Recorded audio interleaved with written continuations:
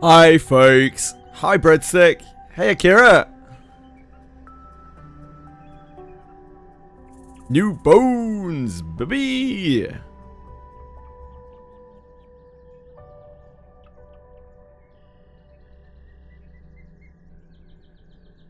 We don't know. Just they said there are new adventurer bones coming tomorrow. What that means is anyone's guess. New adventurer bones coming tomorrow. What does it mean? Hello folks. Hi my darlings. New adventure? Maybe. I didn't say there was a new adventure coming though. Just a new adventurer's remains.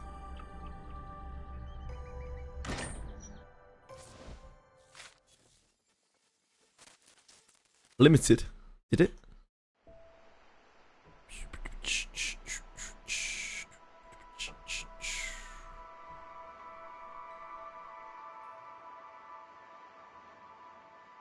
Ah, limited campaigns. Yeah. A new adventurer's remains and a brand new legendary adventurer quest are coming after the 115 maintenance. We've also got limited time campaigns planned. I don't know if that'll be this week. I'm not sure. The bones are coming tomorrow.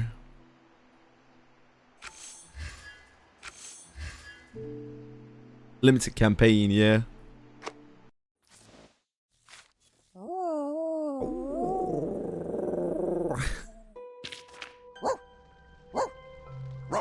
Good old pickles.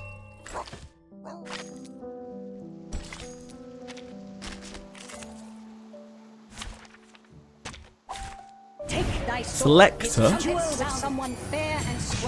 that's not even copium. That's Deleuzium. His trumpets sound. The judgment. Considering someone's physical condition, the investor.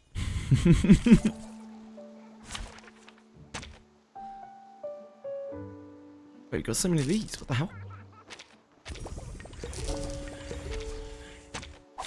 Take thy sword. His trumpets sound fair and square. The judgment day hath come. Where do all these candies come from? The judgment. Considering someone's physical condition. 2 days till Dokkan anniversary. Yeah, new red bones. That's a.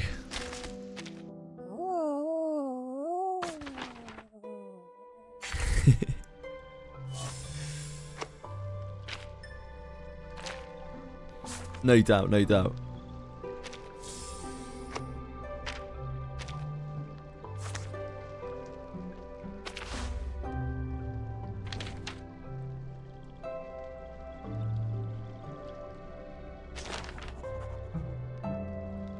Today's stop, Notre Dame. Notre Dame. Oh, excuse me. Notre Dame Cathedral. Ever since The Hunchback of Notre Dame was published, countless visitors come each year to admire the centuries-old monument. You come at the right time because some of the walls and statues have started to crumble. A few more years and it may be closed for repairs. Afro-Parisians want it restored exactly as before, while the younger Dandaists are calling for modern design elements. Let them argue. People of the present always hear the bells of the present, even if the sound comes from a bell forged 100 years ago. A very French chapter coming up, it would seem.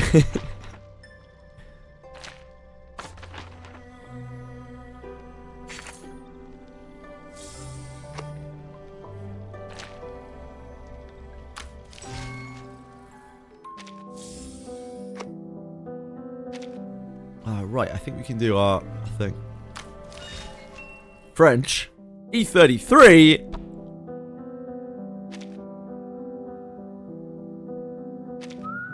Okay.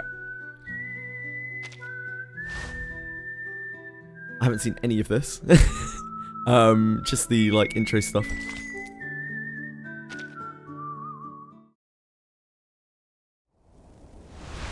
This one's a bit shorter than the last one that we did. This is also much older than the last one that we did. So, generally, older equals worse in this game. But, I have heard good things about Rayashki, so... Detroit Become Human. Yay! I'm looking forward to that. I once travelled to a small town called Rayashki. Saturday. It was located high up within the Arctic Circle, and it was frigid cold all year long. After my visit there, I travelled to many more places, from Zealand to the Balkan Peninsula. But above all other places, I kept finding my thoughts returning to that little town, to its incandescent lights glowing in the long dark of the polar night, to the shared dream of the people there.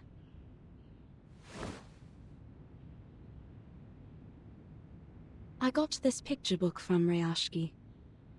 It is a children's book, a thin one at that, but the story inside has the power to warm a frigid heart. Once opened, wells of bright primary colors run into one another and flow up onto my palm. I found myself returning to it during stormy days when I was stuck at home.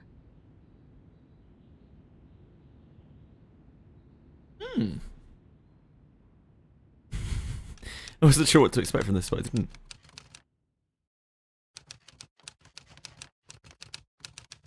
Friend from afar. This is a story about honest and ordinary people. Okay. I'm intrigued. Quite like Rayashki. Windsong's great. Yeah, I don't really know anything about Windsong.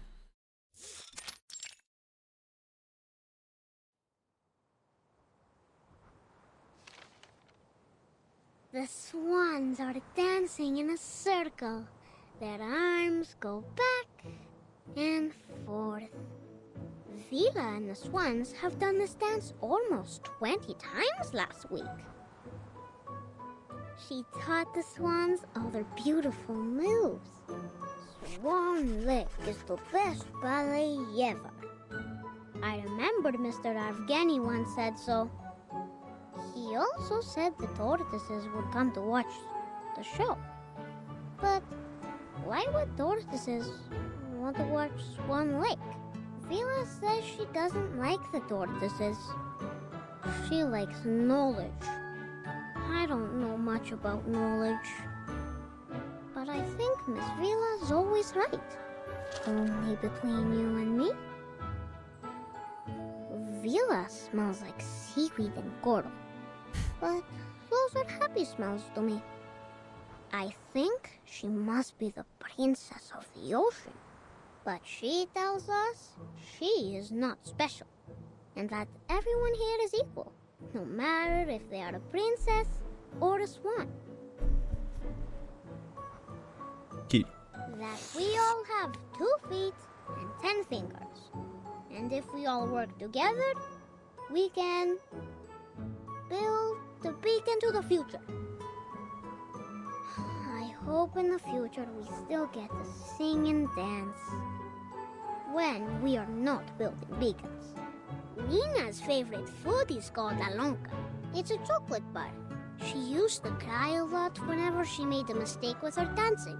But then Vila talked to her, and now she doesn't cry so much.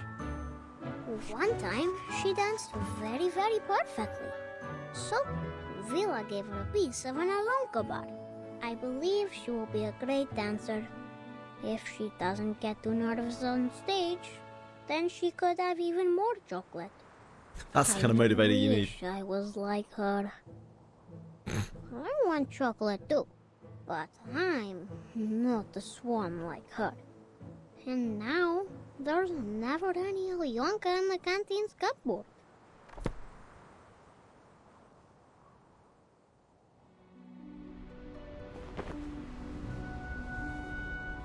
Now Nina is the Swan Princess. The most prettiest of all swans. Basono is the Swan Prince. He is a nice one, and he has many, many swan friends. And Piotr is the evil sorcerer, a black swan. Nobody wanted to be the bad guy, but Piotr doesn't He's got a mind. good look for it. He is very serious and always bossy to everyone, so he doesn't have many swan friends. Piotr just wants to do his job as perfectly as he can, because he loves our town. Now, August is not a swan, but he also loves his town. Then there is a little mouse who moves as quickly as the blowing wind. Will it be our new visitor?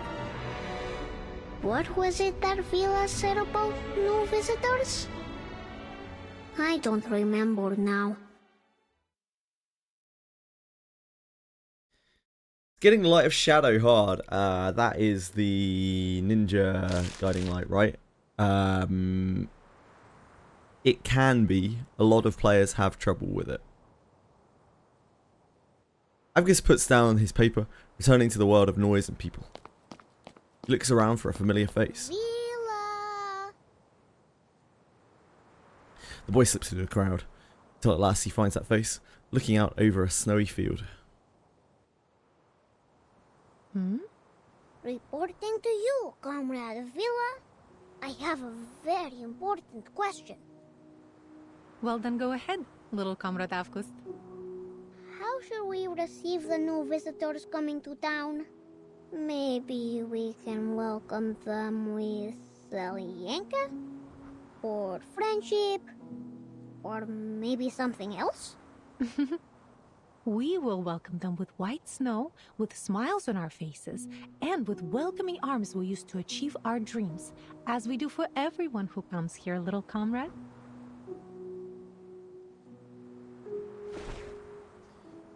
Vila wipes away the paint from the child's face and stands. It's always good to ask questions. But don't forget your task today, all right? She points to the unfinished painting in his hand. Oh! Avgus I nods eagerly. My drawings are important, but Vila says entertaining our new friends is also important. Which one comes first? He holds up his cluttered drawing board. After the swans have flown away, Evgeny will go up to the stage. Evgeny is not an evil sorcerer, but he knows a secret magic that makes everyone's tongues hide in their mouths. That is a wonderful way to say the kid is unpopular. He is not so much a bad person, I think. Evgeny's shadow is very long, but no one, not even my sunflower, can explain why. Evgeny walks heavily onto the stage. His appearance comes without any applause. The tall figure reaches the podium. We have received a telegraph. Xenos investigators will arrive here in Rayashki tomorrow afternoon, and we will be hosting a welcome ceremony. The crowd is silent in reply. I understand your concerns. I know you don't want Xeno to interfere with your lives, nor do you want their troops stationed here.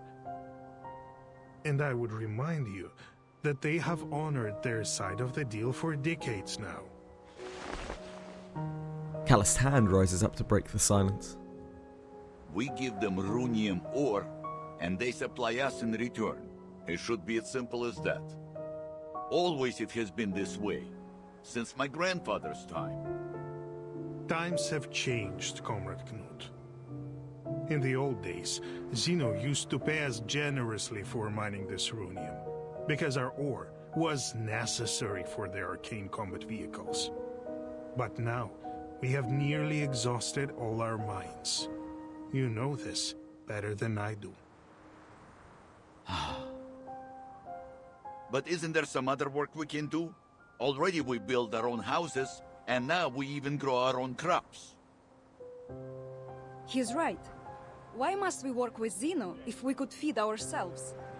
Comrades, calm yourselves. Yevgeny is doing this for everybody's sake. Have you forgotten about those little monsters? Is there anyone left on our defense team that hasn't been injured fighting them? The audience falls quiet. Yevgeny seizes on their momentary pause. It is as Comrade Nikita said. The critters are running rampant these days. Not only have they occupied most of our minds, some have even found their way into the town. Do you really think we can protect our people with our small defense team? Don't you care about your neighbor's safety? Do you want to keep Rayashki an isolated town just to let it die? Rayashki is more than an isolated town, Yevgeny. And we all know that. But this is the reality we all must face now. Scales on Vila's face rise involuntarily. She holds her stare. Workers, cooks, security personnel. Soon, all of Rayashki has joined in. Comrade Yevgeny, it was your idea to turn to these Xeno big guys for help. But you never even asked what we think, did you? So you can't blame us for disagreeing now. I'm doing this for your good. His assurances did not seem to have much impact on the crowd. A cold wind passes across the square. We can take care of ourselves. She has more to say, but as she moves to speak, her scales stand on edge and shiver audibly. She holds her hand up, signaling to the crowd. There's a scent on the wind. Danger is near.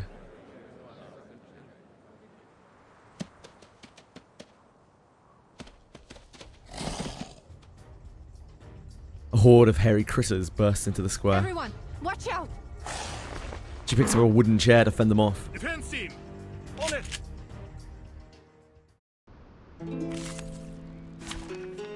So things don't seem too great Join with us, comrades.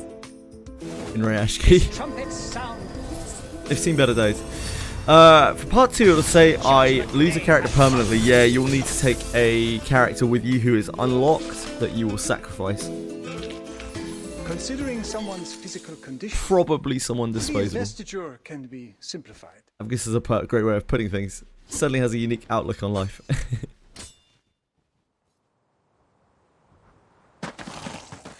Chill. As in, like, it's cold there. Yeah. I guess so. The critters flee in a panic. If nothing else, the attack served to bring the town together again. I salute your sense of smell, Comrade Vila. We could have suffered much more severe consequences without your forewarning. Handshakes and salutes are shared, a dispute now absent from anyone's mind. Think nothing of it. It's just a reflex reaction when there's danger nearby. She touches the scales, pressing them down until they settle. But this incursion has proved my point. We need Zeno's help. The other townspeople are not gifted with your set of talents. We are all vulnerable to the growing dangers. Wouldn't you agree? I only ask you to put yourself in their shoes. He speaks softly, evenly, but even so, the words land like a heavy blow. Your criticism is valid and well accepted, Comrade Yevgeny. Perhaps I could agree with your plan. Provided Zeno's presence is a temporary one, we just don't want them to change things for us here. The atmosphere in the square moves from joyful to serious, as the meaning of their words takes hold. I'm glad that you have finally come to realize what is best for us. Zeno is known for their rigorous methods and rational decision-making, and they are committed to maintaining peace around the world. I'm sure they will make the right decision. They trusted us to supply their ore, and we have faithfully played our part in supporting them. Thanks to our help, Zeno has successfully tackled many international issues. It has always been them and us together, fighting for a better world. When he puts it that way, he is right. So they're We hoping should Zeno be will proud keep of our supporting them, cooperation. even though they have no more, or very little more ore to provide. Even without a punchline, Nut's deep belly laugh breaks the tension. Therefore, We will I know, show like- our appreciation to Zeno for the contributions they've made to the world with our help. Now let's continue our rehearsals. As the adults return to their duties, a sharp-eyed child notices that someone is missing. Have you seen August? I can't find him. No, not Avgust. Strange. Where Fine, did thanks. he go? Not like. Hope yours is going well too. Looking for a new Lincoln left in the cupboards, I bet. He's always breaking the rules, doing whatever he wants. Yoda, You shouldn't you, talk badly about our classmate, you Piotr. devil. He's one of us.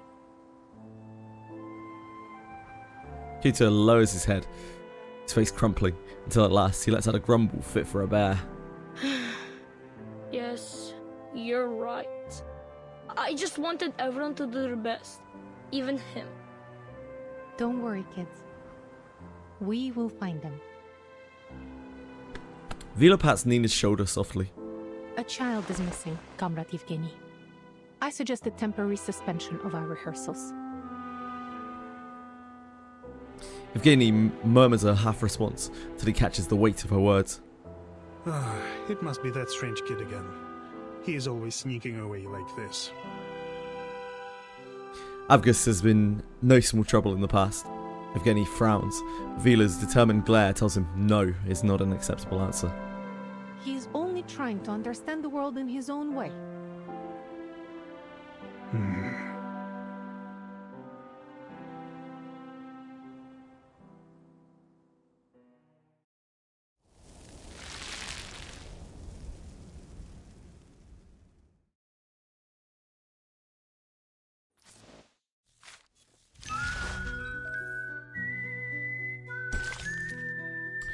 Visitors often come unannounced without warning, like myself. The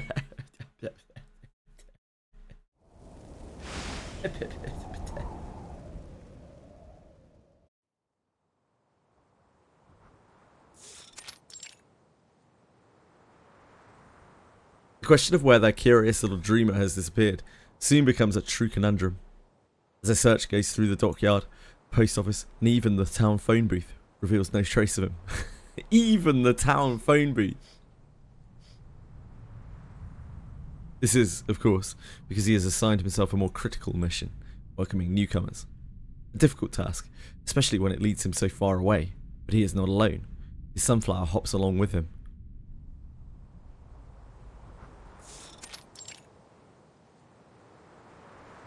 Vila once said that sunflowers mean warmth, and that makes them everyone's friends.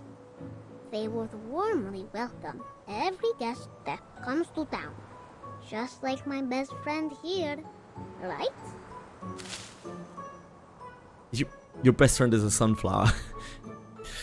He raises the sunflower in his hand and whispers softly to the petals. Best friends. Everyone should have a best friend. He then picks up the pendant. Sure. We can. Following his whispers, the pendant emits a faint glow.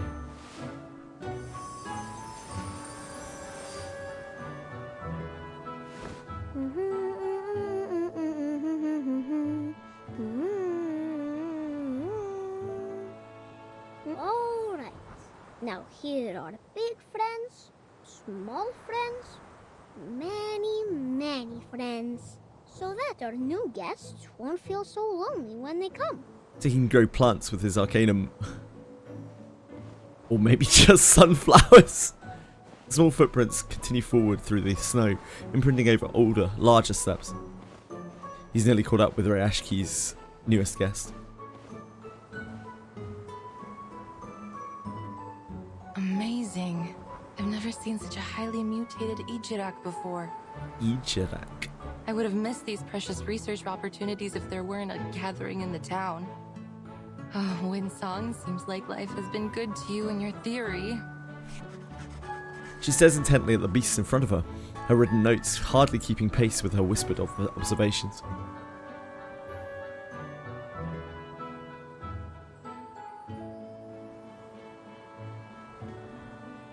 The disorder in ley energy here has not only caused the exhaustion of the Runian mines, but has also mutated local critters to varying degrees. Then Zeno was right. No wonder they have sent so many researchers here to look for abnormalities. Even the crank ones like me. It's obvious that this town has more to it than a handful of overly active critters. But they don't seem especially interested in the mutant ones either. Zeno, what were you looking for here?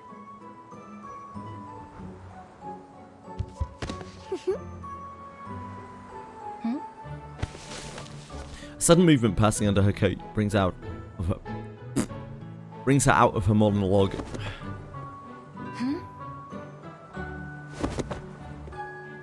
Hey, let go! Let go of my leg! Strange. You're not a fox, and you're not a sable. This kid has some problems. The appearance of this unknown child brings, at first, confusion, followed swiftly by panic. Hey, kid, what are you doing? She picks herself up, dusting off a small flurry of snowflakes. Unfortunately, Windsong is not the only one startled by the child.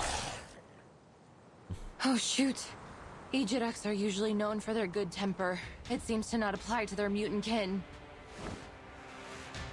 Rugged antlers aimed squarely at the researcher. The creature's nose puffs with each aggravated breath. Fine.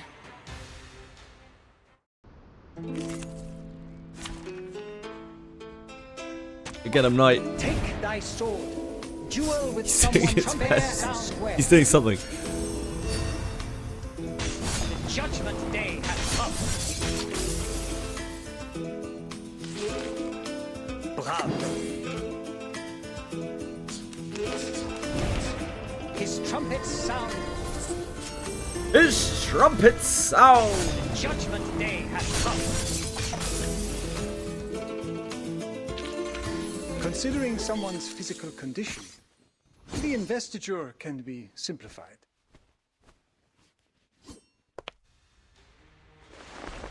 Природа — это числа и черты. Judgment day has come, indeed.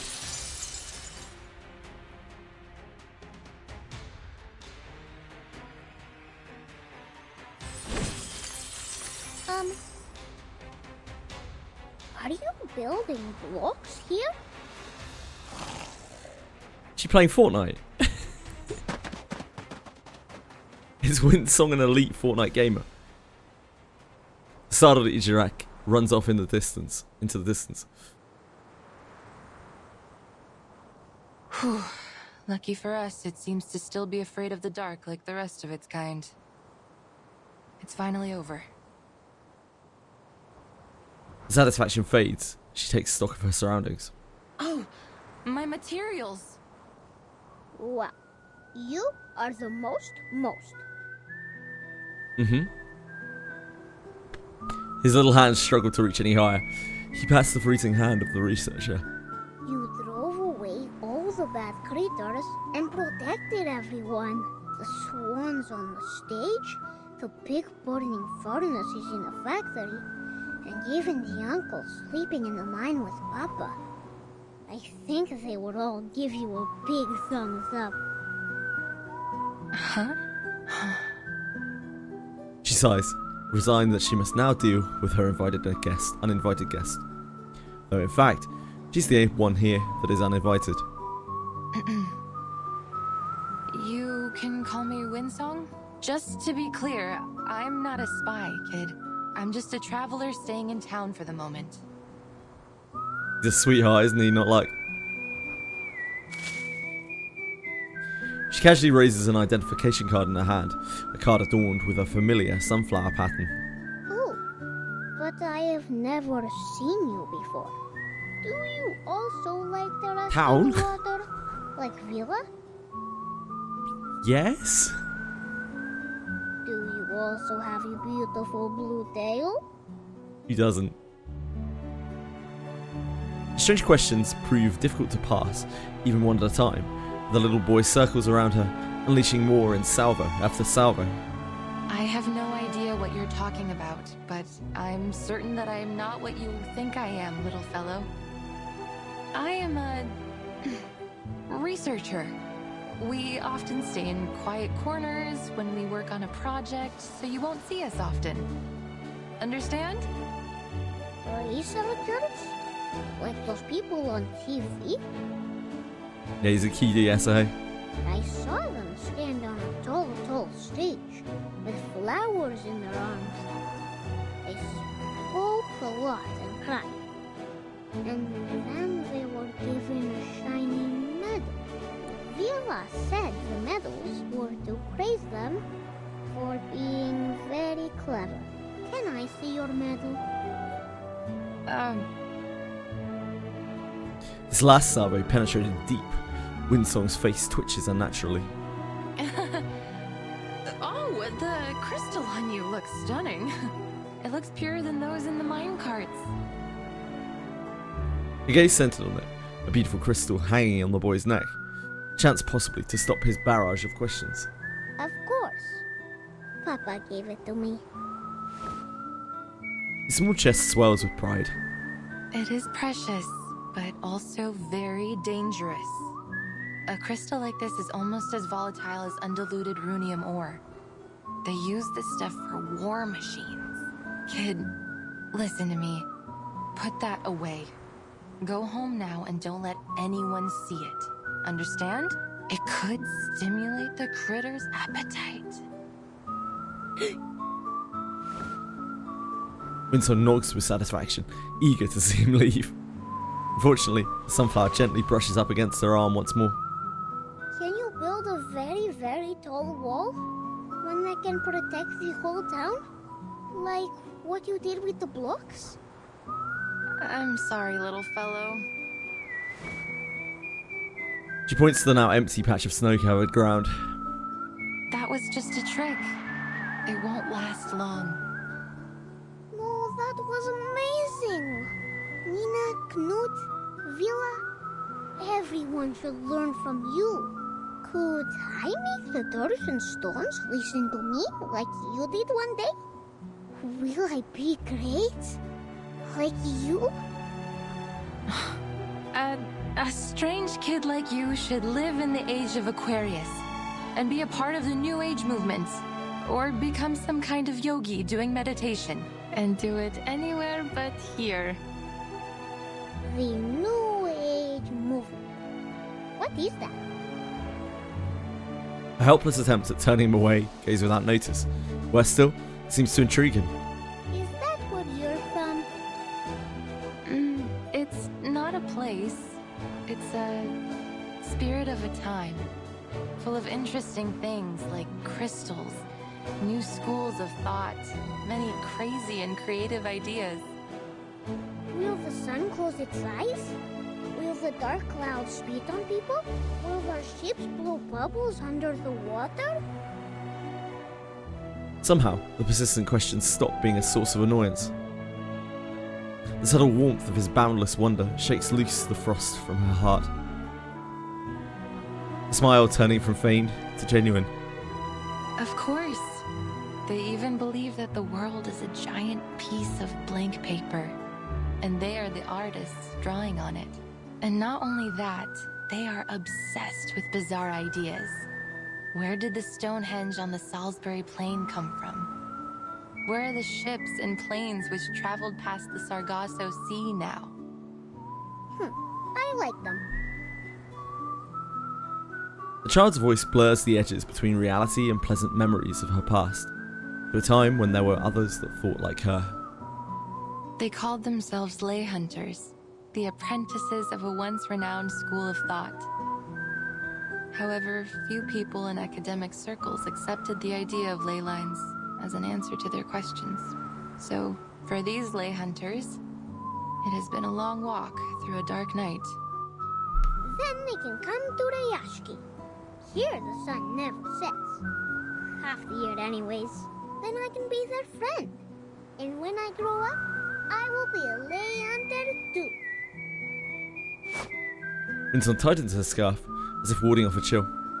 I'm afraid it's a bit too late, little fellow. Most have already given up. They lost interest in solving the mysteries and lost their faith in finding the curves and the lines. So, the study of ley lines has been all but abandoned. There's only one fool left that hasn't given it up.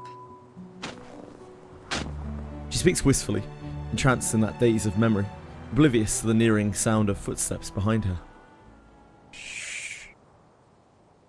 Hmm? And you, I suppose, are this only one fool, yes? Vila pulls Avgus toward her protectively, reproaches him with a ruffle of child's hair. Please, ma'am. Believe me, I am not a child abductor. Well? Winsong offers a pained gesture towards the boy. I think this isn't a good place to receive our guests. We have much more appropriate arrangements for new friends.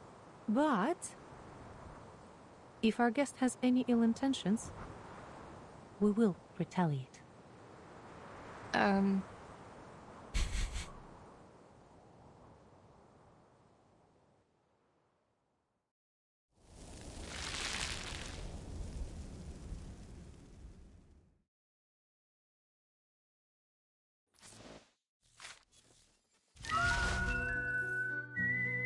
Needlegrass? The beautiful Arctic foxes, the warm seawater, the disgraceful needlegrass all claim their place here.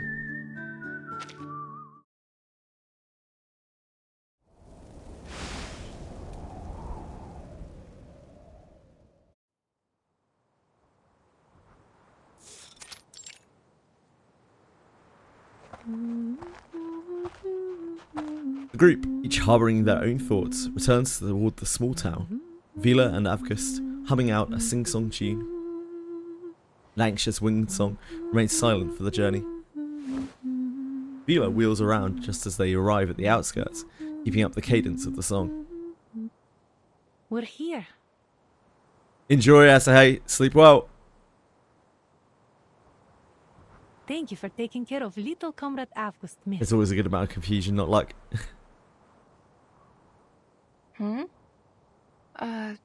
You mean I'm not here to be questioned? Or arrested? Of course not. Perhaps we're a little too optimistic, but when we meet a stranger, we prefer to welcome them. Vila looks over the awkward figure, reading the expression on her face. The researcher breaks the silence with a stumble. Oh. Well, I'm Winsong.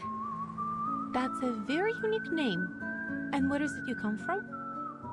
From the east side of the Dniester River.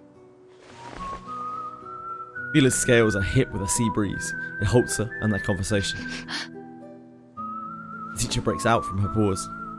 No offense, miss, but you have a complicated and unfamiliar scent about you. The smell of hard rocks, a lighthouse by the sea, rainwater in the humid summer. Nothing hostile, though. I think most rootless travelers like me smell like that. Welcome to Rayashki, Miss Winsong. Vila motions inward to the town. Thank you.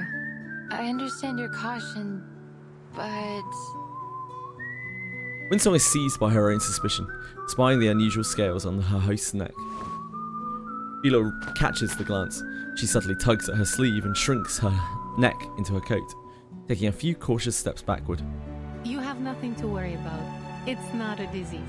Anyway, let's talk about you. I heard that you are a researcher. Not long ago, many of your peers visited here. They wandered around and looked under every rock and floorboard in the town, like you do. I thought perhaps they were attracted here by the town itself, but regrettably, not long after, they left one after another in disappointment. I was disappointed too. There's a curiousness in her tone. Will you be like them? Those people are famous scholars. Of course they won't spend too much time on a project with unclear prospects. But I'm used to those. She spreads her hand out to the town, with nothing more to say. I salute you for your courage and spirit of exploration. I thought you might be more hostile to me.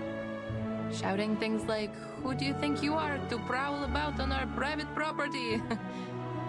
Huh? Many see the study of ley lines like finding a needle in the grass of a Siberian field. Wasted effort with negligible results. There is no such thing as meaningless work. It doesn't matter who you are, where you're from, or what you do. You will find your purpose here. Vida shifts her gaze over to Avgust. He's been found and surrounded by the other children not so far away. Is that so? No wonder how you have such an unusual student like August. All that childhood wonder. Innocence. Somehow you've preserved it in him, haven't you?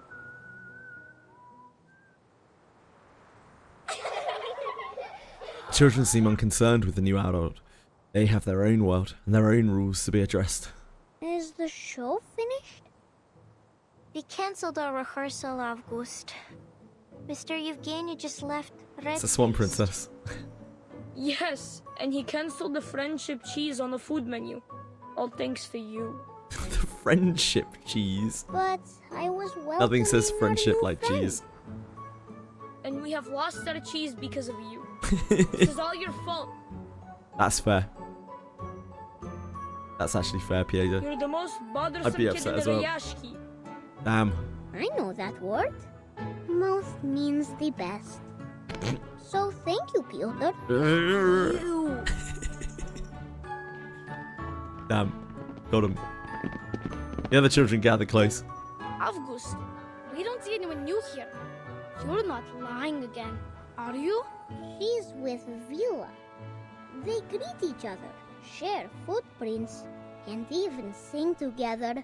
Windsong is also the best. She can draw many lines on the snow and even on a seagull. Damn. We're not having another freak in town, right? Do you mean drawing on the blackboard? Like Miss Vila did? Avgust playfully shakes his head, feigning an air of mystery. She made the earth turn into a tall, tall wall. And she blew her breath at it and made a building appear. If we had enough lay hunters like her working together, we would be able to send sunflowers high into the sky. Ah, that's not so tough. All the men in town know how to build stuff like that. When we grow up, we will work like them, with hoes and shovels. But that will take ages. If we can learn how to build like the lay hunters, then we can help the adults right now. Don't listen to August. Children discuss the notion animatedly. Pieta finds himself squeezed out of their huddle.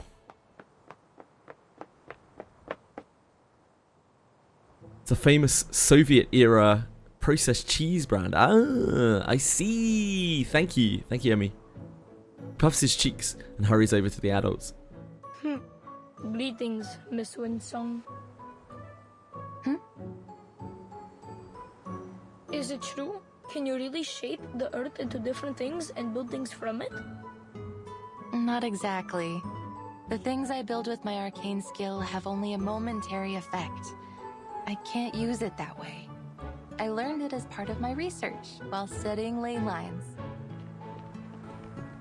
How have you been, Emmy? It's been a long while. The other children join in. Miss Vinsong, those things Avgust told us, are they true? The sun that closes its eyes, the dark clouds that spit on people, and the lines that can reveal everything. Miss Winsong, will you be our teacher? Like Miss Vila? Can you prove anything? Kids, one question at a time. Prove what? Children surround Winsong, catching her off guard. She looks apologetically at Vila. Sorry, Miss Vila. I should explain it to them. Mine is not a formal discipline. Many people believe that it relies too much on the observations of arcanists, and the conclusions aren't useful for the public. So it is best that you kids do not study it. She shrugs her shoulders. A pursuit of passion, fit for only a very stubborn fool like me. I see. Vila nods in understanding. Then you must show us all about it. Shouldn't she, kids? I'm sure Miss Winsong would be very happy to give us a special lesson about her studies. Uh-huh. Yay! Escaping this unasked for obligation may prove more difficult than expected. Miss Vila, I thought I made myself clear. You have worked hard in this pursuit of passion, haven't you? Regardless, the study of ley lines is, well, it's useless. Winsong lightly taps her yellowed notebook, filled with cryptic scribbles and notes. Useless? These kids should learn something like geography. It's a much more thorough and important field. As far as the general public and academic institutions are concerned, the study of ley lines is just a niche aspect of geography. Worse still, one that is solely accessible to arcanists. To devote any real time to its investigation would take up valuable research funds and equally valuable researchers. At least that was how they felt about it. Vila furrows her brow. Who can say for certain? What about you? Do you also think that the study of ley lines is a waste of funds and manpower? Of course I don't. Through ley lines, we can detect arcanum-related events in the area, learn about local arcane creatures, and find the secrets hidden both above and below the Earth's surface. But I can't yet prove this to people. Vila places a hand on Winsong's shoulder. Well, you don't have to prove it alone. It doesn't matter what others think of your work. The only important thing is finding its uses. At first, Rayashki was just a remote village, far north in the Arctic Circle. People came here to share a dream of a better future. It was only by luck that we found the Runium. Then Zeno approached us and became our business partner. For over 60 years, people here have worked together to make it what it is now. We built the school, the swimming pool, Hi, Cyril. and the cinema. For everyone, Rayashki embraces and takes in every newcomer. You and your studies are no exception. This is where our paths meet. Vila smiles warmly. It hits like a warm sea breeze. Hey, Quantum! A pair of hands concealing sharp scales extends toward Winsong. Please know that It's okay, you don't have to apologize for missing stream. I'm not just doing this for you. I'm doing this for a better future. I'm sorry to hear that.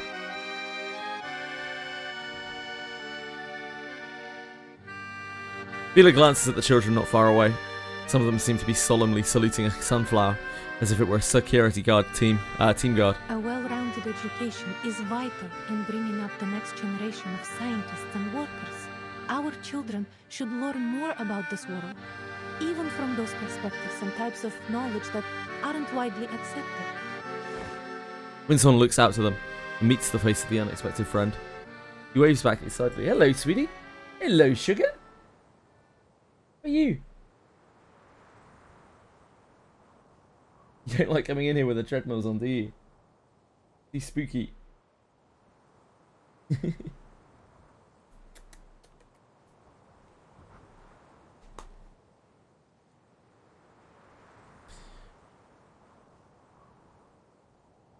Hi, Noxilla. Thank you, Miss Vila. Hello, beautiful. Enjoying the story? Yeah, I'm enjoying it so far. We're not really that far in. It's just setting the scene still, really. Introducing the characters. Glass of hand. It's colder than expected, but welcoming. We have Vila, the scaled and tailed native here, and Winsong, the leyline hunter, who seems to be some kind of Fortnite expert.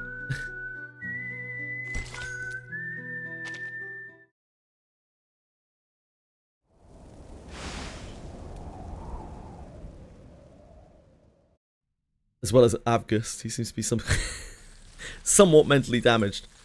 The study of ley lines sees the world But as kind a of cute. clear map. The cities look like squares to us, while natural landscapes appear to be curves overlapping one another. Bellico. Is this a space story? No, it isn't out yet. Bellico. I think that's 2 patches away before the rerun of that. Many bizarre places in the world, such as the location of the Tunguska explosion Cosmic Overture. or the mysterious 2.7. 30th parallel north, can't be The drawn rerun we in just had was squares and 2.4, curves but like one of cities the and ordinary like 2. landscapes. Whatever, 5 or 7 or 6 or something was Assassin's Creed. So that won't rerun, obviously. We need to find a way to indicate them. Very much looking forward to Cosmic Overture. I've heard it's extremely good. In a clear, precise way. Stop throwing triangles at me. Winsong's like some crazy Fortnite mage. She just builds things.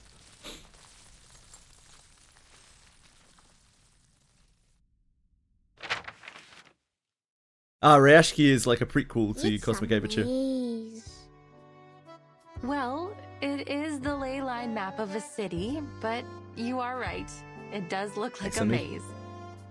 To begin with, I should introduce the most crucial concept in the study of ley lines. That of ley energy. It is a special energy which we can easily detect throughout the town. Building toilets. See how it comes out from underneath the ground and goes into the local biosphere. It seems like her buildings don't like stick around for very long. That could cause quite an awkward situation. If we think of the town's ley lines as a food web, then ley energy lies at its foundation. Like how big fish eat small fish, and small fish eat even smaller fish. Yes. Boys comparative is simple but essentially correct. Exactly. They are the smallest fish eaten by the big fish. If we catch the big fish and study what they eat, and the ley energy, when the big fish die and break down, the small fish will go back to where they first came from. The circulation goes on and on. You've put it very well, Miss Winsong.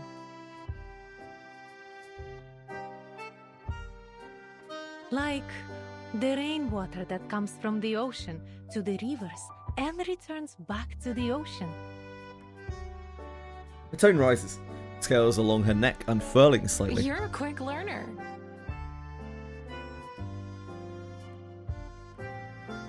The best prank in history, certainly. Both Zen and Russia in very close time periods. Winsong and Vila returning the ladder. Ah, cool.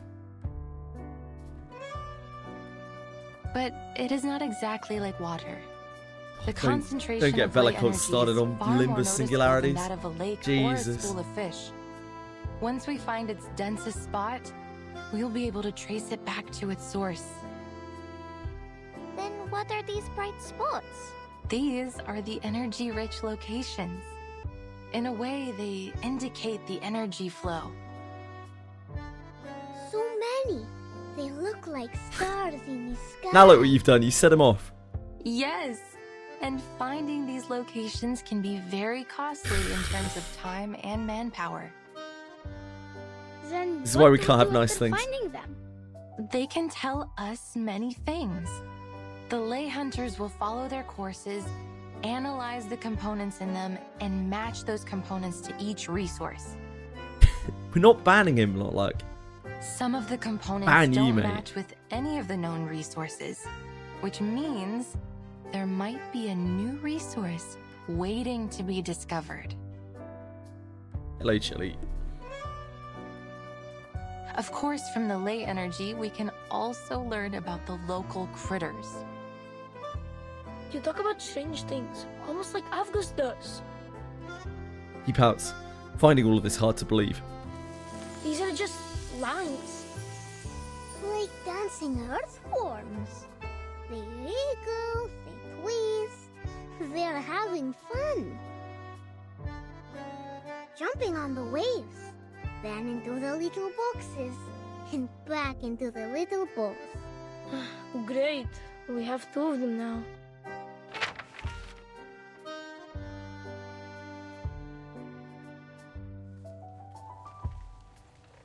What are you doing back there? What on earth are you doing back there? Interesting, but we don't really understand. I'm watching you. I'm watching you, kitty cat.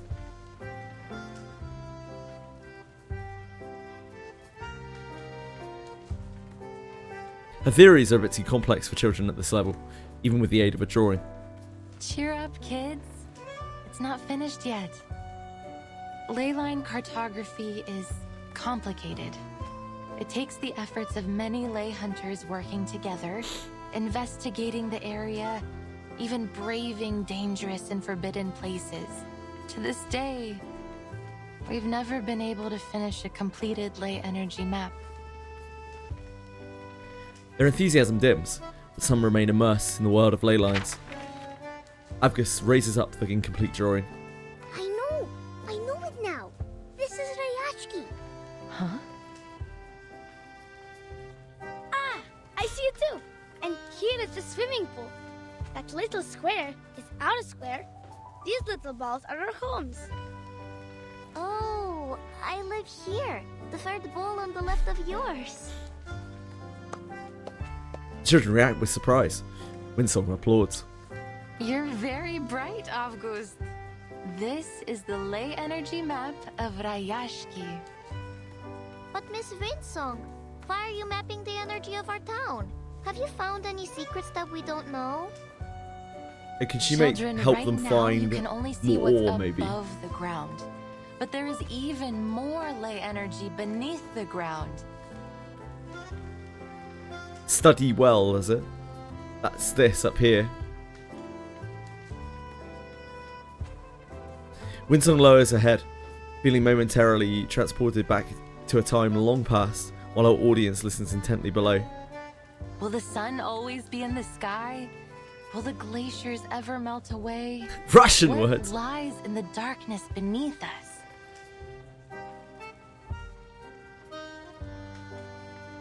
More like lame bus company, am I right? Are there other critters around here that you've never seen?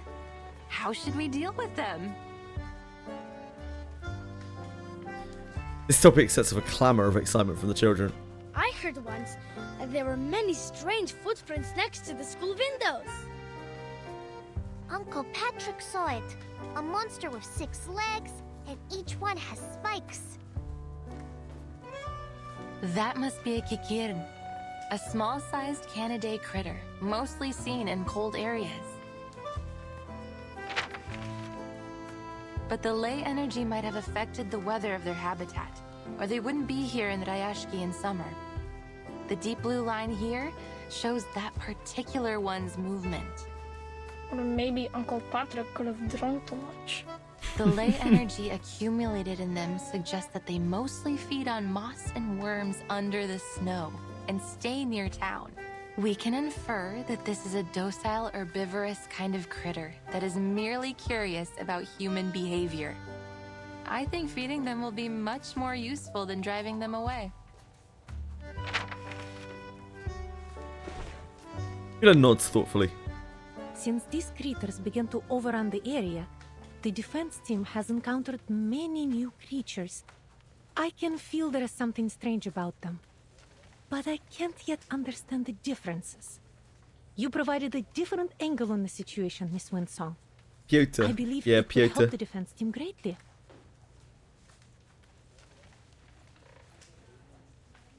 These new discoveries have provoked interest in the teacher and his students alike. The fires in the furnaces are out. The bees. More like Peter. I guess it's more like Peter, but White mosses. I'm on assuming that they know what they're talking about. Oh, storms will fall down from the sky.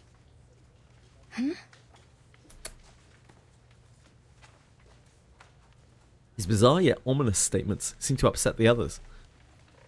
Stop saying these strange things, August. The defense team will keep the critters out of town and protect everyone. And there will not be any stones falling from the sky. Peter stands up, his fist clenched and face flush red. Is everything alright, Piotr? Yeah, you're lying. Rayashki is safe. It will be our home forever. I hate to tell you this, kid, but what August just said could be right. I have the same feeling that... I'm not sure that it's appropriate to be telling children that a cataclysm is coming. the good weather here won't last too long. She gazes outward. The sky above is grey and growing darker.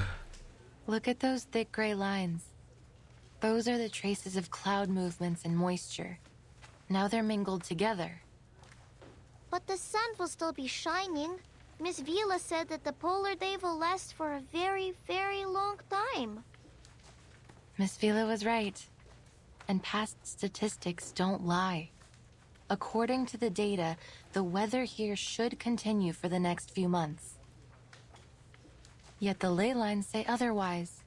They say the weather will be extremely unpredictable. You are making things up. The forecaster on TV said the weather in Rayashki will be temperate in the coming months. And the weather forecaster was right, according to his analysis. But life is full of surprises. I know why you're concerned, Miss Winsong. I feel the glaciers are melting slightly faster than usual. There is going to be a warm front forming from the melting water.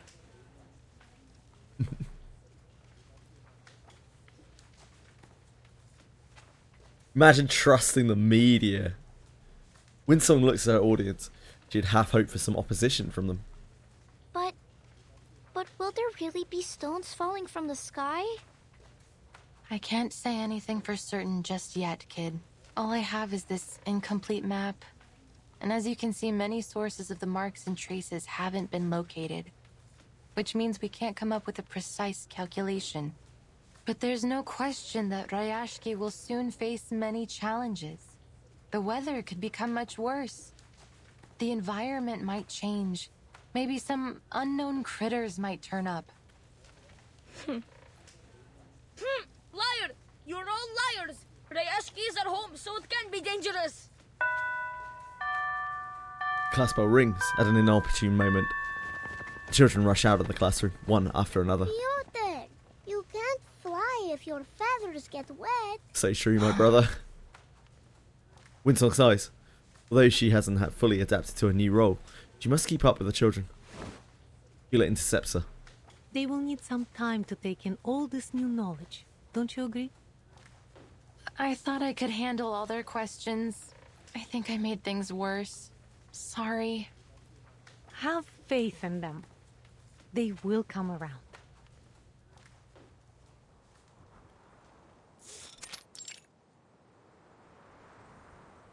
Piotr squats on the ground, muttering softly to himself while rolling some pebbles.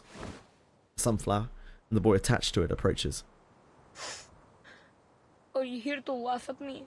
All these stories of monsters and falling stones, they aren't good at all. I overheard Mr. Evgeny talking. He said the town has so many problems, and soon what some people think will decide our future. If people believe in those terrible stories, maybe they will be scared and they won't come back to Rayashki. Our town will be forgotten. But I wasn't lying. Trickling tears fill their small world. Rustling sounds come up from behind the flower bed. Crimson eyes set in a furry head observe them with curiosity. Hello, Kikiru. What? What are you doing? I will draw attention. You go find the defense team for help. The older boy opens his trembling arms defensively. It's alright. Take thy Knight's sword. here. Duel with someone fair and square. Duel with someone fair and square. Judgment day has come. Oh. Considering someone's physical condition, the investiture can be simplified. Oh.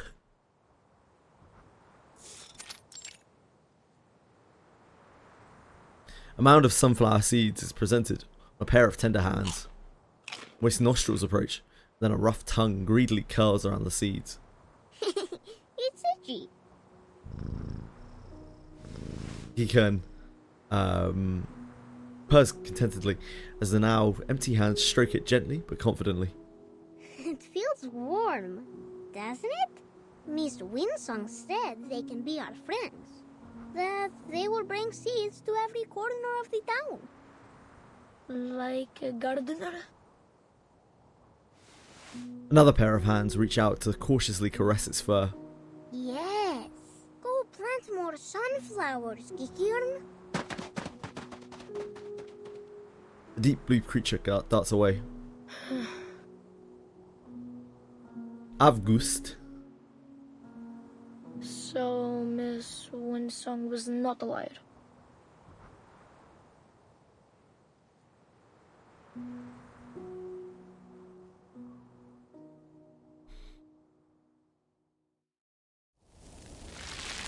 Miss Winsong's a fucking G. She's a Fortnite gamer.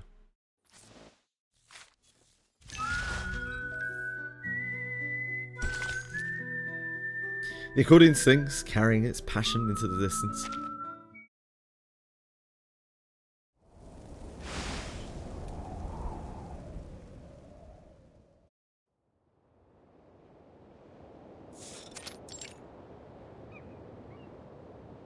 The warm current of the ocean is a stranger to this place. The long silent dock seems to be pining for use for visitors to bustle once more with industry. A lone figure stands there, resolute, unblinking.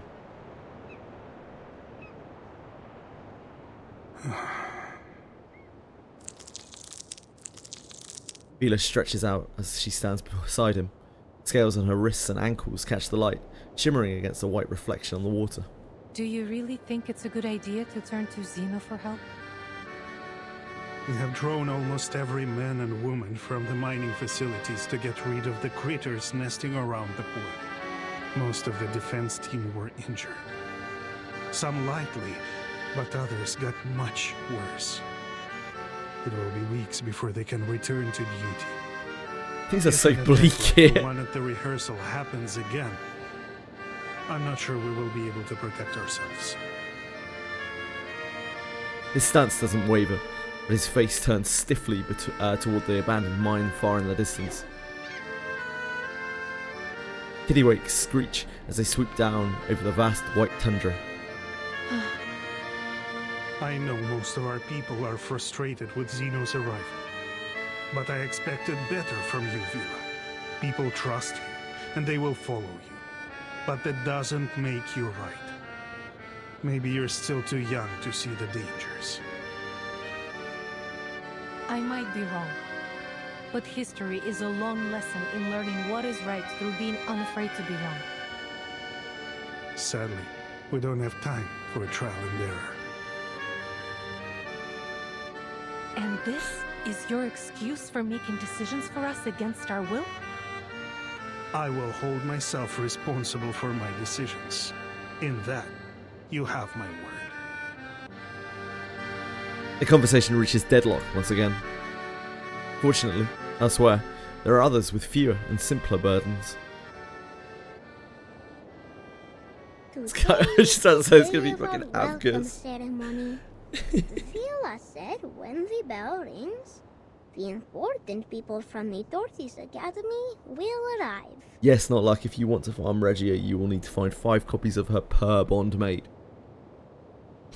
I would not recommend it unless you are in the market to spend like 16 hours on the pier. Everyone looks excited. Radiant and Limbus say a few Russian words instead of just a single one on a theatre page. Nina has think put he's- on her best dress. So in this world, No, Bellico, surely the great on stage. Arcanus, like, it's not just human plus. Like, when you're an Arcanus, generally you have like really bad physical and or mental instability. So Avgust is probably quite different. Basono will do all with Piotr. It's his duty to protect the princess. As for me, I got a new job from Mr. Afghani. Salute, shake hands, and give them the warmest welcome. Not all of them, but some of them, and then others are like really physically frail as well.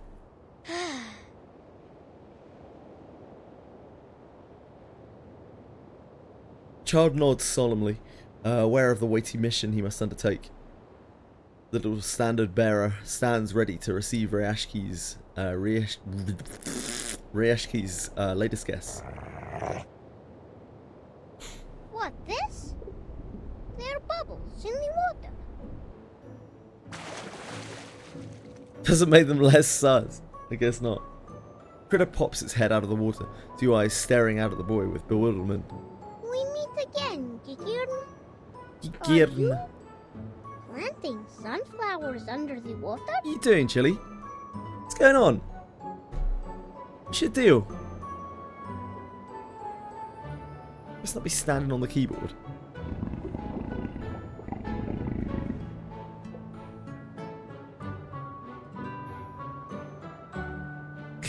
Come on.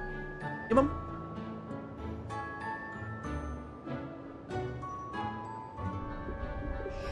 Have you brought your friends? He's like a very small child. He's struggling with his arcanist nature.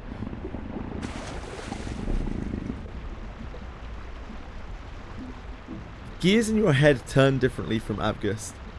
There's more chances that you will join management dictate. Does it? Bubbles swell on the open surface of the water as more Kikirns. Kikirns break up through the slurry of ice. Their peculiar appearances differ from one to the next. They all possess large, lamp-like eyes, look out and around with curiosity. 1, 2, oh! Your friends also have 6 legs! Look! They're wearing needle grass and Wow, now fat-shaming them as well, Bellico. Damn. Are you also here for Chili, the that is the ceremony? cursor on the screen. You cannot kill that. That is not for you. Since I changed my monitors over, and I'm on like before I was on a 60 Hz monitor, now I'm on a 180 Hz monitor, and like Chili has suddenly become a lot more interested in the cursor on the screen. Child takes pride in his imagined duties. Welcome, Kikirn and friends. Welcome to the prettiest town in all of the Arctic. Please enjoy our song. His cheeks flush as spirited childish voices reverberate in unison out into the sea ahead. Seagulls take flight as a distant stern statue springs to life and rushes over. Comrade August, what are you doing? Whoa! I'm welcoming the Kikirn. Child happily salutes the Kikirns as they step onto the dock. Get out of there, they're dangerous. Defense team, drive them away.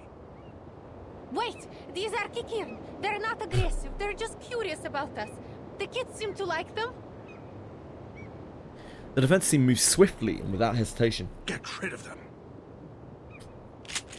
As you command, comrade.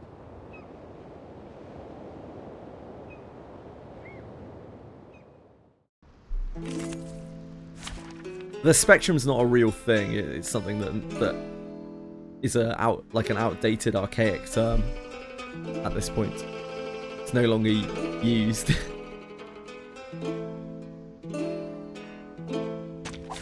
Take thy sword. Duel with someone fair and square. The judgment day has come. Neurodivergent Considering someone's physical condition, is a generally the investiture appropriate can be term nowadays.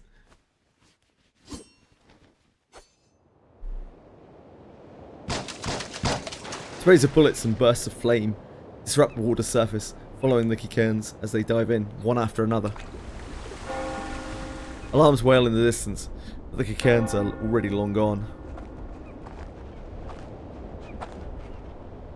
The children who came to see them are left on the ground, gripping their hats over their ears. The Kikirns are all gone. I think they don't like us anymore. Comrade Yevgeny. Take the kids back to where they were, Comrade Villa. It was your duty to protect them.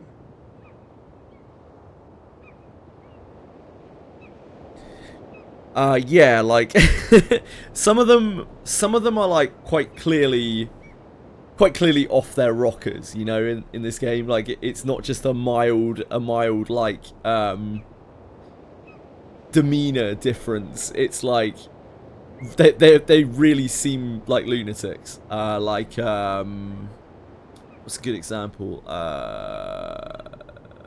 Lorelei from Semmelweis's chapters is like actually completely gone. Is like completely doolally. Is like living in a world of her own.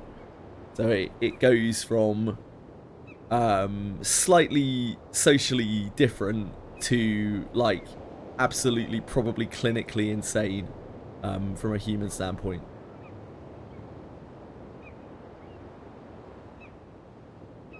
Yeah, this is like still a fairly old reflection. I wouldn't know, like if someone like Emmy probably knows exactly how old this is, but this is still fairly old. But even at this point, they seem to have really got the voice actors in line a lot more. I remember not that many chapters ago, like the Australian one, the Australian chapter, like the voices in that were not really that great.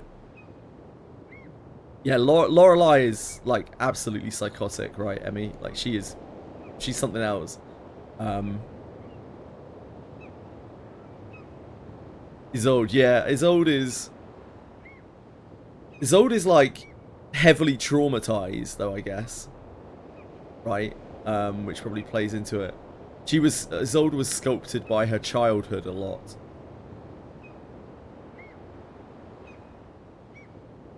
But Lorelei specifically, like she was encouraged, if anything, by her parents, by the sounds of things, and like given a decent life. But she's just absolutely doolally. I think she comes from a family with Siren. Is it Siren heritage or something? There's a lot of the Arcanists have like backgrounds rooted in mythical creatures, and that probably doesn't help too much with the old sanity. Yeah, Isolde had a really troubled upbringing, but yeah, just in general, like they all act a bit strangely. And then it's noted in a couple of the chapters that Arcanists are often very physically frail as well. And although some Arcanists compensate with their powers being like physical based, their general like well-being and health is much weaker than a human's. 37 is something else. Yeah, 37 is like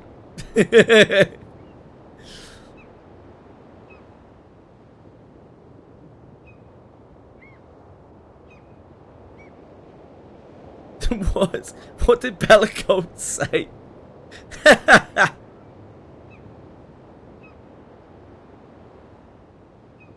It's quite interesting. It's interesting how they do Arcanists in this, because it would have been very easy to make Arcanists just like elves, you know, like the old human plus trope. But they, like every Arcanist seems to really struggle with their own shit. In like a way that constantly hampers their lives. His orders fizzle out as soon as they're said. Maybe if we make the town a better place, more 3 stars friends will come viable in back. this game. Sort of. Not really, kind of. There's quite a lot of power creep in this game. I wouldn't say that this game has a particularly great gameplay emphasis. It's much more about the stories that it tells. The gameplay is kind of an afterthought. There is a mode called Reveries in the Rain, which is like a challenge tower kind of thing where you can really test out your powerful units. But for the most part, the content in this game, other than that, really is extremely easy. And you can use most things, but you will struggle a lot with those very old units because the number creep has been quite large. I don't pull on this game, and I do actually use Leilani, specifically Leilani, because she gives Moxie to your whole team. So I use her in a couple of the teams that I play, but I don't think the average account would ever really want to use Lorelei. I use everything that I have, though. I use Eagle as well. I've even used White Rum. Then they will also come back. Honestly, Asahi, from what I've seen of Reveries, the later levels are so tuned. I'd like tuned very, very hard for people having certain units. Where, you know, you need your Dynamo team, you need your Blood Tithe team. You can get away with a couple of characters being a little bit different, but you really, really, really, really, really need that synergy to be able to clear them. So there isn't that much room for like customization. This game really, like, although the gameplay can be fun, I don't think the gameplay is particularly deep. But the stories it tells are very cool. Ah, lower level units for certain stages. Yeah, indeed.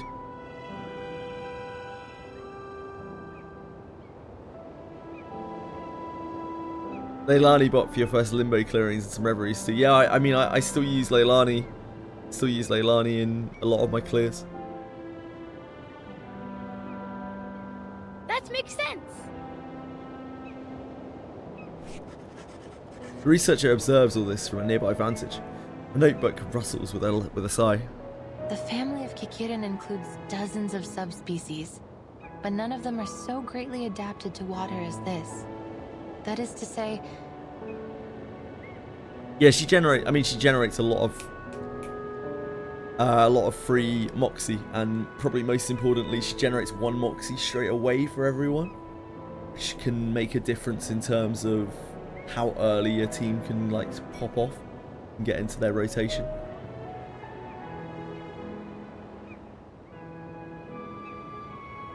Eagle puts up a constant debuff on the enemy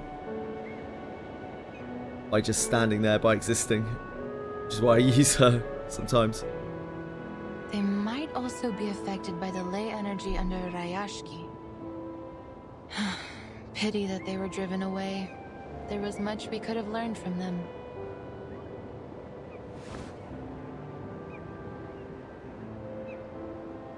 Apple I end up using just because I don't have enough healers. All of my healers are awful. She looks up. Blanket of clouds obscures the sun, with only a few rays of light breaking through. Rays of light. I can never read that term ever again without thinking stupid Chaos-Zero nightmare.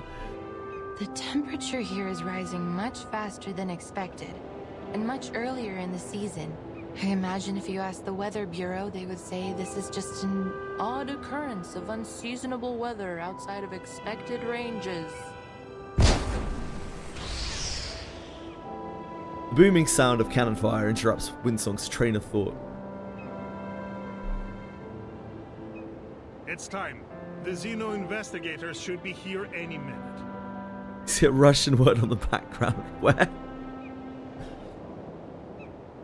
I must stress again how important this ceremony can be for our future. Thanks, Chili. Appreciate that. Our town's economy is facing a cliff, and I am sure each one of you has noticed the increased rationing. If we wish to take care of our people in the future and protect our friends and family from these frequent creature attacks, we need Xeno's support. So we will work with Xeno, because we must. The future of Rayashki is in our hands. So is the future of every comrade here. And we need the cooperation of every man and woman here. The stare falls towards the Rizalka's vibrant tail. After his pause, target. Oh, his target replies. Is that what Vila's descended from? Rizalka's. Xenos ships are very fast, so as soon as they appear on the horizon... That's why she has scales and a tail. Uzakas are awesome. Our ceremony will begin. Top-notch creatures. Understood. Choir rises in unison, looking out at a pale blue horizon. Sea responds placidly. Salmon leap out of the water. Seagulls circling along the empty coastline. No sign of the anticipated ship appears. Quiet expectations of the adults set the children to whisper.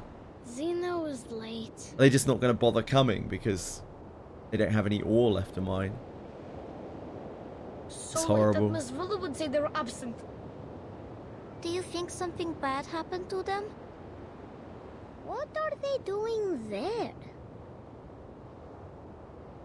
No answers come, but a new event catches their attention. Oh, something is falling, light and soft, like a polar bear's head. It's not AI. Oh no, this won't be AI. I wouldn't be surprised if Reverse 99 at some point uses some AI somewhere, but like they have very talented artists and whatnot working for them.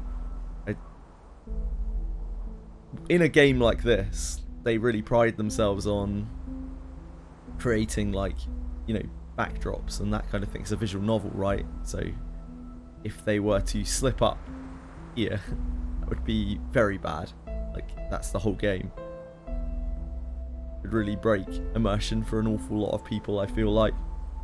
They seem to work a lot, put a lot of work into making the settings culturally appropriate for each area. They put a lot of research into it, it would seem. And they, from what people of different cultures tell me, they do a pretty darn good job, which I think is impressive. Especially considering, you know, Bluepock's Chinese, right? Like, very easy for Chinese companies to be quite closeted. But yet they put in a lot of effort to ingrain these different cultures. Part of the reason that Reverse 99 is like quite a mature game. Except with Brazil, yeah, apparently. That was not well received. Dark clouds press down on them, blocking out the final rays of sunlight. Poor bear, losing all his hair. I say, Reverse 99 seems to have a lot of... it seems to focus a lot on, you know, equality and divergence in people. It features a lot of characters who have like physical differences as well, who are missing limbs and whatnot. So I guess it's just another aspect of that playing into it. Again, it's like a very mature game in that respect. It covers a lot of topics that, I mean, gachas never touch on, but like just games in general and media in general tends to avoid discrimination and whatnot.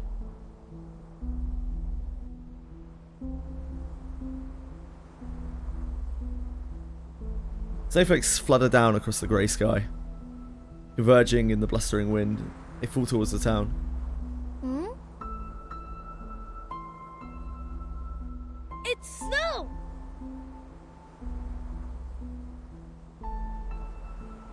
They touch on real, like, suffering and poverty as well.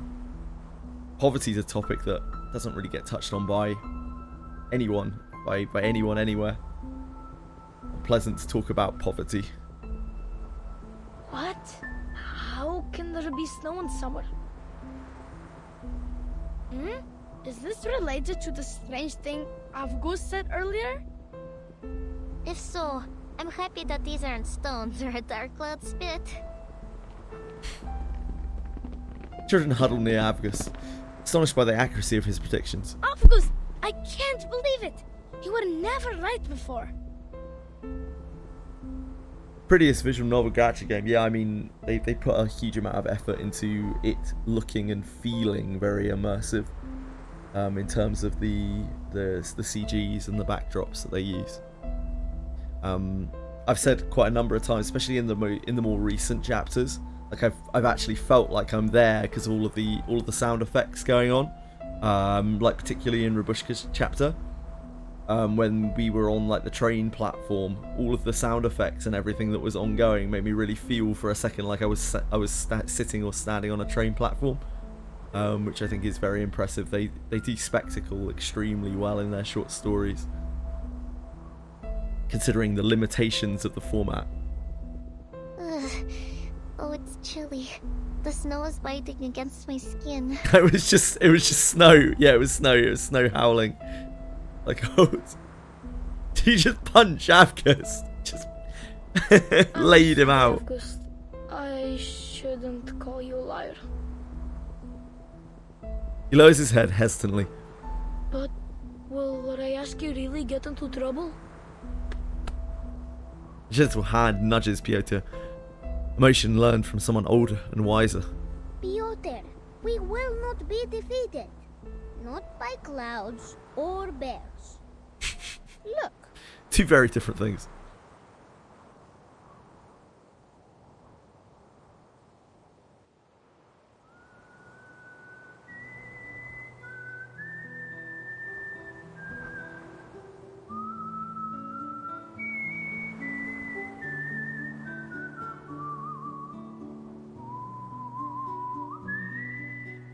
Mr. Tortoise is walking very slowly, but no one has left their position.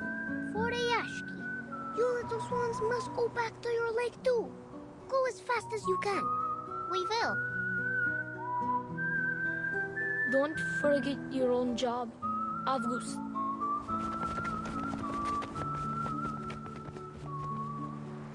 Children return to their positions and ready themselves.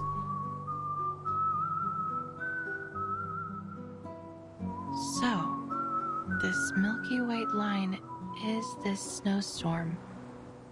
The average temperature in Rayashki has reached its highest point in the last 5 years, which together with the abnormally rich air moisture have produced an unseasonal and odd kind of snow. The weather forecast was wrong. Ley lines were right. Sleep well, Asahi. Winston can't hide her excitement. She leans up on the wall some distance from the event, her pen flying across page after page of notes, until she is compelled to snap back to reality. Oop, there goes gravity! The assembly before her has barely moved. Sorry to hear that, dude. Snow claims more territory by the minute. Over sea and land, piling up on the railings and rising over boots large and small.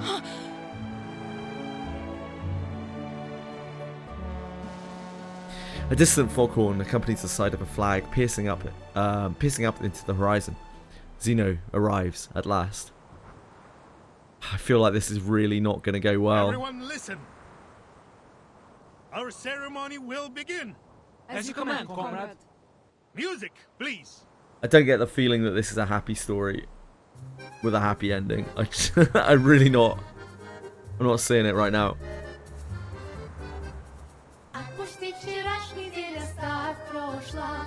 Каждый шаг рисует новый день.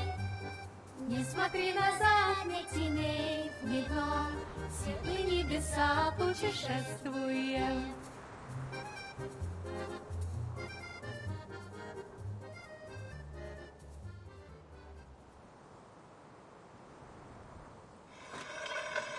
The steamship pulls into their rudimentary harbour, but no further movement follows. Speaking of Brazil, by the way, those chapters still probably my least favourite in the whole game by like quite a long way. The porthole opens, but no voice comes out, no sound whatsoever beyond the lapping waves. A letter flutters out toward the anxious crowd. It's a pleasure to speak to you all, our valued friends in Rayashki. On behalf of Zeno Arms Academy, I am here to announce the details of the Zeno-Rayashki Cooperation Agreement. As many of you have expected, a squad of armed troops will soon be sent to aid you with the critter problem. However, having given it careful consideration, we have decided that the town of Rayashki is no longer viable for our continued support and must be abandoned. We advise that all residents prepare to be transferred to a new post immediately. I think the Cosmic Overture has like a Russian track, Thank you for your if I cooperation. remember correctly. What? I think people really liked it.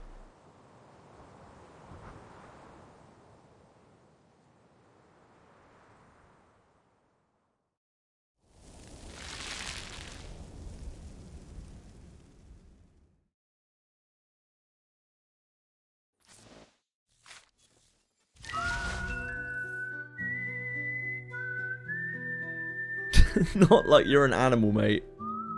You've been hard on that MD grind.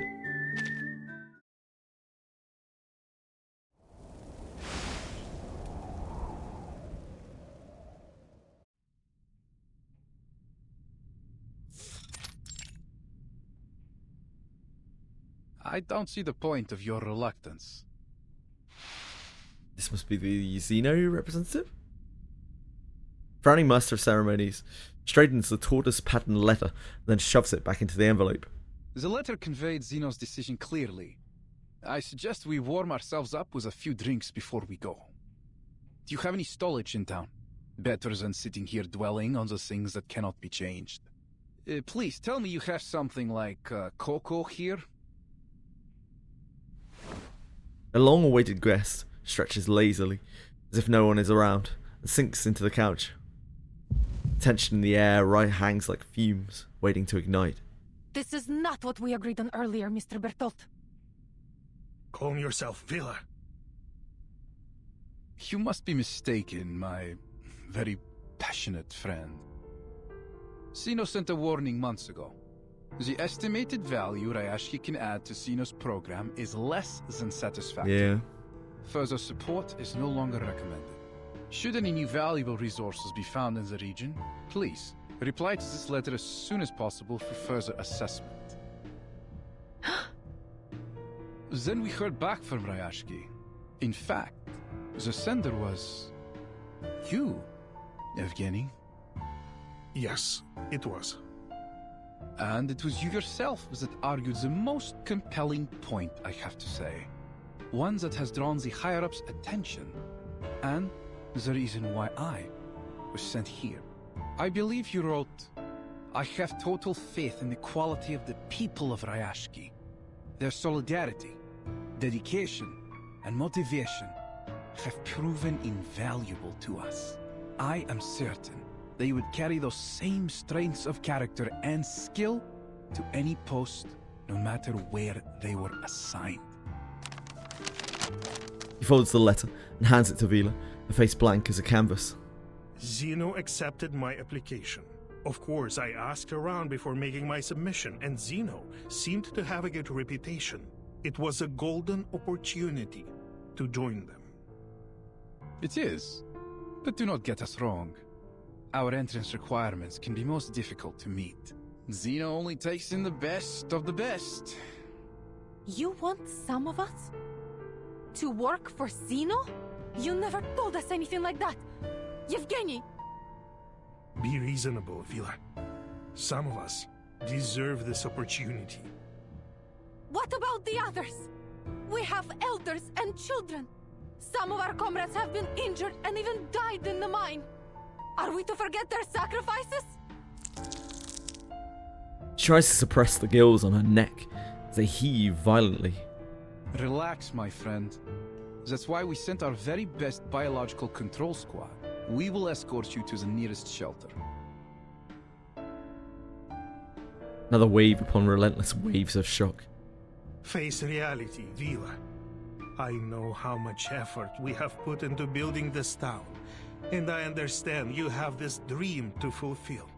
But we must prepare for the worst. We may have to give up on our Rayashki. He takes out a document covered in scratched notes and annotations and hands it over to her. Read this.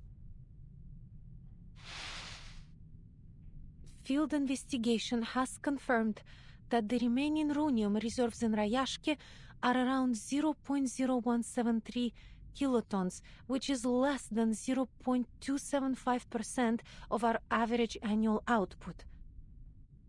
I like how when she's reading it, like, the voice actor makes it sound like she doesn't understand what she's reading entirely. The mine is located high within the Arctic Circle, which has entailed significant transportation costs. The harsh environment is also wholly unsuitable for building any permanent processing facilities. In addition, military spending on the region has recently been elevated 3.61 times due to increasing animal and critter attacks, and that number is still rising. Clearly, the region is now incapable of self-management.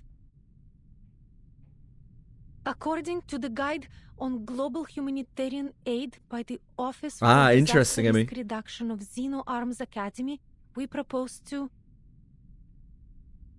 send a special squad to the region to evacuate all local citizens. That might be the one that I've heard. And subsequently take care of the remaining biological control issues.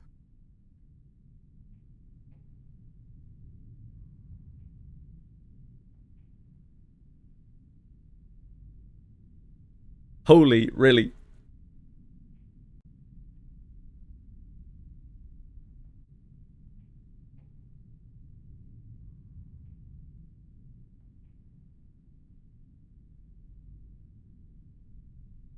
This one.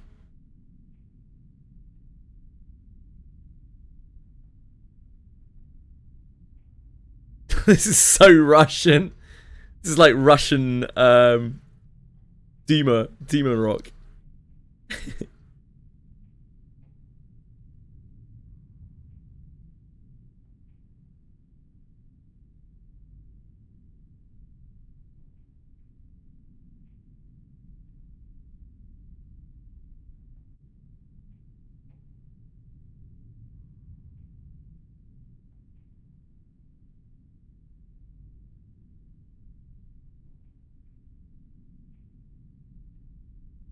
This is good. I like this.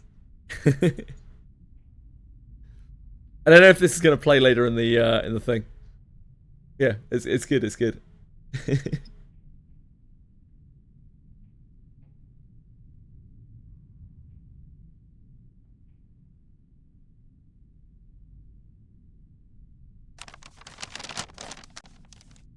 And our admission standards will be lowered at Xeno's discretion, so that you will all find work with us somewhere. Xeno's representative offers a timely, if unconvincing, supplement to the letter. Paper creases and crumples into a ball in her hands. I'm sorry, but this is reality. From the start, this ore was the only thing This was they wanted 1.8. from us. The environment here has always been harsh for mining, but we overcame it and sent our shipments to wherever Xeno had need of them. And I salute each one of you for your work, my friends. But now, our mission is over. There is no doubt in anyone's mind. Runium has been in the town's lifeblood, the key to its survival. I believe all of you will continue to work hard in your new positions, no matter what. You shouldn't rush to a decision. We are discussing Rayashki's future here, Yevgeny. For 6 decades, the people here have put in great efforts to turn the town into what it is today. We won't leave just because you tell us so. Our grandparents didn't even have construction equipment at the beginning. They built these houses with their own hands. We ship over the planting soil. We build walls to keep out the wind and snow. Within the meeting room's cloistered walls, the air is heavy with moisture once more. When you came here, you brought books for the children and introduced us to a species different than humans. You became one of us. I'm not happy about this either, Comrade Vila. I won't buy that, Comrade Yevgeny. This is not just about my dream, but everyone's dream. Or have you forgotten what Rayashki was meant to be?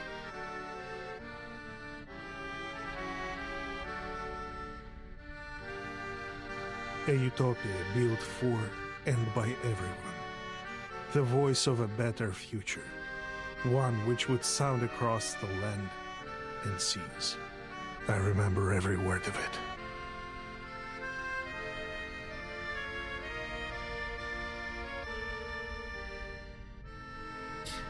Evgeny's voice is low but still decisive. You have my sympathy, friends. Zeno has also suffered huge losses in many regions. We have lost manpower, territory, armament factories, and even some of our affiliated military schools. Rayashki is but one of these losses. We know how you feel right now. He shrugs his shoulders, his face a picture of unhelpfulness.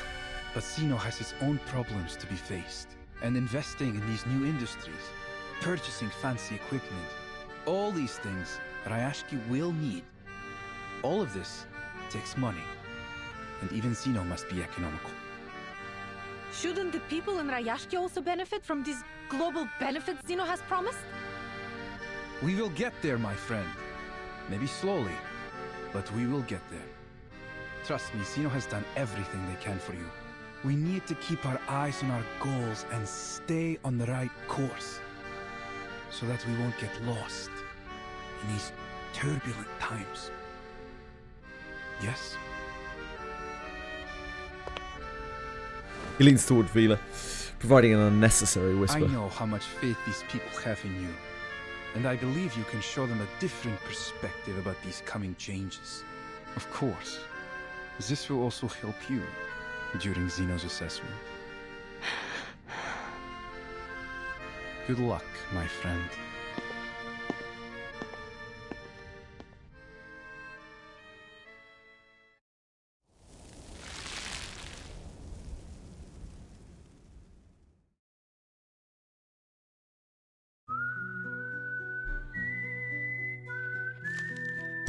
Zeno's kind of fucked him. I sort of expected that. Oh, this is gonna get pretty bleak. Maybe Windsong can help them find some new kind of the material reserves or of something. runium running dry, the appearance of new critters, the sudden snowstorm. Ah yes, Stunseed, of course. I've connected the ley lines of each of these phenomena. The map is nearly complete. She unfolds the complex blueprint filled with various lines and marks. But still haven't traced many lines and marks back to their source. Perhaps if I go back to the factories, into the restricted zones. But I can't do that alone. Definitely not when the situation in town is so unstable. Winston collapses onto the table. An avalanche follows, covering her in layers of books and manuscripts. Piles around her loom like a mountain range, casting her shadow. Well, I should have given this up long ago. There's no chance that the study of ley lines will ever be accepted again. Phantom voices of past mockery and scorn rise up to her ears. Regretfully, Miss Winsong, with nothing but these outdated files and materials to back you up, there's simply no way to justify reinstating the study of ley lines into our curriculum. We don't have unlimited funds, and we must save our money for projects with greater potential. The study of ley lines is, of course, we might be able to consider new ideas and projects. You can't be allowed to do this on your own. You will need endorsements from the Institution of Geographic Studies, the Arcane Creature Society, or other such organizations. Let me think. Zeno seems to be interested in geographers recently. They just recruited a number of researchers for a new commission. Maybe you should go try your luck with them.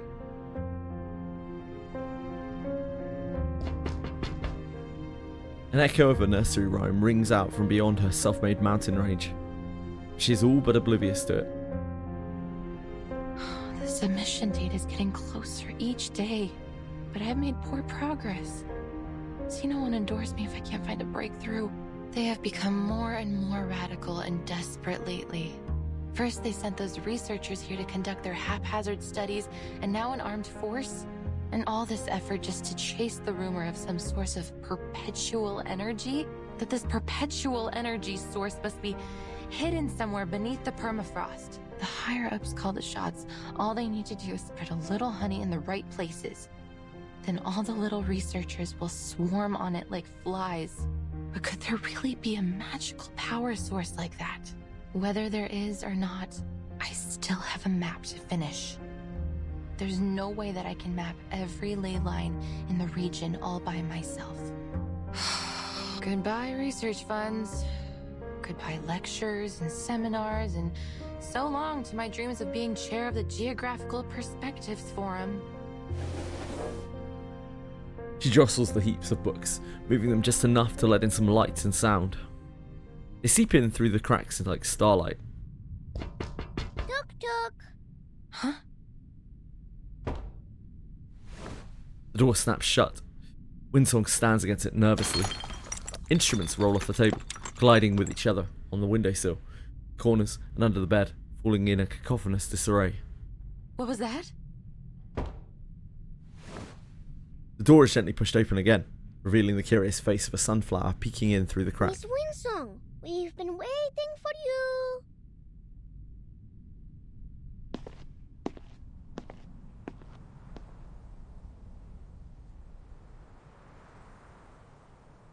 As far as medals go, the design is a little cruder than expected. Damp paper doesn't quite have the same gravitas as gold or silver. Still, Windsong has fantasized countless times about receiving such an accolade for her work, even a paper one. Miss Windsong, we prepared a special medal ceremony for you in August. Please, come to our ceremony. We just wanted to thank you for teaching us. Miss Villa was right. We shouldn't have been so quick to argue. We should have listened. So you should be given an award for being right. That's so sweet. But our ceremony will not be as big as the ones on TV. Indeed, this is a very special and exclusive reward. Simple as it is, it comes with something nothing else could. The innocence and laughter of children. Miss Windsong, will you accept this medal? For the first time in a long while, the study of ley lines basks in the glow of scholarly acclaim.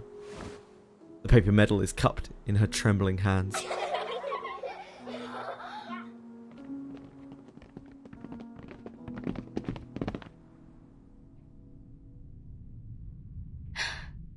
I have no cup to put this medal in, so we can't toast with it in celebration.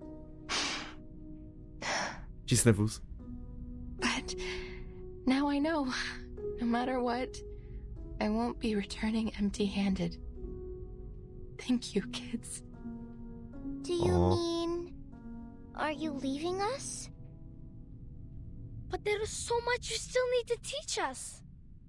Rayashki embraces every guest, including you, Miss Windsong. Don't you like it here? Children are on the verge of tears. She's pulled in helplessly, too. But those things I heard at the welcome ceremony, won't we all be leaving soon? No, I don't believe it. That stranger was mean. Yeah, you tell him, Avgus. Wasn't our friend.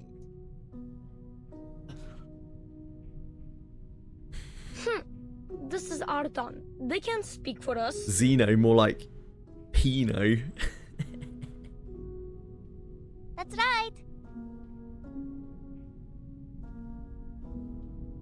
Neither doubt nor sorrow will dim their eyes. Before her lies only a sea of steadfast faces. Their words encouraging and powerful despite their youth. They plant some strange seed of hope within her. No, guys, no. Miss Villa invited the men from Zeno to leave his ship. Then they went into Mr. Evgeny's meeting room together.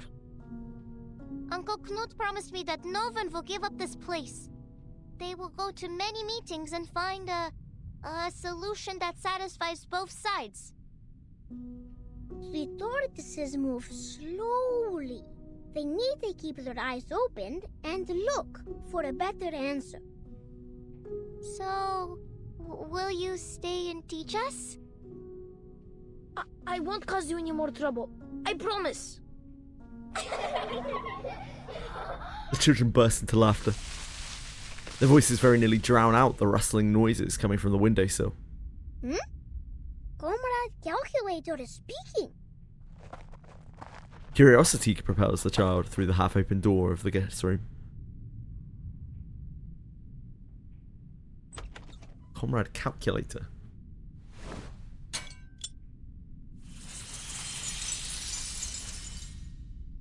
Hello.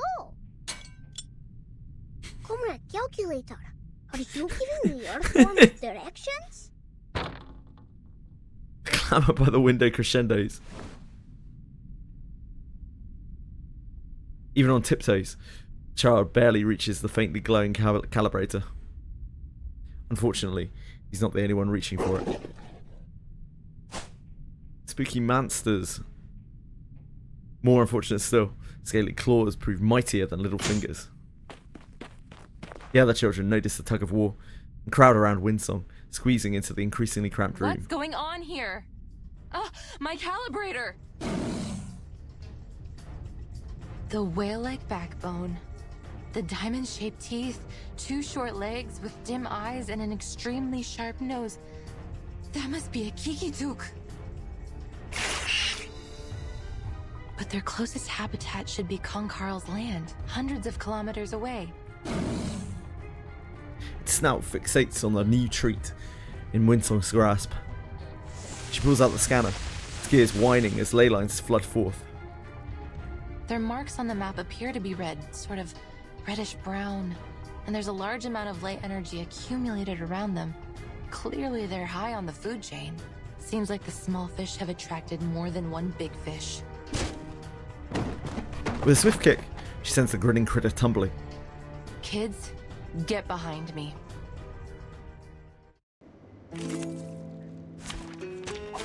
Take thy sword.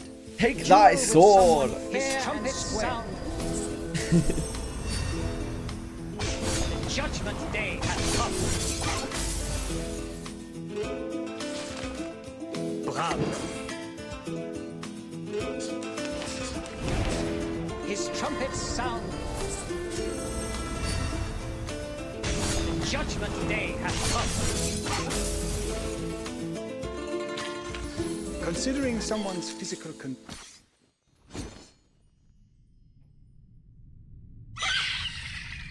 The undeterred Kikituks close in on the narrow ledge. Oh, the Kikituks are giving a performance. Their nose sings, their four dances, and their belly Love a rings. night. But why aren't their ears doing anything? Best character. August, what are you doing there?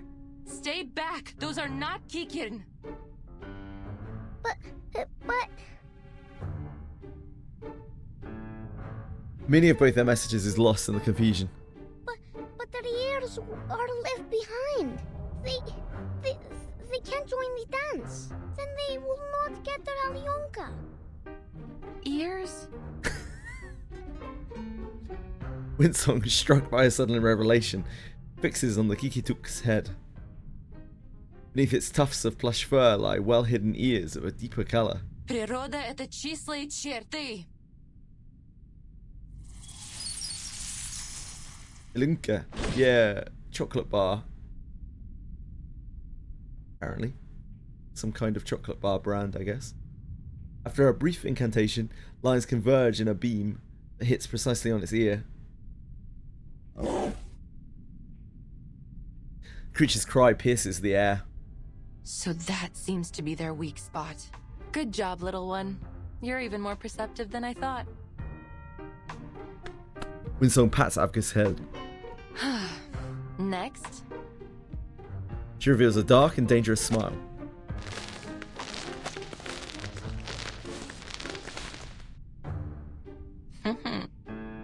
Nature is numbers and flowers. And I guess that fits very well into her ley line magic. Still on arcane skill. The Kiki-Tooks finally relinquished their ill-gotten gains, leaping down and away from the windowsill, leaving behind gnawed, wet fragments of the lay calibrator. Bean! This was one of the last working instruments I had! One of the most popular brands of chocolate here in Russia. Ah, I got you.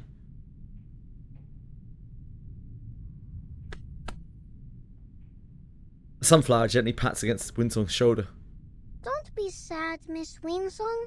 If we plant them in the soil, many more will come out when spring comes. Thank you, August. Miss Winsong, can I be a lay hunter too? If we were as good as you are, maybe we could have protected your machine. And maybe we could protect our town. Winsong turns her head, meeting many pairs of expectant eyes. Kids, lay hunting isn't a good profession. If you become a lay hunter, you will have to deal with doubt from all your peers. Even hatred. And homework that piles up to your roof. Miss Winsong, people in Rayashki are taught not to doubt or hate others. They would never hate you or us. Exactly. The children of Rayashki are in some ways so strange to her. The courage and solidarity overcome her long-standing hesitation. The curiosity at them, at all of this, becomes a palpable force, one pulling her ever closer to Rayashki.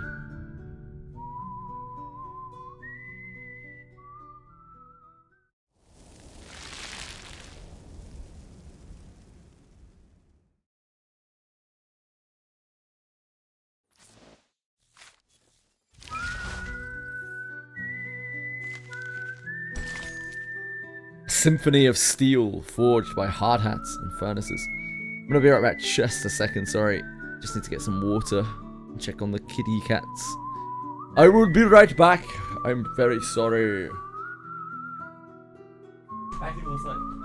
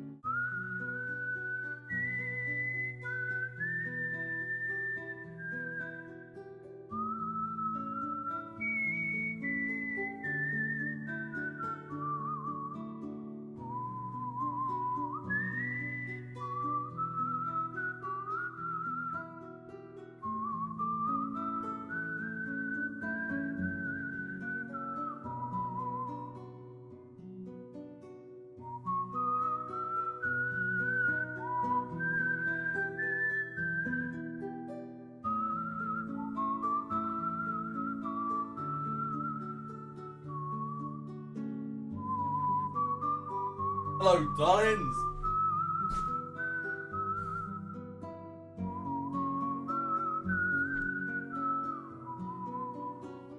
What? Why we vanished? Luck has briefly touched into Twitch chat and just vanished. Bounced.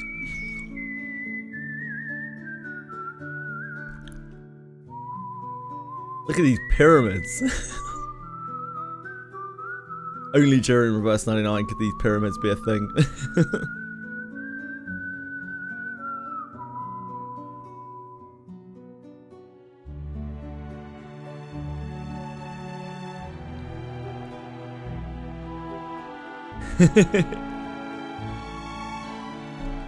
You got no stamina? Oh no!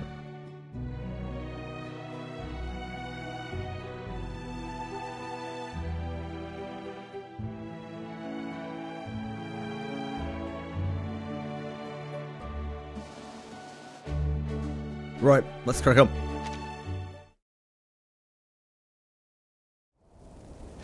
That's no good.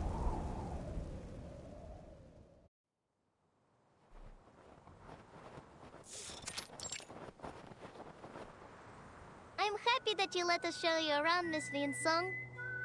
We haven't had many other visitors here since the critters started coming near the town. I met a blind lady once. She always smiles, and she has a pretty typewriter. Villa said she's a writer. The writer has been to many towns, and she fills up her papers with so much ink, just like I do. So, I made the drawing for her too. And she promised us that she will tell more people to come visit Rayashki.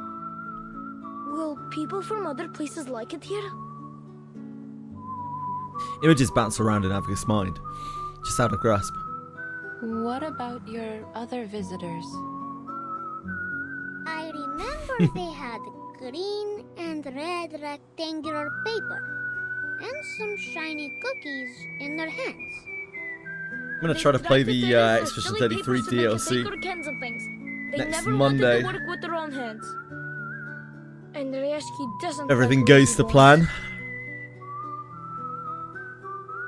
On this, the children's heads bob in agreement. Miss Vinsong, Pitcher got all of us together last night, and we read for our How to Be a Good Tour Guide. So, we can guide you. Miss Winsong is just a bit strange. She's not lazy. The child hides his face, with a blush on his cheeks reaches up to his ears.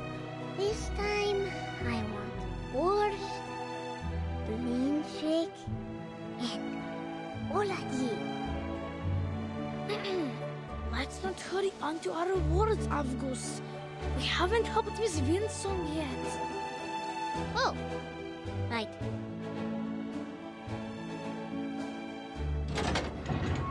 Figures, large and small, pass deftly through the once tightly sealed iron door, arriving at the only factory left, whose lock has not yet rusted over.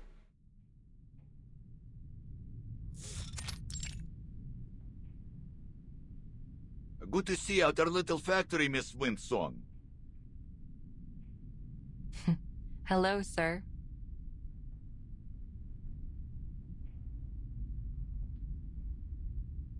The kids have told me that you want to learn more about the history Triple of Russian Rayashki pronunciation and the strange things that have of food. happened in the past, yes? I do. But would that be going against any rules? Most certainly not, miss.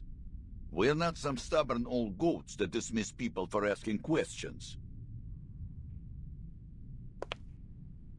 Oh, right, okay. That makes sense. Good old I'm mates. relieved. It will be much Good old easier 7 to talk TV. to you than that bitter fellow from Zeno. He came to the factory with his arm squad, took a quick look around, and left even without a polite farewell. Like a whiff of cold breeze, that one. These old, outdated machines, and hundreds of workers, young and old, each one a mouth to be fed. They are certainly not a pretty sight to the eyes of that greedy hyena. Pathetic number-crunching cretin. The whispered insult creeps up to her listener's ear. I am starting to like you, miss. We would have much to talk about, perhaps over a drink. If only I didn't have to get on with my work.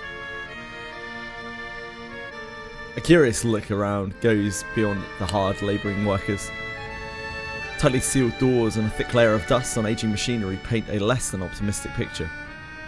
You can see what's going on here, right? Don't feel sorry for us. Xena might no longer need this ore processing factory, but we can make use of what's left of it. Once we get rid of the critters, we can arrange for other minerals or materials to be shipped to Rayashki for processing. He rubs his hands together, leaning against the shell of a rusted machine. It is a shame we wasted so much of our good years, never preparing for these bad times. If those strange little monsters weren't there, we might be able to return to our mines. Then we'd really be able to turn things around. About these mining sites. A notebook flutters rapidly, its pages turning as fast as a rolling flame. Mr. Knut, have you ever found anything there, other than runium ore? Never. I know those sites like the back of my own hand. I've never seen any other minerals of any worth there. The rugged man seems to catch her disappointment, and far quicker than she'd expect. But give it some time, miss. Well, give me some time. Just a few months ago, back when Xena were still keen to work with us and not just ship us away, I remember they found some strange little pebbles. Dark pebbles that were stuck in the clothes of those little monsters. Xeno soon sent out some troops and caught all the monsters. They didn't leave a single one behind. We never heard about those pebbles again, nor have we found more of them in the mines. And you know the rest. Now we've exhausted the runium, and more strange-looking critters have appeared. So it's not safe to go back there. We left them completely deserted. Please take a look at this, Mr. Knut. Winston sketches fervently as Knut lumbers towards her with a curious eye. No, their claws were thicker than a polar bear's. But these are closer. These monsters had much larger teeth. They almost look like old mining peaks. And no... Could they be some kind of hoituk? Yes, this one looked just like the creatures. If that's true, then it may be another big fish that has come here to feed. It is true. You can ask around. Many of the other workers have seen it. So, the color of a hoituk is bright yellow, and that matches with these bright yellow lines I've traced here on the map. They are burrowing animals, often living as deep as 50 meters underground, so if they were here, that must mean that there must be some undiscovered resource here. Corners of her mouth curl as she mutters the words. Talk of undiscovered resources would be music to our ears, miss. I don't want to get your hopes up. It's still too early to draw any conclusions. Yet, the corner of your mouth is suggesting the opposite. I must be cautious before confirming there really is a new resource. Nonetheless, it's a silver lining. Thank you, Mr. Knut. Whip. You're Russian. Think nothing of it, miss. Maybe one day you and your research will return the favor. I will, if I can. She reaches out her hand. He shakes it heartily with a warm strength. I hope your work here can be resumed shortly. Don't worry about us. We will find a way to drive those critters away and start production once again. In Russian, yeah, I'm with you. All our brothers and sisters with us, and these machines still run perfectly. As long as we continue to put in our best effort, there's no reason why things won't get better. Pats the trembling, coughing machines with affection, like embracing an old friend. Is this exceptionally positive spirit common with the people here? Well, can't blame us for that. There are very few places in the world like Rayashki. Here, everyone earns their food and their rest through working hard together. Then outside of work, ice hockey, learning courses, even music lessons. Not everyone is as lucky as us. That is why we won't let Rayashki die. Knut's voice rises as if singing. With busy hands and open hearts, Rayashki will live on. It will grow stronger, glowing as brightly as these furnaces. Something brilliant indeed burns within these furnaces.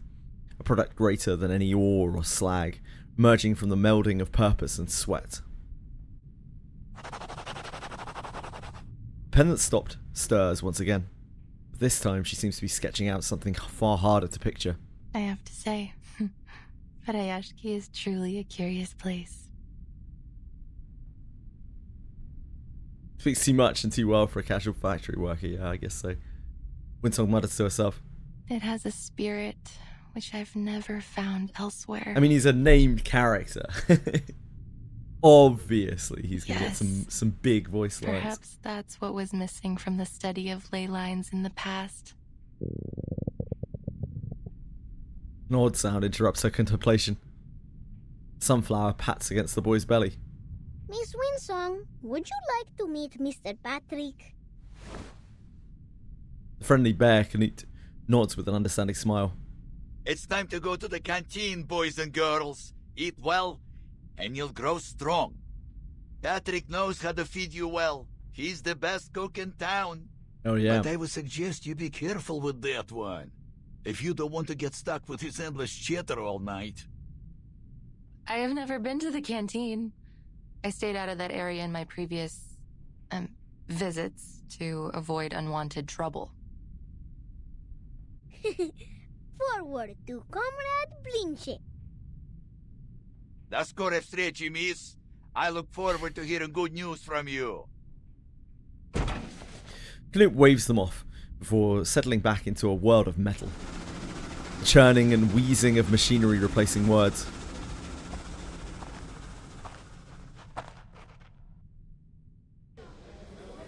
The canteen buzzes with a din of workers.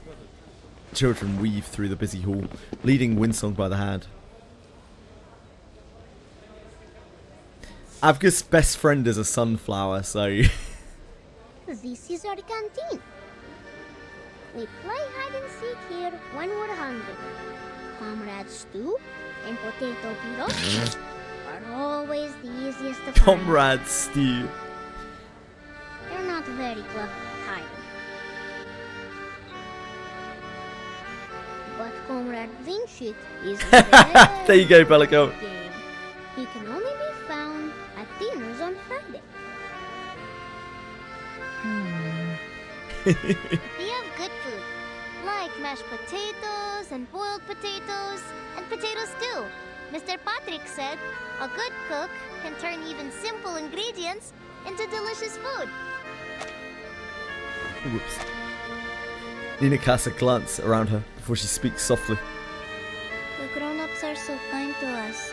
Sometimes they give us their cheese and salad, so they only have potatoes to eat. Don't cry, Nina. Remember when you shared your lenka with everyone? When we grow up, it'll be our turn to help the grown-ups with our potatoes. There is an awareness in them, a gravity few children possess at their age. Thankfully, some do retain their blissful ignorance, innocence. We also have the Dim Hat Festival, when they give us metal hats with food in them. Avgus, it's called a Workers' Festival. We have it every month. Everyone must sit in a circle in the canteen and sing songs. And Miss Villa plays the accordion for us. We each get a can of food in it. Sometimes it's a shonka, sometimes it's salad, sometimes sprouts. Yes, And after the Tin Hats Festival, we would bury our tin hats in the ground. Yellow ones, red ones, and white ones. Then tiny trees will come out from them next year.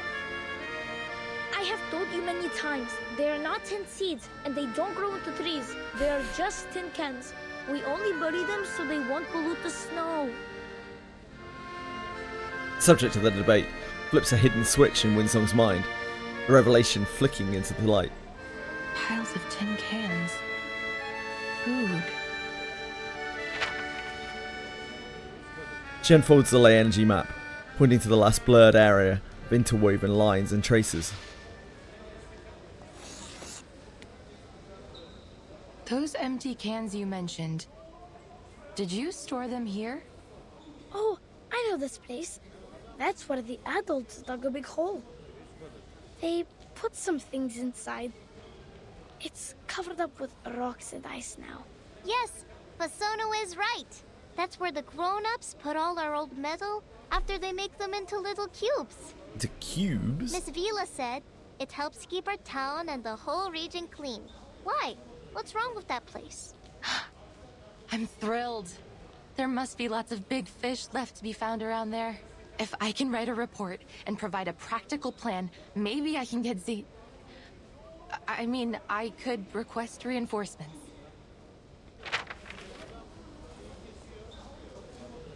She holds, swallowing back the unfriendly name. Yay! School trip! School trip! This is no trip, children. I'm not going there for a hike. You must stay in town and be good. That goes for every one of you. Understood? A resolution for it fails before she even finishes. The children's protests rise in a disordered chaos, drowning out all other surrounding sounds, only to be matched by the static fizz of an announcement. Winsong clutches at a thin straw of salvation. Shh! Quiet, kids! Attention, please. Tomorrow at 8 in the morning, we will be holding our final hearing. In this meeting, we hope to finalize our next steps and answer any remaining questions. We look forward to seeing you there. She whips out the measurement instrument. Yeah. Just getting down with the lines.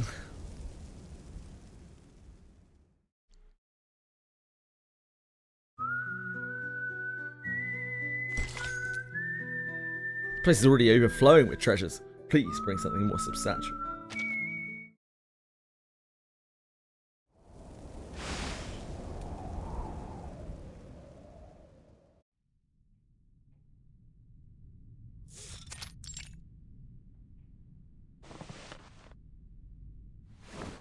Bertolt leans back in his armchair, casting a fleeting glance forward, before his head falls. What's this? Are you planning on getting a job with Zeno too? Huh? It says here you've been staying in this town for months, but it seems you're not on our list for potential recruitment from Rayashki. The smile on his face remains an affably saccharine as ever. I should remind you, for you researchers, what you produce tells much more about you than your efforts. That's precisely why I'm here. Go on. He finally deigns to raise his hand up. Based on the recent Head investigations, I'm confident that there is Jesus. a new energy source in the area that has yet to be discovered. And that's it? We already believed there was something here when we sent you out in the first place. You were sent here to find it. Instead, all you do is confirm what we already knew. But you said that perpetual energy was just a myth, didn't you? Of course it wasn't just a myth, lady. Why else would we ask you to investigate here in the first place? Winsong gives a frown that slips, quite intentionally, into a scowl. Do you have anything else to report? No, but I do need your help. I will need an armed squad to come with me to the mining sites so that I can continue my investigations into this subject. I'm afraid I don't know how long it will take, It also depends on the number of soldiers you can spare for the task. You have a terrible sense of humor. I'm not being funny. You want more research on the new resource too, don't you? Miss Vinsong, do you really think this is even a remotely reasonable request? Critters are running rampant in the area, and you demand help to verify what is, as far as I can see, a highly questionable conclusion. Why should I waste Xeno's time and resources on this? Not to mention, putting the lives of our soldiers at risk. If you have doubts, please take a look at these files. The researcher dives her hands into her handbag, but is met with a wave of dismissal. And let me guess, you learned all this from your study of ley lines? To date, the theory of ley lines has neither been approved by the Arcane Study Review Association, nor accepted by the Project Assessment of Human Science and Technology. It has 0 academic achievements, 0 endorsements, and aside from the questionable example in front of me, 0 researchers. That's all only a temporary setback. Ms. Vinsong, I sympathize with the awkward situation I have put you in. However, Xeno simply cannot afford to waste resources on a proposal without any solid evidence. I will give you something. All I need is a bit of help up front, I promise. The look in his eyes is glazed, bored, but Winsong does not falter. Did you not come here to deal with these critters? Then what's the fuss about? Can't you deal with them while accompanying me to these mining sites as well? Redot's eyes widen, now unglazed, as he rises. He paces silently, drifting at first, then proceeding to the windowsill. I'm afraid you've got our intentions altogether wrong.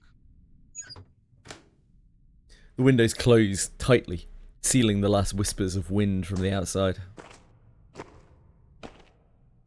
Xeno is here for one thing only. A source of perpetual energy. This is what you have been tasked to find, with the resources you were given. We won't approve any further requests until you have a solid lead. We aren't paying you for a charity mission. So then you never planned on controlling the critters here? The squad you brought here was to control the town? A force sufficient to deal with the critters would have attracted unwanted attention from our rivals. It is not in our interests to share this town or its resources.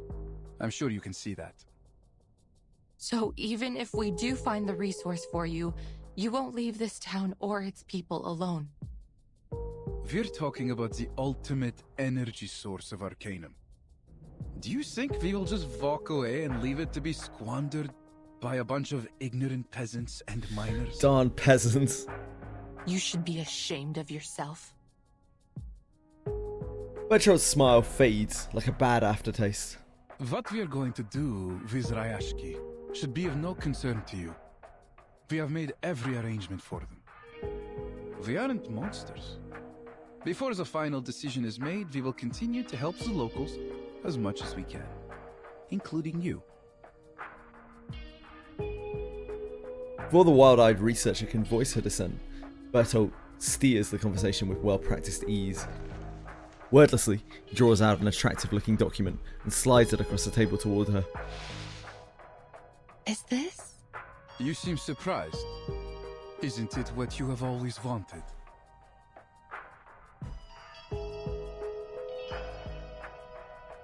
With Xeno's endorsement, you will be able to teach your program in any university. He's such a snake!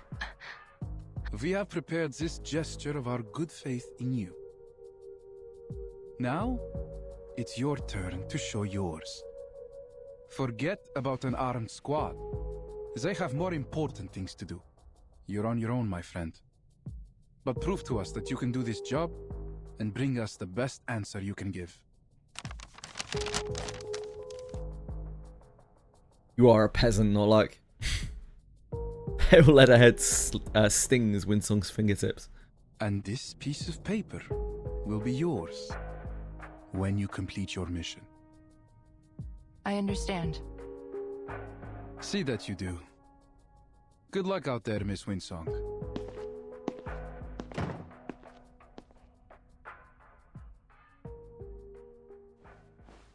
Deep footprints, now half buried in fresh snow, trace the path of the researcher's determined march behind her.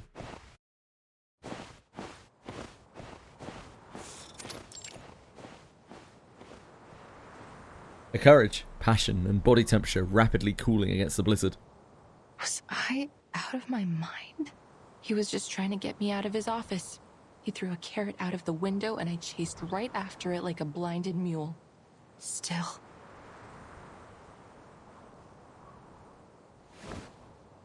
Well, I'm not sure it's saving people. I'm not sure about that. I feel like it's there to it's there to stop the people from revolting more than anything. Population control. A hand lingers on the paper nestled within her pocket. Maybe this carrot is too good to let go. With a sigh of resignation, she reaches deeper. Focus. Once I fill the gaps in my data, I will be able to pitch it to Xeno, and all subsequent research won't be a problem anymore. The primary food sources for Hoytuk are raw minerals underground. Those processed metals only keep them from starving to death. They wouldn't have gone across any icy ocean just to gnaw on old equipment and trash. All I need to do is find a trace of their activities so that I can learn about their current conditions, and from there, locate their other food sources. Stay calm. Hoytuk are gentle creatures. They rarely attack humans. I just need to be cautious. Her internal struggles will have to wait, as more practical problems loom larger. The blizzard has covered almost everything, leaving a few cans to poke out, rattling along with the wind. Alright, change of direction. If I were to look down instead of looking forward, maybe I should scan the area and follow where the ley energy is leading, just like I did at Silbury Hill. Of course, I hope the outcome will be different this time.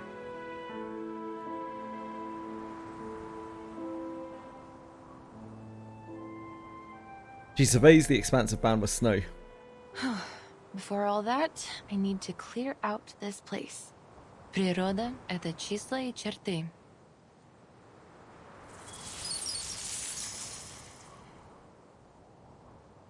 Природа — это мозаика цветов.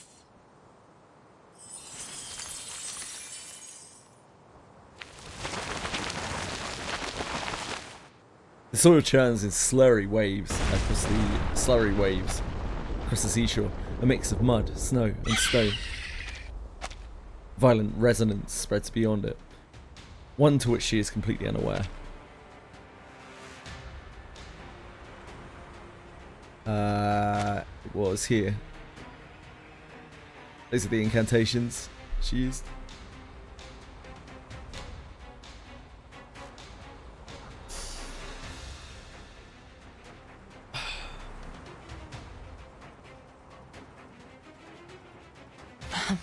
Of course, I hope the outcome will be different this time. Природа — это числа и черты.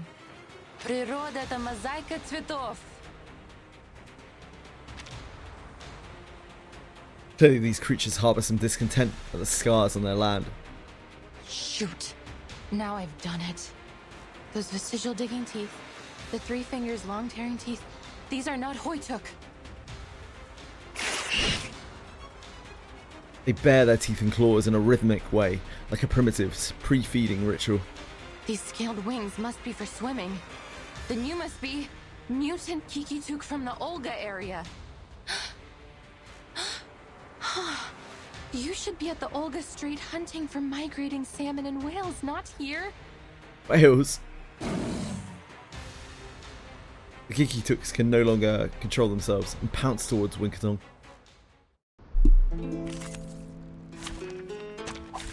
Take thy sword. Duel with someone fair and square. Sound. Judgment Day has come.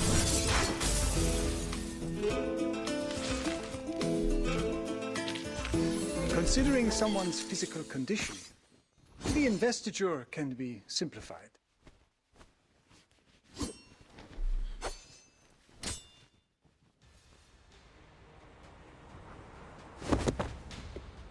Desmond was nagging me to read the beginning after the end. After I reached chapter 116, he told me that if I finish it, he's going to play Wizardry, and now I'm on 161. Cool. Winsong sits slumped on the ground, gasping for air. The fury has not yet abated. The creatures hold their ground. Why would you come here? What inspired you to trek across the ocean just to hunt for humans? Aggressors show no signs of understanding. They inch closer, drool drooping from their mouths. It seems while their claws and teeth have degraded, their reflex is much quicker than a Hoytuk's. They perceived my approach even though I used my ley line reader as a dampener.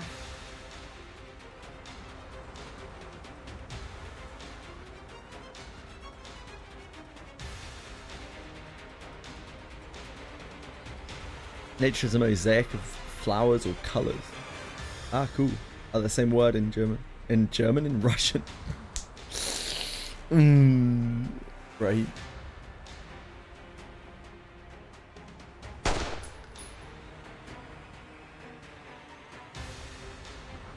A rumble, distant then near, drowns out her sigh. A gunshot hammers out nearby, shot landing on one of the snarling Kikituk. Bolt is drawn back. A familiar sound sends away another scurrying away. Get out! Get out of here! I'll cover you! More gunfire thunders over and over until the last Kikituk abandons their position. Thank you, sir. Composing herself, the researcher immediately returns to her work. Yevgeny, the kids told me about a can pile. Is it nearby? Can pile? He furrows his brow, motioning with his eyes to some hilly snowdrifter nearby. They must be talking about our waste metal. I'm afraid it's gone, Miss Winsong. Maybe animals dug it all out, or maybe those little monsters ate it. Do you know if that happened before or after the Runian mines ran dry?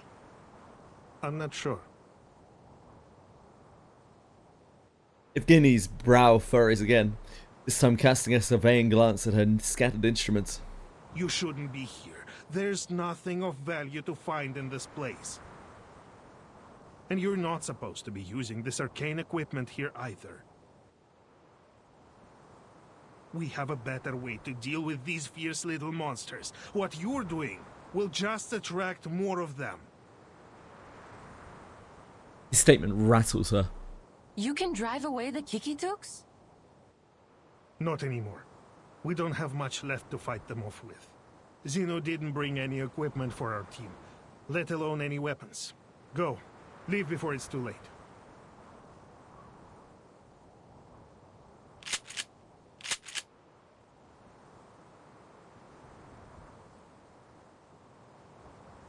What if I don't want to just give up?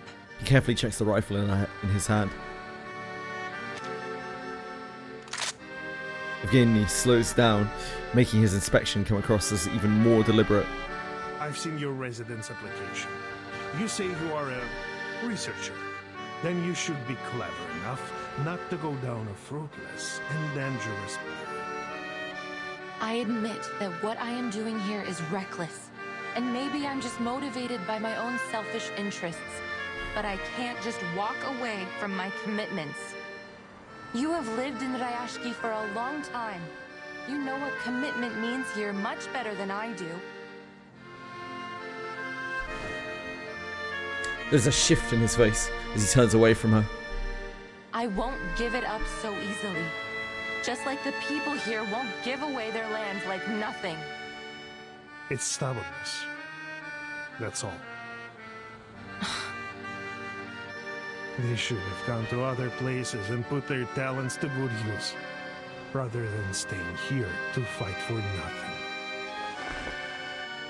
Winsong holds a stare, lifting her chin to match up to him. Is that why you gave away the town so easily to Zeno? Do you really even know your neighbors? I have lived and worked together with them for decades. Don't be ridiculous. You can make everything a comrade. I agree with Zeno's perspective. I've been to many places, and I have encountered many people like you. Stuck-up leader types. Making decisions on behalf of other people because it's what's good for them. And they should listen, just as you should now. He braces the rifle as he motions her back, scans the near horizon. It's my responsibility to protect everyone, to do right by them. I will make them see it tomorrow at the hearing.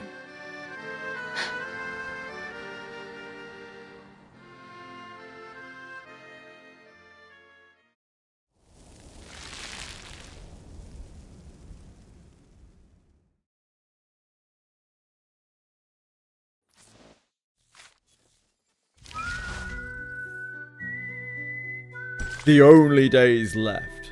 Can life still go on?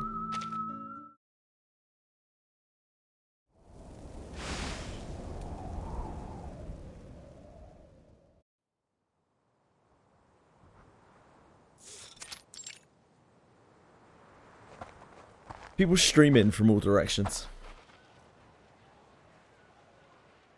They stand now at the crossroads of the town's fate. People of Rayashki, my dear friends, good day to you all. Over the past 2 days, Zeno has assessed the potential risks and benefits in the area and held hearings on what should be done about the future of this town. Our hearings saw very limited attendance. We've taken that to be a gesture of approval. Mr. Evgeny has put in a great effort helping to make these changes happen. We all owe him a great deal. Thank you, sir. Motions to Evgeny at his side. A freshly printed document unfurls before all present. Zeno's seal stamped deliberately in the most prominent position. Please believe that we have made the best decision we could for you. We all know the runium here has run dry, and the land has been exhausted of all further material wealth. Now and into the foreseeable future. As a result, your local processing factory has lost its intended purpose. What's more, Zeno has changed our cooperation strategy. Though your town's loyalty will never be forgotten, we must have a sober-minded view of its costs and benefits. To sum up, our final decision is that we will be ending operations and all future cooperation between Zeno and Rayashki. A heavy hammer swings in the square, producing a whistling wind. Well, Mr. Bertolt, you have just got here. Perhaps you didn't have enough time to get to know us well enough. Rayashki's value is not just in our runium. We have many other factories too.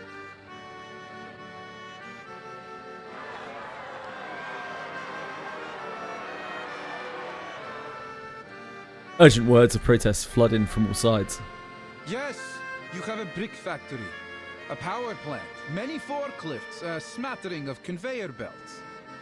But all these were all built and suited for only the processing of runium ore.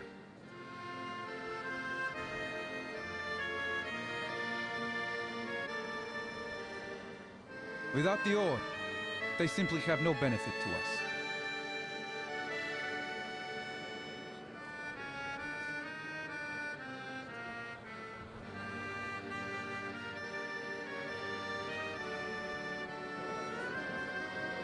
The crowd murmurs, voices bubbling up and simmering like boiling water. Bertolt raps the table, ending the broil. Now that you have full knowledge of the situation and our intentions, we want to assure you that your loyalty has not been forgotten. So we have generously prepared 2 choices for the future of Rayashki. The assembly hushes. Firstly, Zeno believes that you have many valuable qualities. The determination and skills you've shown in the past year of our cooperation have proved that your people can be a great asset to us. Bertolt scans across the faces, looking back at him. Indeed. Many of you already meet the entrance requirements to join Zeno. Therefore, on behalf of Zeno Arms Academy, I wish to extend a heartfelt invitation to you. Leave Rayashki, join us, and work for one of our other branches as members of Zeno. What are you saying? You want us to abandon our home for some promise of a job? Calm down, Mr. Knut. This is not about abandoning your home. It's about joining us in our efforts to contribute to world peace. Through a more optimized allocation of manpower. World peace, no doubt. So you're just going to pack us all up and ship us away to work for Zeno? You misunderstand, madam. He places the folder, looking conspicuously towards the children beside Winsong.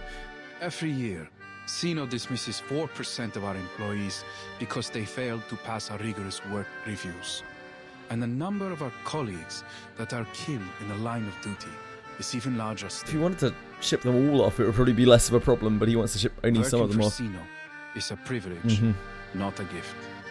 That's why only a small number of you will be allowed to come and work for us. What?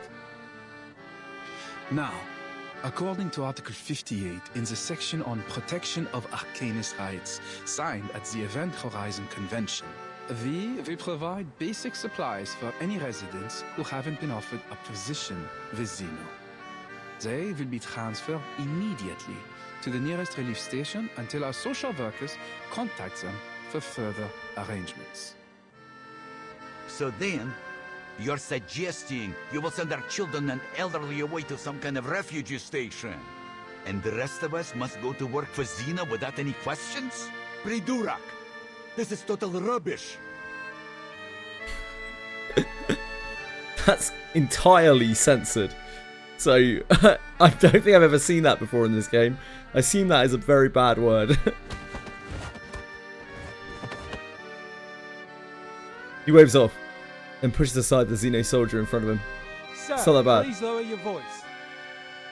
Well, you would be glad to know that your work experience in particular is valuable to Zeno, Mr. Knut. Ah, okay, Bellico. Thank you. He attempts a pat on Knut's shoulder. He shrugs him off. Bertolt acts entirely unfazed, unfolding the document further. If you're not interested in our first plan, we have another. If the residents in the area prove reluctant to relocate, Zeno can offer another alternative. As stated earlier, Rayashki is a remote town that possesses some significant industrial infrastructure. Therefore, it could be considered an ideal location for a new complex of arms factories. Oh, really? There would be a need to substantially upgrade the Rayashki Wharf, to turn it into one of the seaports Zeno plans to build across the globe. Additionally, a radio station will be constructed within the town, which will better facilitate our communications throughout the Arctic region so as to stabilize and coordinate with the other powers in the area. We will now be passing out forms, listing the options I've presented. Please fill them in with your choice. So your only other option is to turn Rayashki into some kind of military base under Zeno's control? I won't put it so bluntly, but you're not incorrect. Our resources, as much as anyone's, are limited, and they must be put to good use. We cannot afford to waste them on strategically useless... costly... Strategically useless people. If you want Zeno to help you, you should be able to give us something in return. Don't you agree? He folds the proposal again, with satisfaction. The crowd heaves in protest, held at bay by the soldiers around Bertolt. So Yevgeny, this is the best choice you made for all of us? I must speak in Mr. Evgeny's defense. He is committed to his duty, and only wishes to do what he can for his compatriots. Shameless! All you've done is sold us out! You tell them, Knut. Do you think it's getting a bit windy lately? Clearly, with all the hot air in Evgeny's head, his mind has been blown away. Countless eyes fall on Evgeny. Disappointment, sadness, perhaps something more complex. I swear to you. It does, I'm yeah, not Frisk. doing this out of my own interest. Comrades, there are many better places in this world, and you have better purposes to fulfill. You shouldn't waste your time here. I'm not feeling it, Bellico. I don't think it's going to be a happy ending. The bear of a man puffs up with anger. Let's all calm down, my friends. It's time to be reasonable. Think carefully. Zeno has been very generous regarding the offers before you.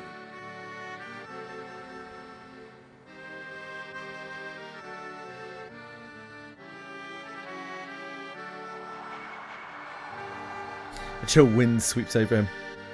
Generous? Now that's ridiculous.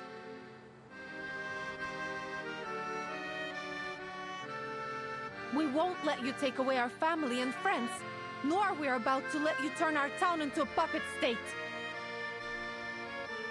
We will stay here, no matter what. Mares, is that why Heathcliff has Remember on his back? Comrades, I understand how you feel right now, but we must face the cruel reality of our situation. And you're willing to send away our own people, or give up on all we've built here because of this so-called reality? It is the only way forward.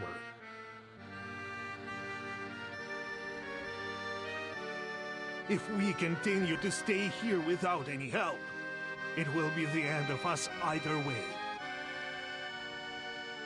Do we have to turn to Zeno for this help?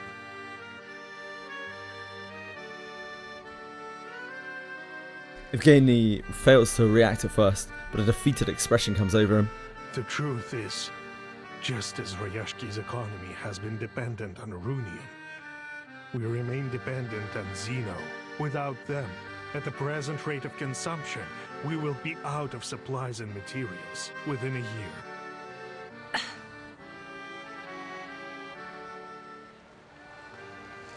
A silent tidal shift sweeps across the A's assembled. Researcher observes the change with harsh recognition. The situation looks bad. Zeno is determined to gain control over this place. She touches the unsealed letter. Her fingers jump away, as if it had been electrified. But if I complete the task as Zeno requested, does it mean Bertolt's words echo in her ears. I will shatter their dream? And what about my dream? The words stick in her throat. Did the people who refuse to acknowledge the study of ley lines act out of the same self-interest? I've seen this happen so many times before. A simple dream is made to face a cruel reality, where the clever ones give up and leave, and the stubborn fools remain, waiting to be crushed. We asked for our misery. She turns, her mixed feelings refusing to settle. The wall of soldiers has suppressed most of the descent into the square, but still, some bravely charge forward. Wait! I'm not finished! Bertolt dismisses her with his hand as he leaves the stage. But I am, Miss Villa.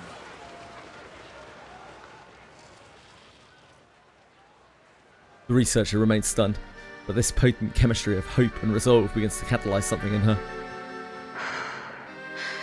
Sir, with all due respect, I can't complete this task alone. As an ordinary researcher, I can relate to them.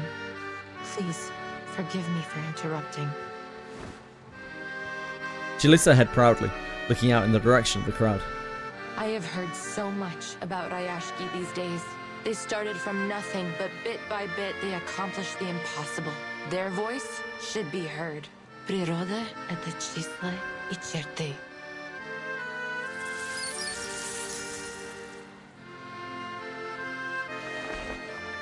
The soil and snow under her feet becomes imbued with new life, rising up around her. They clamp onto military boots and surge up into the gun barrels, plugging them up in a comical fashion.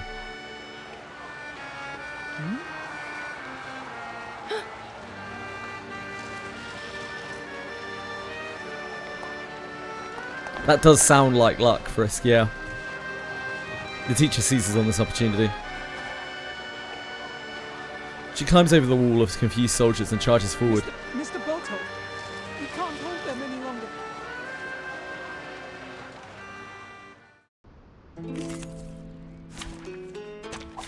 Take thy sword. Duel with someone fair. Luck is not a man who keeps currency. He's a man who spends currency.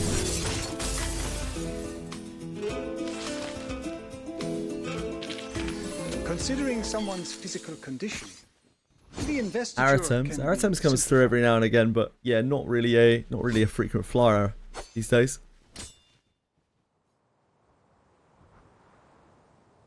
The conflict ceases.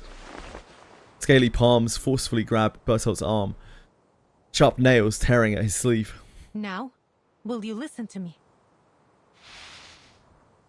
Clean new ledger is stuffed into Bertolt's hands. We don't need your help. Your soldiers and your tyranny are no longer welcome here.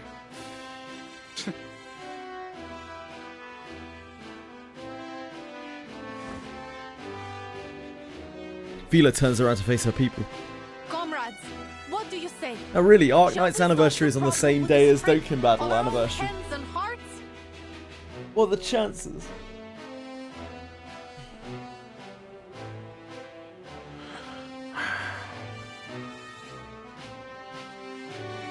What else can we do? This is what we've always done when there was a problem.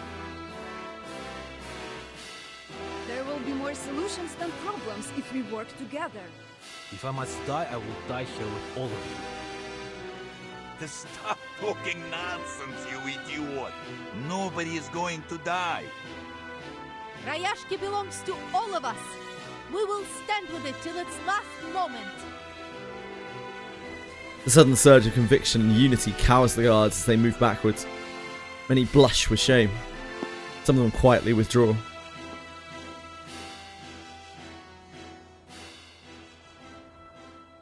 Huh.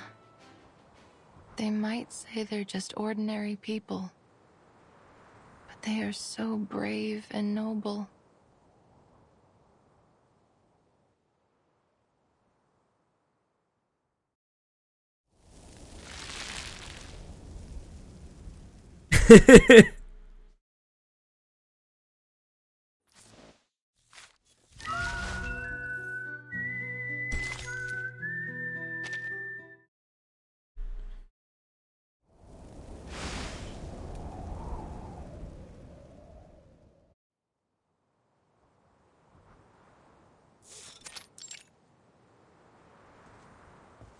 A lonely researcher aimlessly paces through Rayashki Square. The town's cold wind clearly cannot smooth the wrinkles of her brow.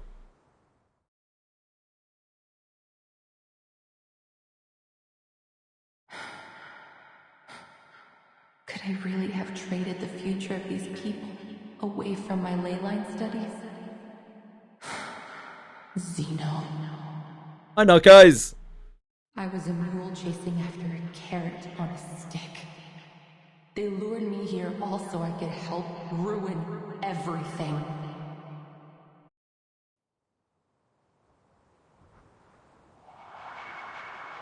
Her voice bursts up from her chest. You seem to be in a good mood. We taught Zeno a lesson. They were forced to live with their devil's bargains and tails stuck behind them. A nice little trick that was. Thank you, Comrade Winsong. She smiles at Winsong, giving her a wink. We all know who the mysterious hero was that gave us a helping hand. I didn't do anything. It's no shame to have helped your friends, not to mention to stand up to Zeno. Have more confidence in yourself, Comrade Winsong. But will you really gain anything from this fight? Not sure. But we'll have to do something, right? That's why I'm here. To talk to me? I don't know why, but Miss Vila, you must have thought too much of me. In fact, I'm only a simple researcher. I'm not powerful enough to change Zeno's decision. You are the one thinking too much, Comrade Winsong. Your ley line lessons were much more popular than you think. They have had a positive effect on the children. Now they are looking at the bigger picture and observing the world in a more detailed way. You've unleashed their curiosity. Is the aurora the bubbles spit out by the stars? They form such a beautiful map. Do they study ley lines too? Vila feigns distress, shaking her head with a pretended childlike confusion. But it remains the case that the study of ley lines has never been verified. For all its ambitions, only a limited number of people studied it in the past decades, and that number is decreasing even now. Vila nods thoughtfully.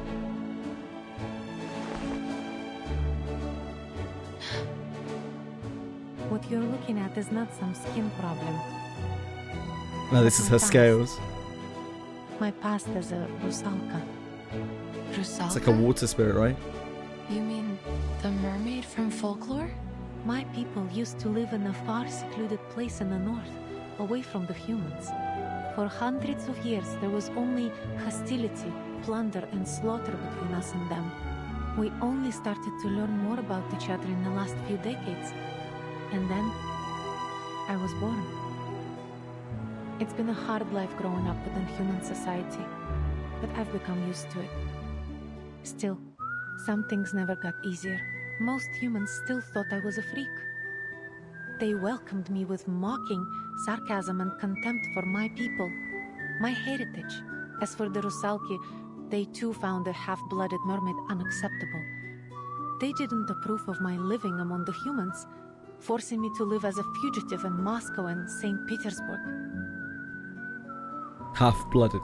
It was a nauseating term on separating the Rizalki from the scaleless humans who had stolen their homeland. An ancient myth that was the source of the enduring hatred between Rizalki and humans. They tried to catch me by every means possible, so they could wash away the stain they saw in me. That sounds very difficult. Humans have stigmatized and hunted the Rusalki for centuries, while Rusalki still have the instinct to attack and plunder human ships even now. How are they supposed to make peace in such little time? That was what I thought years ago.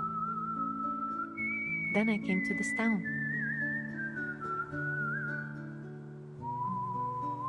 She surveys the white land. The unifying cover of snow removes all distinctions, differences and flaws.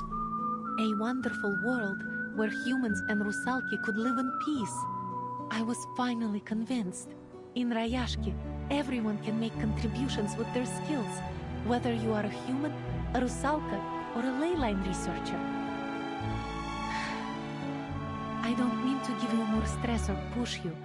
You will always be our friend, whatever your choices. But this is not an unreachable dream. It's real. A familiar phrase wells up inside her again. Conjured from a long silence past.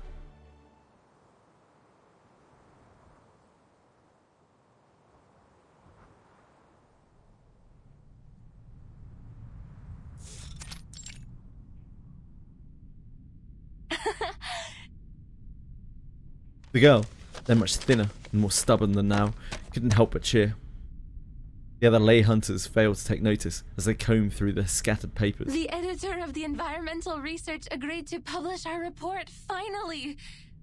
But he only gave us 5,000 words on the last few pages. Undoubtedly, it's still a good start.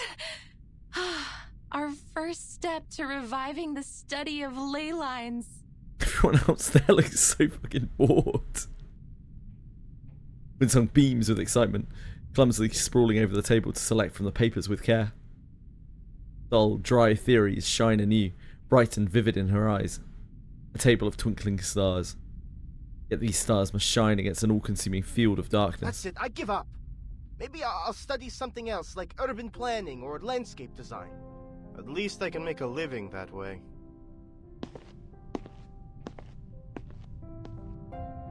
Winsong remains buried in her heap of books and manuscripts, oblivious to the loss. The study of ley Hey, lines is Capisol. outdated. Everyone agrees now that it can't be verified by science. This whole study was a dead end. Ley lines are only a baseless theory of arcanum.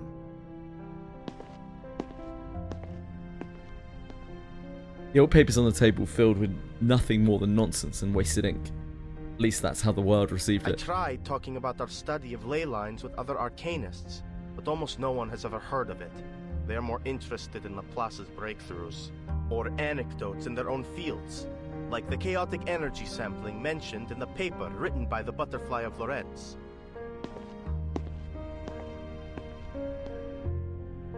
The stars have dimmed. So, maybe it is an unreachable dream?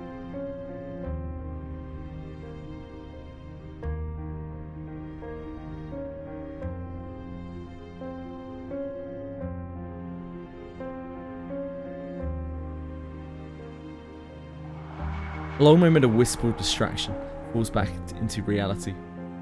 After much hesitation, she begins to speak again.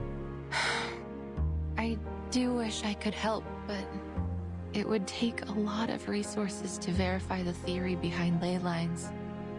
There may be even danger and sacrifice. Even Zeno has paid little attention to my research. They only see it as a means to an end. Researchers in other fields can stand on the shoulders of giants, while I don't even have a school to return to. I doubt that the study of ley lines will help you much. She retreats a few steps back. I see. Well, thank you for your honesty, Comrade Winsong. Vila looks away, holding the regret deep in her chest. I'm sorry. До скорой встречи. До встречи, Vila. She bows her head and turns, taking a few more difficult steps away. Perhaps it was her unattainable dream of revival that slowed her, or the weight of all that had gone wrong. Wait! Comrade Winsong! A burst of light steps leaps towards her once more. Don't forget your next lesson. The children are still waiting. But the town is... Life must continue, comrade. We can't let our worries stop us. Okay. Oh. How's life going? Life's going okay. I'm just chilling out. Working my way through Farewell Rayashki. One of the few reflections I have left in Reverse 99.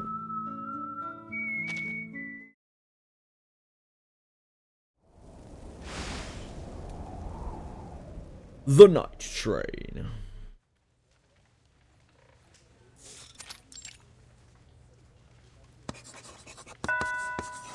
As the chalk marks its final stroke, the lecturer exhales a long breath. Class is over. Thank goodness I still remembered the basic premises of ley lines in biology. Feel free to ask me any questions.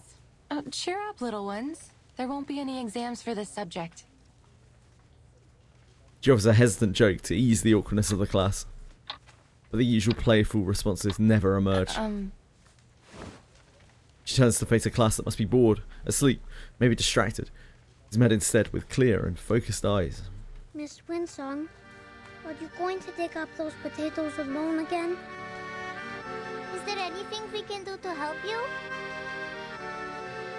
Miss Vila said we will work together to beat the critters out there. That we will find their weakness as long as we finish the map with you. Just like how you taught us to. Kikirin are not dangerous at all. They are plant-eating critters and pose little threat to humans. loves? We will dig up a lot of potatoes together. The yoker is strong. He can move any rocks that are in our way. Nina can prepare a kettle of warm water for everyone. And The children's voices rise and fall. What began as icy determination soon melts into a cascade of sobbing tears. I'm sorry, little ones. I wish I could verify all the theories we've been working on, but... She affixes Rayashki's Layla energy map to the blackboard, circling an empty void. As you can see, a critical part is missing. It might take months to finish it. Besides, there may be even more dangerous critters in that area. then the town will become the witch's new castle. Or perhaps an empty castle. This isn't particularly wartime focused. Her attempt to turn the mood again falls flat. A merciful bell brings out the druid dropping like a dirge. Thankfully, the next teacher arrives swiftly to relieve her. Quiet, children. She holds her gaze firm, sweeping over the assembled children. Wipe your tears and cheer up. Our Rayashki will stand strong. Really? But what are you going to do? Winsong is taken aback at first. Then, contemplating the possibilities, she delicately weighs her words. Vila, I hope you aren't seriously considering Xeno's... Of course not. They might try, but we will never give in. No matter what, for now, we must find a way to protect our town. We will need a shelter from these creatures. We've all decided to stay. The curtains part, and sunlight pours in from outside. Look outside, children. Each and every one of us is doing what we can to hold our town together. Knut's factory is spitting out puffy bubbles? The workers are going to transform the abandoned Vila, the factories into school something director, useful. or is she just a teacher? They're cleaning the ore and Don't really debris there. know. Not an easy job.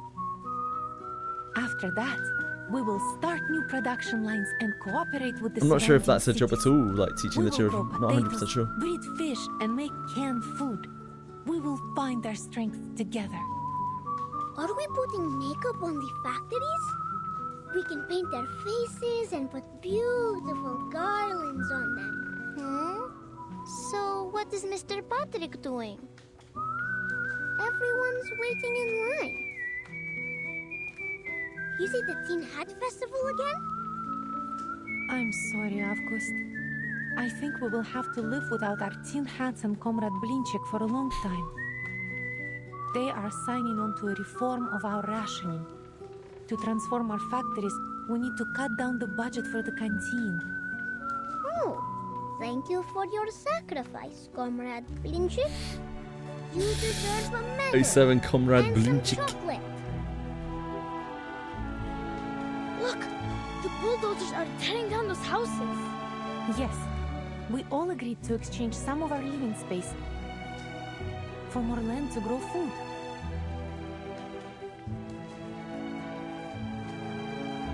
The children crowd the window, silent but beaming with pride, as if paying tribute.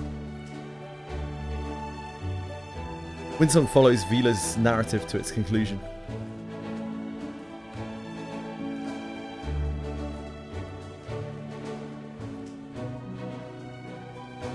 The price is much higher than it first seemed. Is it worth it? Of course.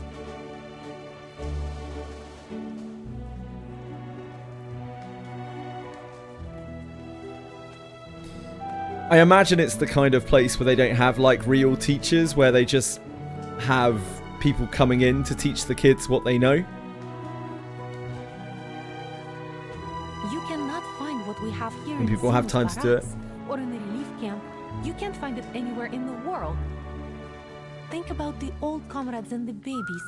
They're the past and the future of Rayashki. How could we leave them behind or subject them to Xeno's whims? Mechanical sounds from outside carry across the snow from afar, as if the land itself is calling. No one shall ever be Yeah, abandoned that kind of thing, Bellicote. I think people out there would be envious if they saw what you are doing here.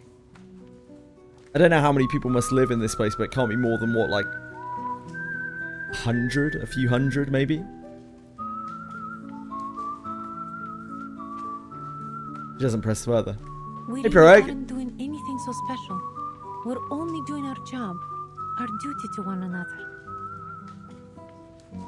Her scales and spines have risen. But whether it's a sign of pride or fear, she can't say. Hey, Mr. There Ducky are lots Muffin! of conflicts out there. Conflicts like the one between humans and Rusalki, like the ones that mocked the study of ley lines and dissolved our school. They did so simply because it might take from their funds or steal their glory. Everyone forever building walls just to keep separated from each other. Hoarding whatever they could get their hands on. Yeah, it seems like they don't have many kids here, though. It seems like there's only like a handful of kids. Then they blame the aftermath, the harm they do to others on cruel realities. Cruel reality. It seems to be everyone's mortal enemy, the cause of all suffering, war, greed, the perfect excuse to never care. Her voice trails into a mutter. But things are different in Rayashki. They took me in unconditionally when I came here, and they stayed friendly for a week, a month, a year, and even now. So naturally, it became my dream too. Everyone here shares a beautiful dream. A dream that we can work and enjoy life together. That someday, there will be no more conflicts between people or worries about tomorrow. That everyone will be able to work to achieve their passions, whatever field they wish to pursue. A utopia. It's not just a way of life for now, but the future we're always trying to reach. I've spread the study of ley lines in Rayashki, along with its potential. A simple invitation catches Winsong's eye, with dense, messy signatures filling every possible space. They showed great interest. The study tells us about the secrets that could lie beneath the earth after all. Perhaps it will bring hope to Rayashki. But I'm not one of you. You taught the children something new, and you helped us explore our town's potential. Didn't you? Thanks, Pro. Everyone here is more than happy to help you. You know, Comrade Knut has been boasting about the assistance he was able to provide for your studies. And many others are envious. They want to help you too. More importantly, you already have a group of curious students here willing to study your theory.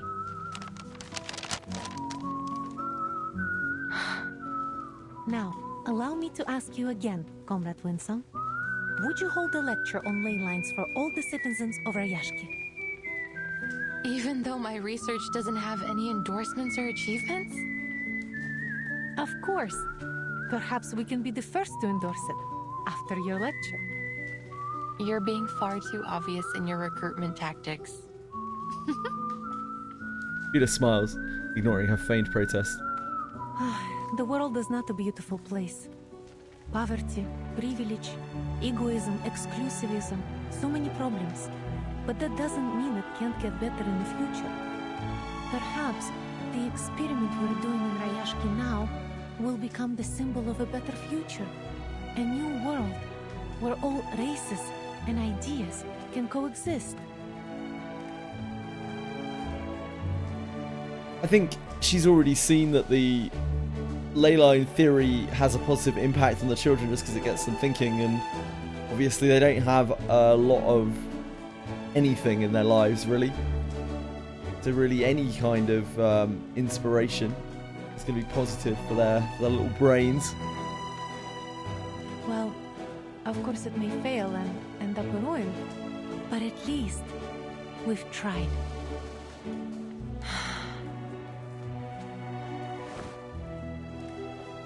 She watches Vila standing proudly, as if gazing at a great ship bound for distant shores.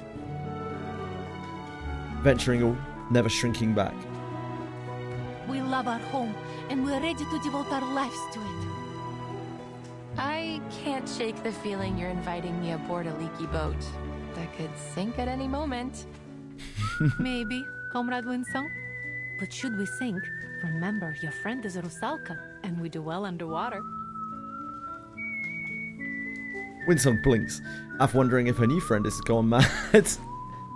Finding it madder, still, that she is reaching out to solemnly accept the invitation. What an honor.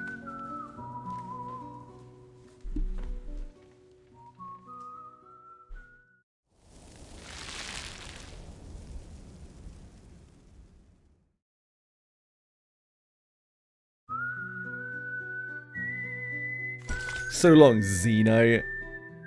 Before long, the snowfields were tranquil no more.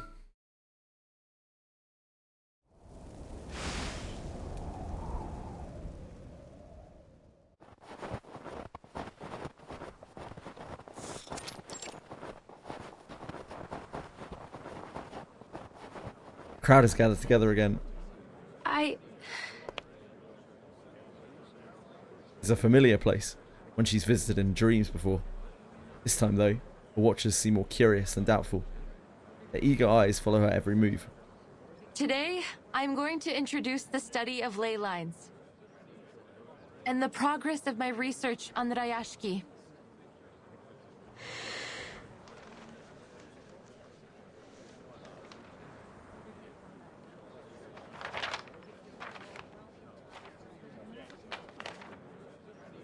The pages are passed from hand to hand, stirring excitement.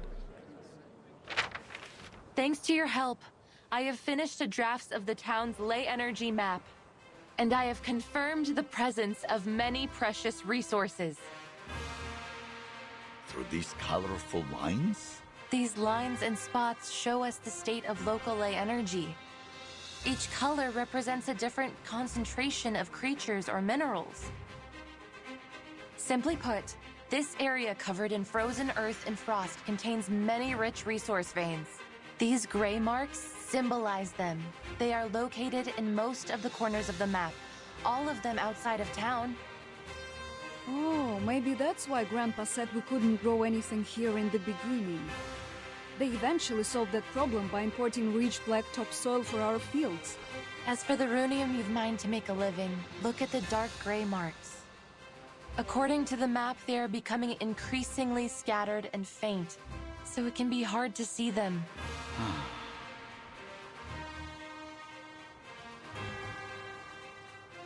Besides I'm the good ending. resources, we can also find concentrations of different I'm not creatures sold, using the Balako. I'm map. not sure, mate.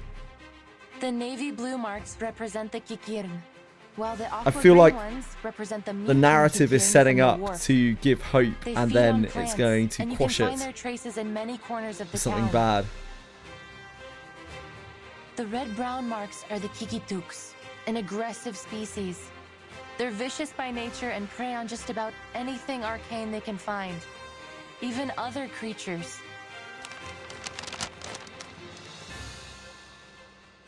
I feel as though my head is going to explode from all this new information. Can you explain a little simpler for this old workhorse, Comrade Winston? Of course.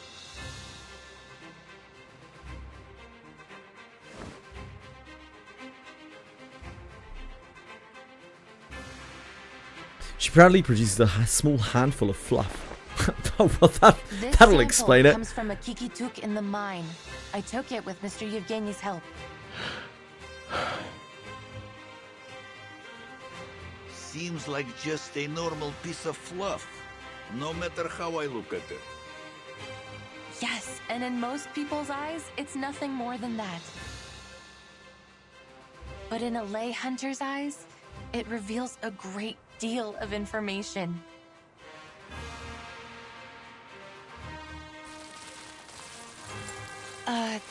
The navy blue marks and the red-brown ones seem to mix together, and there are also dark gray ones popping out among them. So, it looks like our Mr. Kikituk ate well.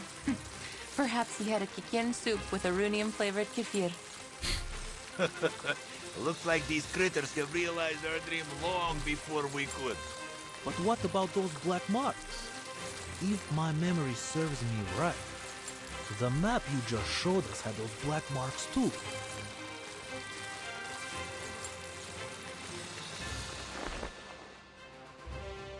Yes.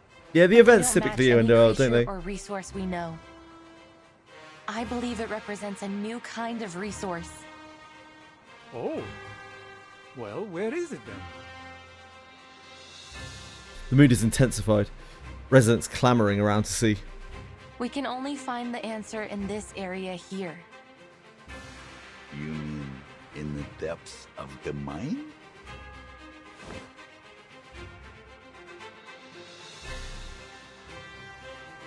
Winston gives a slow affirmative nod.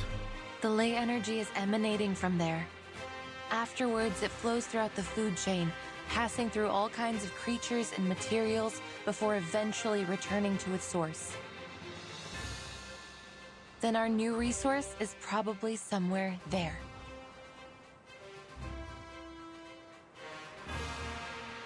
So we need to find it. Then we won't have to put up with Xeno anymore.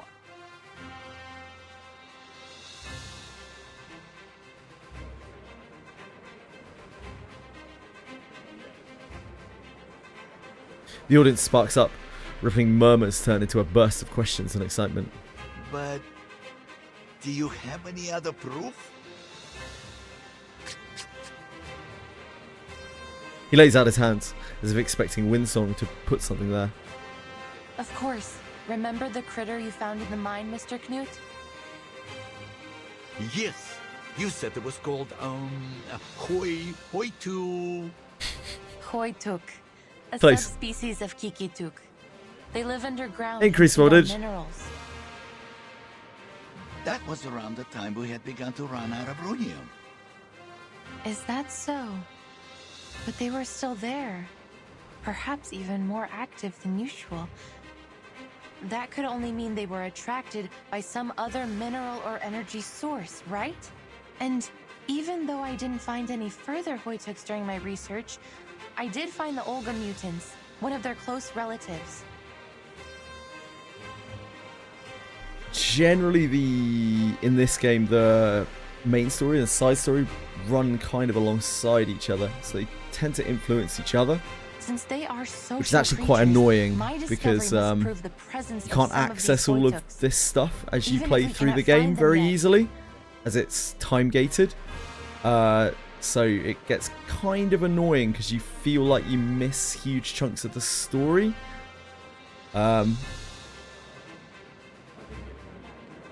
It's actually a little bit awkward. It's one of my gripes with Reverse 99, where they gate their side content. The surrounding cheers swell again, prompting Evgeny to clear his throat. But in the end, this is all just conjecture. Are we really going to waste all our time and money on your assumptions? Or can you prove it's something more than conjecture? I would call it a preliminary conclusion. Yeah, they do in this game, Knockers. But could it be endorsed by any authorities or proven theories? So far, no. So then it is little more than a fairy tale. Am I right? I admit, it's a gamble. Evgeny's now infamous brow furrows once more. It's never easy to dig, you know. And Xeno has already withdrawn all their own equipment. All we have left in Rayashki are some outdated machines. Besides, Miss Winsong mentioned the critters. Maybe their presence there is some kind of proof, but they are themselves a danger. It is obvious that there will be many more critters there than near the town. And you would have us waste time Perhaps even sacrifice our comrades to pursue what could just be a fairy tale?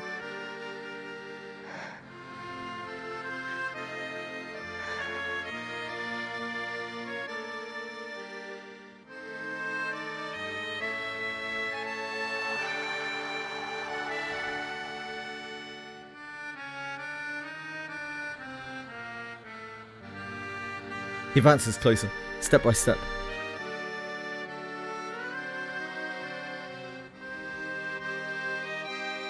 Winsong's mouth opens silently, the look on his face far too familiar.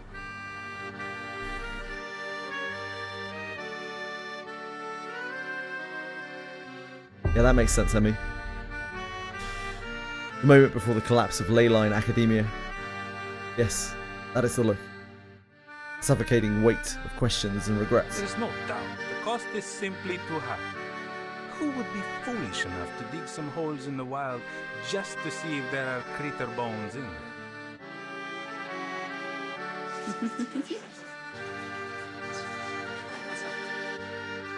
The answer is very clear. We don't need new kind of geography mixed with arcane. Let's save everybody some trouble. Conclusion. The application for Project Leyline should be rejected. Agreed.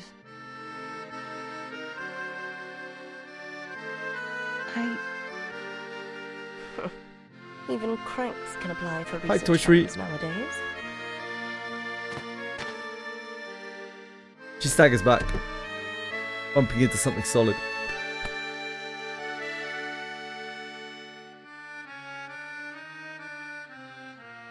A strange yet familiarly cool sensation lands on her shoulder. Vila stands behind her. Keep moving, Comrade Winsong. Keep moving. The people of Rayashki don't back down in the face of their problems.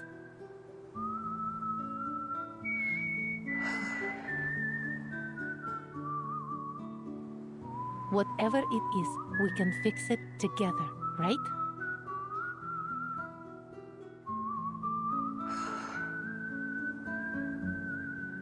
I approve of Comrade Winsong's proposal.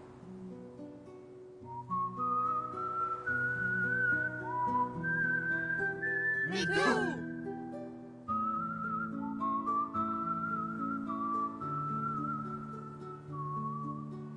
The surging ship launches forward, plying through stubbornness and doubt, never looking back. That's right. This is not a gamble or a fairy tale.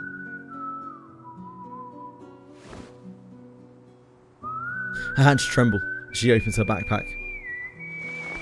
Here's a leyline simulator. It can simulate the creatures on the ley energy map, so we can do further analysis. Is it able to simulate the critters too? Certainly. Simulating critters is lesson 1 in the leyline textbook. We can use the simulation to carry out targeted training against the critters. Looks like the study of ley lines is more organized than I thought. Congratulations, Comrade Winsong. You will have the manpower you need.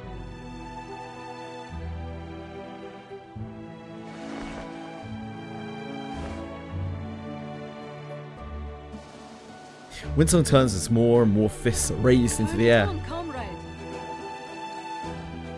We can't wait. A deep breath, a glance to confirm that all is ready. Then,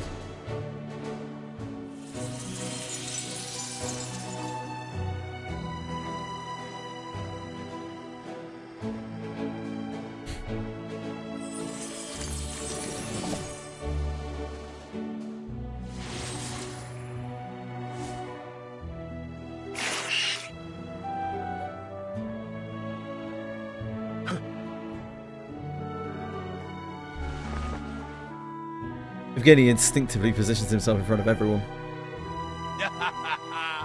It's like digging the mine all over again. That was the biggest achievement of my life. Let's do this, comrades. Digging like this is no easy work.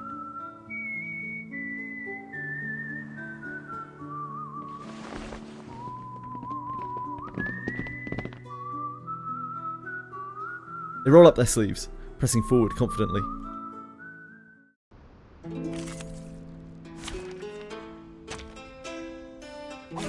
Take thy sword. Duel with someone fair and square. The judgment day has come.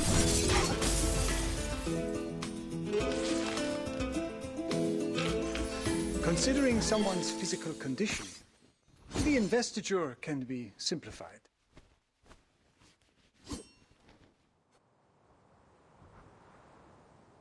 Whew! That was one powerful blow. Thanks. Knight's very impressive. The square is now boxed by groups of dishevelled workers, resting after their rigorous exertion. Winsong's back is soaked, and her simulator creaks with stress. I think we can draw our conclusions now.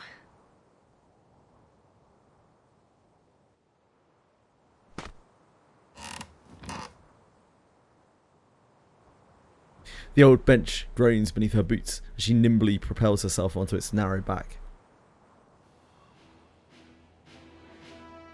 Everyone, we have to admit, this is going to be a risky operation, but it's also our last chance. To protect our land and our people, we must explore the mine. There will be danger. Yes, some of us may get hurt, but we may also find this new resource and save our Rayashki. For you, for me, for everyone. There is no cheer that rises to meet her. The only thing audible now is the distant sea breeze buffeting the shore. We expect that critters have occupied the mine. We'll just have to work together to drive them away.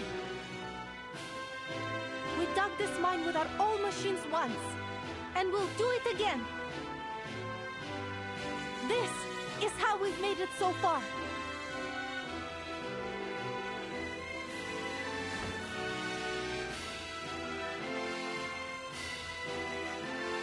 The crowd rises, pulling in together. Winsong looks up and outward. However old they are now, they will always be our children, right? Yuri, you're good at the assembly, huh? Nikita, you're gonna be busy with the engine. Valeria, we need you for this cruise.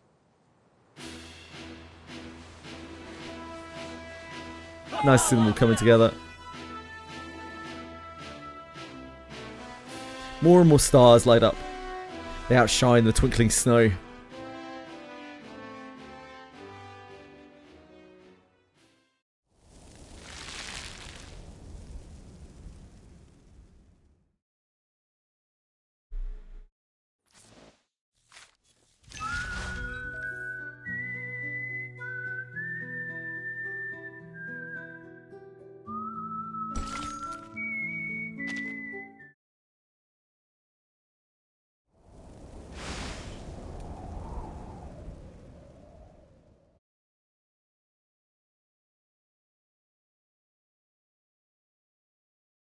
Days later.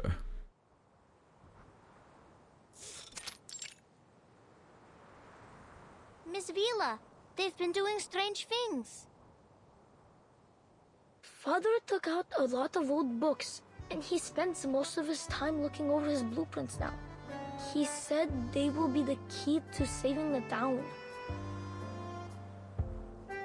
Shame I can't read those books or help with anything. My dad was acting strange too.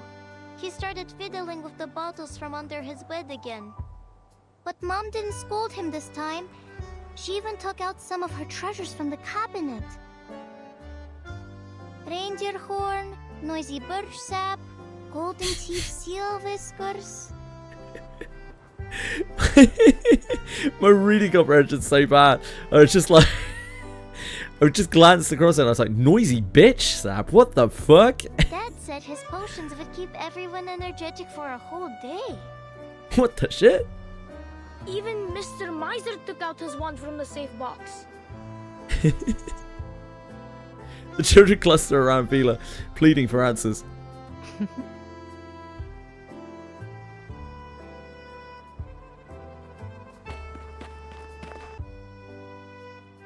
Vila is about to speak when hurried, labouring footsteps interrupt her. Move, kids. Good Hey, luck, Patrick. Comrade Vila. Patrick's the chef, isn't he? Or the cook. Regrettably, his march cannot proceed, as he's now become the children's newest focus. Mr. Patrick? Are you doing strange things too? The book bag on his shoulder cannot elude the children's scrutiny. It's not a cookbook he carries, but something far weightier. How to use and maintain model A050, operation manual of model circa 1562. These dusty books, they look older than me. These old friends are our textbooks. Do adults take exams too? We're doing something far more important than exams, kids. We haven't used these old fellas since Zeno brought the new ones. Most of our comrades don't know how to operate them. Now is the time to put them back into use.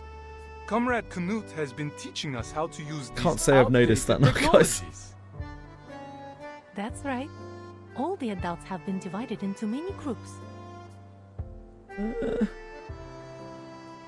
Really a bit of an exaggeration. Knut is leader of the engineering group, and Pasono's uncle is in the investigation group, while Nina's father has joined the potion group. All of them take part in the creator combat training at dusk every day, and we share our combat experience with each other. And everyone is working hard to explore the mine. Children burst into questions, seeking the current whereabouts and activity of every single adult they can think of. We will be able to live on our own without Zeno.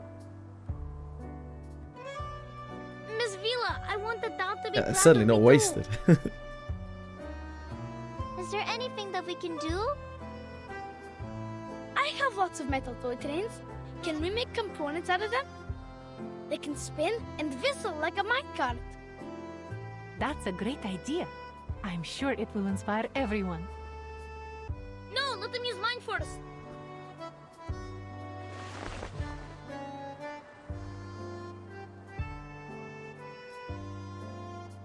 Hands shoot up among the children.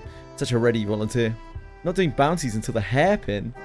There won't be hairpin until the next bounty reset, so I would recommend that you do some bounties, certainly. Calm down, children. I know you want to do your bit. But our future needs you. Now your job is to study hard, so Rayashki can rely on you in the future. Understand? Oh, what about August? We can't find him. He'll be so sad if he doesn't get to have a job too. Don't worry, Nina. He is helping the town in his own way.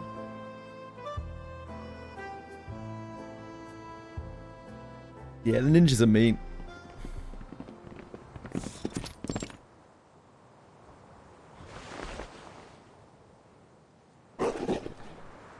Ears.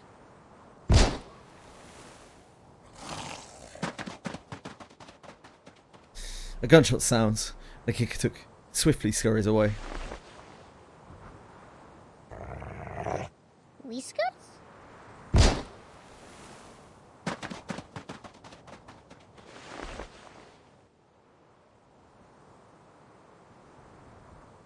The boy is a conductor of a symphony of arms. Gunfire and the noise of battle follow in the wake of the little sunflower's It's hands. only been a few months. Can't believe the monsters have already occupied the whole place. Well, not a problem as long as we got our mischievous little comrade. He always knows exactly where they will come out. Things wouldn't have gone nearly as smoothly without him. I would never have believed he could do this if Comrade Winsong hadn't endorsed him. Never underestimate any of our comrades, big or small. Do I need to repeat that again?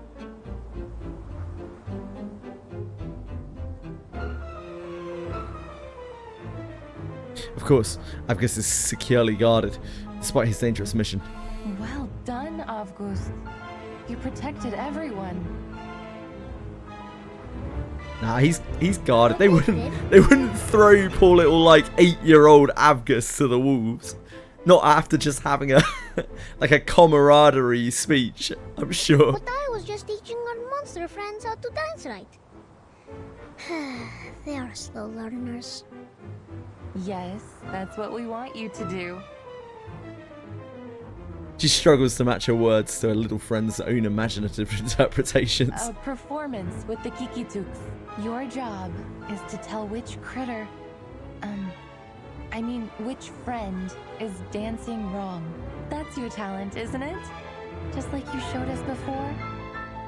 Oh, but what if they dance right?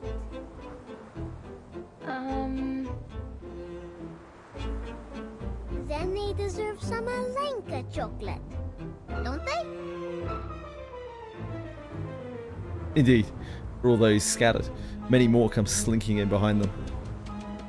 They shadow every move, intent on repelling the intruders. Comrade Sergei, our new friend is right beside your boots. I think he is hoping to kiss them. Will you dance with him? What? Watch out!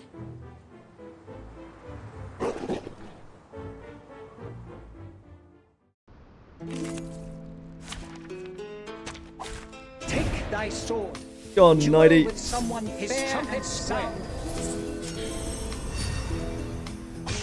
Judgment day has come. Show me his boss. Considering someone's physical condition, the investiture can be simplified.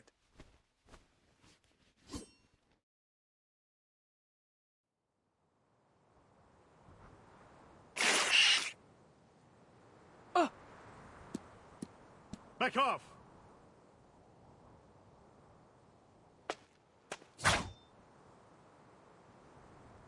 Evgeny surges forward, white light piercing the last Kikituk's nostrils. Evgeny pushes the carcass aside, allowing blood to drip onto the snow. He fixes intently on Winsong. There are many more critters than we can deal with here. Many of us are injured. We must retreat. Faint moans rise from a stretcher, bandages and bloodstains accumulating in a small mound on the snow. We made the decision to come here together, Comrade Evgeny. We are so close to the depths. We must not give up now. I know everyone's wounded. But look how far we've gone. It's been worth it, don't you think? This is all my fault. I'm sorry. Don't be, Comrade Winston.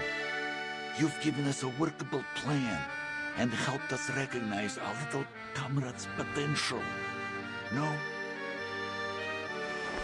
He ruffles Avka's head. He's only a child. He's one of us, Comrade Evgeny. I will keep him safe. We aren't just digging a mine now. If we manage to find this resource, no one will have to leave. And we can continue to live together, right? I'm concentrating on the story now, guys. Scattered applause burst up like firecrackers until it becomes a thundering display.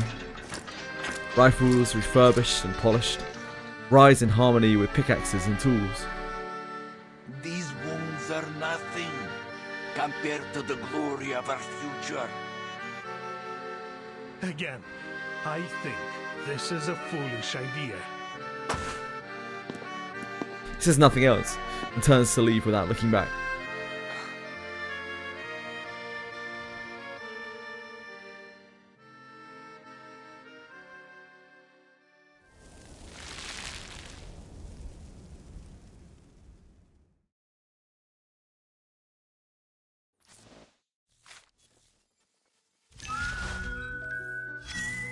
Actually getting quite close to the end here.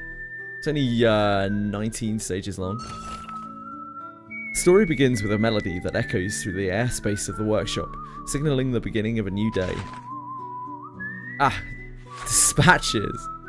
Who doesn't love dispatches? They're like 40-second long dispatches. There's 2 partners with search skills. We definitely don't have any of those.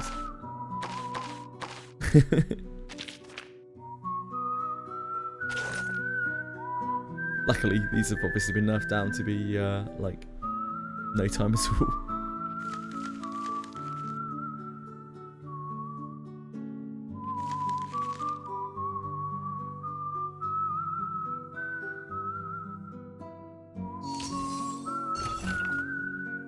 Thanks to your help, everyone is one step closer to achieving their goal and transitioning into a town life.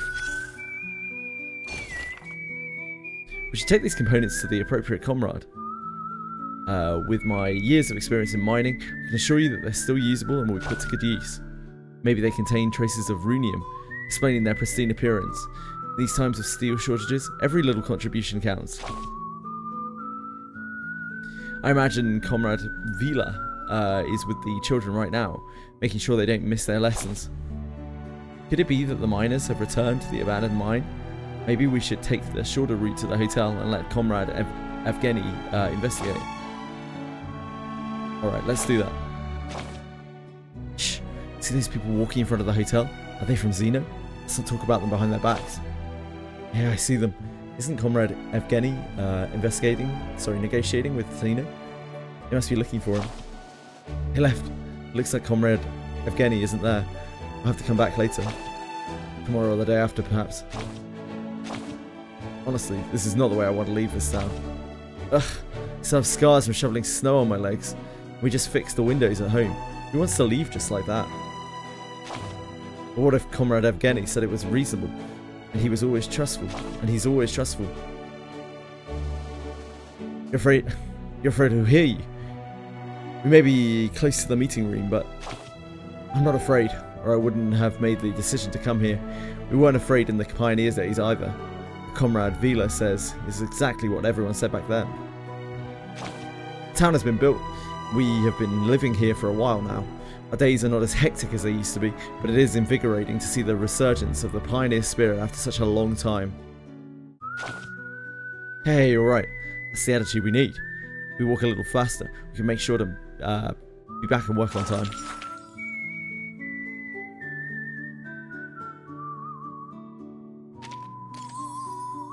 Ooh, grassroots.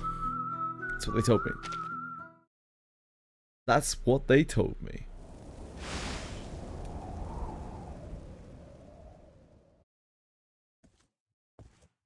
It's what, 1, 2, 3, 4, 5 more chapters.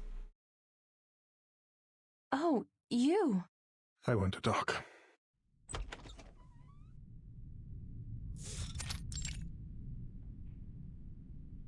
I was just about to look for you, Comrade Evgeny. I've found more details. Here.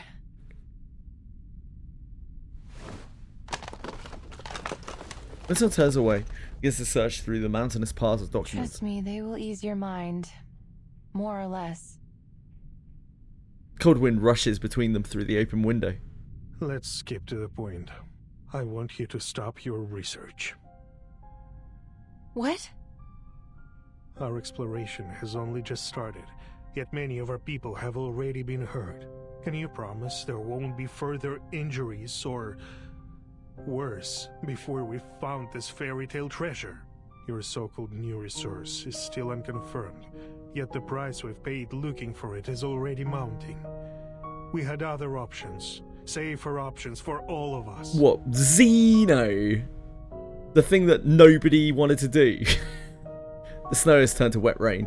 It smashes up from the windowsill and onto her as they speak. We just need to be better prepared. We will arm ourselves with more knowledge for next time. I know what you're after here. The study of ley lines, right? The people here may be enthusiastic, but they are only laymen.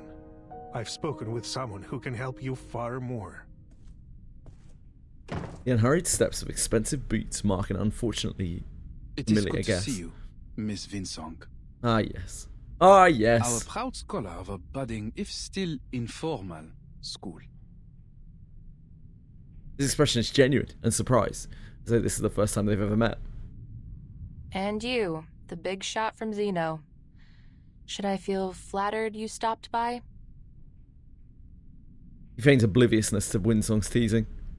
I read your files, as Mr. Evgeny suggested.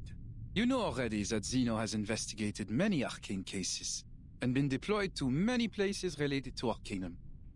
But we have never met anyone quite as obsessive in their study as you are. What now? Have the big shots decided they are going to trust my studies? Bertolt smiles. He always smiles, ringing with all the joy of a crocodile. Well, while I might admire your perseverance myself, no, they're not convinced. We just wonder what you and your school have gained from this long journey. He looks past her, assessing the mounds of scattered papers. Enough with the crap. As you wish. First, I believe you owe Comrade Evgeny some thanks. Mm-hmm. Huh? A fresh letter of recommendation is handed to Winsong. The less than satisfactory results from your study may not have earned this letter from Zeno. But Comrade Evgeny insisted on us offering it to you. Once you have our recommendation, you will be able to communicate with all the renowned scholars in our lab. Your long wait for recognition will be over. A once-in-a-lifetime opportunity. His tone is calm. His victory is assured. All I ask is, stop this farce. Wow, I am Uh-oh. so grateful. I think I might cry. I think she might be being sarcastic. All we have to do is wait for Zeno's grace to be bestowed on us. We should be moved to tears by your mercy, no?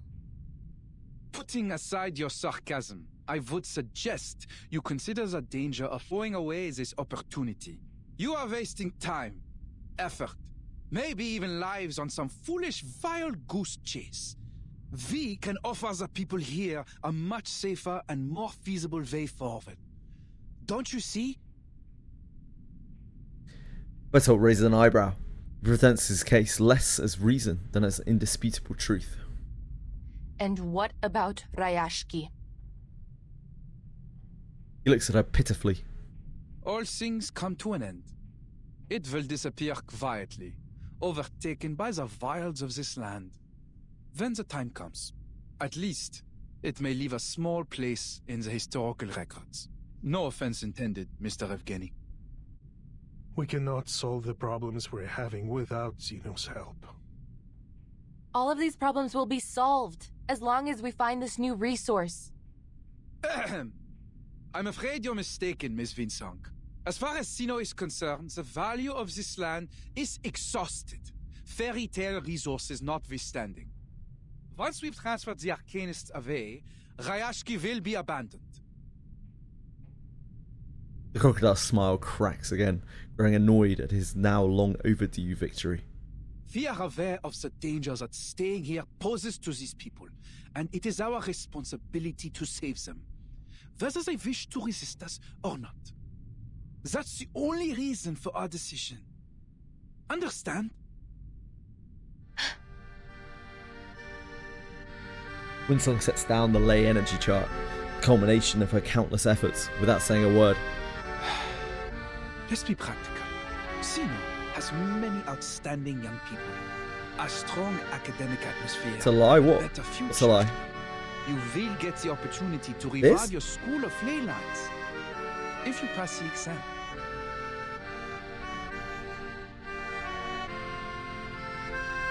We thought it's a lie, Bellicoat.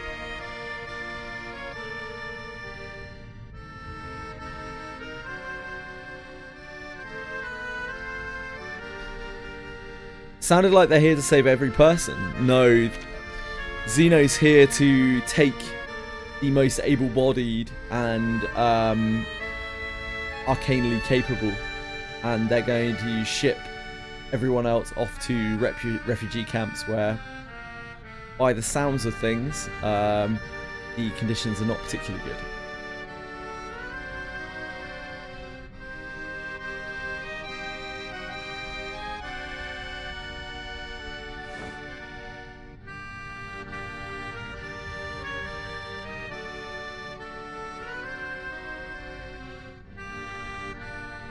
Her fingers press onto the paper, tracing a newly embossed seal. The carrot is sweeter and more fragrant than before. How long ago had she imagined this moment? In dim, stuffy basements, in underpaid editorial offices, under faceless, nameless, scrutinizing gazes. This will be a better choice for all of you. Mr. Bigshot, could you use your rusted brain to think of a more noble reason than consumerism and elitism? Do you really think our desire for a better life is the only reason why we refuse to leave? You used ordinary people as a stepping stone to power and privilege. And even now you take our sacrifices for granted. Reality is cruel. Not you, not Rayashki, and not even Zeno can save everyone. You will have to deal with that. You should take what is to come as an inevitable optimization of our society's development. I know. Life may still get harder even if we find this new resource. So what? The defiance in her voice reignites her long-lost courage. Your brand of elitism may have invaded every corner of the world, but not this town. Not yet. I see. Most scholars like you hold the same naivete. They refuse to leave any of their comrades behind, even if the price is their own future. She whipped it out, she did indeed. What we would sacrifice ourselves for is not the study of ley lines or any other personal goals, but our dream to thrive together, to live in a bright future we all can share. As for this... She scrunched up his gaudy recommendation. I don't need it. A leper never changes its spots. Bertold leaves his final words hanging in the room, departing without looking back. The crumpled letter rolls out of the window. It lands in the snow, slowly being covered until there's no trace of it left. Things get better? Winsong, too preoccupied to care, slumps back in her chair, gulping in the crisp air of her new world. I envy your innocence, Miss Windsor. Oop. For many years, I believed that our mission was to change the world. But when I looked up, the gate to the new world was already closed.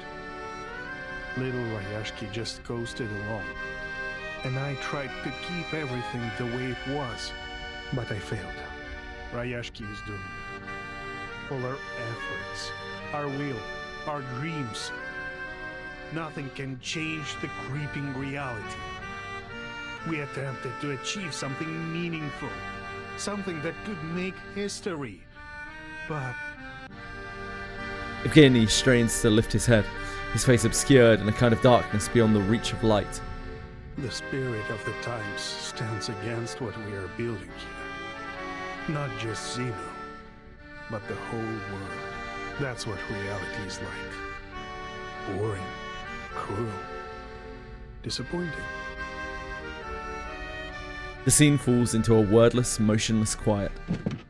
After a long time, Winsong rises. She has shed all other burdens. The tantalizing carrot is gone. You are too pessimistic, Comrade Yevgeny. Zeno has tried to recruit me several times. Do you know what I've learned from all their efforts? They don't want us to explore that mine. They belittled our efforts, offered pity for Rayashki, and then planned out a promising future for us. Yet they didn't give us a hand, even when our people were injured or died. Do you really think they are so eager to stop us just because they don't want any more sacrifices? Of course not, my friend. A lesson I learned from living in their society. Never do what your enemies want you to do. She grasps his shoulder, giving it a shake to pull him up to his senses. Zeno is afraid of us. They are afraid that we may discover a new kindling to relight our fire. That we may burn so brightly that we grow out from their control to create our own future.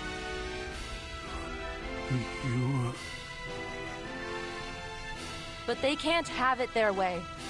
Rayashki belongs to us, as does the future. Faint flickers of that fire seem to be there, somewhere in the man before her. Evgeny looks up with a complex expression. I will give it some thought, Miss Comrade Winsor. She's won him over. The rousing speech of camaraderie. You love to see it.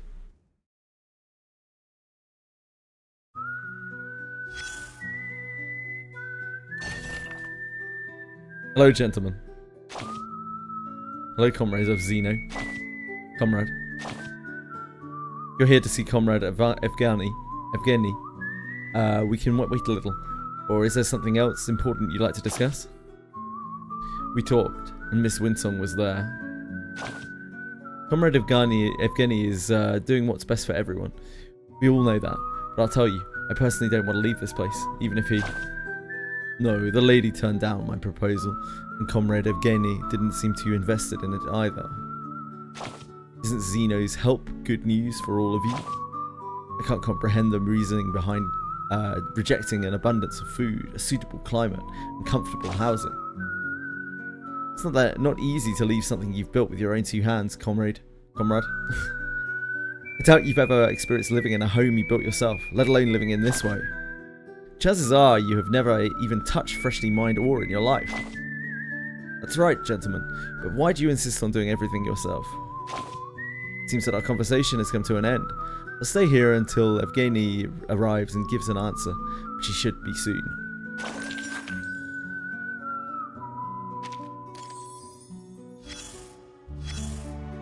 What's going on up here?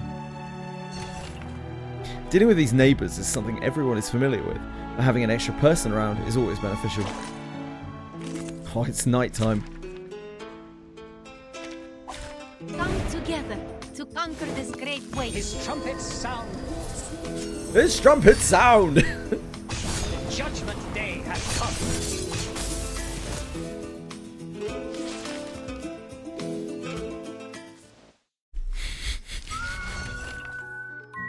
Snow covers all, including your grumpy neighbours.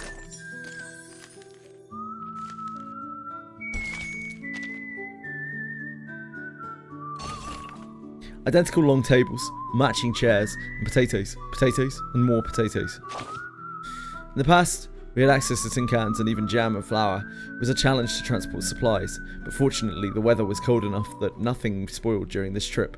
Time was not an issue in those days. We had an abundance of it. The little ones used to come and ask for Alenka. While we couldn't indulge their every whim, a treat now and then was fine. Being too strict does no one any good. Had I known the true value of Alenka, I would have been more careful about giving it away. Maybe I could have kept a few. Oh well, too late to regret now. At first, we gathered around a single table to portion out the canned food, meticulously sopping up every last drop of broth. But now there are more tables, but a lot less variety to our meals. It's not like we can go hunting for critters to supplement our meals. Why can't people live off ore like they do? I have an urge to give a detailed account of my past and present experiences because Rayashki is exceptional. It's the most remarkable town I've encountered, although my travels have been limited. But I'm worried that it will one day disappear. That's for sure. If Comrade Evgeny agrees to Zeno's proposal, this place will soon be a land of snow again. The factories, the machines, everything will be covered in snow, just as it was when we first arrived. I have to remember to write down all the details in case the kids ask me. I want to be able to tell them about everything that disappeared. Of course, it's not going to be written down in any textbooks. There are countless unsung heroes in Rayashki, a place filled with ordinary people just trying to make ends meet. That's the reality of our lives here.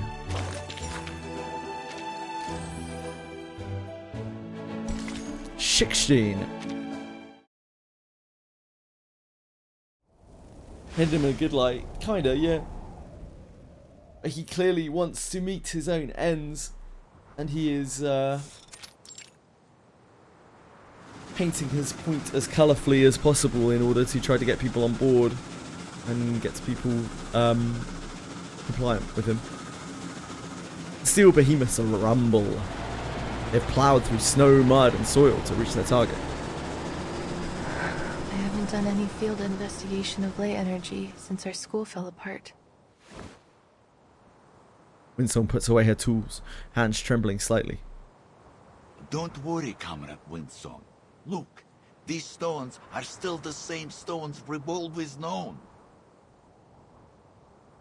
He catches the worry in Winsong's expression. And don't be afraid to fail. My father told me that failure is just success and progress. Even if we cannot find this new resource or save our Rayashki, we've come back here together and worked for our common goal. We have nothing to complain about.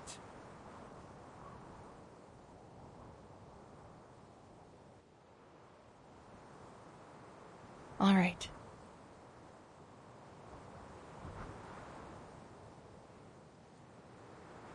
Whatever the result, we thank you for your efforts.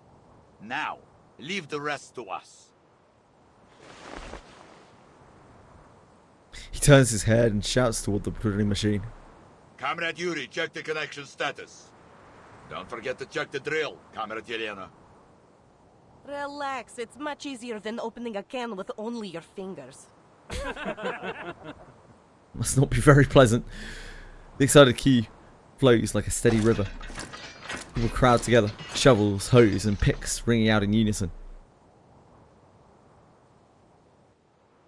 Magnificent drilling machines emerge up from the snow. They roar as their drills pierce the earth. The stubborn, frozen soil does nothing to hinder their progress. A resonance is a sound that echoes in Winsong's ears, a sound of impassioned unity, of purpose and vision. This place is like the square, like their public canteen, like their factory, like every corner of Rayashki.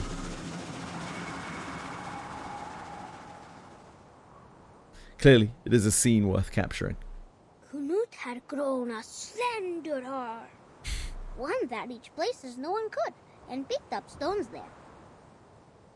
They are not like the soft, transparent stones from the sky. These are hard, as chocolate. I think they are good stuff, too. Villa said we could make them into guns and houses to help the town. But maybe we will irritate the owner of the stones? The busy adults pay no heed to the child's mutterings. They gather around the newly collected core samples. Am I right that this sample is from 100 meters underground? Yes. Usually we don't need to reach that deep to find runium ore. Relax, comrades. At least it proves there is something new under Rayashki. I have been a miner for 40 years, and one thing I know for sure is this. This is not bedrock. It's a Kikituk's hair. Winsong carefully scrapes the colourful powder from the rocks, places it onto the test tube. The black marks are the new resource we're looking for. The red-brown ones are the Kikituks, and the bright yellow ones are their mineral-eating relatives, the Hoituks. The machine will show us the stability of the ley energy in a minute.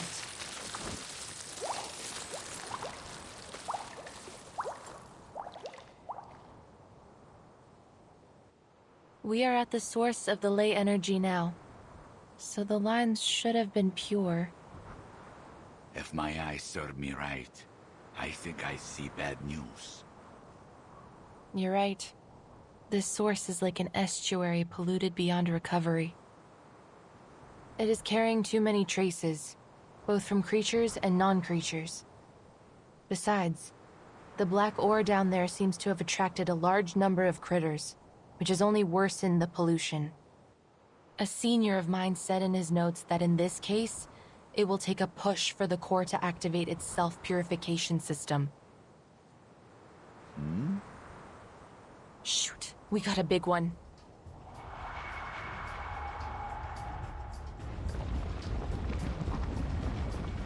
Waves!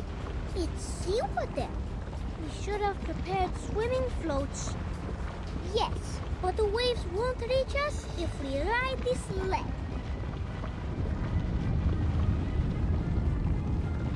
There's a slight hum from the vibration. If The ley energy materializes, put in a 7.62 centimeter sea serpent bone, 3 drops of common vervain sap, and 20 milligrams of snail sawfish embryo. The emergency ley energy handling guidelines trial booklet in her hand is thrown to the ground and stamped aggressively. Coloured slime continues to ooze out, no longer a mere note in her reference materials, but an observable substance.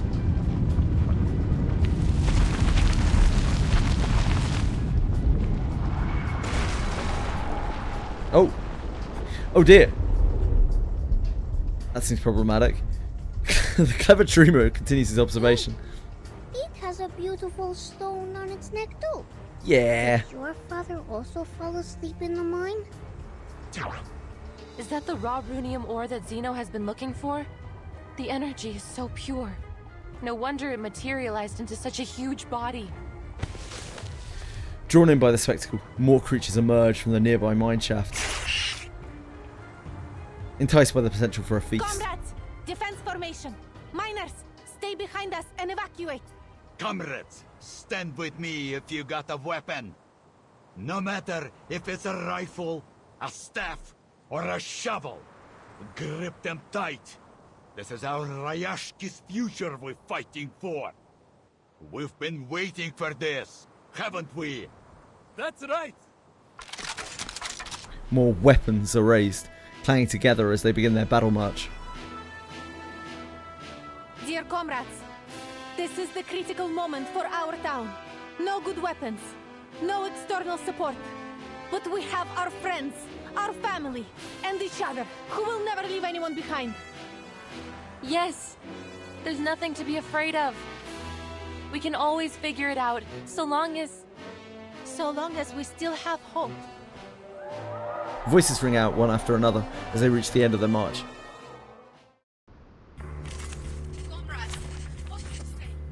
Shall we solve the problem with the strength of our own hands and That's cool. The echoing. No matter what. Yeah, we'll see if Knight can solo it. Always gonna see if Knight can solo it.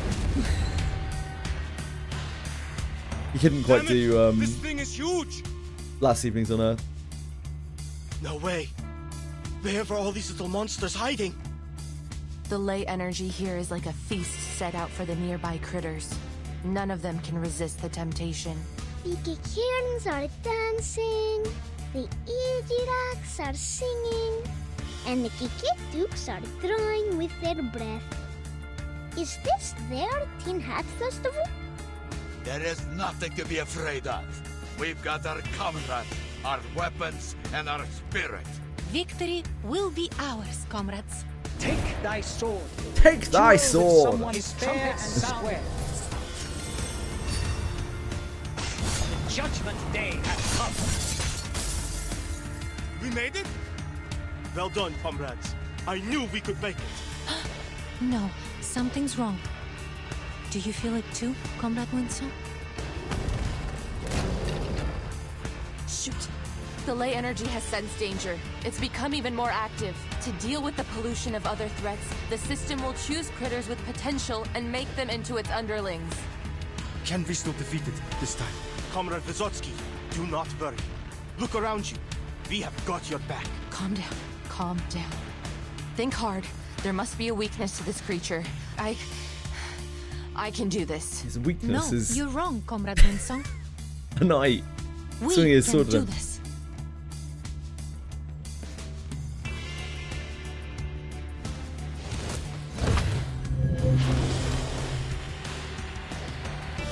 His trumpet sound.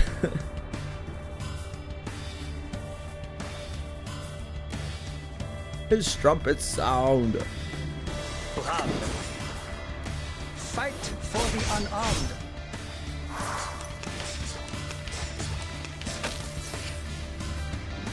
Nice move.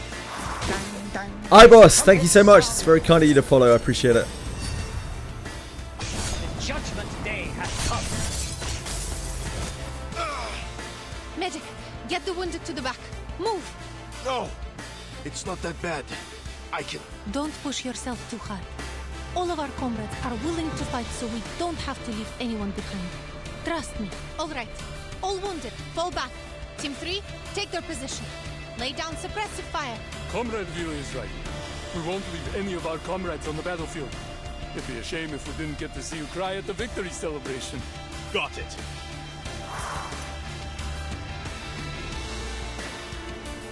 Merci. Fight for the unarmed. Nice move. Dang, dang. His trumpets sound. The Judgment Day has come.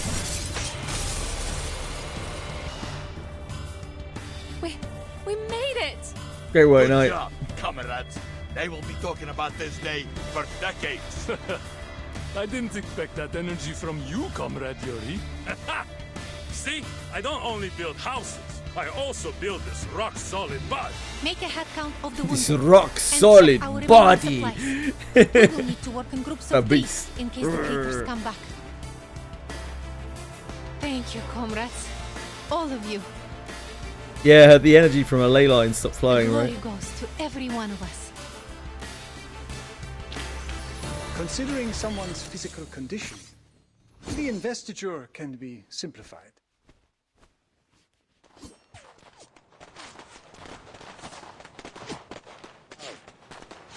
The nosy critters have all disappeared. The strange entity has slumped down. The gathered warriors are exhausted, but alive. Did we make it? After we drove the critters away, the self-purification system began to run slower. Haha! Time to go all out. Let's go, comrades. For a brighter future!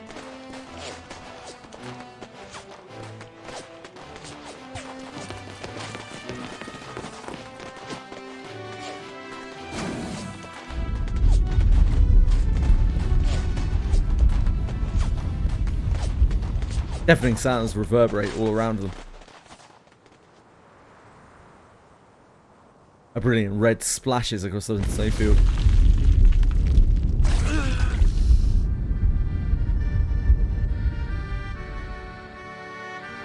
Comrade Yuri! Get a few more comrades here! We need to move him to the back! Many comrades are wounded, blood soaking their arms. Their hearts have not faltered. Never retreat, never surrender. Its energy has not run out yet. What on earth? It's the ore. Don't tell me it's still powering this thing. I see. So we just break that stone and it's over, right? Yes, theoretically. Winsong's voice wavers as she catches her breath. Leave it to me. I'm the marksman here. Just need to get a little closer. A little closer. Comrade Adrian, Comrade Daniel, and I will go with you. There may be something we can do. Okay. Comrades, watch out!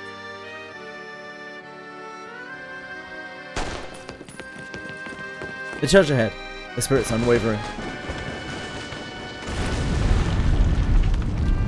No! Fall back! Fall back!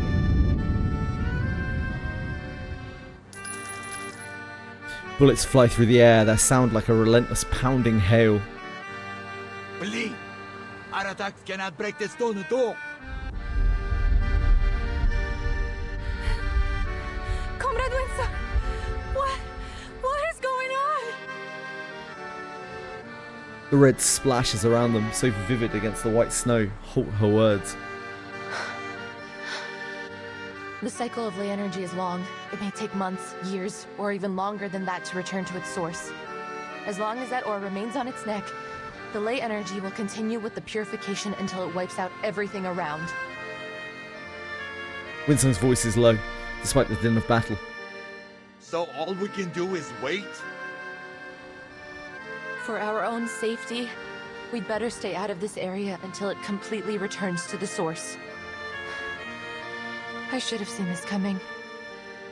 I'm so sorry. Yeah, Bellico. Surrounded by fallen comrades and dark red streaks, Windsong attempts to conceal the fear in her voice. The wind rises, sharp and howling. Comrade Patrick, Comrade Nikita, you're not down yet, right? Anyone else? We still got the digger, the crane, and our own strength. Let's try harder. It's nothing more than a stupid stone. We can do this. That's our last chance. Rough hands stubbornly rise once more, defying the cold wind and danger. Trickles of blood seep down their arms from cuts and wounds. Warm words cover them like a bandage, offering some solace to the pain. Stop the senseless sacrifice, Comrade Knut. It's pointless to keep going. But to save Rayashki is also your dream, no? Our little one from afar swore she would unite all of us, no matter who we are or where we're from. We must keep all that in our minds. How can we give up now? The massive creature stands unmoving, like an unyielding mountain. I'm so happy I came here and made friends with all of you, comrades. You each have a kind heart and a strong will. Before I met you, my dream was only a joke to the other Salki. But you've shown me it isn't unreachable. Now it feels so real and heartwarming. Sometimes I almost forget that you see the fins and scales on my body. That's why I don't want you to sacrifice yourself for nothing. I don't want to lose you. The smile is a ray of light, fucking ray of light, breaking through the clouds. I can never look at that phrase ever again in the same way. That's why we're fighting to save Rayashki, right? Sure. These swans have lost their feathers. Are we still able to reach the sky? Snow begins to fall again, as if casting a veil over the dead, over Rayashki. Roar of the wind grows, but there is something else groaning with it. Clouds are pushed aside, and a distorted voice calls out from above. I must thank you, Comrade Windsong. You've rekindled something in me, in us, in hope, just as you promised. I will tell you that I read some papers on your ley lines after that night. It holds some great ideas, I admit. You and Rayashki deserve a better future.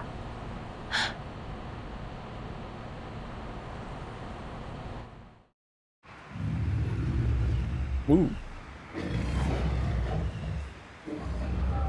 Now look at this big boy. Wow! Sea swallow, our brave friend. Comrades, I want you to know, I recommended you to Zeno only because I was worried for your future. I did not want you to be stuck in a dying town. Comrade Yevgeny? And it gives me pain to see how brave and determined you all have been. I won't let any of you die here. Yevgeny, what are you doing? The sad thing is, I took a very different path long ago. But what does it matter now? Rayashki is proud of you. I am proud of you. You will continue to build the new world of your dreams. Our dream, no matter where or when. I will always be there with you. Seize the opportunity. Vila, Windsong, my comrades!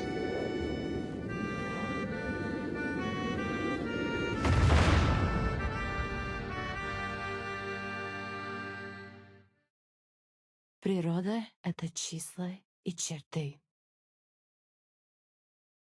Aww. It was very tastefully done there as well. The trails of the old machines wore deep into the frozen ground, forming a raised pathway that led up and away from the scene.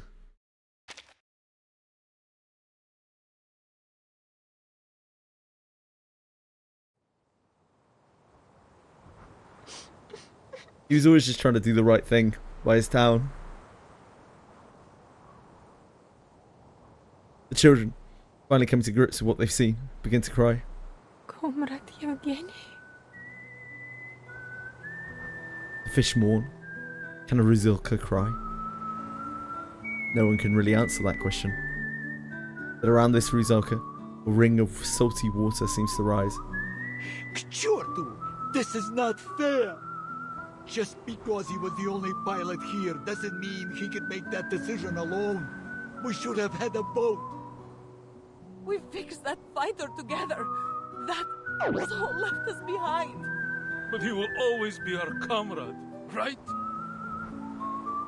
Time appears to stand still, as all present stand unmoving, unspeaking, until one, and then many, trembling hands rise triumphantly into the sky.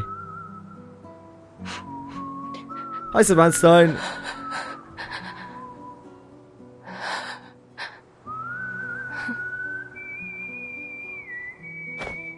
To Comrade Yevgeny, salute! But where is the sea swallow? He flew into the future, child. The future will all reach one day.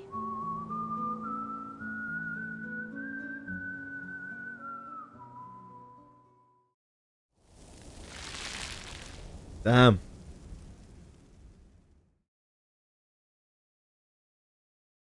How many episodes do we have left on here? 3.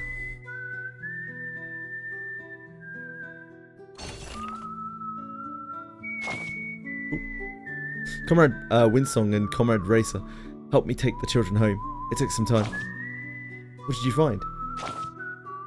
Comrade Evgeny once mentioned that he kept some things in the cabinet in his meeting room. He said to take them out when the time was right. Here, this is all of it.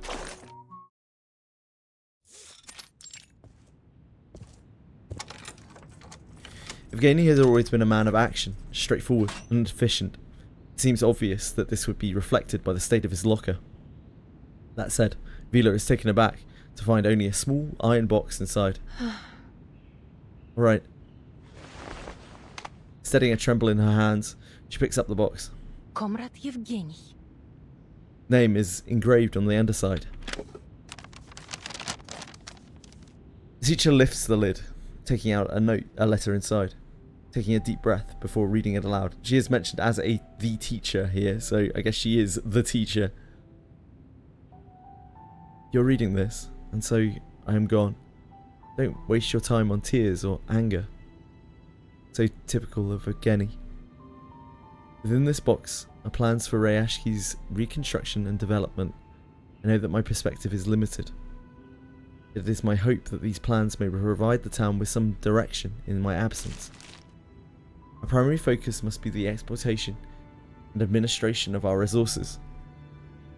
I've listed those I consider most feasible to pursue, their potential trade value, as well as listing any necessary precautions. Once our future is secure, look to the maintenance of the town's infrastructure and, if possible, bolster security, starting with regular patrols at locations frequented by critters. Another thing, I spent some time collecting scraps and spare components of runium left over from the factories. You'll find them in this box. I made some further notes, and before all this seemed inevitable, you'll find them detailed in my work journal on my desk. I know that many among you will never trust them, but please do not discount the possibility of cooperating with Zeno. Remember, our priority must be survival. I wish for all of you great things, victory in our coming trials. Know that I salute you, each and every comrade. For Rayashki, our future. Evgeny. The letter ends there. Even in a letter, he is as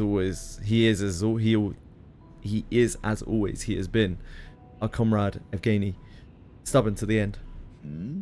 It was a fool's hope that he'd show a little heart. No, it's not like him. You're wrong, Canute. This was his heart. Comrade Evgeny always put his town first. But then perhaps he had too much to say, and certainly there was not enough time. Come on, let's pull ourselves back together. We need to retrieve his journal. I will share this letter with the others later. Comrade Evgeny was right. We must start making plans for Rayashki's future. One careful fold after another. Vila places the letter back into the box and closes the lid. Come on, comrade. Okay, once we're done though, let's head to the cliffside and give that stubborn bastard an earful. Speaking of, now that we're getting steady shipments again, we might bring out some vodka for him too. Vodka.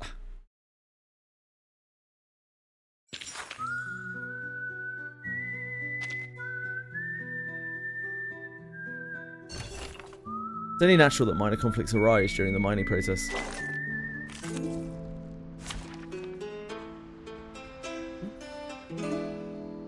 She needs to clean her paintbrushes, does she?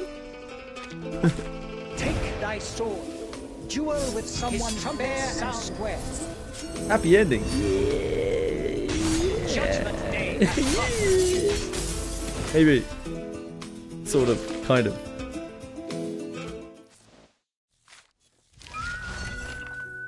Familiar neighbours reluctantly back away from the orc.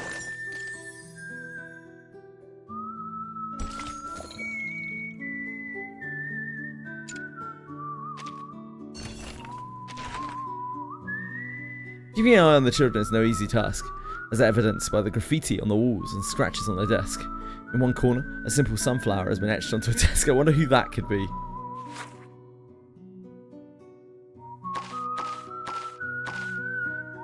Could be anyone.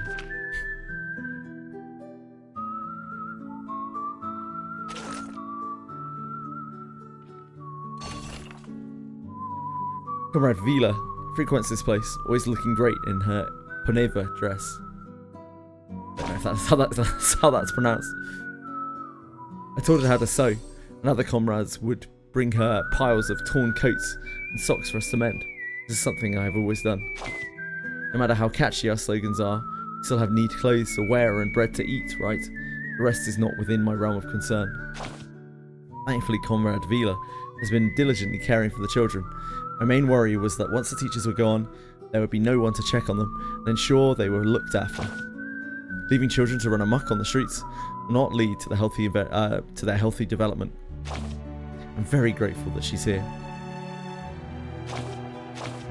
This place has become a second home to me, despite the challenges and endless tasks. I feel content knowing that our efforts benefit our fellow comrades. The experience is priceless to me. Anyone who has ever sat at a long table, sharing butter and conversation with people from different countries and working together to form friendships would understand the value of this way of life. It has a powerful effect, my friend. It reminds me of dark bread, rough but filling. Whether it is Comrade Vila or Comrade Evgeny, I trust in their abilities. This town will not simply disappear. Rayashki will always be here, steadfast and unwavering.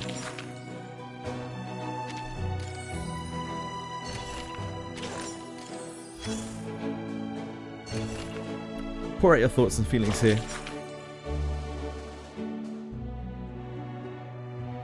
Miners, covered in a layer of dust and wielding their picks, hurry over as others join them after washing off their bandages.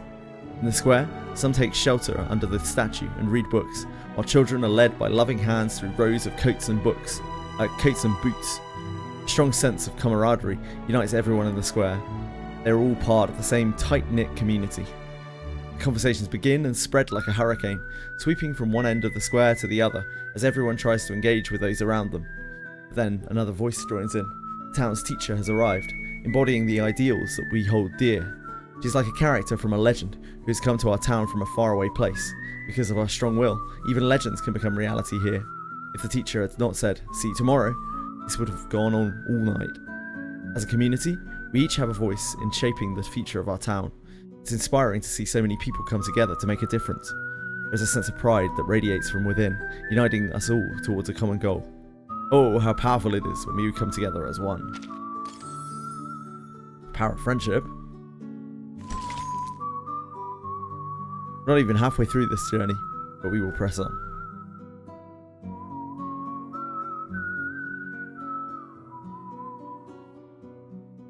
Just 1 second, folks. I apologise.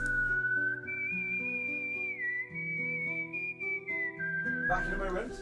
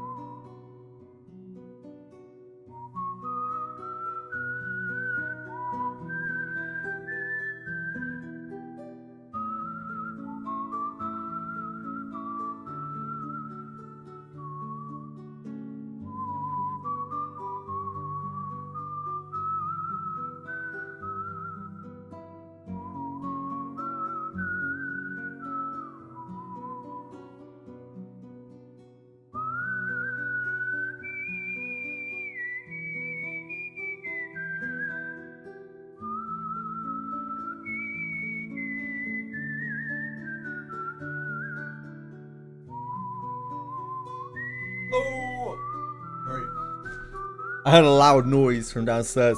One of the cats had knocked over some stuff, unsurprisingly.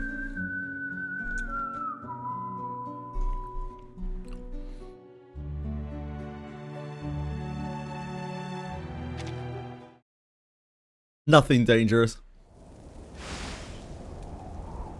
When did Katakuri arrive on Kick? Hello, Katakuri on Twitch. Holy moly. Kick popping off. The unsupported ley energy returns to the earth. Have a bit of time today, so I'm trying Limbus. Problem is, for a guy who finds it hard to consume media in other language, it's a very story-focused game. I'm having fun watching the fights for now, but I don't think I can stick with it. That's understandable. The soil is smoothed out. A canvas for a new painting. Take heart, comrades. Everything he did was for Rayashki. We shared the same dream, didn't we? To do all we can for the good of the people. She faces toward the silent cliffs. Reporting. Drilling rig clear. Ready for new exploration. He stomps firmly on the ground beneath his feet. That's the spirit. We must keep going. Only period. Yuri, start the machines. On it! A loud call resounds, and the huge drill churns once more. The steel behemoths roar, the sound covering up the sorrow and the gloom of the moment.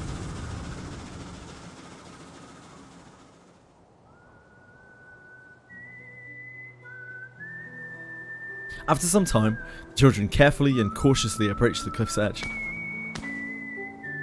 August bends down, placing his sunflower on the edge as tenderly as a mother tucks in their child. Take this. It's my best friend. Aww. I think it will be glad to have another best friend. I will become a great hero like you. It's a promise. A man's promise. Well, why are your feathers wet, Piotr? You have water on your face, Miss Winson. Can kids still cry after they grow up? I should have known. The abnormal fluctuation of the ley energy and how much of an attraction it is to the critters. I should have noticed they were different from my theory. Her words are met by murmurs, but a familiar hand wraps hers gently. This experience will be valuable for the study of ley lines, won't it? Take it in and make something of it. I am sure it will be of more help in the future. You're not only doing I can't win rate much in that game, Sebastian. But for those who sacrificed for all of us. We found it! This must be the new resource.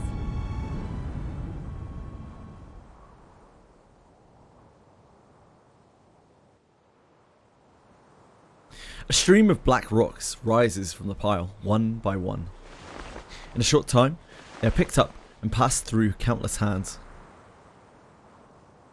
The air is thick with black dust and covers coats, gloves, boots, and faces. Coal!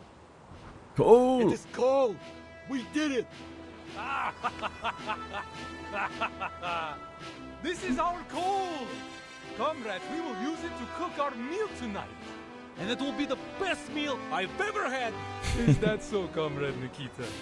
You got a problem with food, huh? I made a rough estimate. The resource here should last hundreds of years.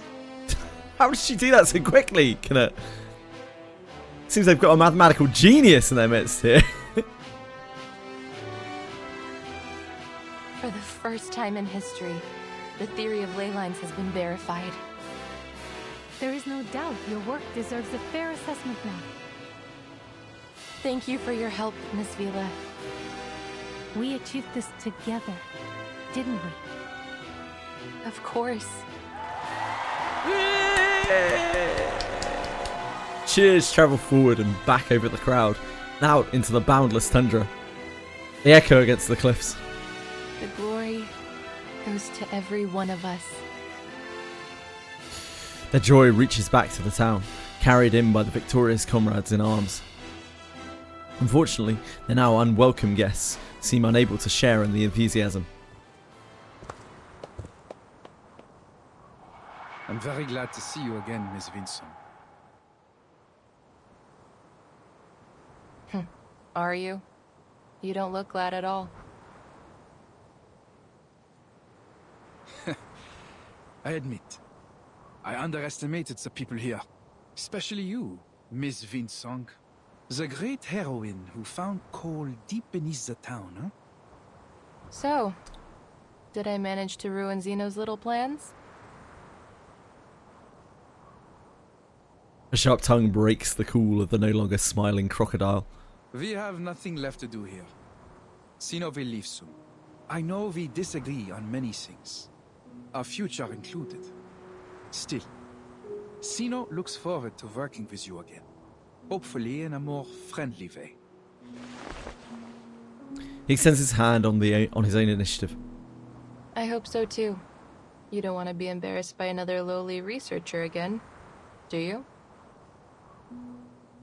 Bertolt's hand awkwardly hangs in the air, unanswered. Goodbye, Miss Vinsong. Wait! I have one last question. Hi, Sullivan! Yes, it's all in Korean, Sebastian, the voice acting in Limbus. Please, I'm at your service. Zeno confirmed the existence of Hoytuks in Rayashki months ago, but you just took care of them without letting anyone know. You already knew there would be a large reserve of coal here, didn't you? He actually just did a court emote. He was like... He shrugs and leaves without another word.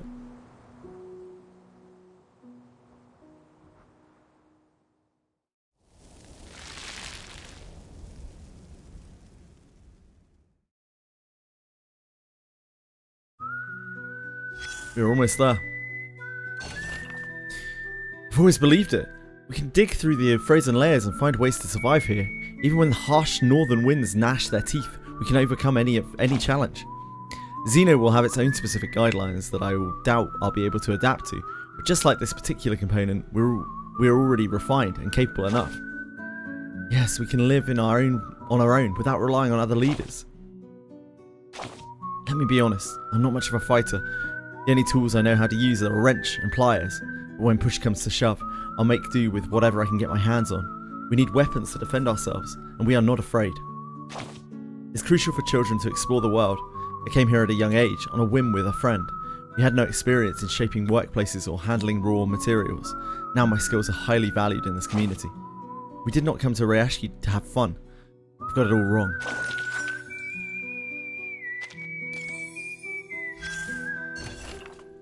After people leave, new inhabitants arrive.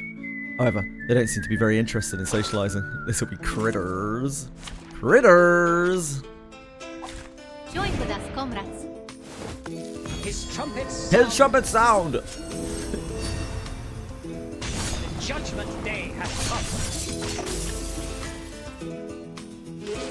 It's 5 for me, Sullivan.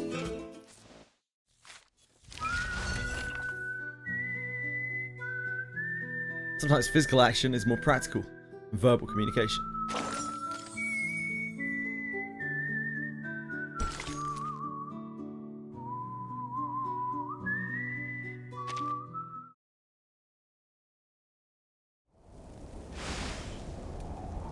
Hello, Rayashki.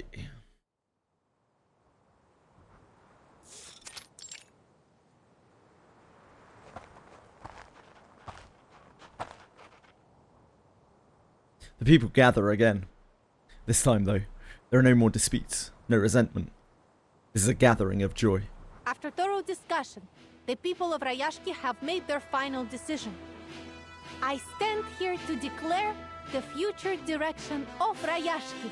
As of today, Rayashki will be no longer affiliated with any organizations, and all factories dedicated to processing of runium ore will be shut down. What are we going to do for work, Sam? I don't want to sit around at home living on benefits. There will be many things to do, Comrade Valeria.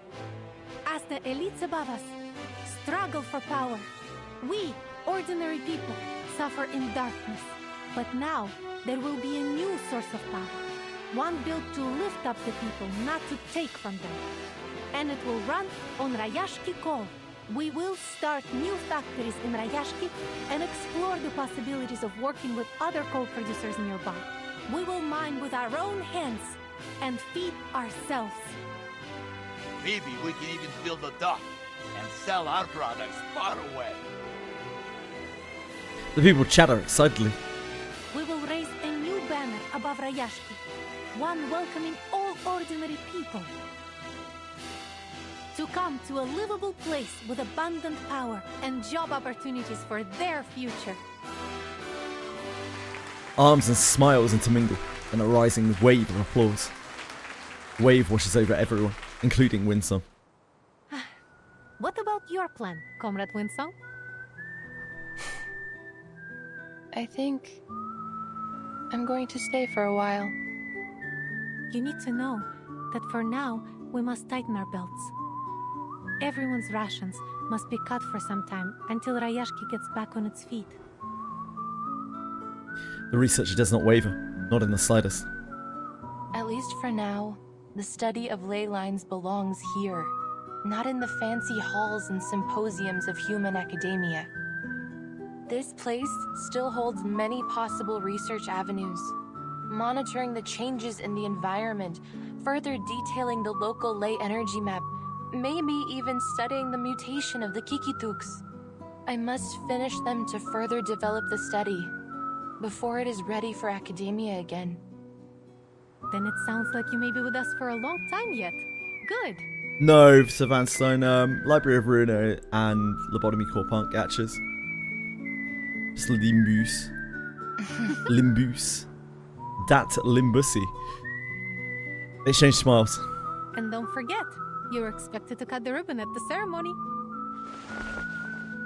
An enthusiastic hand reaches out to Winsong once more.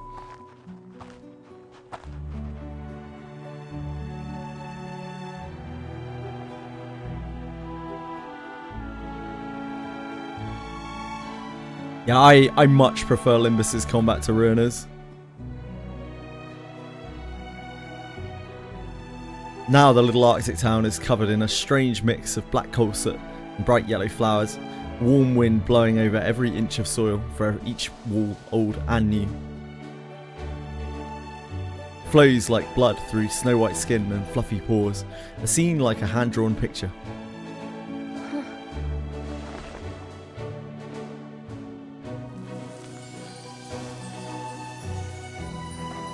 Winsong walks alone through the town, feeling the energy of the earth beneath her. Townsfolk pass her. They nod and greet her with hopeful smiles. Miss Winsong, I want to apologize for being rude to you during class. I'll bring you some friendship cheese next time to apologize. I promise. You will always be our comrade. Hats off to you. In the distance, children cluster around a vibrant field of sunflowers. Miss Winsong, I think we performed very well at the ceremony. The boy, bright as any other sunflower, waves to her as he hops joyfully in the snow. Will you come teach us again? We want to learn more too. Same here. Dun, dun, dun, dun, dun, dun, dun, dun, dun, dun, dun, dun. Da, da, da, da, da, da, da, da, da. Da, da, da, da, da, da, da, da, da. Da, da, da, da, da, da, da. Nice, Afgus. Miss Winsong, the sunflowers we planted are blooming. We protected the town.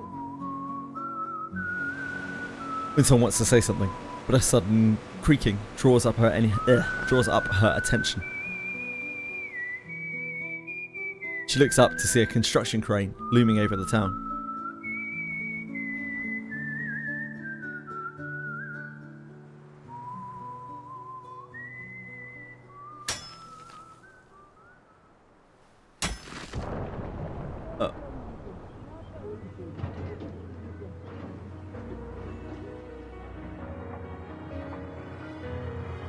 New coal refinery, a school, a hockey field, the dormitories. In the boundless future ahead for Rayashki, these buildings will be like speckled grains of sand cast over the tundra.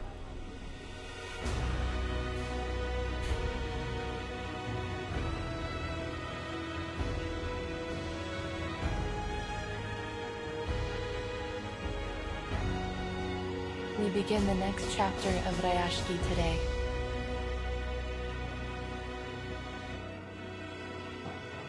I'm so glad we will build it together.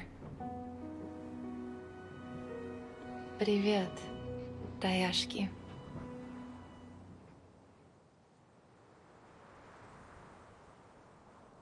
Cute.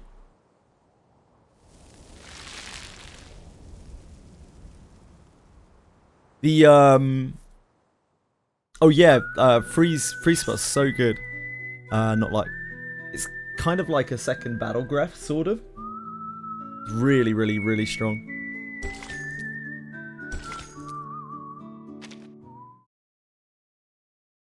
Oh, did I just play the same thing? I'm pretty sure I did. I did.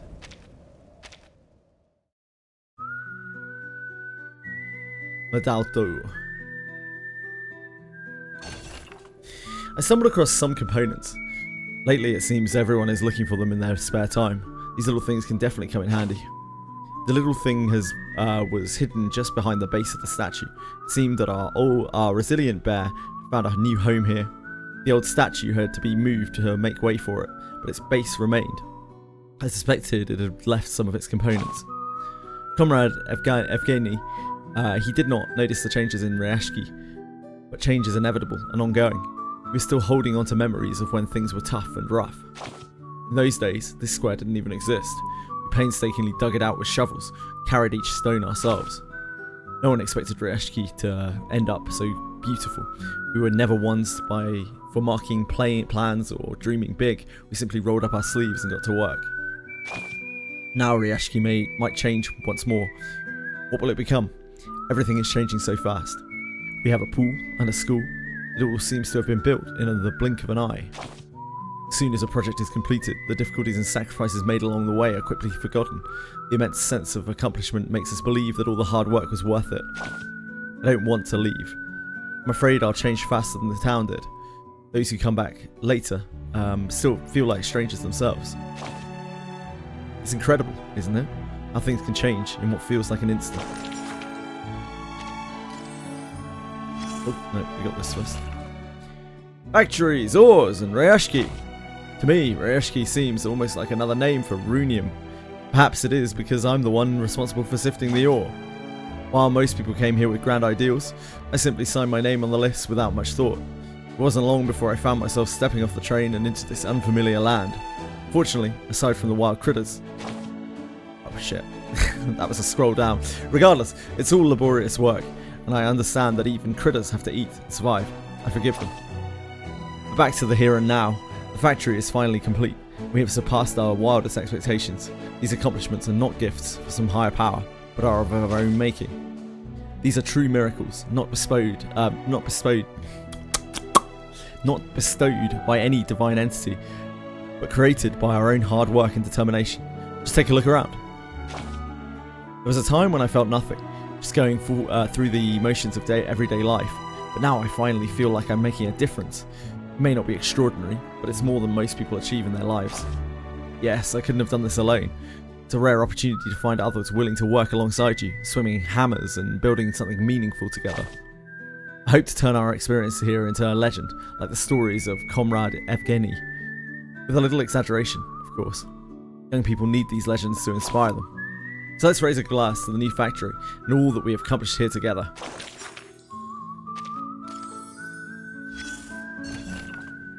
I believe we are resilient and strong. I have no doubt that you are too.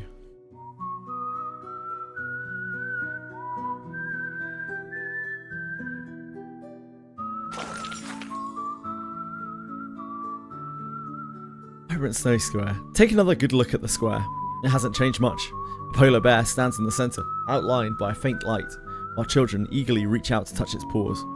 The snow dusts the bear's head, giving it a serene quality that contrasts with the lively setting. Flowers bloom amidst the white snow, covering most of the stones on the ground. The bear appears to be at peace against the mustard yellow background. This is an important piece of Rayashki, as a town kitchen cannot accommodate such a large number of people. It is often used for public discussions and will continue to serve that purpose. Recently, it was decided to allow children to venture outside and explore the world beyond. The road leading there is bathed in sunlight, decorated with red ribbons that sway in the gentle breeze from the trees. People find familiar images here that evoke nostalgia and memories of past lives, yet those who come here rarely speak of their homeland. This is the true essence of Rayashki. Everything they hoped to see in their homeland but never did. It's like the distant horizon that Rizalka dreams of as she braves the icy waters, or the intricate illustrations created by travelling lay hunters, or even the homes of Foundation visitors who have long since disappeared. It's what previous generations promised the next, a glimpse of their idealised homeland. The more impossible an ideal seems, the stronger it becomes, unbreakable in its perceived perception. Despite this, there is still so much to strive for and achieve in life.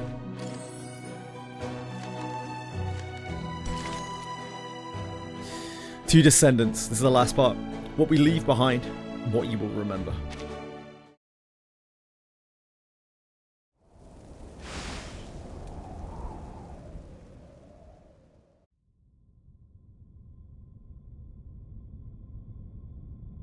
The river of time has moved swiftly in the passing months. Rayashki is bustling with the sounds of a busy and hopeful community. Crowds of people, lively and spirited, weave to and fro.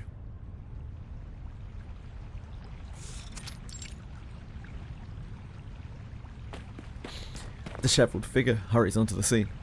Oh, thank goodness. I was hoping you'd be here. Oh, is this a bad time? Oh wow, she's super scaly. No, it's alright. Have a seat. She's super scaly. I'm not a pure Rusalka. As you can see, I must get in touch with water every once in a while to replenish my power from the ocean. Hello, Comrade Vila. It's been a while, Comrade Winsong. They say you're working hard in the mine, and the study of ley lines is getting popular among the workers. They have helped a lot. She was out. My Yeah, research she on the environment wouldn't have gone nearly so smoothly without them. It's given a second life to my studies, and it is growing so well. It has even gained some recognition beyond Rayashki. I'm truly happy that I came here. She's a half Rusalka. She's like a water spirit, right? In various different folklores, including Slavic folklore, I believe. I never thought the Comrade Winsong No, would be so bashful she's over like her descended from accomplishments. Rusalkas. She's like a half I thought you half were more Rusalka. stubborn and confident than that. I'm only teasing, Comrade. It's a matter of fact that you're not as fearless as you pretend to be, isn't it? Mermaid kind of in your language, I see. That's why we must all stick together to make up for each other's weaknesses and make Rayashki proud. Sorry, speeches have become an occupational habit. Fine, you got me. But it's not a big deal. Just as you are not quite the gentle and demure school teacher that you appear to be. Are you, comrade? We're even.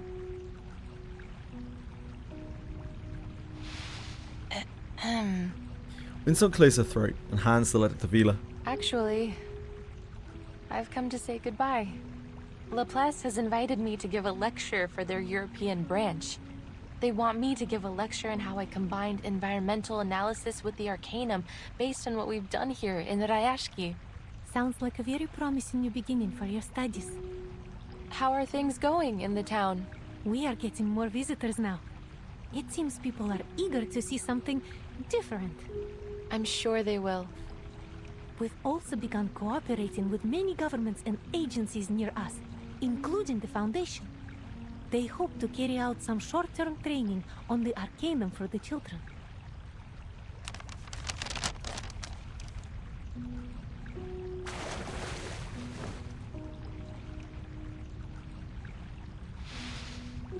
Another letter is passed on.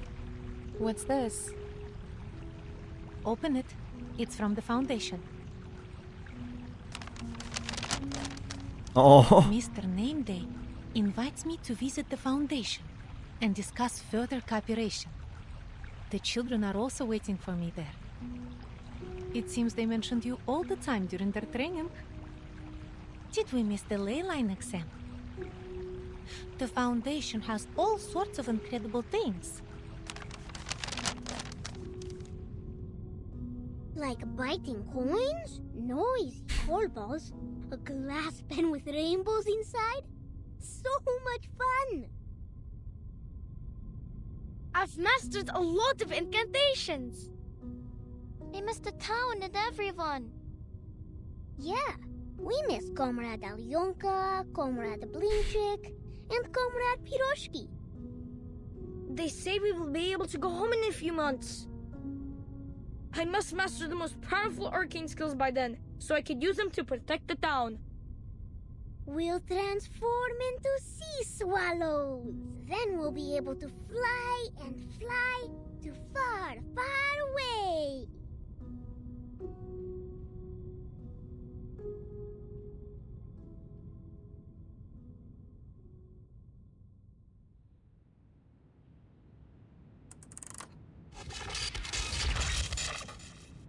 Because Linska University Hospital received a rare case today. The patient's veins irreversibly transformed into electric wires. As of 1800, all arterial, venous, and capillary tissues throughout the patient's body have undergone necrosis. The directors said they would invite more professionals to the consultation to decide on further research direction. This must be a storm, right? Global Variety News has claimed the case may become one of the greatest unsolved mysteries of the era. Must be storm They syndrome. started a new column to analyze possible compatibilities between the patient's new wired veins and different appliances. Please stay tuned for more details. The Flying Carpet Travel Agency is starting a tour around Northern Europe, where you will be able to see the breathtaking Aurora Borealis, pet fluffy kikerns, and even enjoy a flying carpet race. The destination of our tour is Rayashki, a mysterious town, the warmest place in the Arctic Circle, sitting atop many rich veins of coal. When you get there, we suggest that you abide by the town's wishes and work to earn what you need instead of buying it, though this is not an obligation, of course. But why not have a try when you're given the opportunity to experience a new and better lifestyle? Trust me, you won't be disappointed.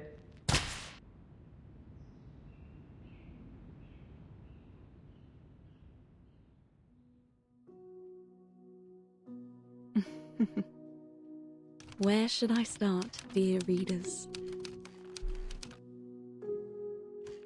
Rayashki is like a sparkling gem embedded into the permafrost, and above lies an eye-catching banner. Perhaps it will draw even more attention in the future.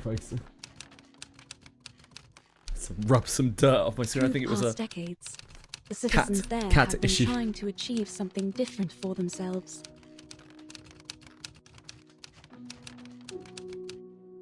A great cause, which may take the work of generations to achieve. But now, they are no longer a nameless town in the far north, nor is their dream a passing fad bound to be forgotten. I sincerely hope all of us will be able to witness its history and its future. That's why I knew I must write down this story, in the hopes that their dream will remain in your heart forever.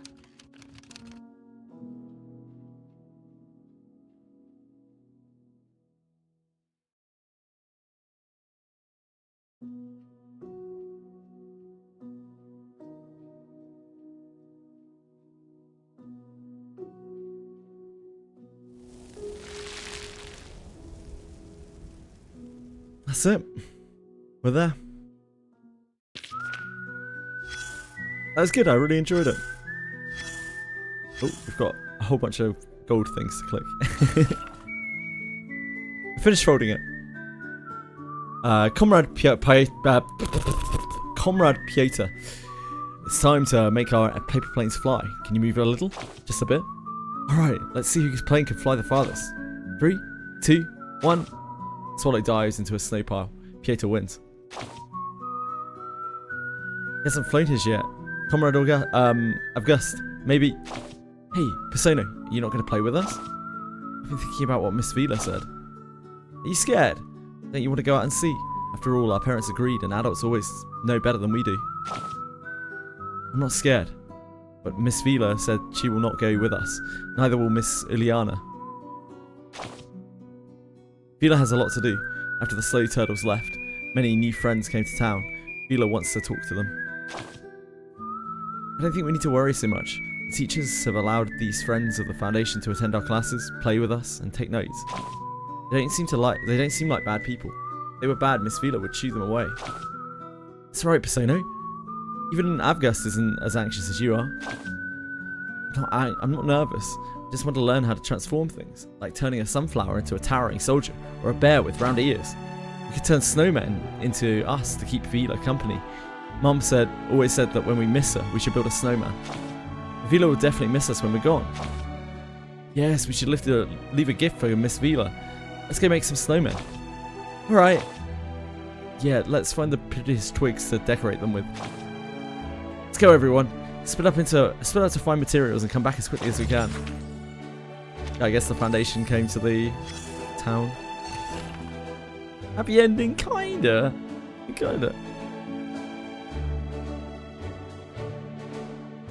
Even when building snowmen, these kids have a keen eye for good materials.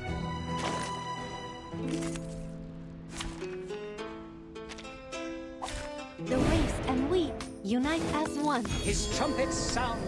So, Vila very clearly has feet there, so I guess she can turn her feet into a tail, and vice versa.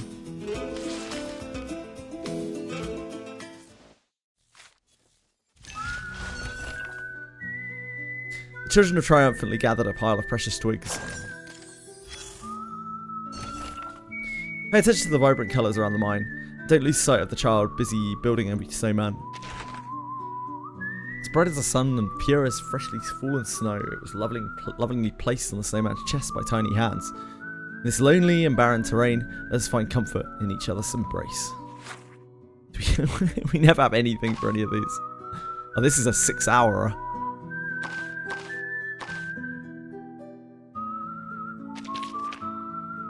Go get them, guys. I'll probably forget to come back and do that. Tiny salt crystals scattered across the ground, faithful companions that can fix any problem. To the town, she is a familiar figure, but to herself, everything is so drastically different. She's used to walking in the snow. Popular fluff floating through Moscow's streets reminds her of Rayashki. It's like snow, but it doesn't make her cheeks turn red or her hands and feet cold. It doesn't melt on her skin, nor can it hide anything. Canned goods, even sausages and fresh meat, are available in stores. One doesn't have to count the days just to exchange for everyday items. The first time she made soup in her new home, it felt surreal. Another vivid memory was when she got off the train, holding her child's hand in fear. Outside the small town in Moscow, there were so many people, all seemingly full of hope. But she boarded the train back to Rayashki anyway. Rayashki hadn't changed too. Oh, Rayashki had changed too. There were faces in the town she didn't recognise, and the statue in the centre of the square had changed. The school was still the same, and the children played games in a small playground. The townspeople's greetings were a bit awkward. No one mentioned her hasty departure as if it was not important, as if anyone could leave at any time and also return whenever they wanted. Snow fell on her hair and collar, turning her fingers and nose red. This was real snow. It's good to see you again, Comrade Ileana. I heard that you've returned. Did you get a chance to go and see the children? They've been going on about you for so long. It's been a while since I've been back at this town. How are the little ones doing? With you watching over them, I'm sure you're doing fine. I'm sure they're doing fine. You've always been such a caring teacher. But there's only so much that one person can do. It would be great to have another comrade to lend a hand. So, will you stay this time, Comrade Ileana? Right, I wanted to talk to you about that. We can take our time to talk. No need to rush. By the way, did little Vazia come with you? Now that our supplies are fully stocked, we can take the children to the square tomorrow for some sketching. It's just me this time, Comrade Vila. Back in Moscow, my thoughts kept returning to Rayashki. Those who have chosen to stay here are incredibly determined and tenacious. They're genuinely sincere and kind, but they are very stubborn in their beliefs. Does that make any sense? In Moscow, you don't have to worry about cold temperatures or lack of resources. If children need pencils, they can simply go to the nearest store and buy them. It sounds like a dream come true. We're doing everything we can to make Rayashki just like that. It was really beautiful, but when I sat next to Vazir's bed, when he was fighting his asthma, with the poplar fuzz in the air, and the children's gravestones and coffins, so tiny and fragile, almost like toys, I could hardly believe they were real. I clung to the hope that life would get better in Moscow. I believed that if I just endured and persevered a little longer, things would turn around. But that was not the way it turned out. My sincerest condolences, Comrade Ileana. It's alright, I brought it up myself. When I was in the house in Moscow, I couldn't stop crying, but eventually I realised that I had to pull myself together and do something. Is it possible for me to reunite with everyone? Looking back, I regret leaving in such a selfish manner. The future is unknown and unpredictable. All we can do is take one step at a time on the path that lies ahead of us. We always have the ability to move forward on this path, with all of us. Oh, that's so sad.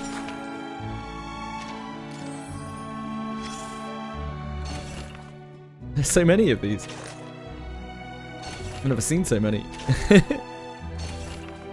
Don't all crowd around us at once, kids. Give us some space so that Miss Ileana, your teacher, can greet you, okay? Hooray! We're super happy to have you teaching again, Miss Ileana. Miss Ileana, there's so many things in this town I can't wait to show you. Me too. I know this town like the back of my hand, and I've got a sneaky shortcut to the mine to show you. Of course, my little bears, my patient little comrades. Here, I received this as a gift from the square, and I want to share it with you. Mila always tells us to share it with others. What a beautiful sunflower. Thank you, Avgus. Say, you seem to be much happier now. I noticed that my mom and everyone else around me are smiling, so I can't help but smile too. You're smiling too, Ileana. Yes, I really missed you all. Oh, don't rub your eyes with your hands, kids. Here's some handkerchiefs for you. It took you kids a long while to come up with that welcome. Don't forget to actually say it to Miss Ileana. Welcome home, Miss Ileana! The welcome and the celebration, all arranged on the same day. Rayashki is slowly gaining momentum again. There's still so much to do. I hope you don't mind. No, not at all. How can I be of help? Just let me know. Would you mind taking care of the children for a while? I have to go check on the port soon. Some friends from the Foundation are coming over from their regular lectures. Please make sure they are held to the same standards as our agreement. And finally, welcome home, Comrade Ileana.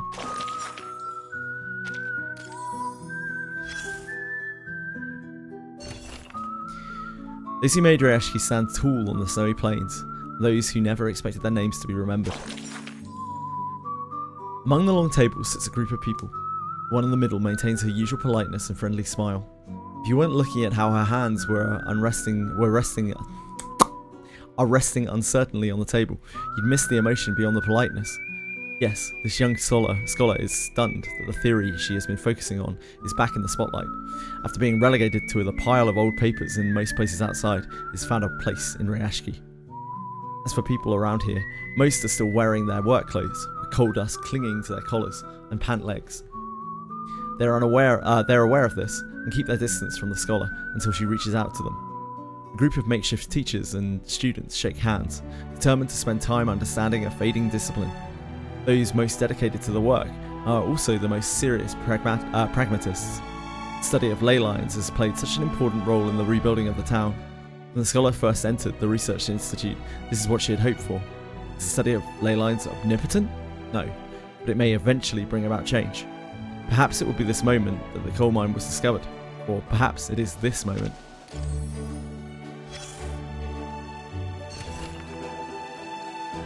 The bigger the occasion, the more preparation is needed. The comrades deserve the well-orchestrated celebration. Up to 2 partners. We definitely don't have any of those.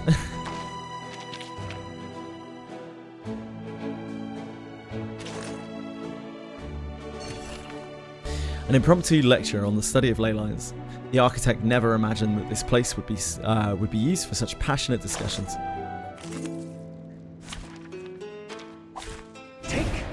Thy sword. Duel with someone fair and square. Judgment Day has come.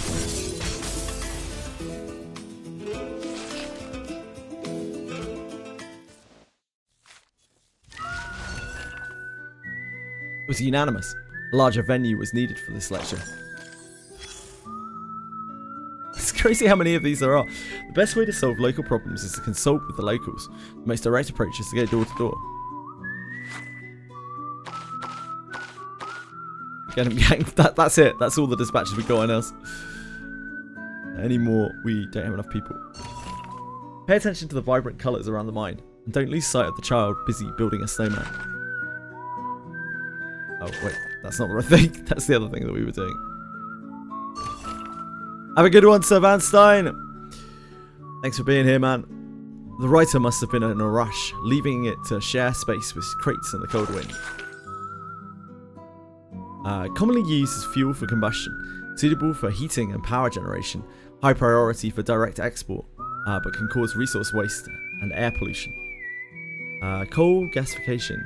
We converted into a clean fuel gas for synthesis. Related technology and facilities are expensive. Consider collaborative production methods. This is different ways that they can use their coal for. Coal ash, produced from boiler combustion, can be recycled for use in road construction. No need for export. Coking coal, important material for iron smelting. Perhaps the ironworks can be rebuilt. In addition, it is reported that there is technology to produce refined coal after it is washed, and there is high demand for refined coal in the south. It should be prioritised. What is the source of this report? Who could have predicted that we would uncover a coal mine, or that we had been to the south? Comrade Evgeny listed more than a dozen common uses and export directions for energy in his letter. We found one that we could use.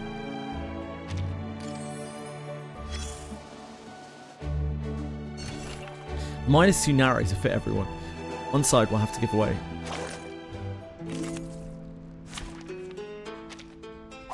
Take thy sword. Duel with someone fair and square. The judgment day. Got new characters? No. Don't think so. Haven't had new characters since... Ulrich? I think? Ulrich and Knight. Anniversary? Is that right? Buddy? Ulrich, Knight and Buddy. Anniversary. Silhouettes of the neighbours disappear into the depths of the mine. Plays a critical role in ensuring personal safety. Part 1, standard training. Must complete safety knowledge training and pass a test before working. Must be familiar with the site survey and operating procedures for the appropriate type of work. Anyone under the age of 16 and over the age of 60 is absolutely prohibited from entering the mine. Unlike in the hinterlands in Wizardry. Part 2, practical operations. Arrive at the site on time for shift changes. 2, check the safety of the site, the quantity and quality of materials. Remove any obstructions that may impede operations. 9. Prepare a written record of the mine's safety conditions prior to shift changes. Regularly update and review the record. Part 3, safety instructions. 1. Must start engines according to standard procedures and perform reverse checks to ensure equipment reliability. 2. If abnormalities occur while operating winches, locomotives or pickup vehicles, stop and investigate immediately. 3. Bring all necessary tools with you before entering the mine. Sharp tools must be carried in protective covers. 19. Fill out the logbook carefully and check it regularly. Appendix. Index of self-manufacturable components at the factory. 17. Cross slides. Process temporarily missing. Comrade Evgeny extracted the method from the book. We have enough raw materials approved for production. II Novikov. It's hard to make, but let's try anyway.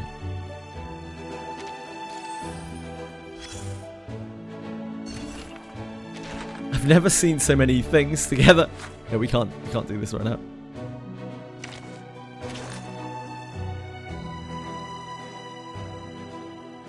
Oh, it's because it's counting the dispatches. That's as much as I can do for now. I'll have to wait until some of our chaps come back.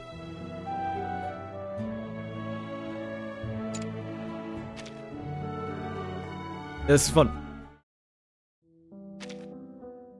I'll quickly crack through my daily stamina. What time is it? We're 6. Holy dispatch. Calling it a Limbus fanatic while having 150 on battle passes already. Yeah, look, not luck. Is a bit of a farmer on Limbus as it turns out. Take thy sword. Duel with someone fair and square. The judgment day hath come. His trumpets sound. The judgment day. Not like corrects you to 160, Bellicote. The investiture can be simplified.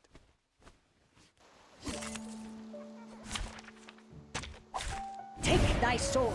I have heard that, Bellicote. Someone fair and square. The judgment day hath come. His trumpets sound. The judgment. Hi, Drumius. How are you? Someone's physical condition.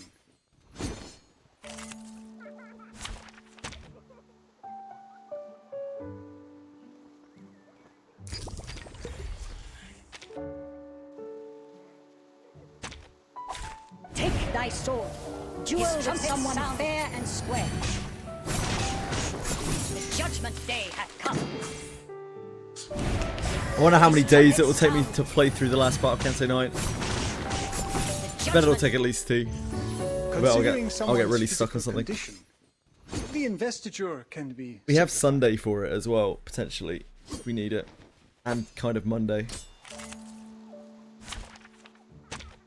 But that is all the days that we have. Duel with someone fair and square. The judgment day hath come. So hopefully I can get through it by then. The judgment. Considering someone's physical condition.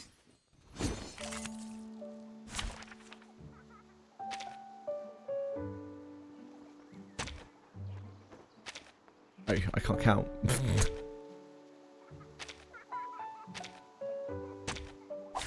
Take thy sword. Duel with someone fair and square. The judgment day hath come. His trumpets sound. The judgment. Considering someone's physical condition.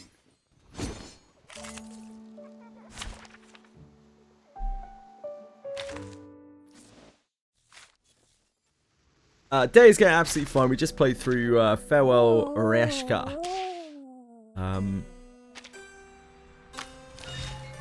Just for reference here, we are basically cleared up. We have these 2 left. I already redid this because like I'd already done this. We have 2 more reflections. The end is in sight of actually kind of catching up. Story path, yeah, it's a reflection, which is kind of like a side story, sort of. It's a very self-contained, like, chapter.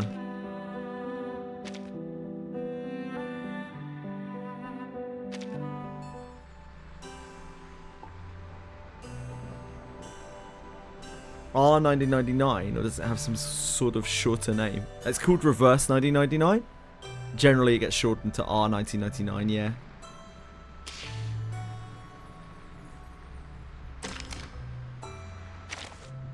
When I say it out loud, sometimes I just call it Reverse 99 because it flows off my tongue easier, but I don't think anyone actually calls it that.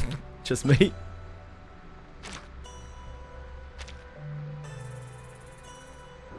Right. We are done here. I'll be playing Reverse 99 again next Tuesday, which is the 3.2 patch. 3.2 patch. Which has a whole lot of stuff in it.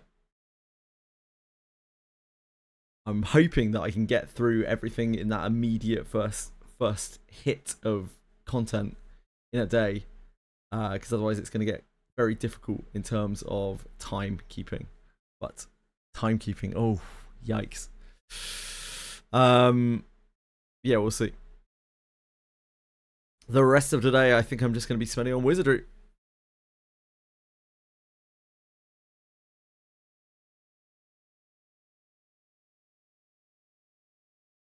Rayashki was a cool one, yeah. Really enjoyed it. Just a solid story.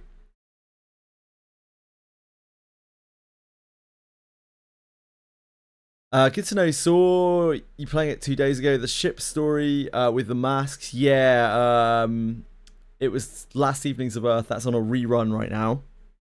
And he had it up on the side, so not that deep into it, but I like reading. It has a good story. Yeah, a lot of the particularly later stories that Reverse 99 tells are really good. Like really good. I would consider Reverse 99 to be much closer to a selection of short to medium kind of standalone stories that kind of join up with each other a little bit, rather than something that is just an ongoing plot, kind of like Limbus, if that makes any kind of sense. Reverse 99 just tells a lot of stories, and they're all like quite different to one another, and they often have completely different characters in them. There is an overarching story but it sometimes takes quite a long time to get back to that overarching story. The earlier stuff that Reverse 99 did, honestly, I'm not very impressed by, but it does get an awful lot better over time. But I really must reinstall Daphne. Get rid of that. It's so annoying.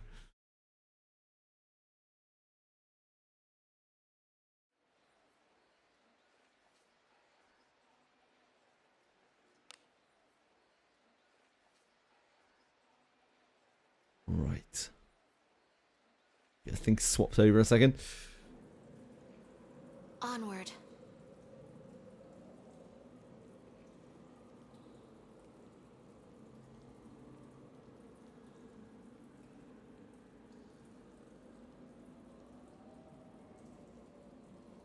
Yearn for the cave and church grounds.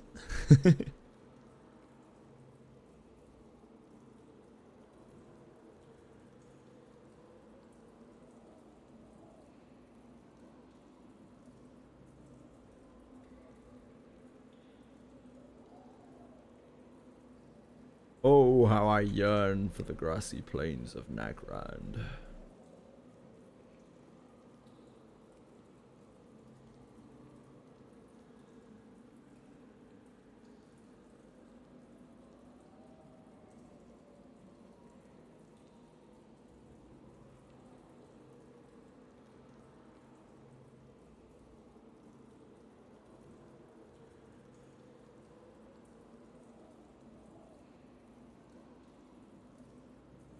Apparently Kick was already on Wizardry variants. Daphne, oops, that's on me. sorry Kick viewers. let's start off not being poisoned while we're here. Power of healing. Infiltrating. Wait, what's going on here? Oh, of course, we've already had daily reset, haven't we? Makes sense. Onward. Better go do our dailies first. An enemy.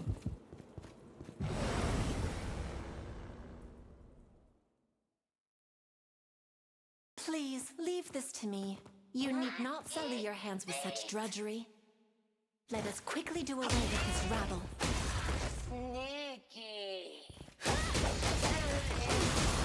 Sneaky. Now I'm ready for more. An enemy.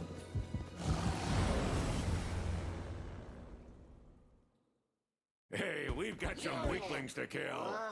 I am on the defensive.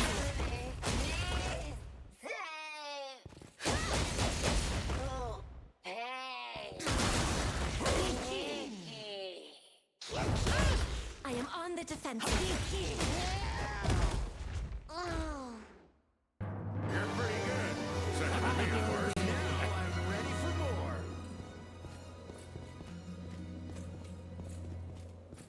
An enemy.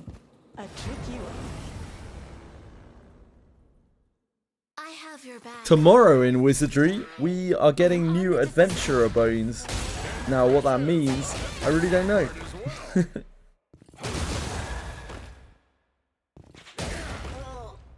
That's going to be an interesting one.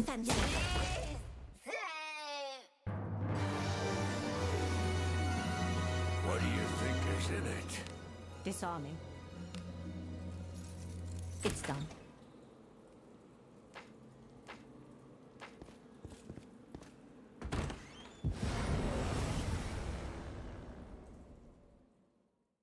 Opportunity. Your equipment is so cool. Good going. I am on the defensive.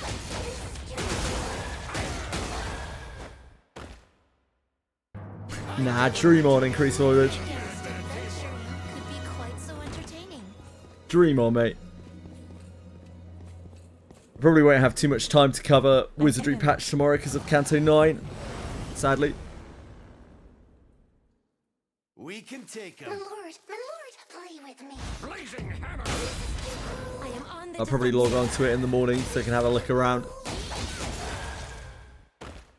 You grew. Your command never ceases to amaze me. Now I'm ready for more. What do you think is in it? Disarming. It's done. Let us be There's off. treasure somewhere close.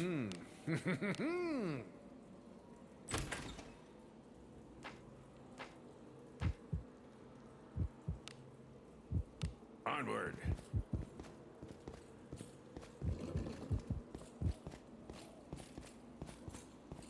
Possibly. They said a new adventurer's bones, so what? It could mean so many things, right? Like, it probably doesn't mean that they're going to modify existing adventurer bones to have new adventurers on them. Probably. But even that is a possibility. It may be that they are going to implement a new bone, which is going to be the default standard.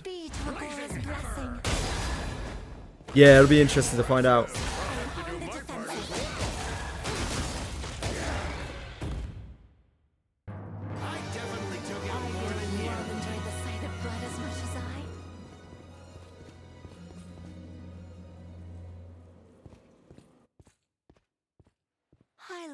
Yeah, it's like the third time that they've talked about bones, and every single time they've mentioned it, they're like a new set of bones, a new set of bones. So I can only assume that this is not going to immediately replace all of the adventure or any adventurer bones that we have on us.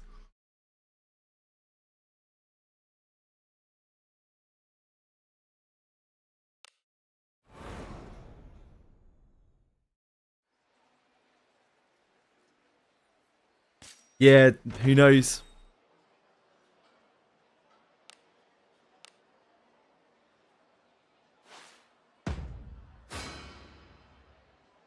Very hard to say, isn't it?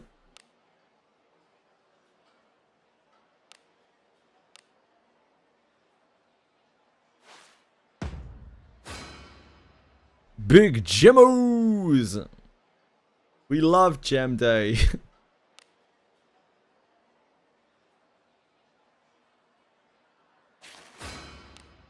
All right.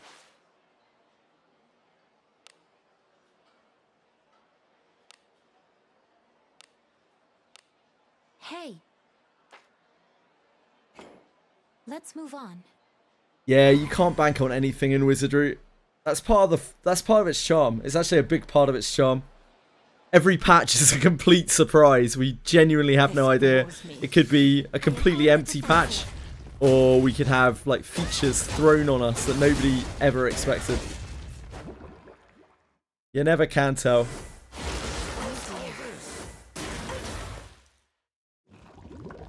Even the patches are gacha. I am on the defensive.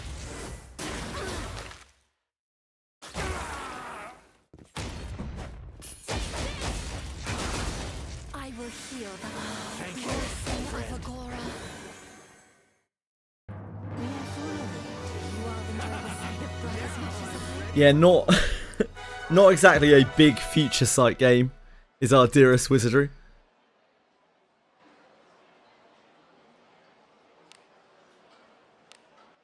Hey. Good job.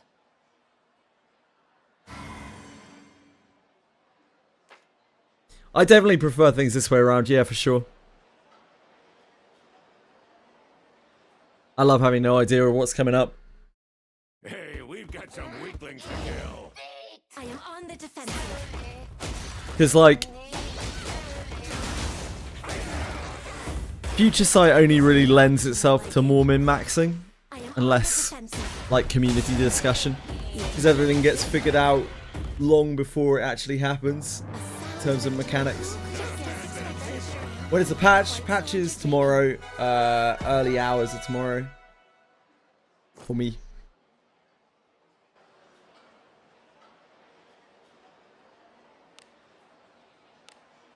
Hey. Let's move on.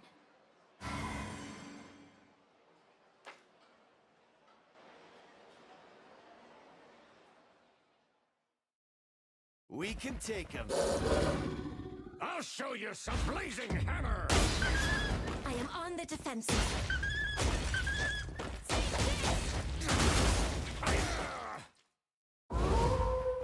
If you look at a game like Uma Musume that's 4 years behind with like a very, very strict meta, makes kind of makes a lot of things pointless, like any kind of speculation.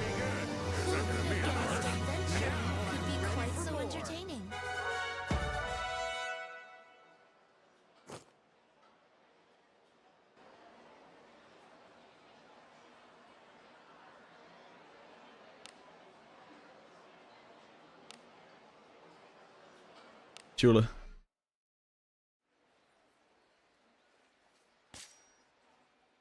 Welcome, esteemed patron. What do you seek? Everything to your liking? Very good. I am always ready to serve.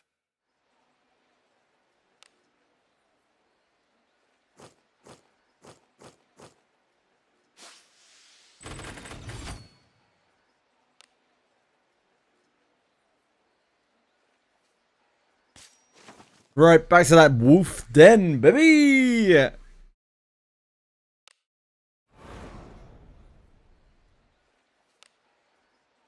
Get walking as well.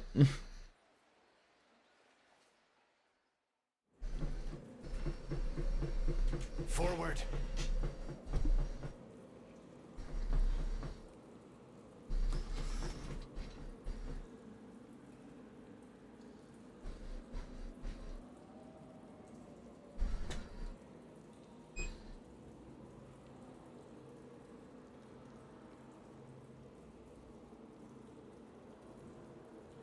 Onward.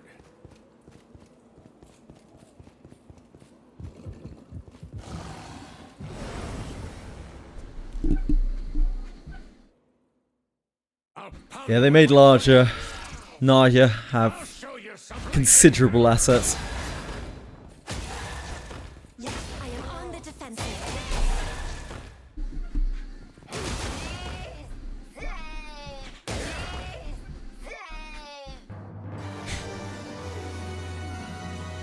No, I don't want to either.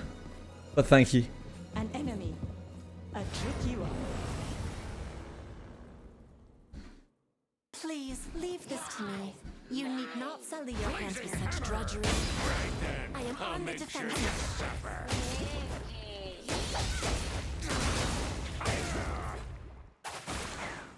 I am on the defensive. Your command never ceases to enjoy the sight of blood as much as I. Games art is not for me. This bores me. I am on the defensive. How impressive. You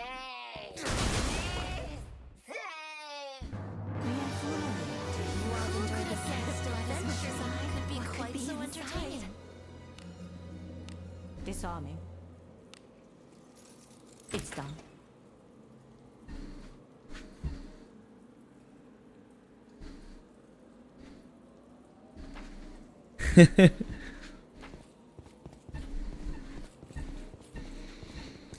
I'm just kind of, I'm a little bit sick of talking about it. Like, I think everyone knows how I feel about CCN art. Like, to each their own.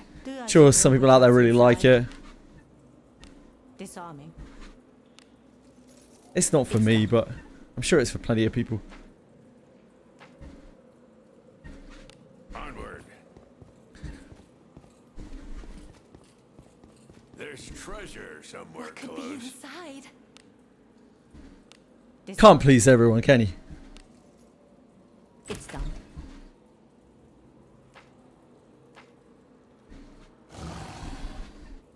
Onward.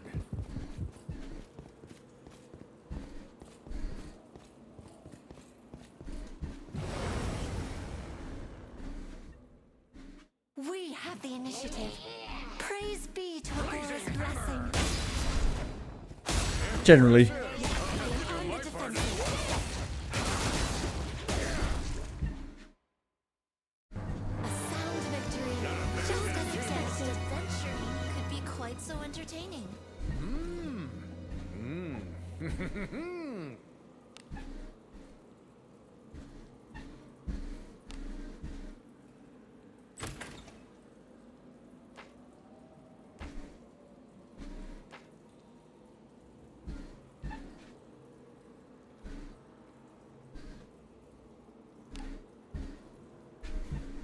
Infiltrating. Generally.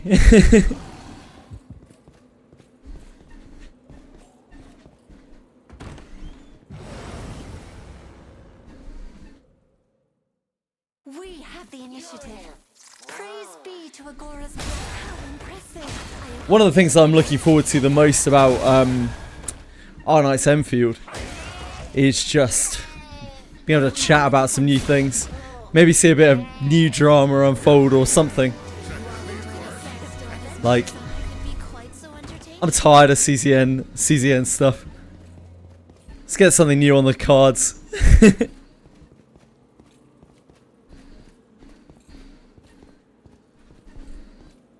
Some new conversation topics. I'm sure there'll be plenty of people who are excited about various different aspects of the game. Turn back? Whatever. So even though I might not be looking forward to the game itself, I'm looking forward to the opportunity to be able to learn some new systems and learn some bits and pieces about the game, about the designer, about developers. And just various other stuff. Onward. Part of streaming. The part that I really like about streaming is just like the community aspect of it. So it'd be nice to see other people having fun and figuring out what people like and don't like about the game. We have the initiative. Praise be to Agora. How impressive. I am on the defensive.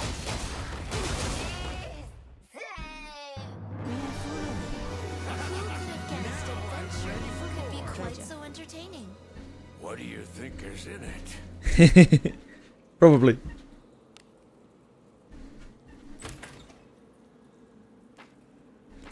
I'm more interested in the individual opinions of people than what big content creators have to say.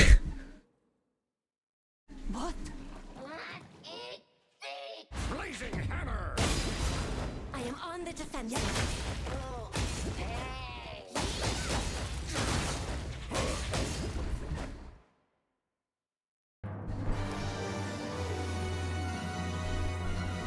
Something's here. Do as you will with Treasure, what's inside. perhaps? Disarming. It's done. Onward.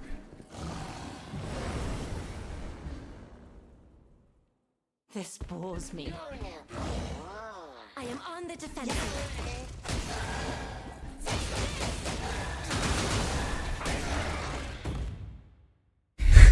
Last night, I was struggling. My back. For most of the night. Today it seems to be pretty decent though. The miracles of the human body. Move now.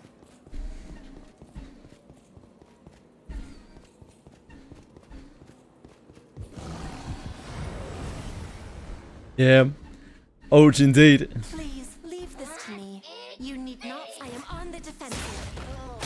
Impressive. You fill me with pride.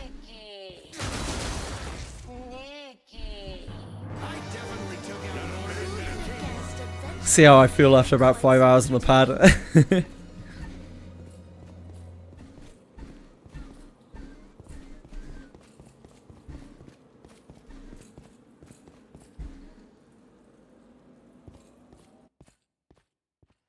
I look forward to our return to town.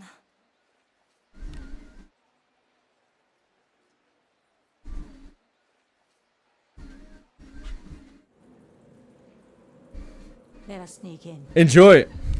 Move now.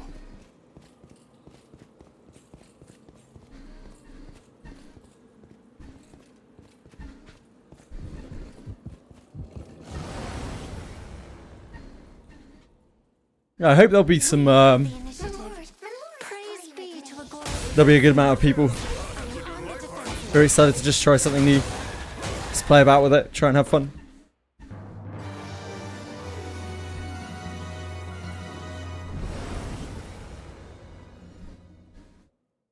Hey, we've got some weaklings to kill. I'd like to think the same would be true for Monsters and Memories, but I think the chance of many gacha players actually trying Monster Memories is pretty low. Wrong sort of demographic. For the most part.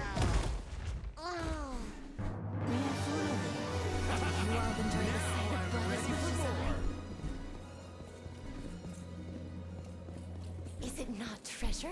What do you think is inside?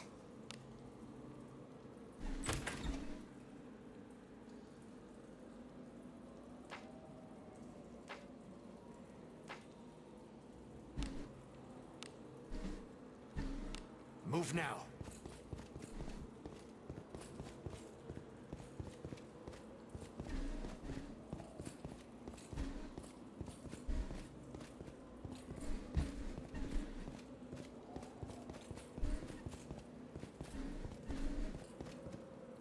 Oh, my feet are so much better now.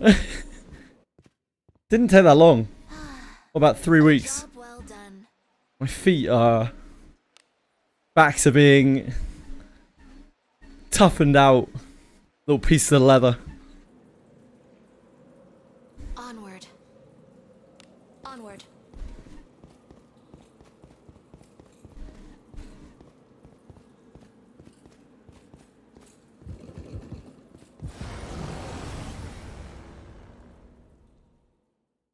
I have your back. Yes. I am on the defensive. You've done a lot of killing.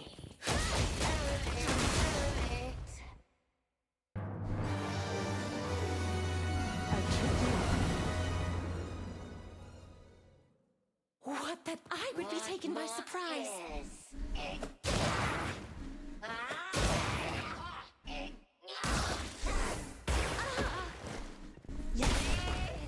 Impressive. You fill me with pride.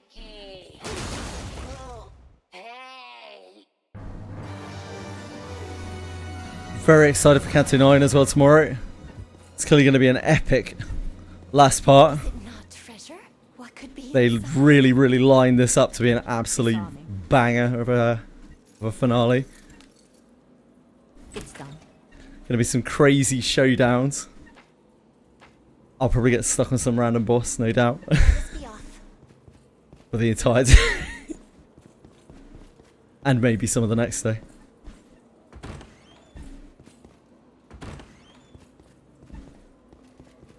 There's treasure. What do you think is in it? Disarming. It's done.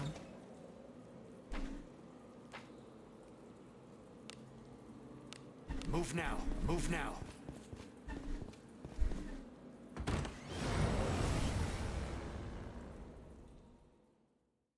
Really interested to see how things play out. With Rayashki and her daughter. Don't want to spoil too much for people who haven't played it. What do you think is inside? I wonder if we're going to have to end up fighting her at the end. Disarming. It's done.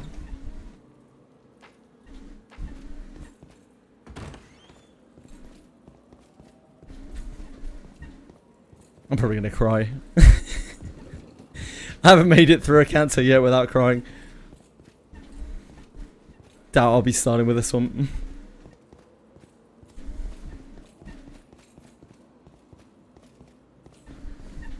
You're right, 3-4s.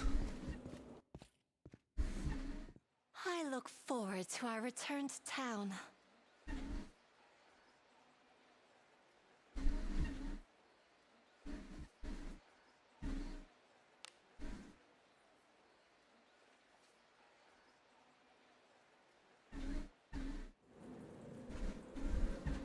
Onward. Move now. Waiting for patch. What are you looking forward to? New character? New bones? Both? Bug fixes? It's all about those bug fixes, surely. Hey, Halo! How's it going, man? What's up? All of the above. Jeez, greedy. Bug introductions. Oh, there'll be some of those. Don't worry. Don't you worry. They don't need a patch to introduce some bugs. That's an any day of the week kind of situation.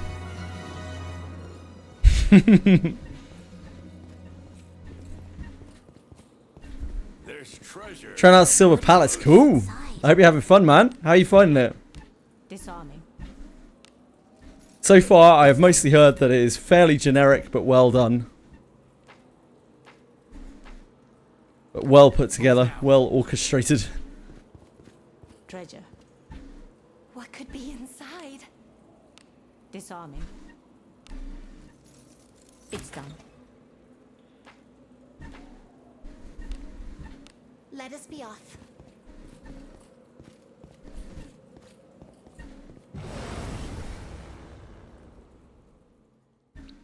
Who's this? How impressive! I am on the defensive. I am on the defensive.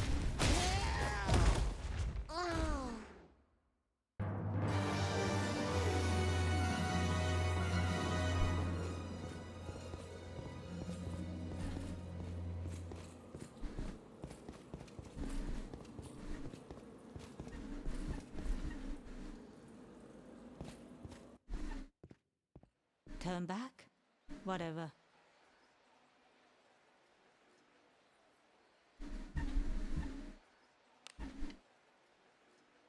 Yeah, sure.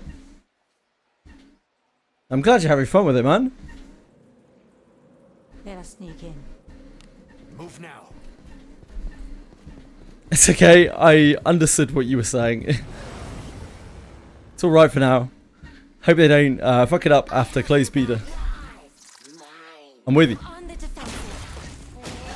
Here's the game devs not fucking their games up.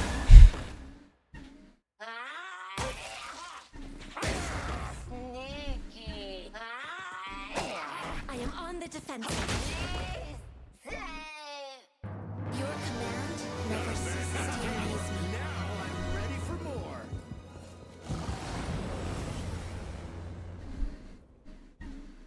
We can take him.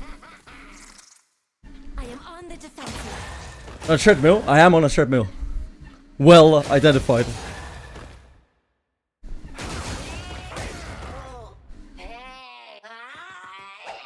I am on the defensive. Well identified, sir. Such a feat possible. Yeah. I've seen game devs rarely not fuck up their own product. Please leave this to me. The problem is with Silver Palace and every other gacha game really, the game's already fucking fucked because it's a gacha game. So like, not fucking it up is quite hard. An enemy. A trick you I have your back. They've already got a bit of a wall standing against them. I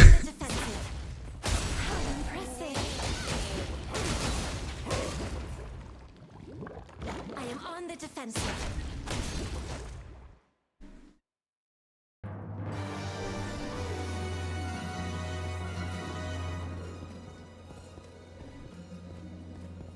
treasure. What do you think is in it?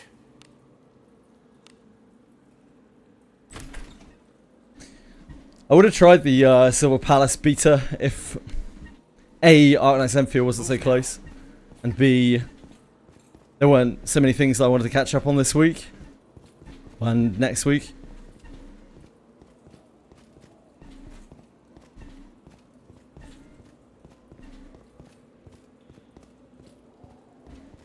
Betas are not... they don't really grip me very hard. I don't really like playing those games before they're ready. But I should really do it for, to show my face, really. Not a big, like, beta demo guy. Even for Monsters and Memories, I struggle to get invested a bit in the beta. Because obviously, it's all going to get reset. And I kind of want to just wait until launch to be blown away by how sick everything is. Onward. Playing a beta is kind of like spoilering yourself. I have your back. I am on the defense. Akora, I am covered in filth. You guys like betas? Betas? Beta? I am on the defensive. No, Bellacoat's a big demo guy. Plays a shitload of demos. I'm just like, how? I think I've probably played like 3 demos in my entire life. I just can't like... I've always been like, I want the complete game or nothing at all kind of guy. You want functional games on launch with your shit out of luck, aren't you, 3-4s? You must not get to play many games then, mate.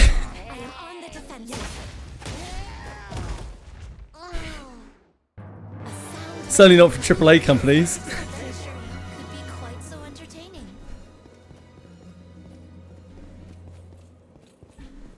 There's treasure somewhere close. What could be inside?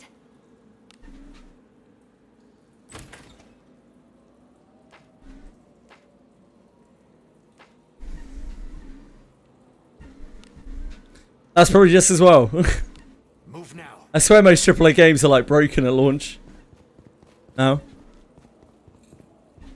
Takes a few days for them to sort themselves out, usually, at the very least.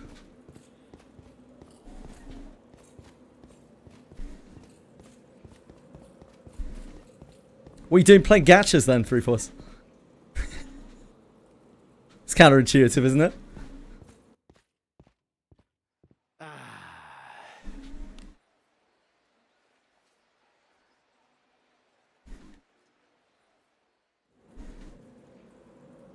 Shall we go out again today?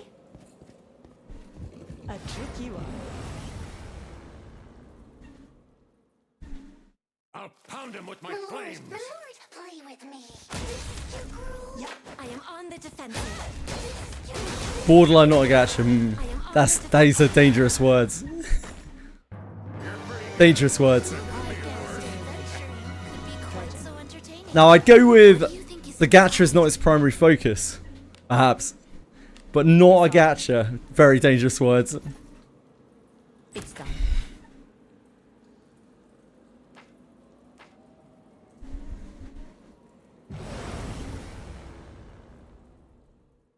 Careless. I am on the defensive.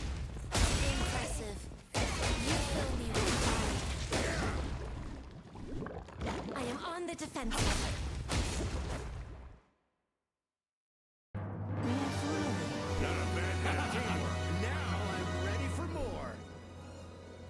Onward.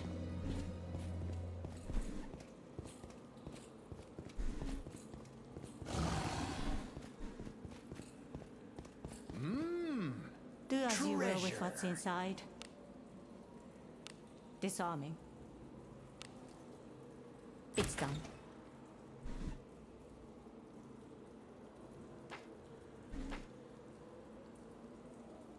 Infiltrating. I may have got a bit ambitious here with the speed today. We'll see. If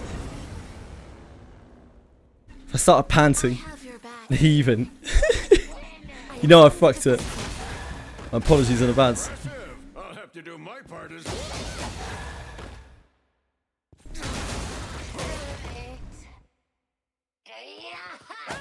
I am on the defensive.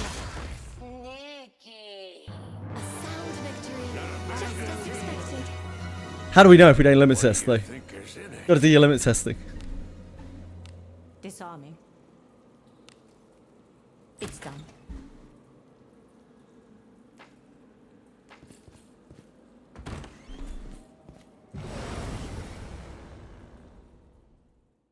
What?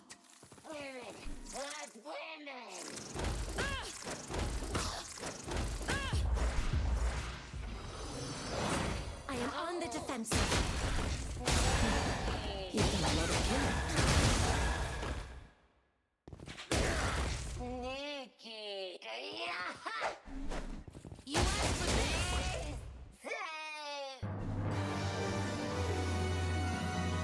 What do you think is inside? Disarming. It's done. Oh, there's our weekly remains. Maybe we should have waited until tomorrow to get that. Treasure. Who knows? Do as you will with what's inside. Disarming. I have the monthlies this week on Wizardry on Sunday, that's a whole thing. That's actually so much stuff now with all the Abyss Force stuff as well. Onward.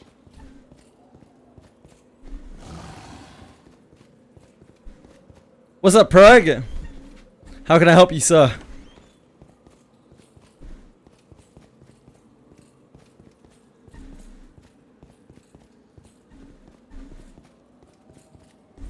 Hello, darling. You are truly a ray of light in my life.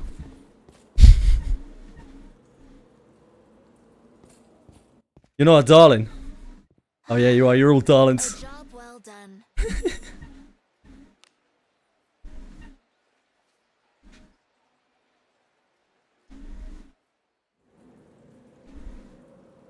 Onward. Infiltrating.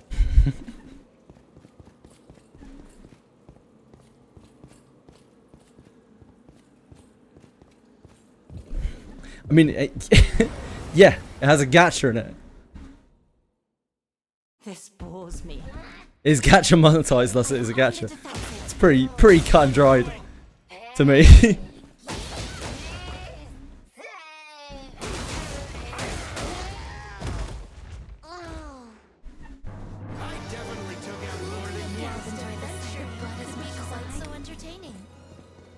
It's not like it's a box price plus like there's a gacha system on the side for some kind of weird game mode thing either.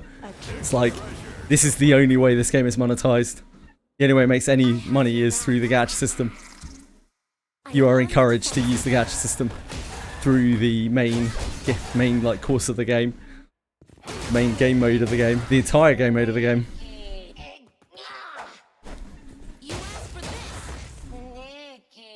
Because that's how stuff like FIFA gets away with not being a gacha, right? Because like FIFA technically is a game that has an entire side game mode where you have a gacha in it. But it has an entire like single player game that you could play through that doesn't involve the gacha in any way.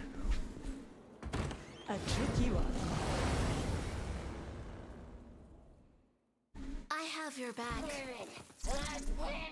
I am on the defensive.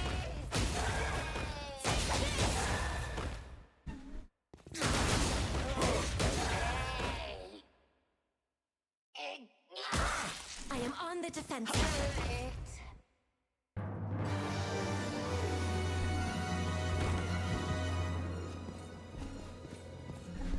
Treasure. Disarming. Yeah, no skins. It's done. No microtransactions, just gacha. Infiltrating. Not limited with cancerous energy system. Right, I see. Please leave this to me. Wizardry had a game mode which lets you play one dungeon at a time with every character in the game. It wouldn't be a gacha. Legally, it would be able to maybe get away with not being a gacha if it had an entire single player game mode that had no trace of the gacha system in.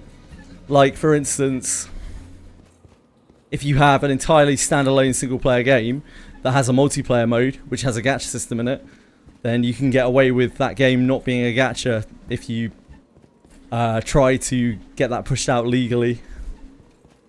As long as the single player game mode is like expansive enough to meet whatever prerequisites it needs to be.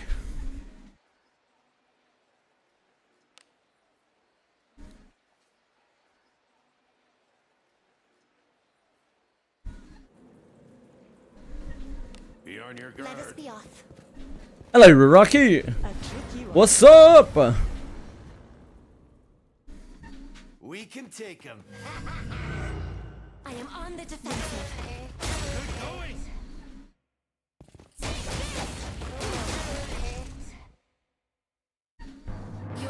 Holy shit, the RNG is crazy.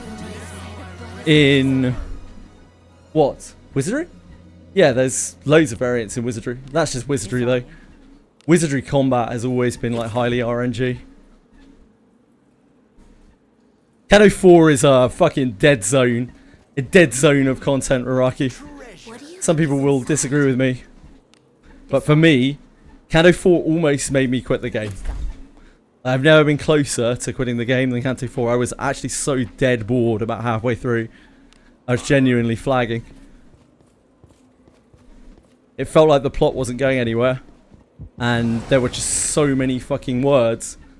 It was all like stuff that didn't feel like it was adding anything to anything.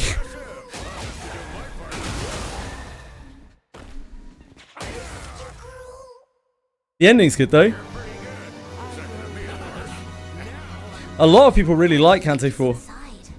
You ask some people through here, they'll say Kanto 4 is their favourite.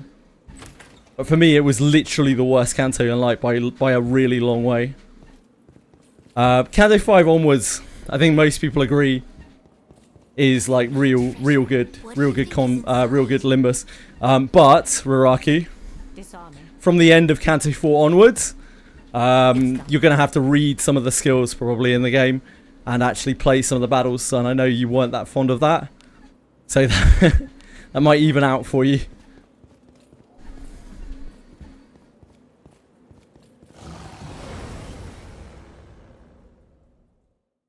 This bores me. I am on the defensive. Good going.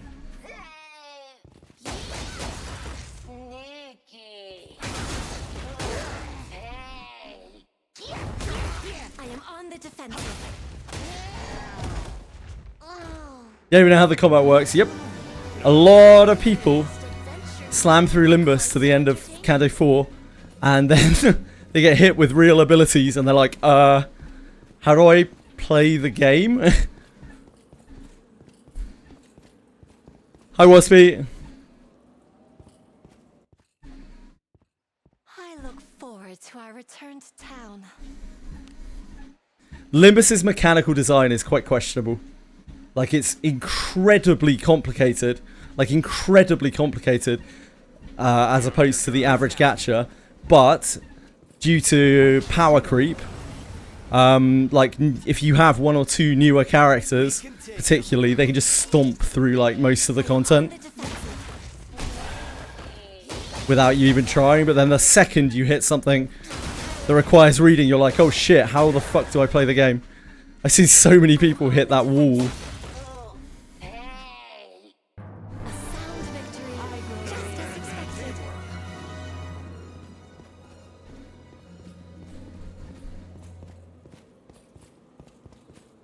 Power creep, yeah, like massive, particularly damage creep. Also, power creep. Disarming.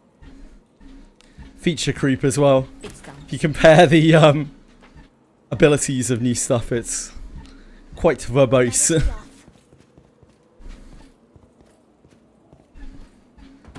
There's treasure somewhere close. Story's peak though. What? You're my dinner. I'll show you some place. Hi Vroxes! What's up? I am on the defensive.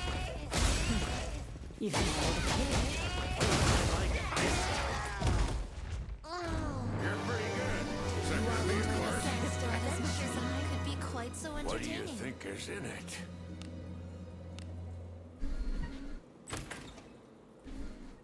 What's Den of Wind for? Den of Wind is primarily high quality ore. Disarming. It's done.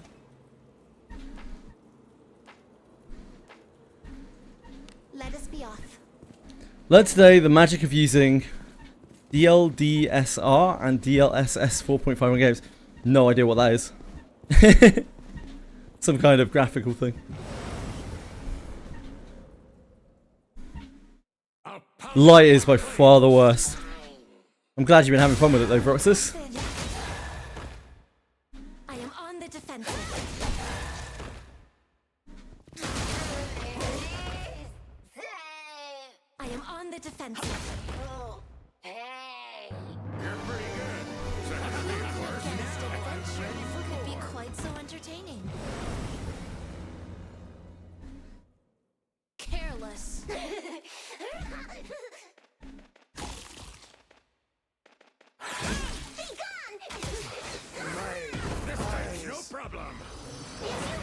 I am on the defensive. Yeah, thankfully you don't really need to ever do light then.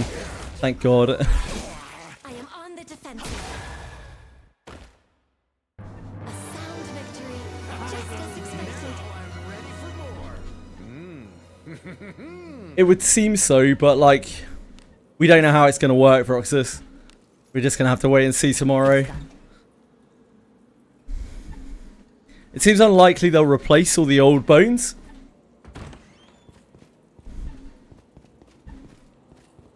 But we just don't really know. Something's here.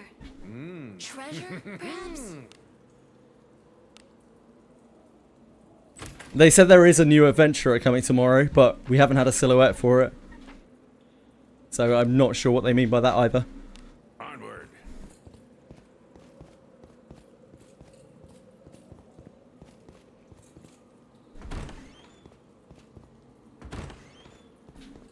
Legendary Adventurer quest today.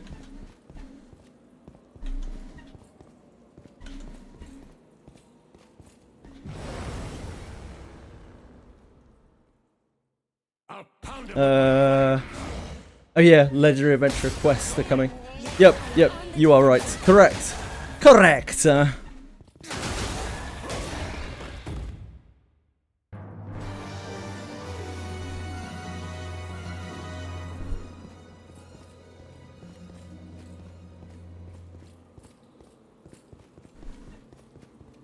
What are his quests that'll be?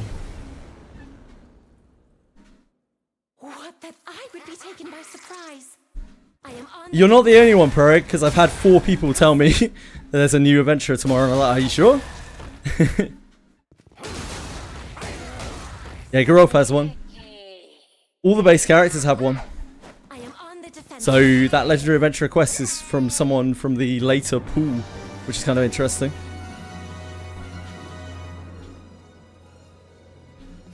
Yeah, we've already got the standard 6. Gerard. It wouldn't be a fan favourite, Dreamless. But yeah, possibly. Let us sneak in. Onward. I would put my money on a Benius, maybe? Something's here. This bores me.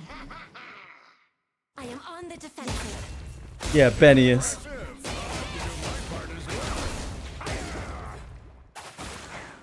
I am on the defensive.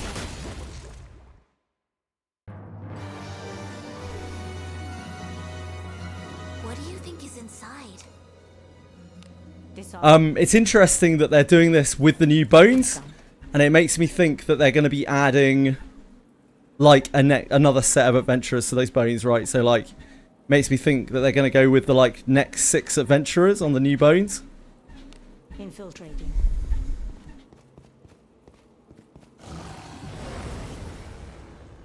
And that'll be the next batch of characters that get like altars and adventurer and quests.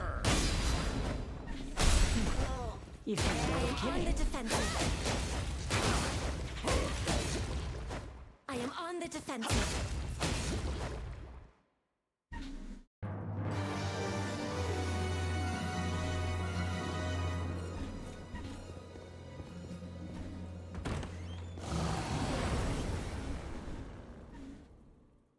I have your back. Maybe Rayashki, yeah. Maybe that's why. Maybe that's why they broke the wall in Awakening as well. Probably not though. That bug is so bad. I can't believe it's still there. TMF was the person who found that. Do as you will with what's inside. Saw me. It's done. I did report it, but I have no idea if they'll ever fix it.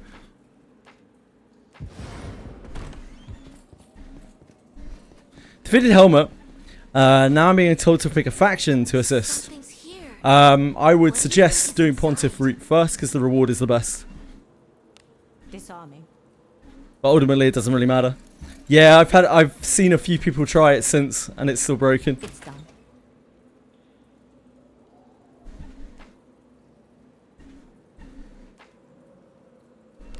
Move now.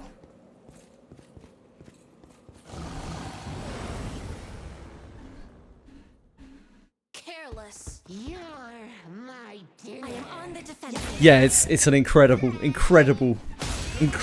reward.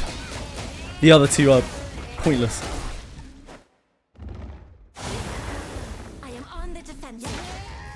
By comparison.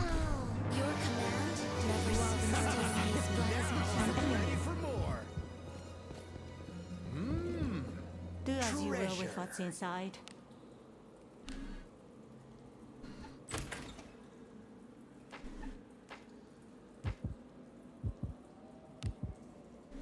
Onward.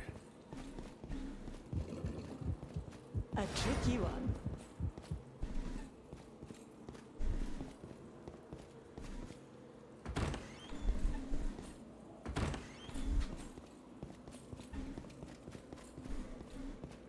I felt a budding camaraderie with people I was abyss delving with.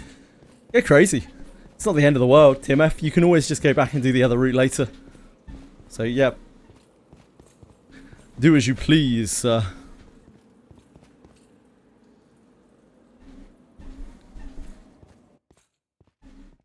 Siren was my favourite zone, I think, in all of Expedition 33.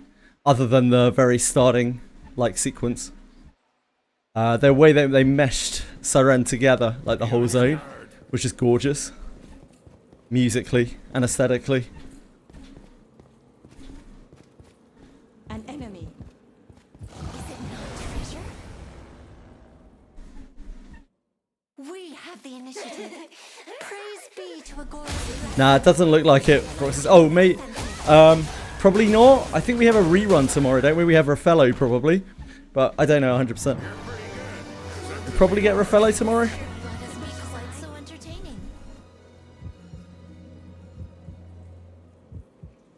Oh yeah, no class change for Raffaello. Yeah, you're absolutely right.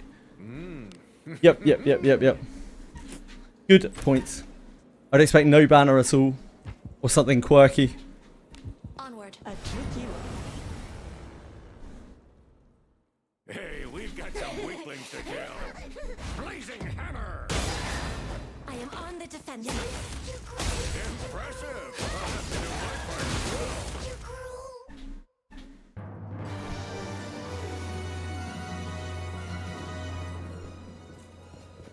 We do have a good few banners active at the moment, so it wouldn't be crazy for them to just not run a banner tomorrow. Got some weaklings to kill.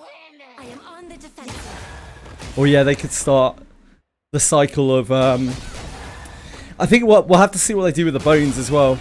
Because if they say put 6 new characters on the bones, just for instance, if they put like Gerard, Redbeard, Abenius, Rene, Savia and Arboris on new bones, then maybe they would start running banners from the characters after that. Because they probably won't put them on banners anymore.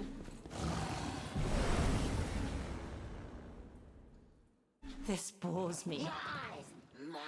I am on the defensive.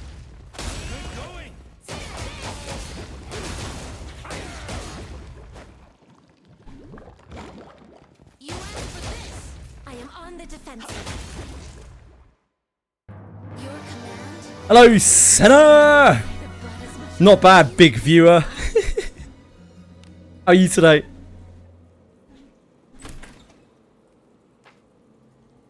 Oh, Venerable One. Oh, that's why I called you a Venerable One. We can take My him. lord, play with me. Blazing hammer. About bones. Well, Senna. Sometimes in life, men get quite aroused. Often due to the stupidest things. Sometimes it's just a bodily process as well. And things just get a little firmer than they should. It's just unfortunate. I can only apologise. There's no... Wait, what? Are you serious? What do you think is it? Oh, wait, hold on. It's just shattered my entire universe. You serious? What's the pelvic bone then? I'm no bias like this, but I'm not sure. Yeah, we don't know. Is the honest answer, Senna. We're not really 100%. We don't know if it's going to replace all bones in circulation, We don't know if it's going to be a new bone. We don't know whether it's going to replace it in the drop tables. We don't know how the new bone is going to work. We don't know how many characters are going to be on the new bone. We don't know if it's going to be like a Season 2 bone where it just has like new characters on it. Or it's going to be like a combined bone where it has the original characters plus the new ones. We, as always, just don't fucking know anything. Other than there's a new bone coming tomorrow.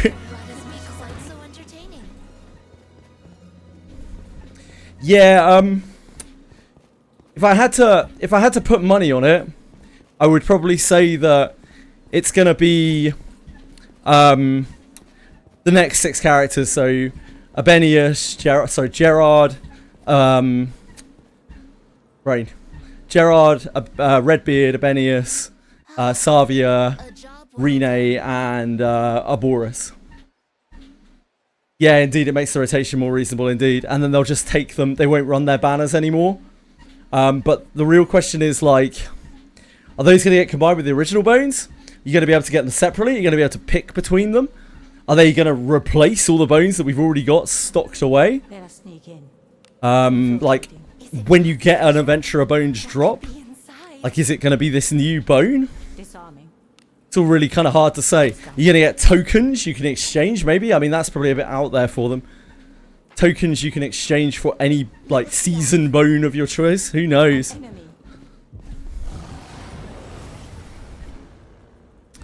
Yeah, unfortunately, Rayashki, it also adds Gerard and Savia, which are, like, literal dead characters for most people. But maybe they'll get crazy alters. It seems that they'll probably be running alters from this new set now. Maybe they'll give them... Like, Savia is actually popular. Gerard's not really popular, but Savia is.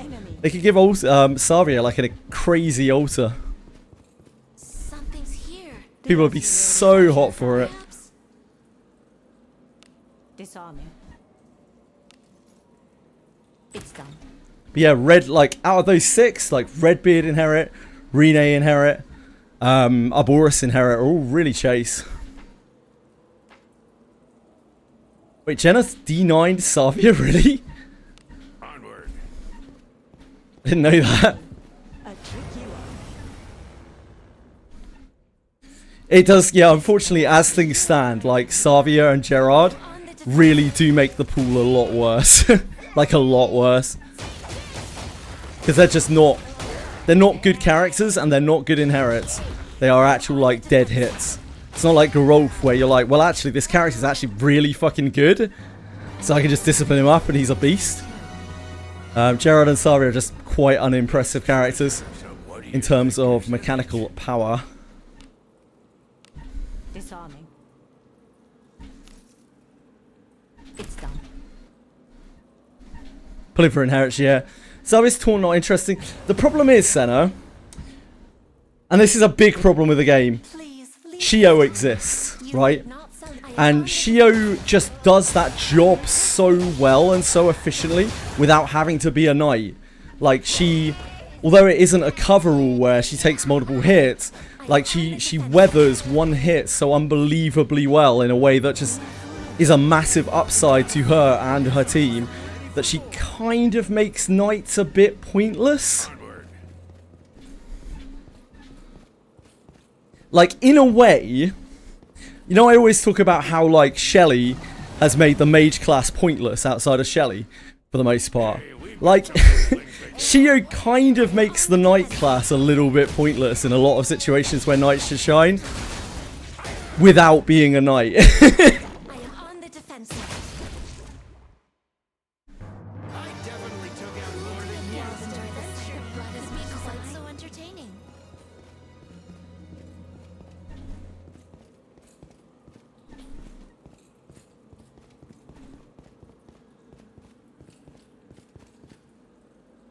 Yeah, knights are a weird one. A job well done. If their stuff wasn't so fiddly, then they would be a lot better.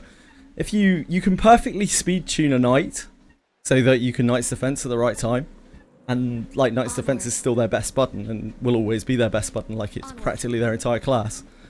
And that's still really, really useful. I have your back. But that's kind of the only thing they do. The other things they do are all janky or require a huge amount of investment, and if you put that much of investment into a knight, like for instance Lilaria has an absolutely insane knight that has like 800 defense or some shit, and takes like no damage from anything, but like to get that much investment into that, you could put that much investment into another character and just blow things up. This bores me. For the most part. No one, like very, very, very few people in the game are going to reach that kind of point.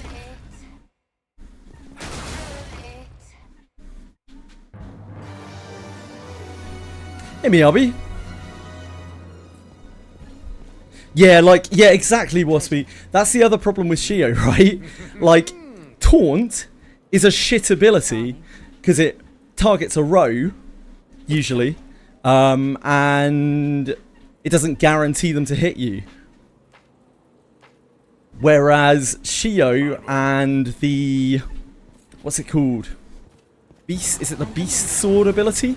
Whatever Galbardus' weapon do, they have a like reverse taunt effect where you are more likely to be targeted, which works so much better than like cover or taunt or anything like that. It's just awkward as shit. Anything is usable in this game. There's nothing in this game that's so bad that it's unusable by any means. But if we're talking in terms of mechanical power, like Savi is right down there. She's about as low as it gets. Disarming. Doesn't mean that she's not usable, but she is weak. Comparatively. Who's this?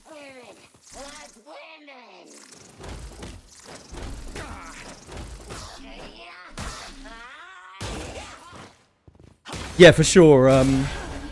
Pushing back on evasion helps a lot for knights, because knights have really bad evasion. So having a Canto where like evasion is a lot less prevalent gives knights a bit more of a chance to actually shine.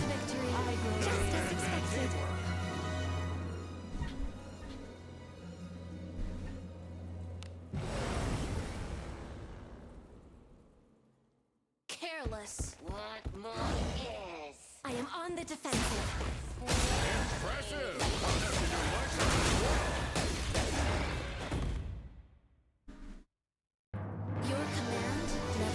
Yeah, Canto 9 tomorrow! I'll probably be struggling on some random boss for most of the day. I will be on Wizardry very early tomorrow. Like, by very early I mean at the start of my stream. Chance of me even being on time is probably quite low. I'm a disgusting slacker. But I'll do my best, as always. I'll be on Wizardry just to check out the patch notes probably. See how the new bones work. Boons! Yes, thank you. How am I? I'm excellent, thank you, Miyabi. Thank you for asking. How are you? Oh, you said you're okay. Could be better. How could you be better, sir? Talk me through it. I missed your message. I apologize.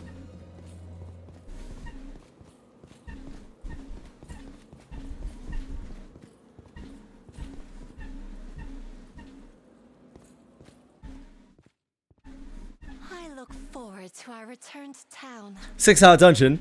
The last dungeon. Canto 8 dungeon. I wasn't just base IDs in Canto 8 dungeon. That took me literally all day. It was like an 11+ hour dungeon for me. So I wouldn't be surprised if the dungeon alone takes me a day. I have put 2 days aside scheduled for Canto 9. I expect it to probably take 2 days. I can potentially use Sunday and Monday as well. If we have run over, which we might, if I get stuck on something.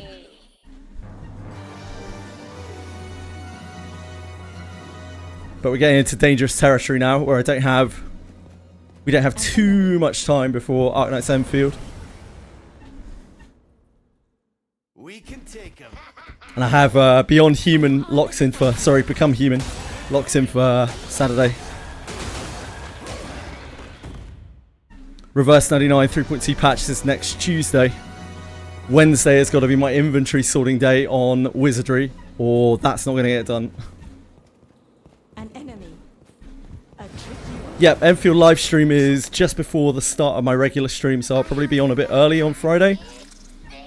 16th is the Enfield live stream. I am on the defensive.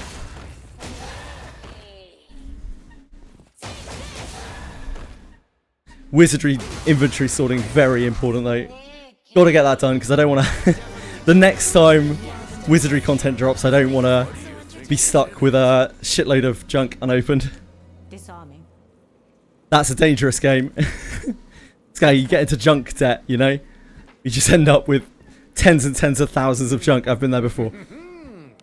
You're just like, nah, I'm not opening it, not touching it. It's done.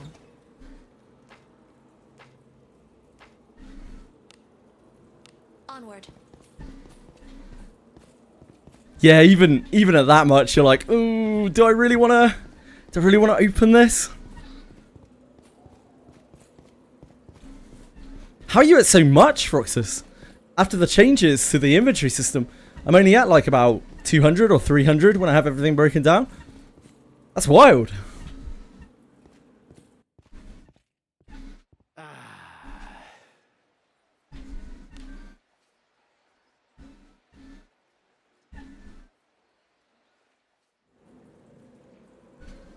Shall we go out again today? Infiltrating. Maybe you've just been storing stuff in your inventory. An enemy. Right, I see. I got you. Yeah, I've kept a few 2211s for merging of the newer stuff. But I'm pretty ruthless. I burn a lot of stuff. The one piece of junk that becomes useful 5 years' time. Yeah, I'm with you.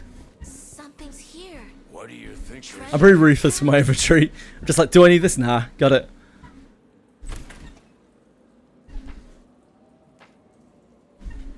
Infiltrating. You brick your account when you move Wizardry to another drive via Steam. I've never tried it, Aratems. I have no idea. But I assume if you move it back, it should be fine again.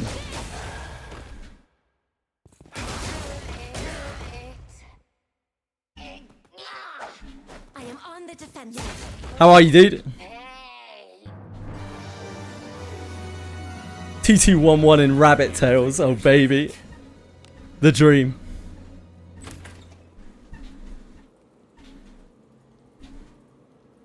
Got caught right across the border. Yikes. You alright, Fox? I have your back. I am on the defensive. Impressive. Of course, like any responsible Wizardry player, you have your account on a different device. Yeah, it shouldn't be a problem.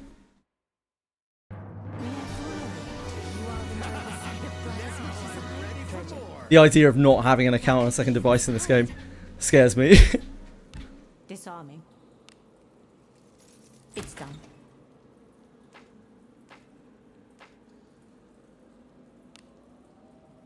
Let us be off.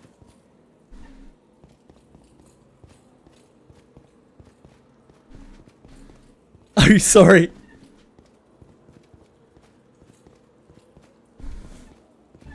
How's my session?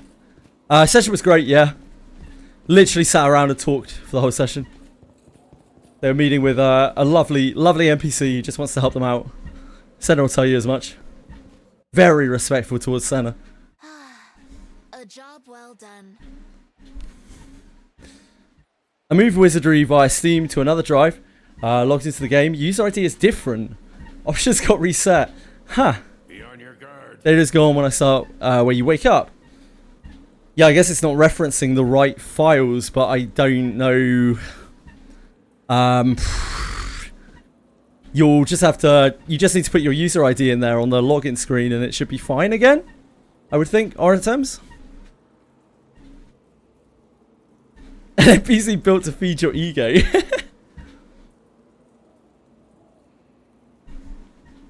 Move now.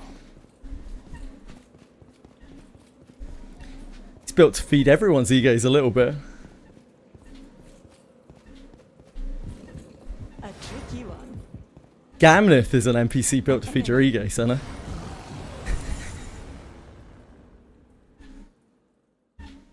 This bores me. I am on the defensive.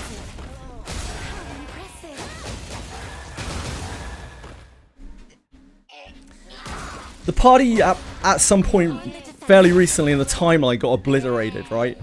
Sorry, I know nobody wants to hear other people's D&D stories, but just to put context here, the party at a recent point in time got obliterated, and they got placed into new bodies. It's done. And 2 of the spellcasters still haven't got their powers back. An enemy. A trick you. We can take him. I am on the defensive.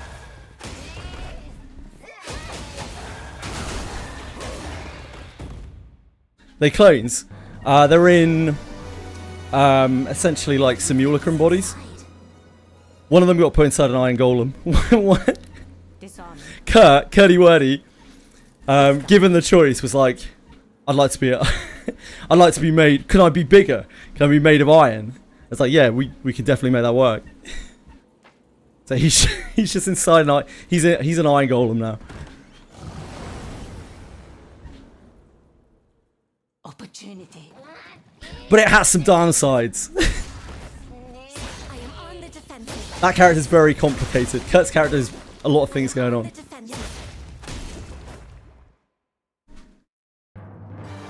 Kurt's character is a walking downside. That's how he likes it. Careless. Your equipment is cool. Blazing hammer.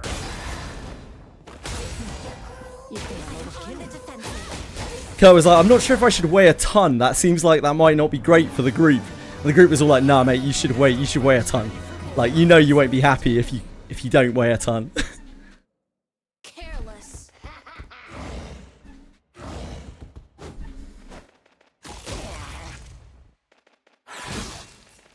They were right.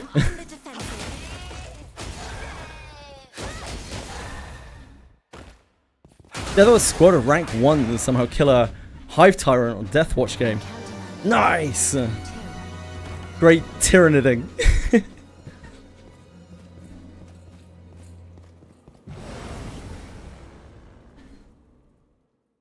This bores me. I'll show you some blazing hammer.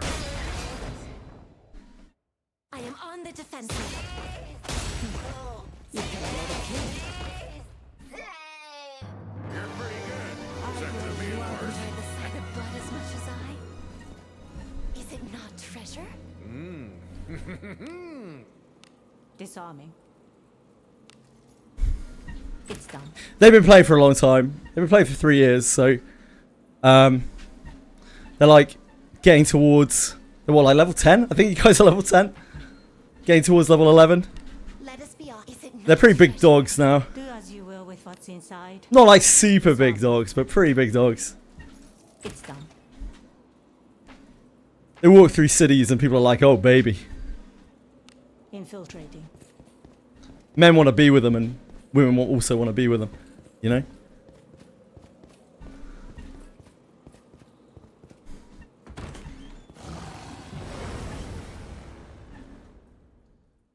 I have your back. It's Pathfinder, not D&D.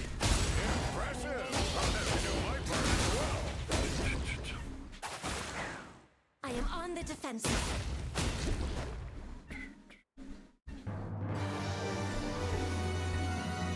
Yeah, 2E.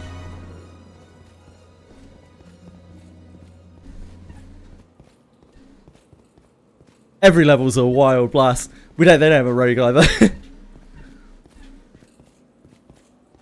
How similar is Pathfinder to D&D? Pathfinder First Edition was derived from D&D Third Edition. Sorry, 3.5 edition. It was relatively similar, but over its lifespan drew away from it.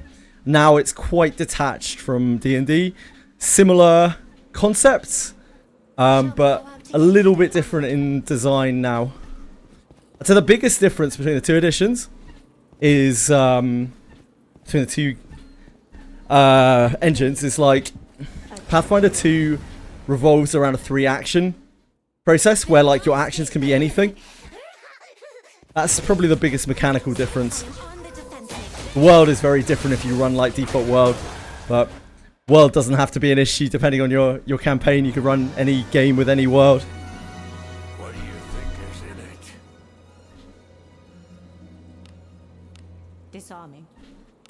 Some of my favourite thing about 2E, Pathfinder 2E, 3 action system. I think mechanically it's so much better than any of the D&Ds or Pathfinder 1. So much less confusing, like just being like, right, I've got 3 actions, I want to spend them like this, than like, how does my standard action work again? With my move action, can I?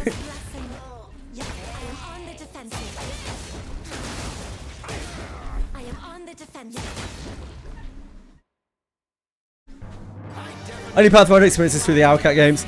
So Pathfinder games are Pathfinder 1, and yeah, that shit is crunchy. Like, that is so rules and numbers heavy. 2E really dialed it back on that.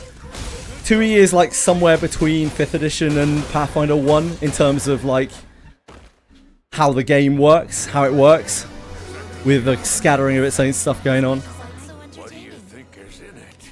There's still a lot more customization in your characters than something like D&D 5th, but it's nowhere near the ridiculous, outlandish complexity of Pathfinder 1. It's done. Only in Pathfinder 1, Verox's flat-footed touch AC and that stuff. It's not called flat-footed either anymore, because they had to differentiate all their terms from D&D because Hasbro are the worst company in the entire world. And they started fucking around with the OGL, the Open Game License, which was the freedom of being able to use those terms, which was set up by the creators of D&D a very long time ago. Thanks, Hasbro. Great guys. So now I think it's off guard, I believe. If you are off guard, you like lose. I think it's -2 AC. It's a lot simpler in 2E. There's 2 things about D&D. Creative choice making. / gameplay. How different is that from Pathfinder? Role-playing systems are all exactly the same in that respect. Your creativity is really controlled by your DM's flexibility. That isn't generally system dependent.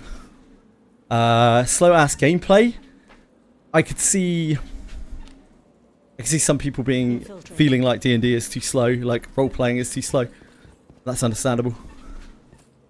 That's going to be the same across any RPG, like tabletop RPG. 1E endgame for me was just spend 3 minutes buffing. Yep.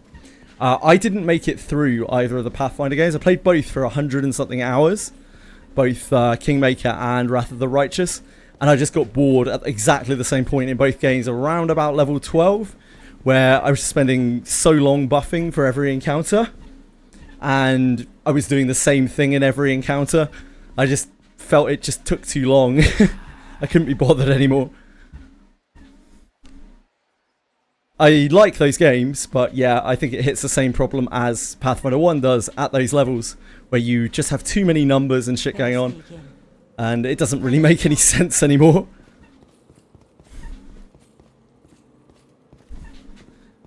Combat takes a while with anything, right, Fox? Fox has also been in a very long-term D&D game from what I was speaking to him the other day.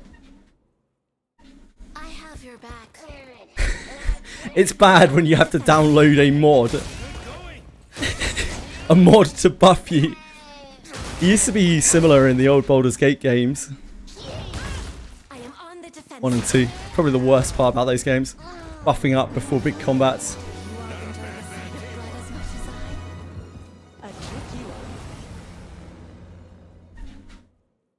Pathfinder is so complicated. 1. Pathfinder 2 is definitely still more complicated than 5th edition. But it's much less ridiculous to understand. The one real strength it has for new players is the 3 action system. That is so much easier for newer players to understand than any D&D or Pathfinder I've ever played.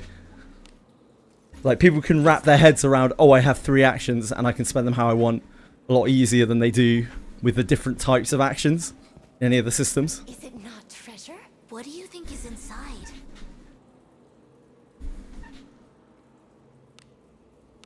Yeah, 2E definitely got made more like inclusive and more intuitive to play. I would still say that 5th edition is, for the most part, a more accessible game. Also has more media coverage, which, you know, helps hook people in and get people excited and get people like swimming around in ideas. But no comparison in terms of my enjoyment of the two systems. Pathfinder 2 does such a better job than 5th edition for me, for everything that I would want out of a DMing experience. Infiltrating. Handles all of the various engine things so much better. For the rare times that we actually do mechanical stuff. It's done.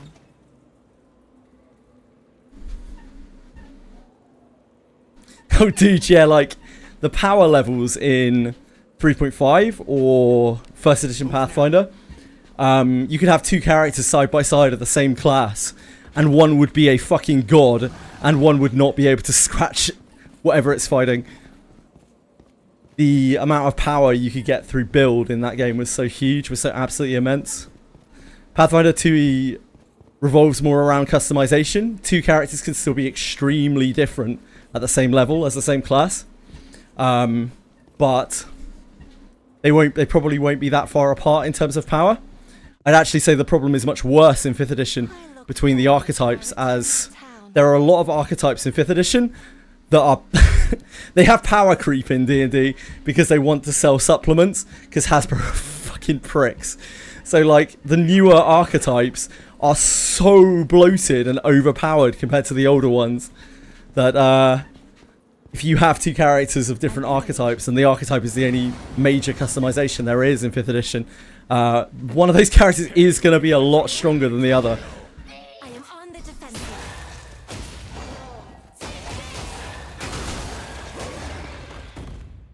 Most DMs have to really sit down with people and talk to them in 5th edition to make sure, for like encounter balance and stuff, to make sure that everyone understands the class that they're playing, like the archetype that they're playing, and where it sits in the kind of power ranking of things, or else people end up feeling underpowered, or they alienate other people because their character's too powerful. So everyone either needs to be fully understanding of where they lie in terms of power, or they need to be all playing things at similar power levels. Pathfinder 2e, I haven't seen that issue yet, at least. It's kind of hard to brick a character, but you still have a lot of customization. Most of the customization is just kind of for fun. Yeah, indeed, Senna. A decent DM will mitigate a lot of that stuff anyway, by just letting people excel in ways that are beyond their character, and if someone wants their character to shine in different ways, you just kind of make sure it happens. Hates running druids. A lot of people do, because of summons and wild shapes. Yeah. Disarming. They dominate game time. That's the problem with summoners and shapeshifters. They dominate a lot of game time because there's a lot of like moving back and forth, looking in books, looking up sheets, more things to put on boards, more actions, etc, etc, etc. Generally, summoners and that kind of thing are not really good for the gaming experience.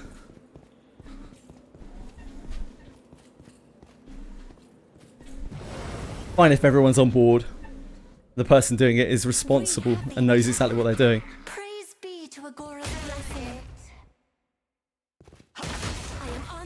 5th edition power scaling is really whack. It's like absolutely terrible. Action economy in D&D is a massive, in like 5th edition, is a massive problem. Massive, massive, massive, massive, massive problem.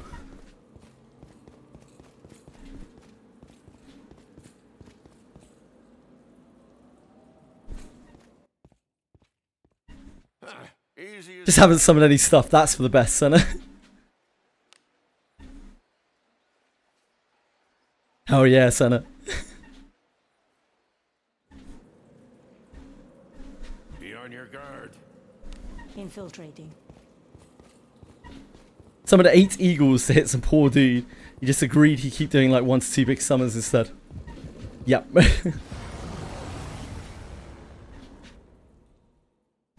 They'll not escape. Blazing hammer.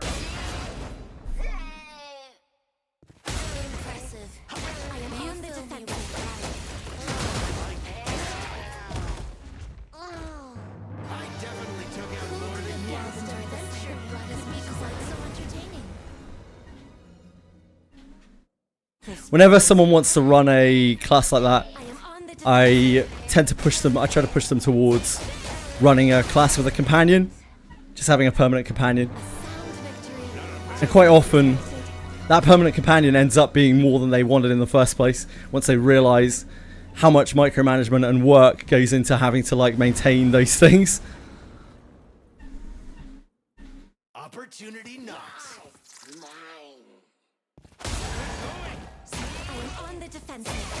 Yeah, if they're newer to the game, a lot of people are like, "Oh, I want to be a necromancer," and you're like, "Oof, that's a tough one." Not only is that mechanically very difficult, people don't really like necromancy very much because it's kind of fucked. Opportunity. Your equipment is so People will homebrew and adapt 5th edition for different settings. Oh yeah, for sure. Oh, that's fine though, Broxus. Like it's because it's a comfortable system, and I would encourage people to stick with 5th edition because it's a system that a lot of people understand, especially if they have newer players. It's done. Like if I ran 5th edition, I would probably create some kind of action rule, and I would definitely change the death system. The death system is really shit in 5th edition, like ultra bad. One of the worst things about the game. It's way too easy to like yo-yo people at 1 health in that game, and it actually breaks combat and immersion immensely.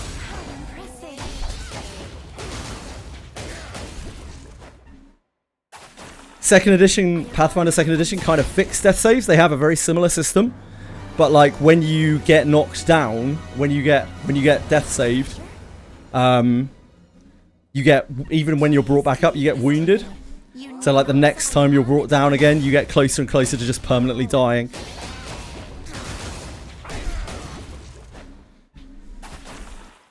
I am on the defensive. Impressive. You fill me with pride. And that system feels a lot better because like it makes people actually care about going to 0 HP. They're like, oh shit. If that happens again, my character's dead. It's done. But it isn't so brutal that they're just like completely domed the second they get unlucky with a roll.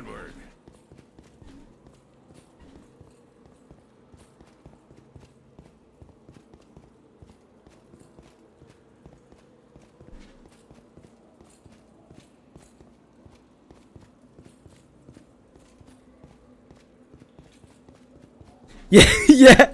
It's like, oh, I'll just go across them and lay on hands them for one after they've been flattened by a boulder. Easy as that.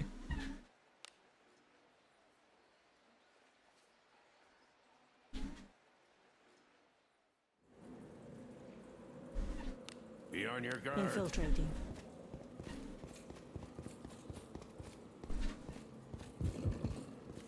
A tricky one. Most things were adapted from D20 system, yeah. Opportunity. Thanks, Butterbeep Boop. Thanks, man. I am on the defensive.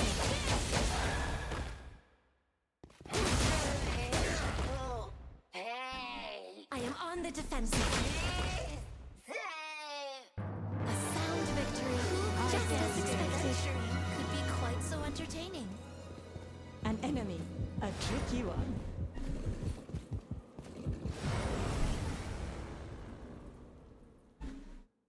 Opportunity. How impressive. I am on the defensive.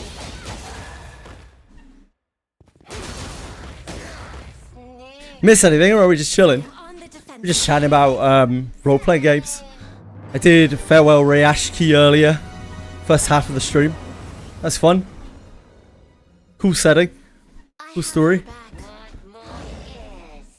Cool characters.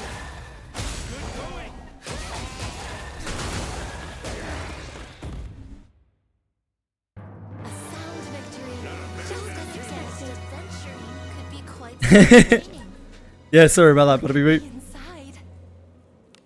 my next Reverse 99 stream will be next Tuesday, 20th, for the 3.2 patch. I will probably be on Reverse 99 for most of the day, I imagine, as there will be no doubt a huge amount of things to do on there. I wouldn't be 100% surprised if it spilled over to a second day, but I'm not sure. Hello. Do as you will with what's inside. You okay? I saw you skulking out there. Edie's here. She's got a coat on and a hood up.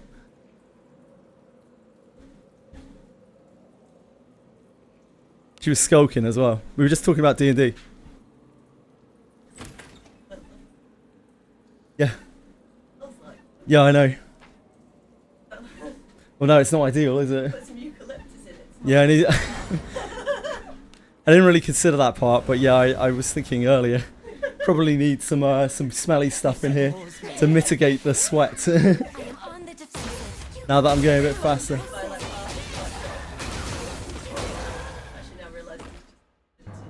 Yeah, humidity and sweat indeed. Fox says, hi Edie. Senna says, hi Edie, get him. Please don't tackle me off my treadmill.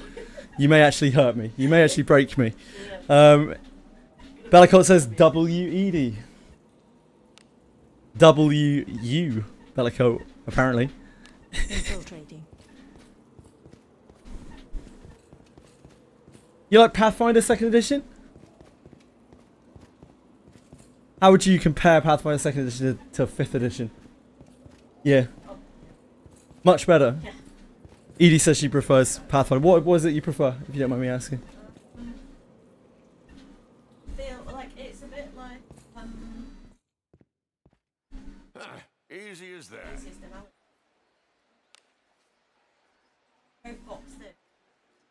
Boxed in with 5th edition. I feel it's like a bit of a taste. Let us sneak in.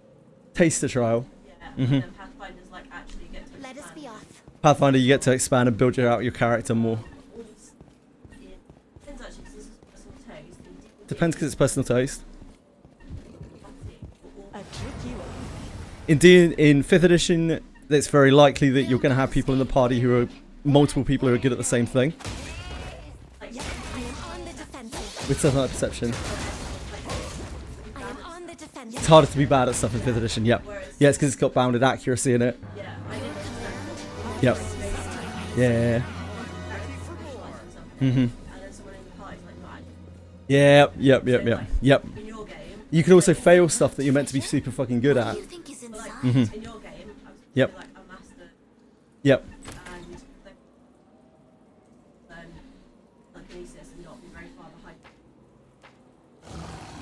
Yeah, sure.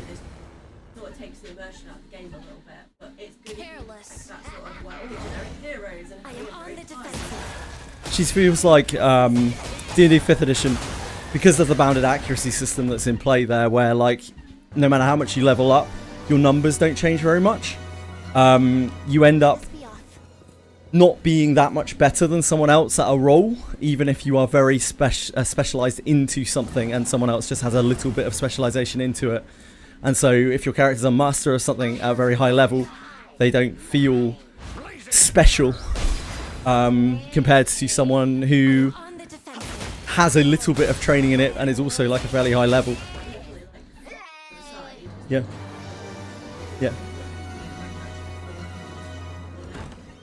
Edie says that she likes her characters being flawed as well, and flaws are much more easy to play out in Pathfinder mechanically, because you can actually be bad at things despite being like leveled up, whereas it's much harder in D&D again because of the bounded accuracy, so it works both ways.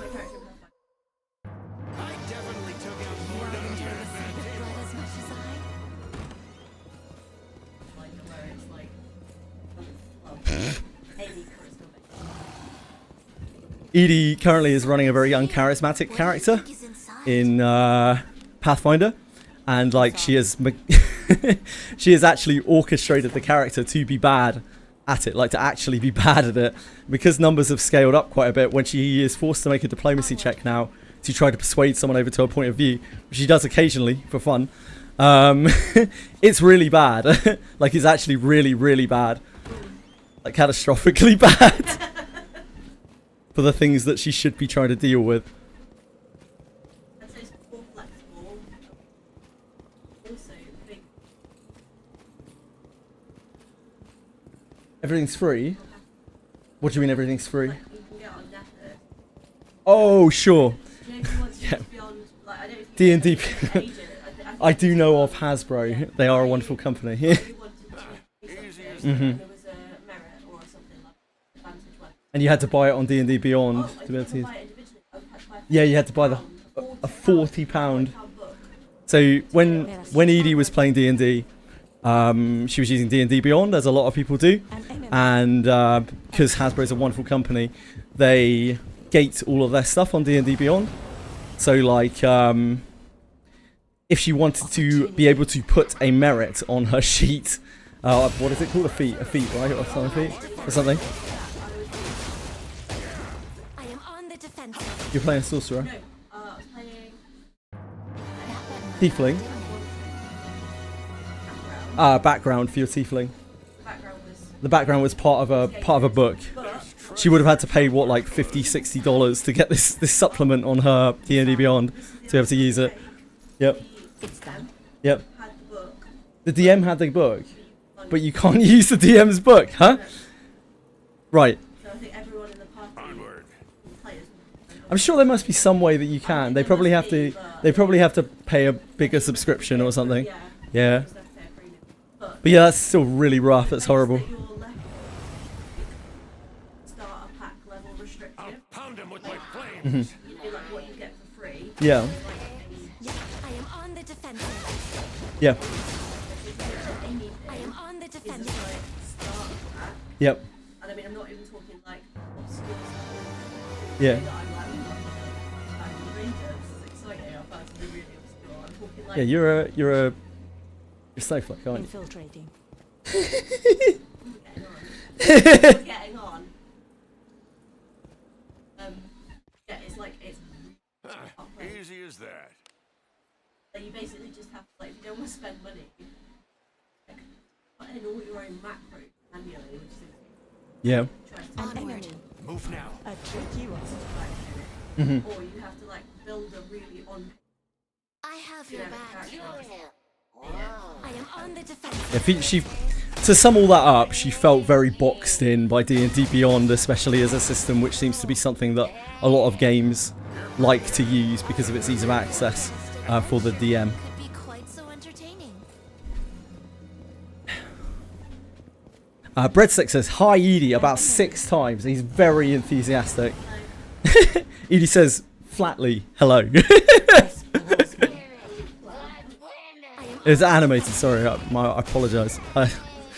Edie said, sorry, Bellacolt said, "Edie, make JJ as a D&D character." And then has repeated, "Make JJ as a real lure shake." Lure shake is a disgusting emote. I have lure shake, but it isn't that emote. I changed. I made an AI of a very respectable woman shaking someone's hand.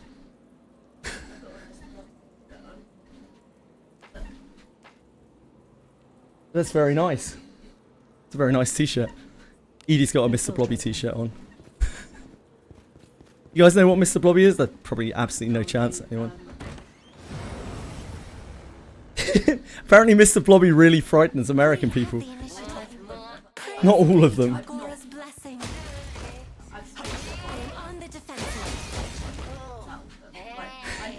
He is pretty unsettling. Right. Warning, trigger warning to people. I'm about to put Mr. Blobby on screen. Oh, my OBS just crashed. Yeah, Blobby.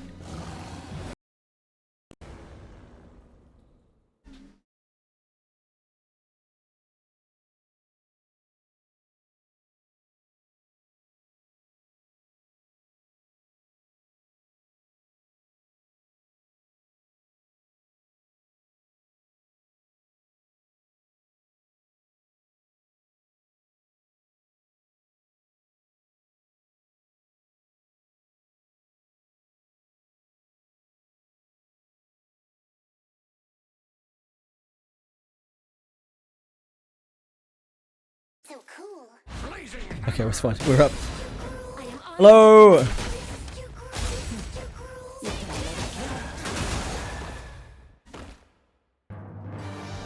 Yeah, OBS crashed. Let's try to put Blobby on screen. What do you think is in it? Perhaps?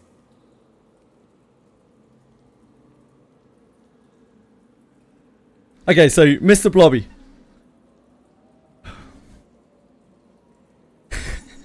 This is Mr. Blobby. He was on a what was it? Noel's house party. Noel's house party. He hit #1 on Top of the Pops. UK music chart. Apparently, Mr. Blobby made #1. Any Lance?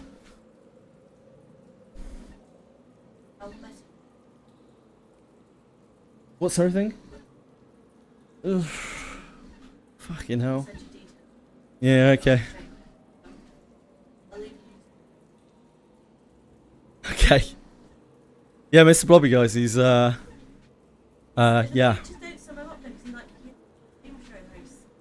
Yeah, he did.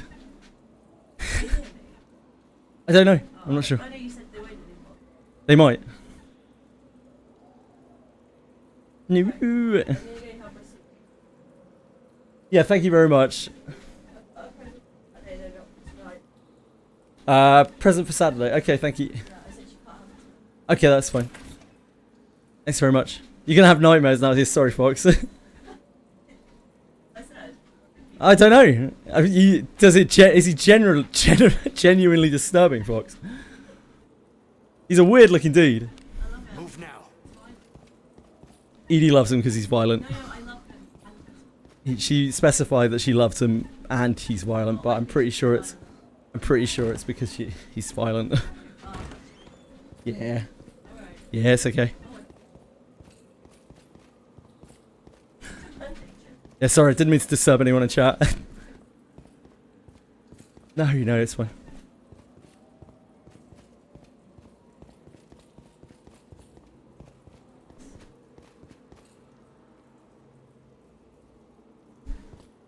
It's the eyes, he's so off-putting. He craves blood. I look forward to our return to town.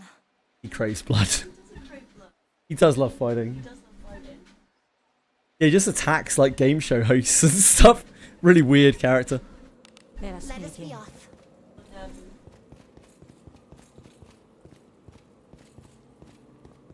I don't know who Jack White was. An enemy. Nah, you can leave it open if you want. Yeah, thank you. Love you. Bye bye. She says bye. Bye.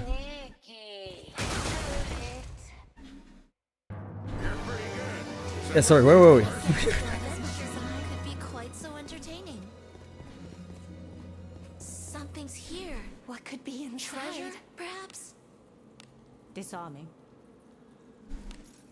Fox said bye. I think she's long gone. Sorry, Fox. I tried. Oh yeah, I just heard the door go. Come on. You coming up here to cause havoc now as well. Yeah? No, I had enough disruptions. I have your back. Come on. Ouch it. Out of the way, Twitch chat. Yeah, you missed Edie. Sorry, Narcos. She just here she was talking about D&D as Pathfinder as well. You really missed out.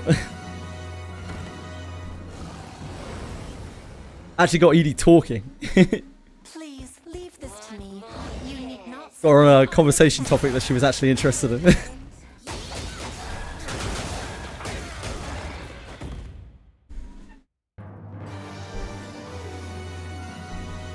do you think is in it?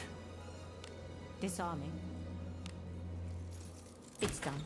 Hello, Big Chill. You lonely? Bored? Bored.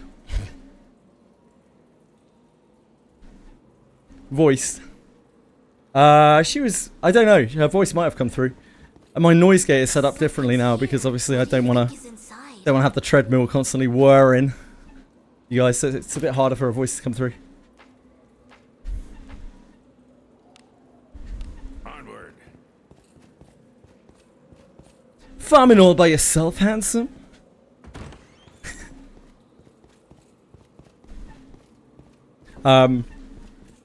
Yes. I'm stomping today. This is faster than I usually go. Edie even commented when she came in, it's like, oh, it's like a sauna in here. It's like, yep. We'll see if it's a mistake later. Look forward to our return to town. Jelly, can you not chase the pointer around the screen? Thank you. Appreciate it. Yeah, I know my arms are salty. There's only to lick them, thank you. I'm not your salt lick. Move now. I'm not your salt lick. God damn it. How's my back? Fine. My feet are golden. They're nice and leathery again. So my feet are not an issue anymore. My back is actually better today. But we'll see how it feels in, I don't know, like 4 hours. Might not feel so good in 4 hours.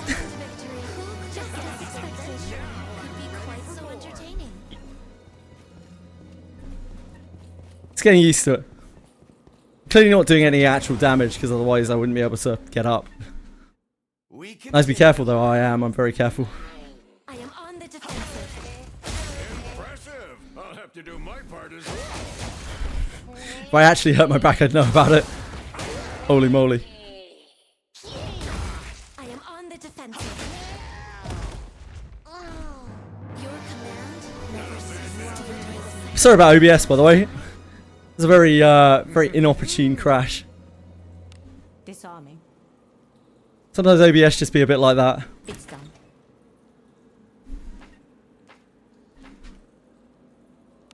Move now.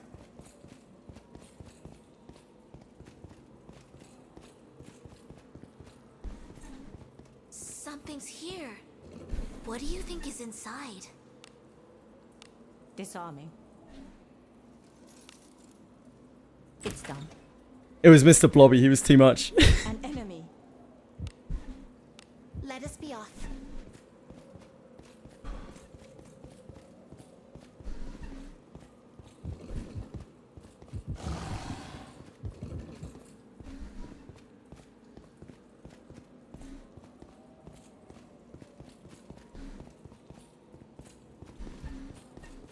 Poor OBS will never recover. Fox, Canto 9. It's a day for you. How are you feeling? Are you prepared? Are you going to stay up for it?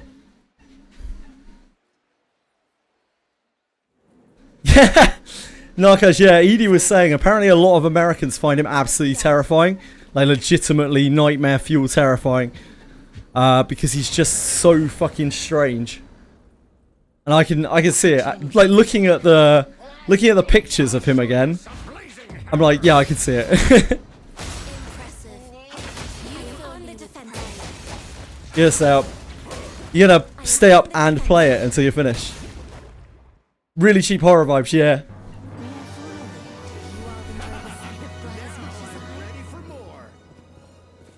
An enemy. Something's here. What do you think is in it? Scary Halloween costume. Horror vibes. Onward. Opportunity. I'll show you some blazing hammer. Impressive. Senna's character's got a package in D&D. She hasn't been able to open for 2 sessions. She must be itching. I call it D&D even though it's Pathfinder. That's my fault. Just quicker, innit? It's actually more syllables. No, it's the same. Come on. Get over here. Get over here. Come on. I can't see Twitch chat. Come on.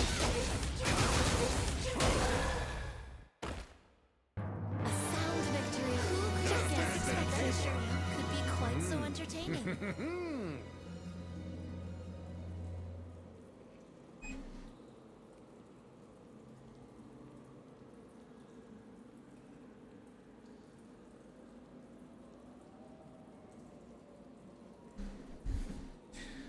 If I don't get to open this one, I'm when I commit crime, I'm afraid.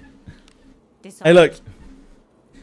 It isn't me stopping you opening the bags. It's the other players and yourself. You can open it whenever you want. You'd open it right now. I mean, you can't open it like literally right now, but. Move now. You are stoked for the Neon Genesis Evangelion Rayashki collab, right, Narcos? I wish you the best of luck with that banner. Assume it's banner. People completing cantos. You're an emotion leech, is what you're saying, Fox. I am on the defensive.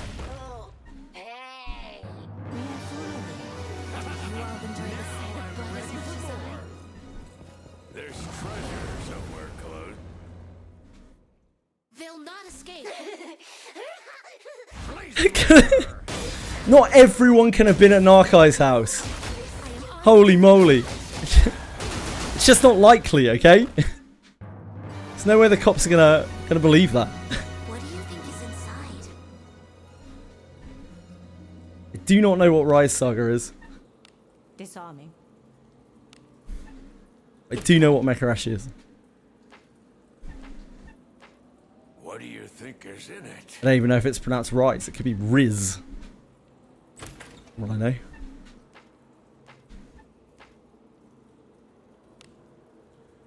Ah, it's for another Eden. I'm with you.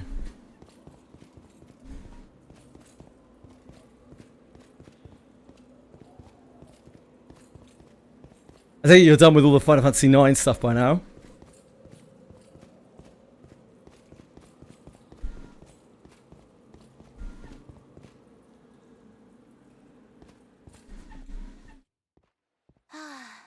A job well done.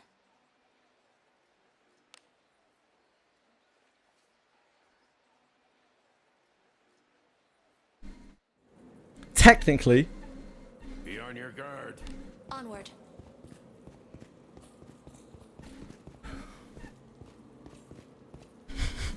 What does technically mean in this instance now, guys? Like, you have or you haven't? They'll not escape. I am on the defensive. I am on the defensive. These darn mind goblins. They're a perpetual terror anyway. There's plenty of time to kill mind goblins. They're all over the place. An enemy. Treasure. What do you think is inside? Disarming. I'm gonna need to get like a diffuser or something in my space here.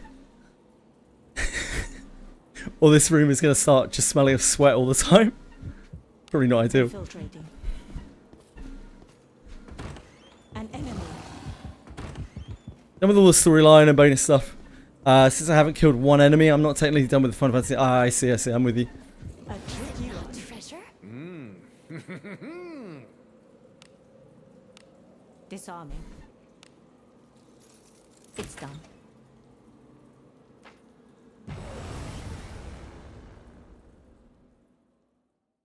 We can take him. Don't we all, Kevin? I am on the defensive. They're a plague.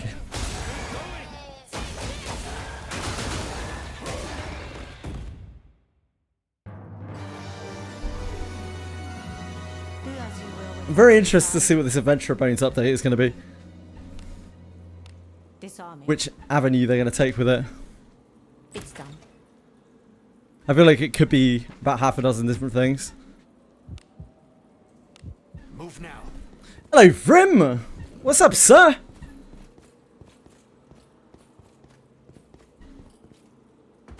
A tricky one.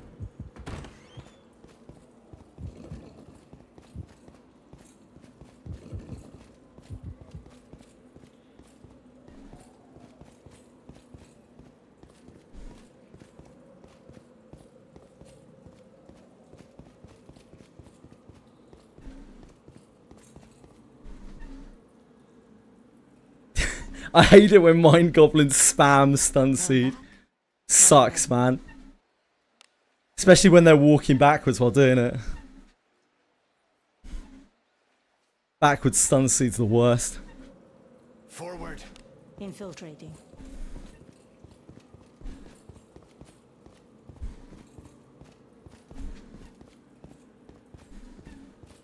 An enemy. A tricky one. Please leave this to me. You need not. I am on the defensive. Very big news for anyone who joined Expedition 33. Yona Nibel is releasing a single based on the game tomorrow. I don't know who that is. It'll probably be cool.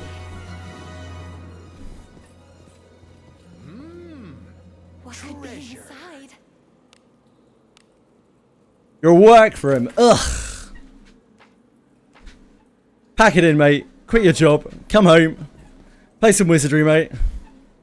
What could be inside? Yeah, I have no idea. Narcos.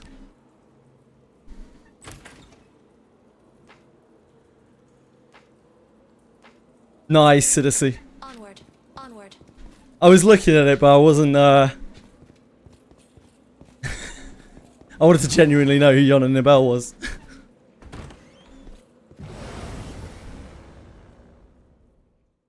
What, that I would be taken by surprise.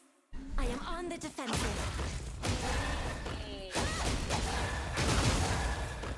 Oh, okay. It actually was that joke. I am on the defensive. Your command never ceases to amaze me as much as I. Ready for more. There's treasure somewhere Do as close. you will with what's inside.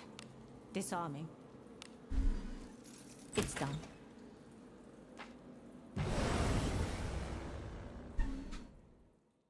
Whoa, what's all this? Even better for him, tell Fox's boss to go frick himself.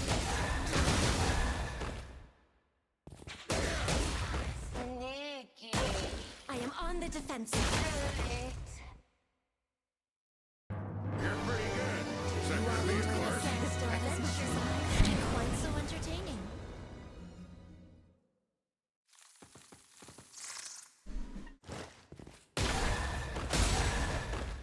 Your trainees forgot everything.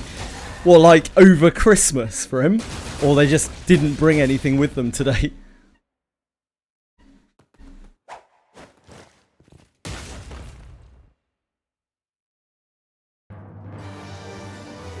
Skill wise, yep, sure. Did you tell them they had a skill issue?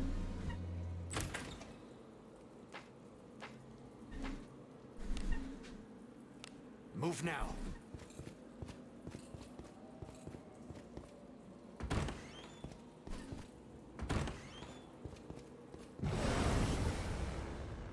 See my new cockpit? Yeah, sure.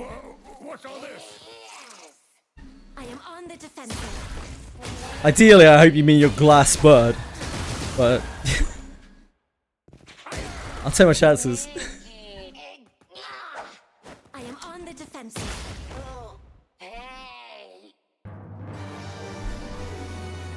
An enemy.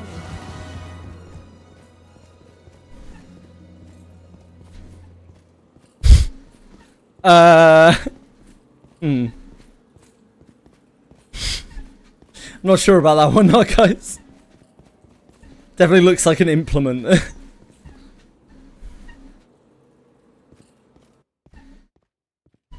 I look forward to our return to town.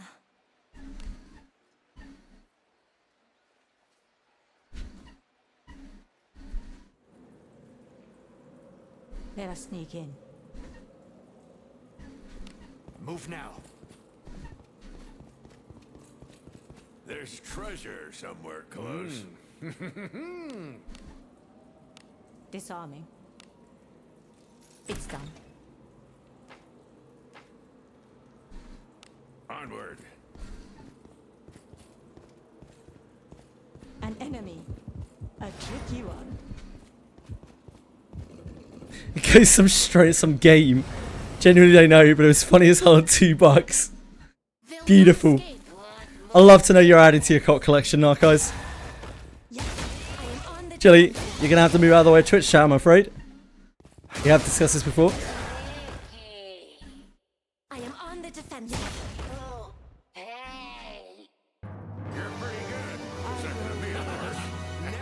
I even made you a space on the end of the desk.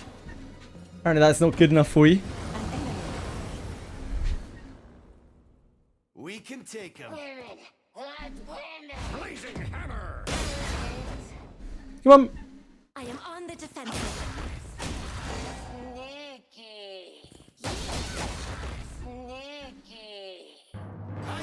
Am I tripping, or do you see that too? No. I don't know what you're thinking looking up there. That's not for you. What do you think is in it?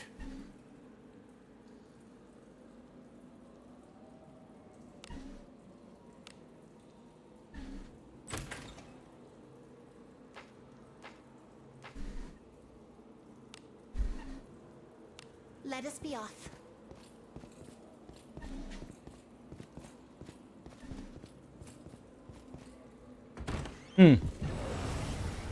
That's a copy pasta. I've seen that copy pasta before. Not with that character. I'll show you some blazing hammer. You've done a lot of killing. I've done this for long enough now that I can recognise the copy pasta.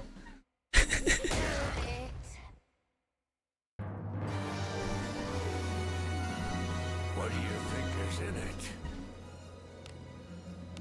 Disarming. No idea, dude. We were talking about it a little bit earlier, but there's no real way of selling. My money would be on the next 6 legendaries, but I don't know whether they'll replace the old ones, whether they'll be alongside the old ones, whether there'll be a completely separate bone entity to the new ones, whether they'll replace the old bones with the new bones, whether the old bones will stay the same way that they are right now and you won't be able to access them anymore. Who knows? It's probably going to be, what, Gerard, Redbeard, Abenius, Savia, Rene, and Arboris, I would guess. Disarming. It's done.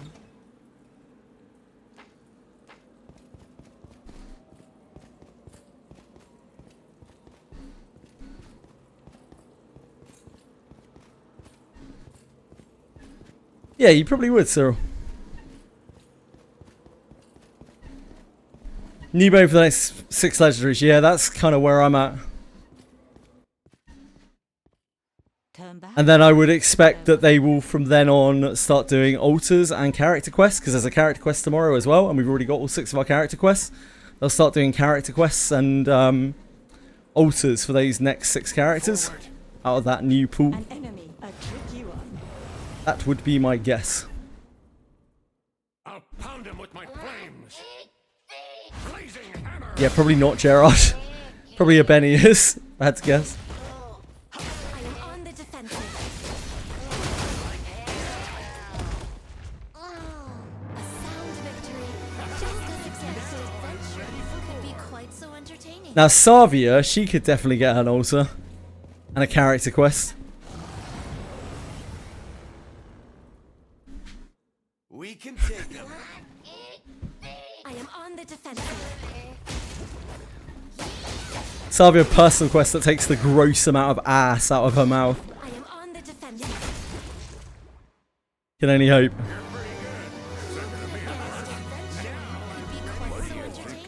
Hello, Tactical Sufferer.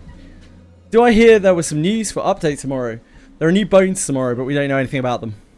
Disarming. Why is Kickstream only at 20-minute online right now? Because my OBS crashed. And although I got the stream back up relatively quickly, Twitch has a higher grace period than Kick does. So it looks like my stream went down for Kick, but not long enough for Twitch to register it as a new stream. I am on the defensive. That's why I was trying to put Mr. Blobby on stream. I am on the defensive. Yeah, they could make a great Savia altar. Like, Savia is one of the big key characters for altars because she's actually quite a popular character. Even in Japan, people really like Savia because she's basically a fucking Final Fantasy Dragoon, isn't she? So I think an altar would go incredibly hard for her. With what's inside.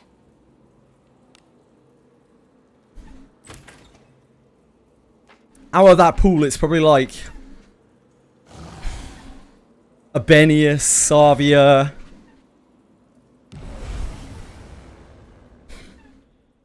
maybe Rene, and then like Boris, Gerard, Redbeard in that order in terms of popularity, I would guess.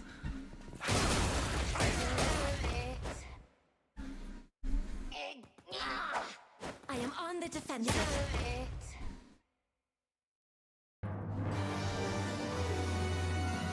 What could be inside? Disarming. It's done.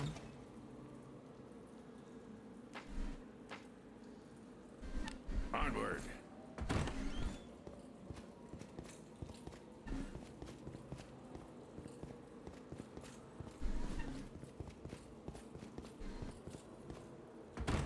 An enemy.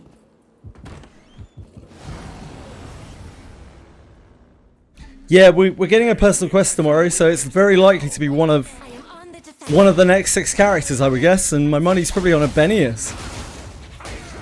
Popularity-wise, at least. I am on the defensive. How impressive. You're pretty good. Is that gonna be hard? This week is quite so entertaining.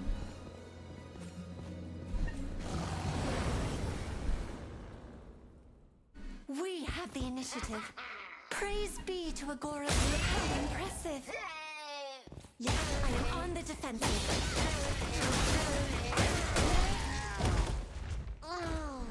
You're pretty good. Is that gonna be hard? New banner tomorrow? No, there's not. Not a new character, at least. There might be. I doubt they're doing Raffaello tomorrow because they haven't announced a class change for him. So I'd say it's unlikely we'll get Raffaello tomorrow. So either there's probably no banner tomorrow, or it's a weird banner like a quad banner or something.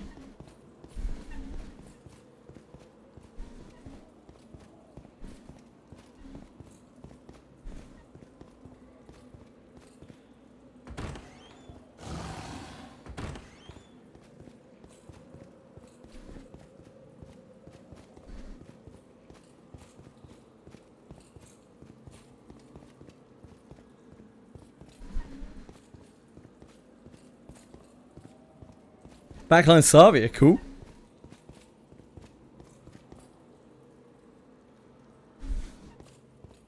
Not only will they probably not skip Raffaello, they'll also make you wait another week for UC to see.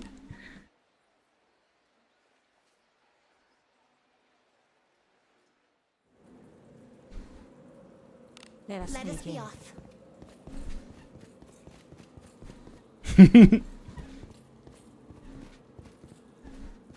I hope so too, Fox. But I really just hope they give her a good altar. Like, personal quests are always quite minor, at most. I think people would be so happy if Savia got a good altar. I am on the defensive. Impressive. You fill me with pride. A sound victory. Just as expected. Could be quite so There's entertaining. treasure somewhere close. It has to be so good though. Like, being a night thief is just so cursed. So horrifically cursed. Infiltrating.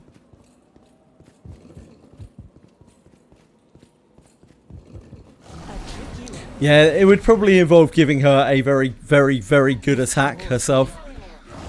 Or something, some very special support ability. Or making it so her Black Beast Feint is actually good. Like, it's actually a good ability. Much more functional.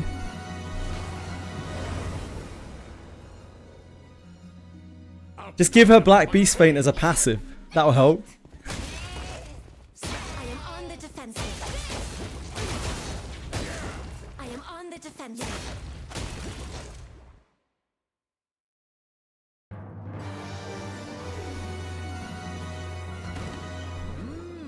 Do as you will with what's inside.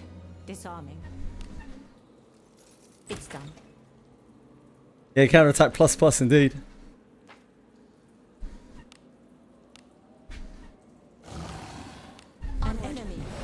I'd say these bones, like the new bones thing, probably makes it even less likely that Gerolf is going to get an altar. Poor Gerolf.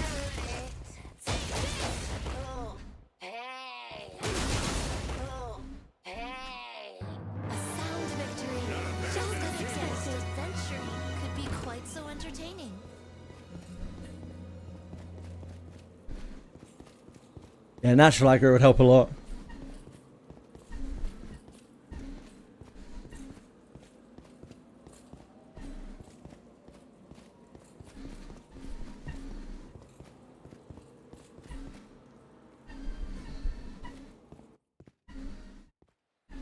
Easy as that.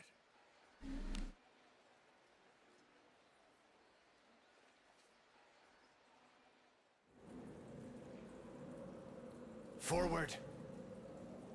Onward.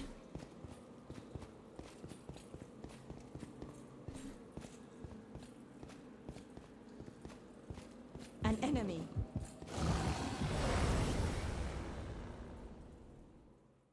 We have the initiative. Praise be to Agora's blessing. I am on the defensive.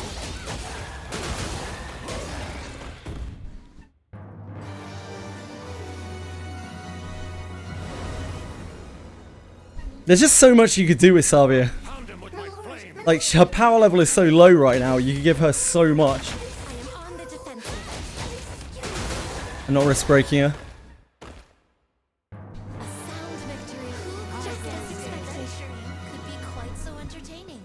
Same is true for Gerard, really. Something's here. What do you think is inside?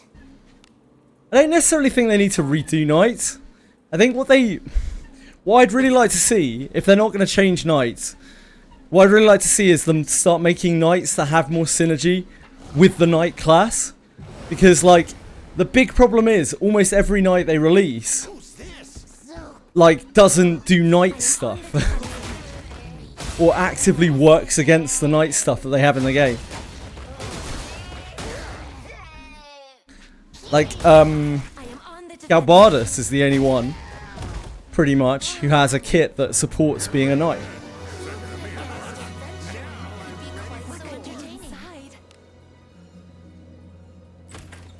Savia sort of does, but like, her Black Beast Mate is just, it's really just like a sidestep to all guarding.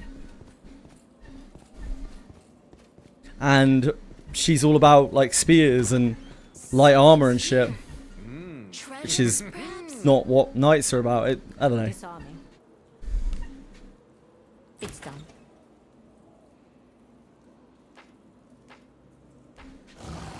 Onward. Tower shields, that's what we need. That'll fix it. Impressive. I'll have to do my part as well.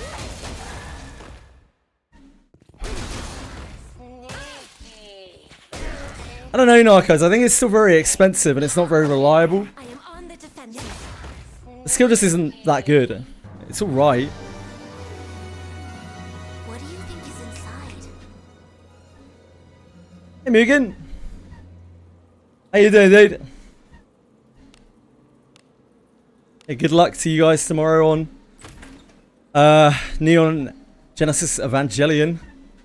Come on, Chili. 4 times now. Come on, over here.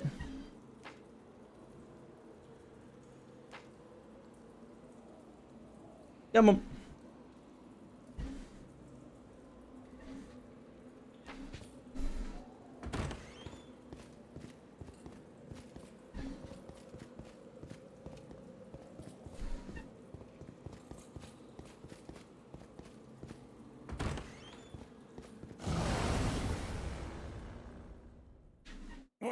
What's all this?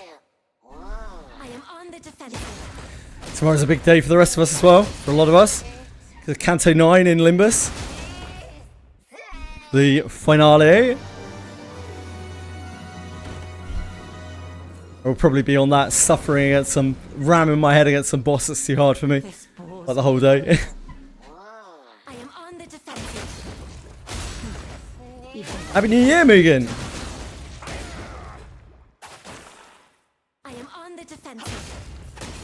Have you been, dude?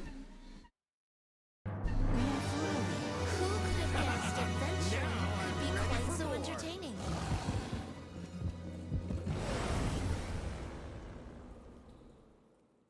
Opportunity.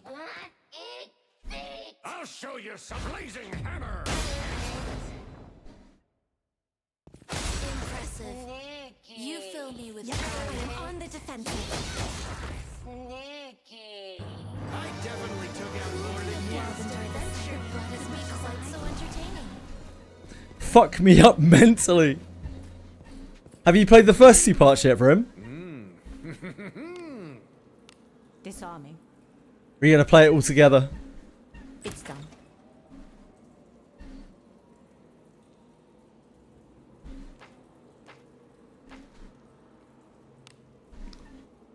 All together, oh baby. Move now. You're in for a treat, sir. Yeah. A tricky one. Yeah, for him finished Canto 8.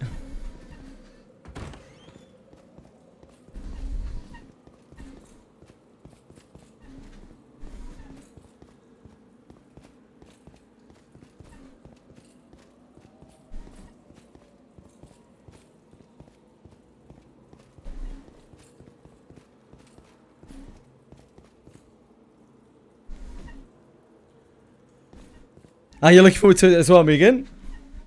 Easy as that.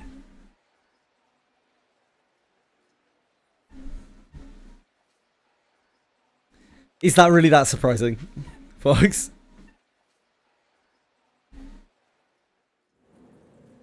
I feel like it's a self-fulfilling prophecy at this point. Infiltrating. People made such a big deal out of it, like now he can't... An enemy. It's hard for him to do it even if he wants to. We can take him. Because he just looks like he's buckling under pressure or something. It's rough. It's a difficult spot.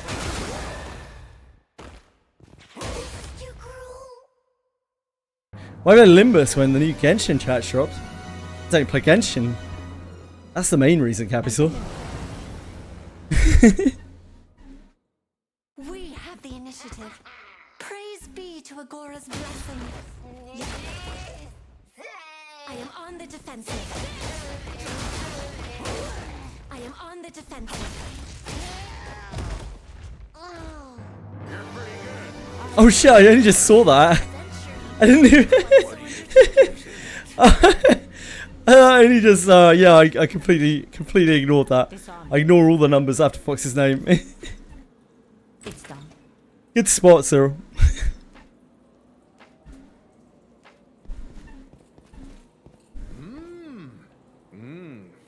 You're outrageous, Fox. Disarming.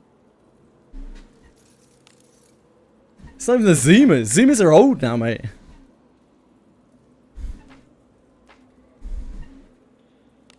It's all about the Generation Alphas. Zoomers are fucking washed up has-beens. Is it not treasure? What could be inside? Disarming. And rightly so, Fox, because you'd have to be mad to put that in your name. It's done.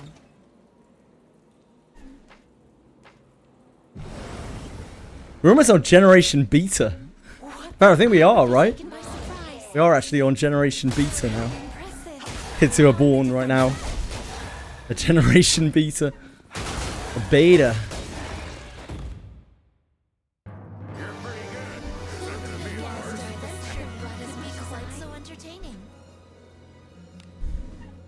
Infiltrating.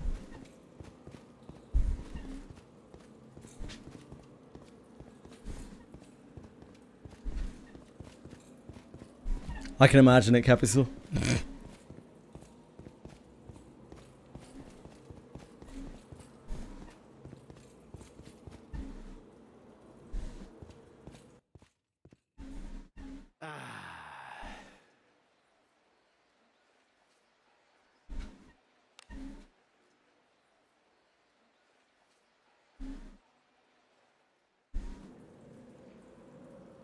Be on your guard. Let us be off.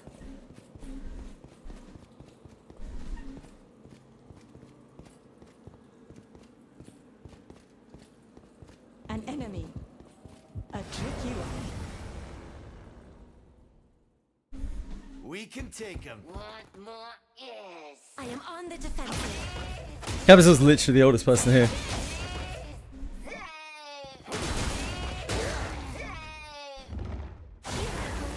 I am on the defensive.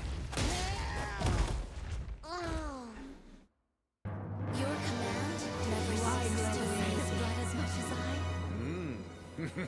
That looks more like Cabusot though. It's not the smoothest. It's done.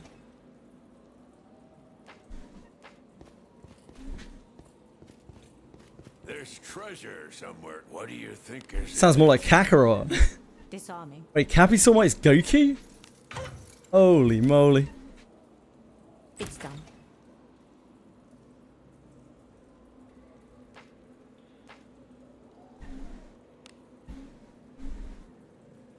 Onward.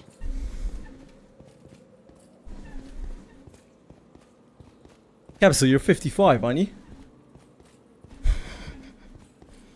Oh.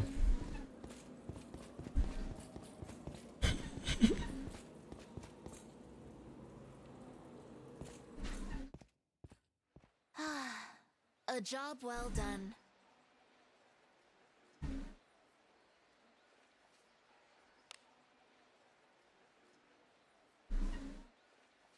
Ooh. Forward. Onward. A tricky one. We can take him. I am on the defensive. You can out of here.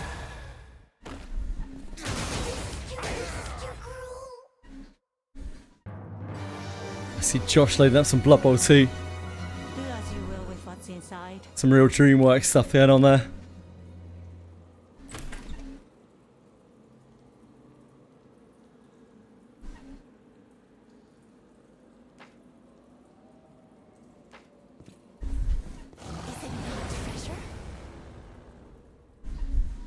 I'll pound him with my flames. Mine. Oh, hey. I am on the defensive.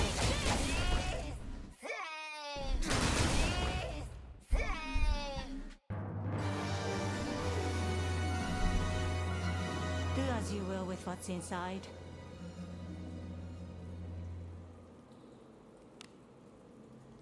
Disarming. It's done.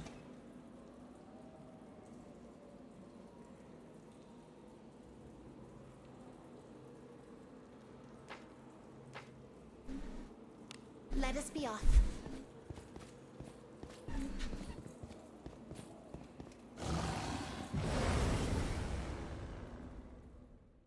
This bores me. I am on the defensive. Impressive. You fill me with pride.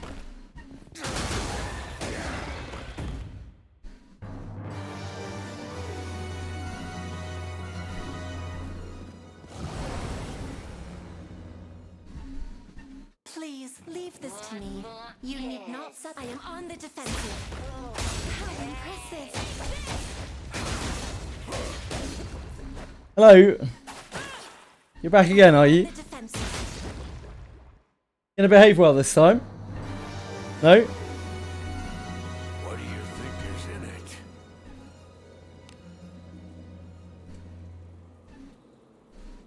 Disarming. It's done. No, no, no, no, no, no, no, no, no, no. No, no, no.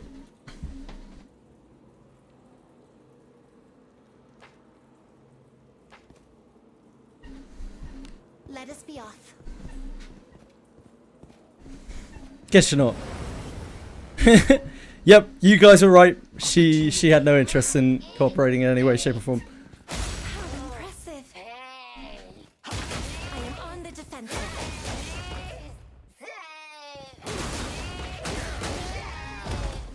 Oh.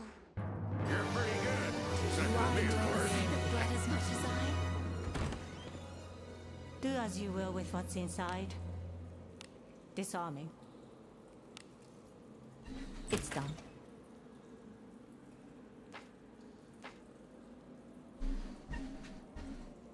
Onward.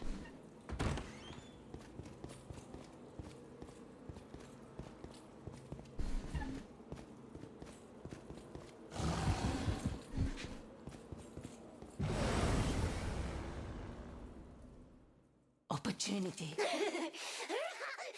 Just had the realization that Henry VIII is England's first catcher player.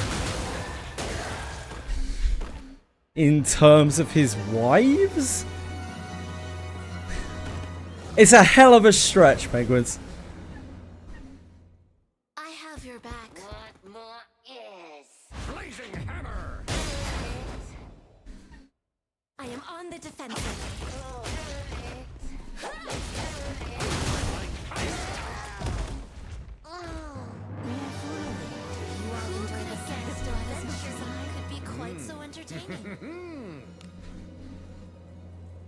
Disarming. It's done. I don't think he opened any loot boxes to get them though, you know? I don't think he was pulling on a banner. I have your back. Your equipment is so cool. Blazing hammer! I am on the defensive. You've done a lot of killing.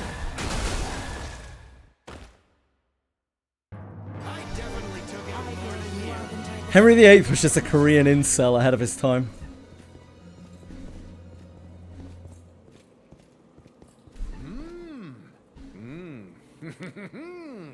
Disarming. It's done.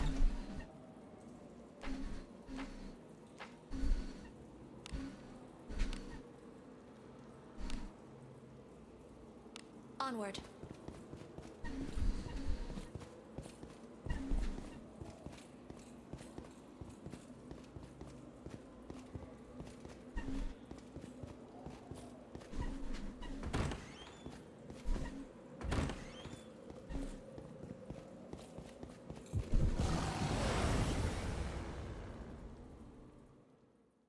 Who's this?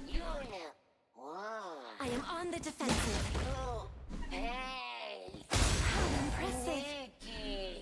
I doubt Henry VIII would have liked Owen.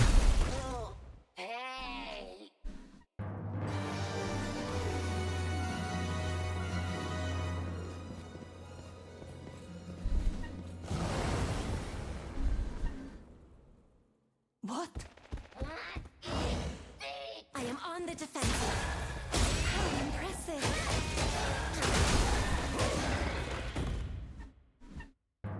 That went well enough, didn't it?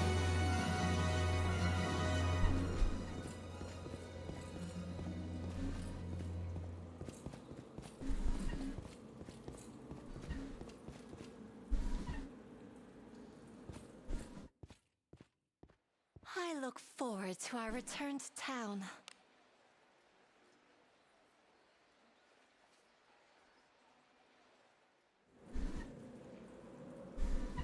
Onward. Let us be off.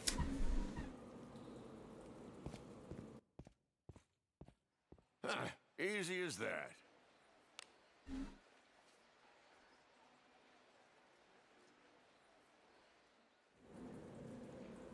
Shall we go out again today?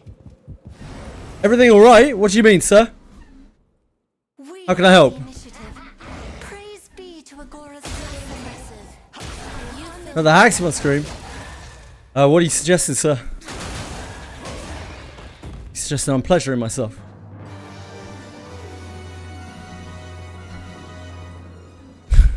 I love that you've been here for what, like an hour and a half, and you've just been like, wait a second, hold on. Hold on. Wait a moment. Hold up. You've done a lot of killing. I am on the defensive. Yeah, I'm on a triple.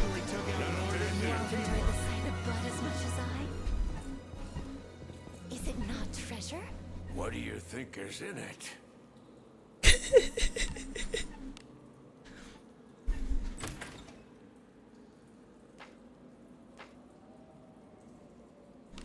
Let us be off. treasure somewhere What do you close. think is inside?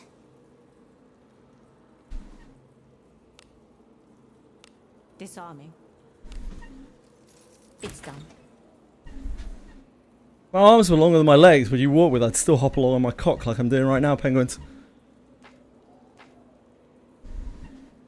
Infiltrating. Is it not treasure? Disarming. Now you give me, don't worry about it, mate.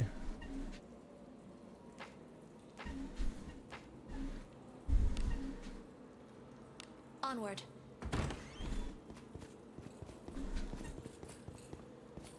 Yeah, I'm inside my house and I am a joke. So definitely an inside joke.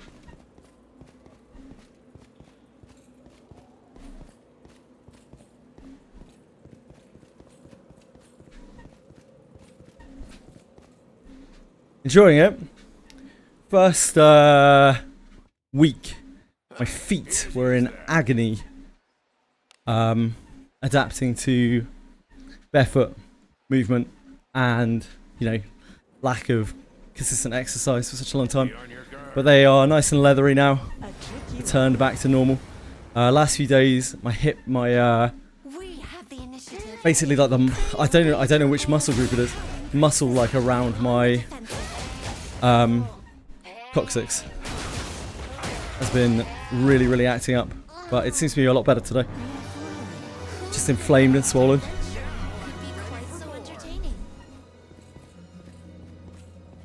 Nothing serious. An enemy. It's been good though, yeah. Been really appreciating getting to move around a lot while I've been grinding. Before I started streaming, I was a very active person. So yeah, it really takes its toll on your like mental state, going from being very active to not being very active. Nice to be able to move around again. Definitely feel like I have a lot more energy, despite wearing myself out. Disarming. It's done. Thank you for asking, Megan. Onward.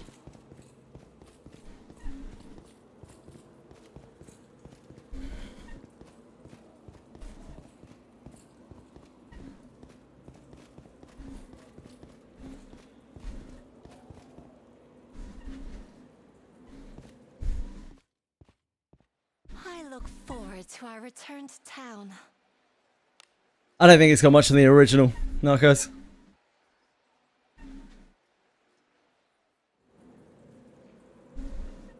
Onward. Infiltrating. Yeah, I don't know which muscle it is. Very good. But it's around my coccyx. My tailbone.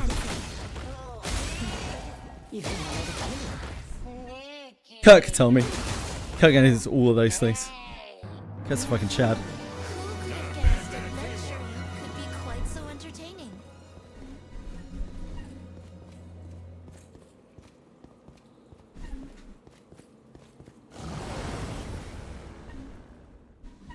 I'll pound him with my flames.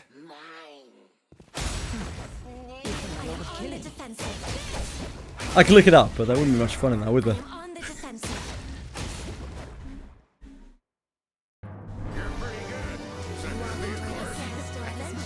Could be quite so entertaining. There's treasure somewhere close. What do you think is inside?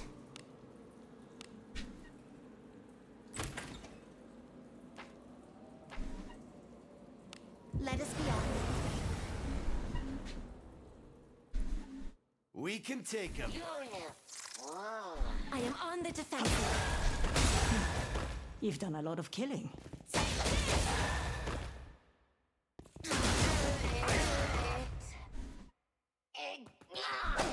I am on the defensive. You won't enjoy the sight of blood as much as I. There's treasure somewhere close. Disarming. It's done. Move now. A tricky one. They'll not escape. Blazing hammer! I am on the defensive.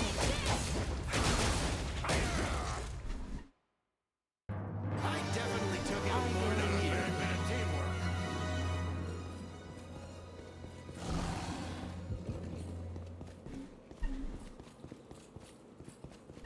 There's treasure somewhere close.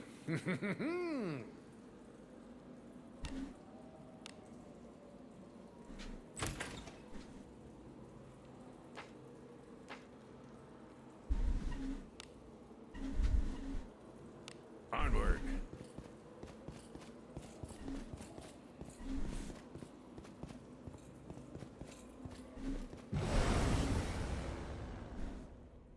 Please leave this to me. You need not. I am on the defensive. Love Crusade. I am on the defensive. What a jam.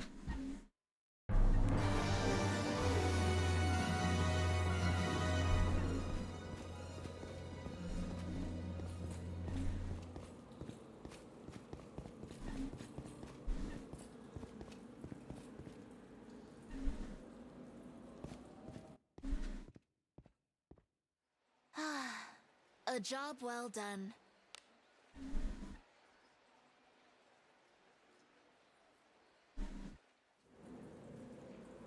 Forward. Onward.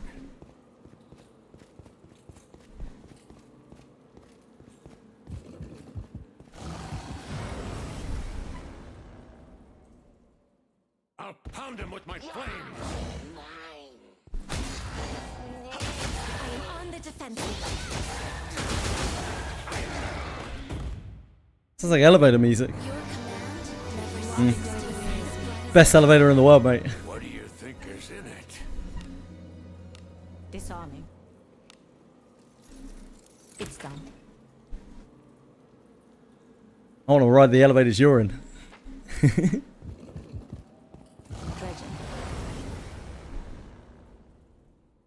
We can take him. I am on the defensive.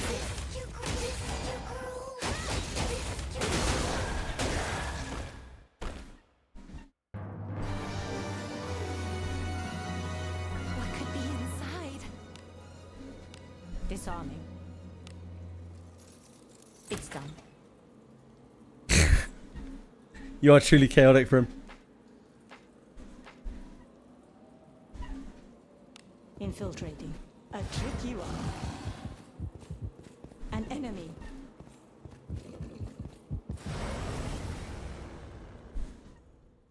Please leave this to me. You need not. I am on the defensive. How impressive. See, Narcos has a lot to be said on the issue. On the defensive. Impressive. I'll have to do my part as well.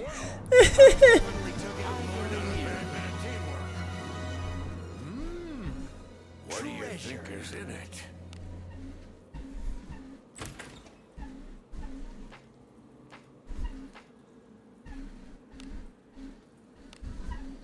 Let us be off.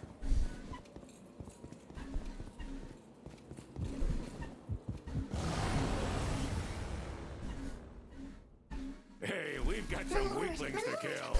I am on the defensive. You've done a lot of killing.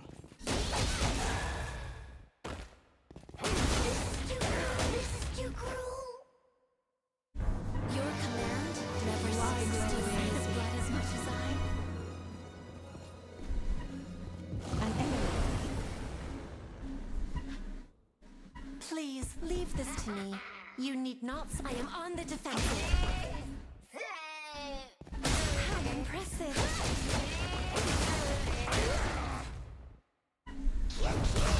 I am on the defensive. Oh. I definitely took out more You won't enjoy the sight of blood as much as I. There's treasure somewhere close. What do you think is in it? Disarming. It's done.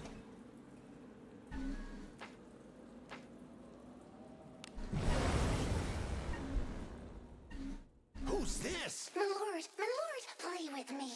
This is your girl. Yes, I am on the defensive. This is your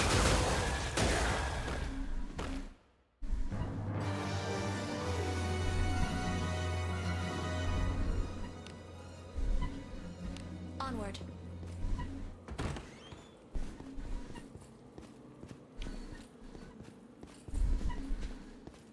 I'm keeping up okay here. Nothing's broken yet. I didn't know if I'd be able to do faster. We're like a cycle and a half in. I'm doing okay.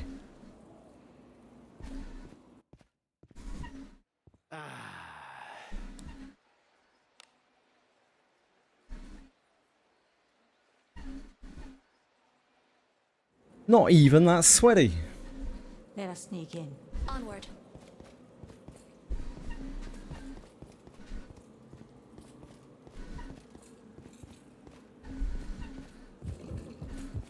There's treasure somewhere, Club. Opportunity. What more is? Good going. I am on the defensive. I am on the defensive. Impressive. You fill me with pride. Do as you will with what's inside. Disarming. It's done.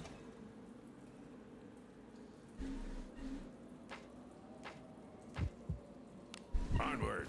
A tricky one. This bores me. I am on the defensive. How impressive.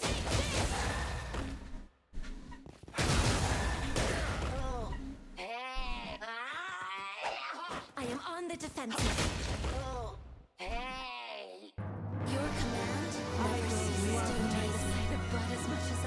What do you think is in it? Disarming. It's done.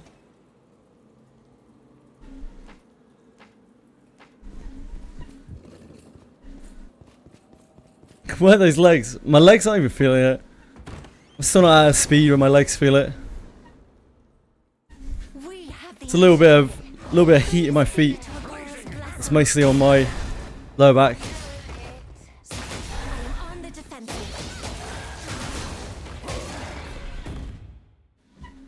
My legs won't feel it till I'm actually like running, which I'm probably not going to be doing on here.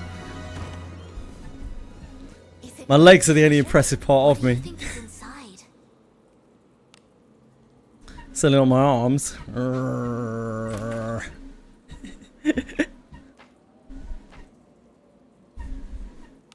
Move now.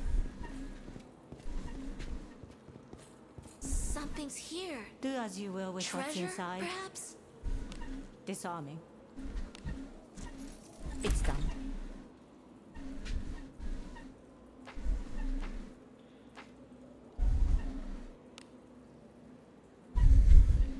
Let us be off. Indeed. World-renowned biceps. That's me. All real, baby.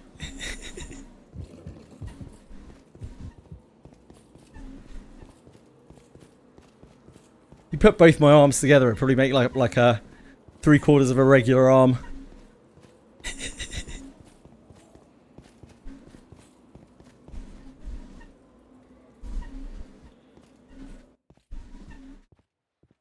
Easy as that.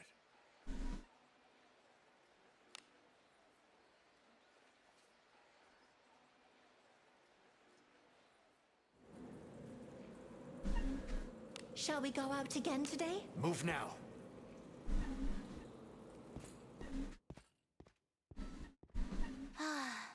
A job well done.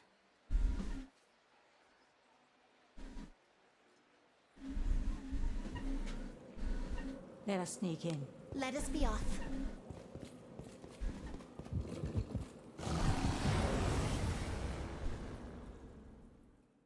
Opportunity. Women! What women? How impressive! Sneaky! I am on the defensive.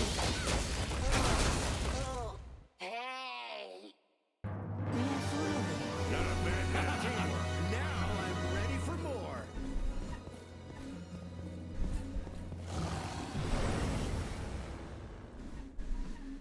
Please leave this to me. Hello, Miyabi. May I help you, sir? I am on the defensive.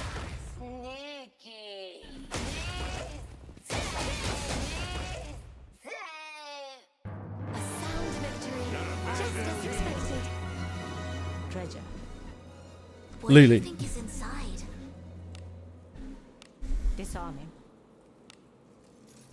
It's done. Adventuring is so fun. Good old Lily. Something's here. I love Lily, man. Treasure, perhaps? I was borderline offended when Dat Pumpkins, I think yesterday, was talking about like Lily being worse than Paimon, being adjacent to Paimon. I was like, whoa, whoa, let's chill out, bro. Take a step back. Let's think about what we're saying here. Yeah, she'll do that. You probably deserved it, Citizen. I know, Fox. You're telling me, mate. Rage bait of the highest order.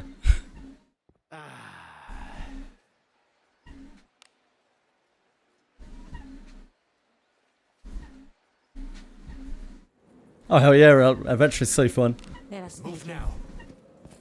Yeah, the laugh you cry, mate. I have your back. Demian. Easy. So easy.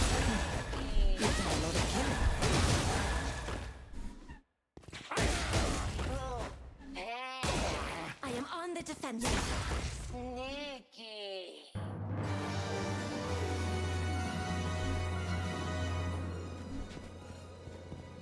Oh Lulu, you're so fine. You're so fine, you're why I'm Hey divine. Lulu, you're so Hey, fine, Lulu. you're so Hey, fine, you Lulu. blow my mind. Hey Lulu. On the defensive. How impressive.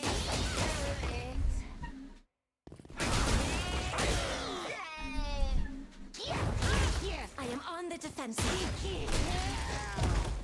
Oh.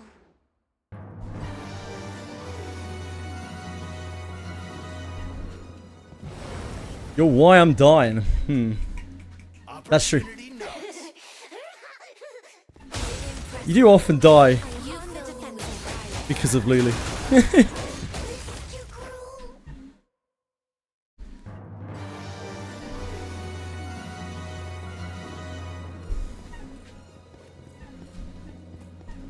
Treasure. What could be inside?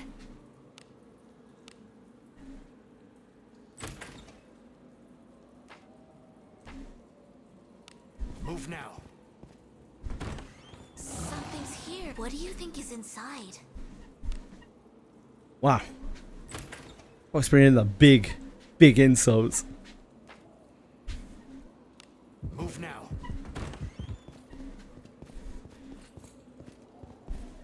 Na'vi was iconic, you know? Like, she had that really going for her.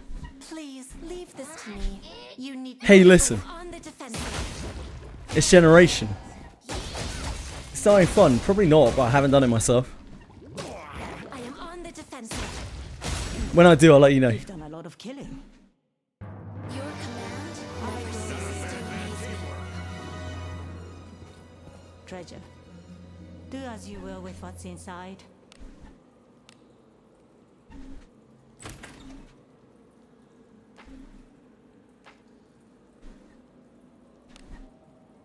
Onward.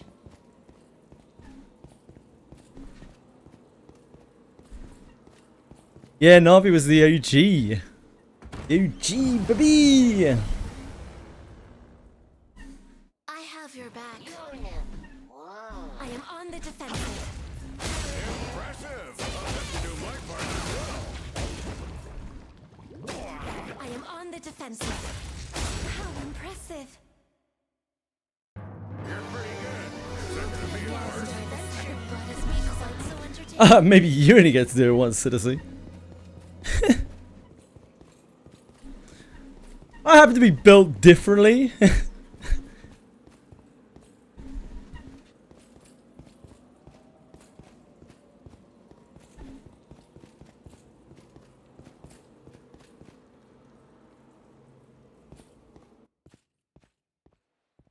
Easy as that.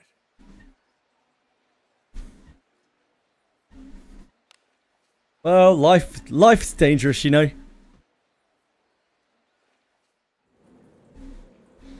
If you were an adventurer, you probably have been training for all of your life to do it in some way or another. Maybe not as an adventurer, but as a soldier, or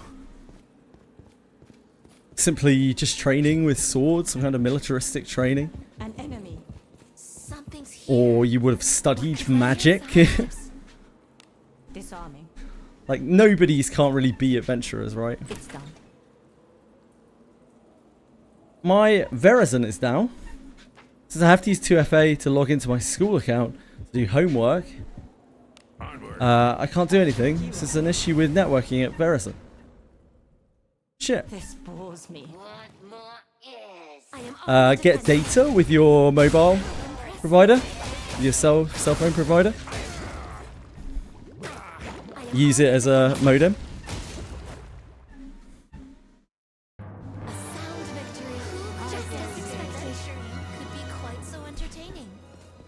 Is your phone on Verizon as well? I understand you US networks. This bores me. I am on the defensive. Sounds like you finally got blacklisted for all that porn, Lalaria.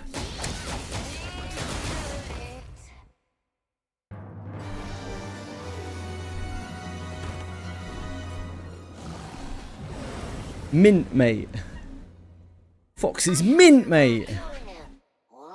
I'll show you some blazing hammer. I am on the defensive.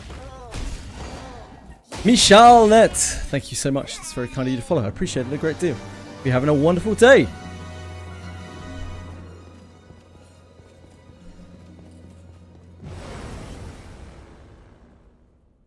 Hey, we've got some weaklings to kill. I am on the defensive.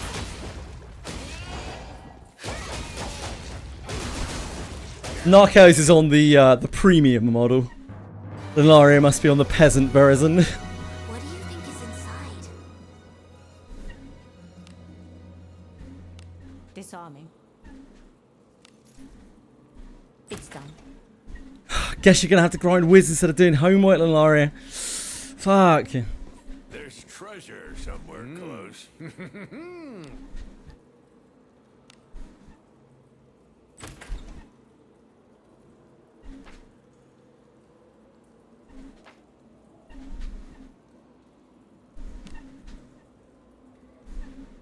Infiltrating.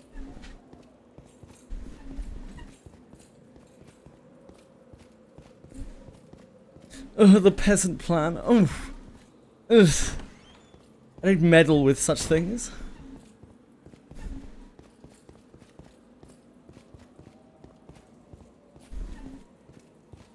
I didn't understand there was a package worse than the premium package. We can take them. I am on the defensive. Are they being tactful or not? You've done a lot of killing. That suggests that you may have levels of social ineptitude, whether that is due to difficulty of understanding social cues or due to lack of experience from talking to people. Miyabi.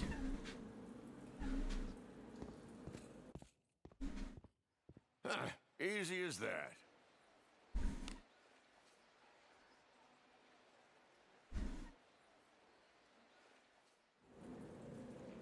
Let us sneak in. Onward. Something's here. Do as you will Treasure, with what's perhaps? inside. Get a little adventure with Greater Warpman 3. Disarming. It's done. The eyes were harder. Yeah, they are. The eye sentries before the Greater Warp One are for most players harder than the Greater Warp One itself the first time that you do it. Move now.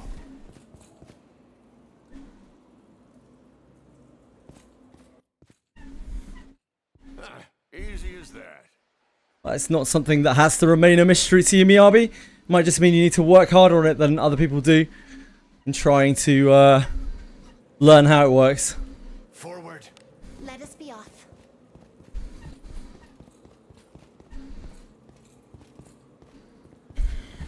And if your friends are good friends, then they won't mind anyway. And they probably already know. Opportunity. Play with me. Impressive. You fill me with pride. I am on the defensive.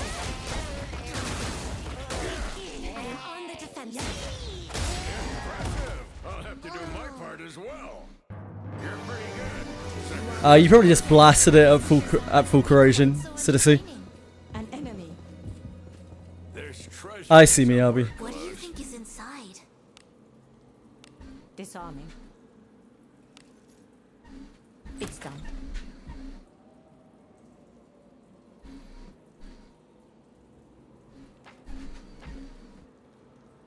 Let us be off. Body language is a lot harder for some people to read. Social cues are difficult for some people, like really difficult for some people. They have trouble perceiving whether someone is messing around with them, whether someone's being entirely serious. Just misread social cues. Please leave this to me.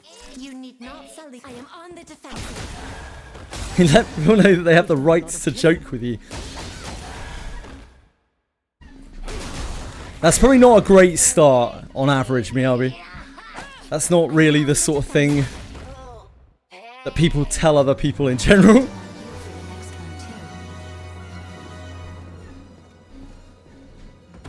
I'm sure that rubs a lot of people the wrong way. With what's inside. Perhaps. Disarming. It's done.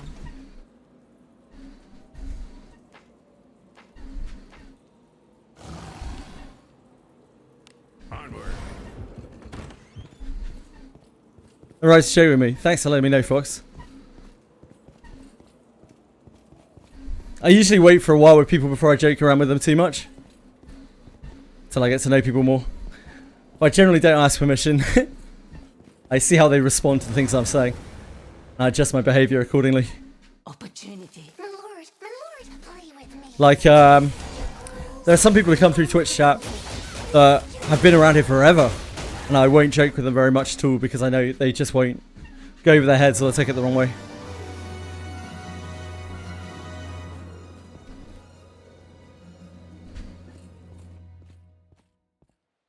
Whereas there are others that I'll know for about a couple of days and I know it straight away I'll be able to joke with them about like quite serious stuff.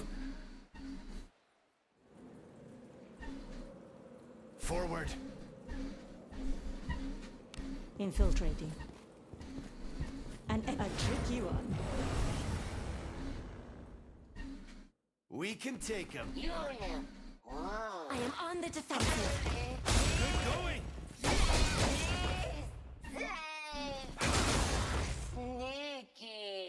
A lot of people use humour to make friends with people, Miyabi. Do as you will with what's inside. Disarming. And it's difficult to know lines. It's done.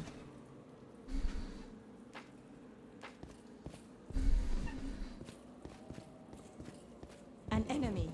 No, indeed. As Fox says. I have your back. People are multifaceted and complicated. I am on the defensive. It's not really that simple.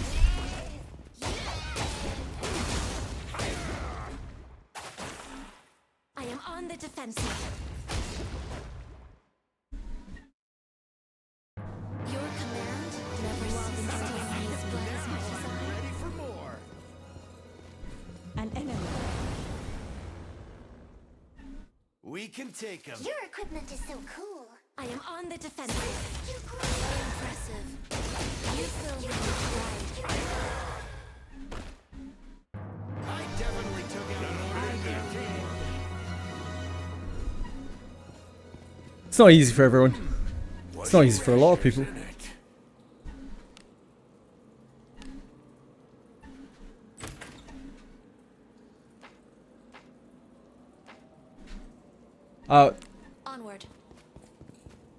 yeah.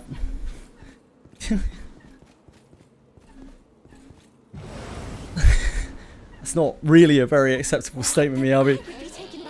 With or without a kappa. Luckily, Citizen here is not taking that badly. I hope there is no one else in at least who's horrifically offended by that statement. I am on the defensive. A sound victory. Except you're on a public forum, Miyabi, so like, just throwing shit out there like that is not really acceptable.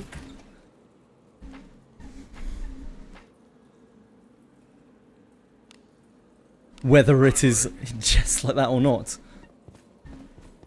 I would generally just steer away from saying anything, in jest or not, that singles out a group of individuals, because it's just never really great. Maybe if you're at a stand-up comedy show and you're performing.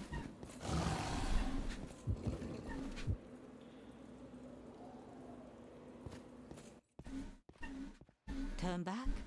Whatever.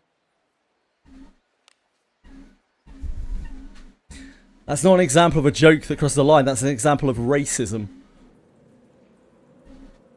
Onward. Infiltrating.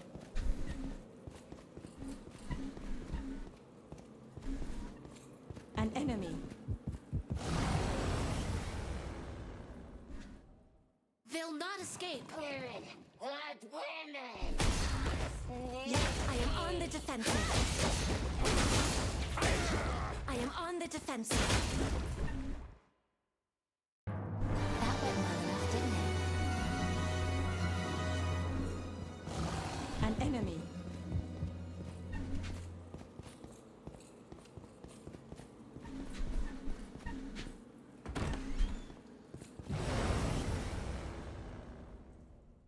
Hey, we've got some weaklings to kill. I am on the defensive.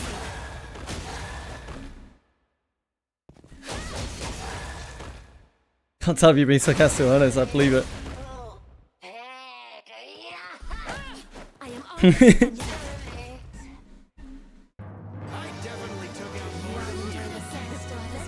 Rage bait religious. Treasure. Religion is... What's inside? I would never make fun of someone's religion, no matter how much I knew them. Oh, religiously, okay. Right, people who are like... You mean bullying from... Bullying is what you're talking about. They'll not escape. Play with me. Impressive. You fill me with pride. I am on the defensive. Repeated harassment of someone.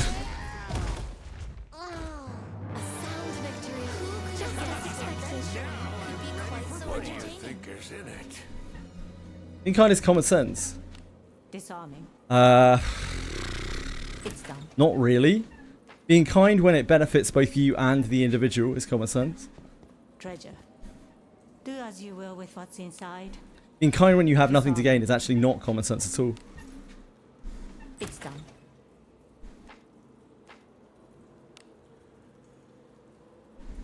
Infiltrating.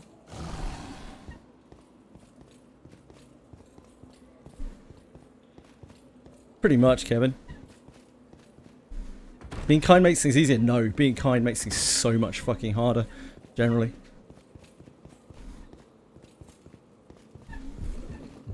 Generally, the kinder you are, the harder life is. Why spread hate? That's completely different. Not being kind and spreading hate are two extremely different things. We are jumping long distances there. Job well done.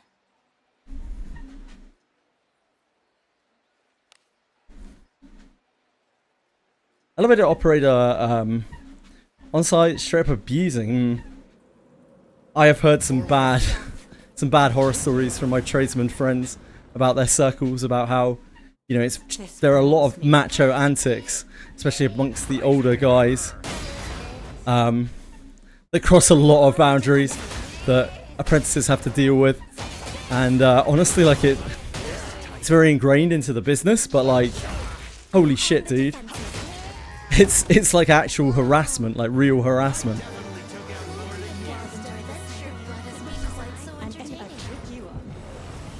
Sometimes sexual harassment. Please leave this to me. You need not set. I am on the defensive.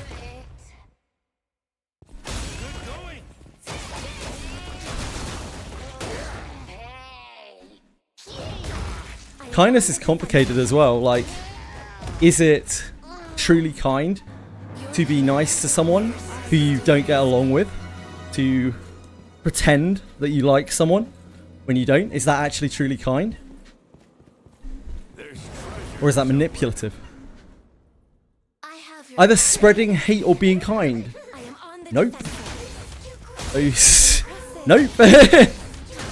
You can even be kind while spreading hate. Because kindness is subjective. And what constitutes as hate is subjective as well. It's done.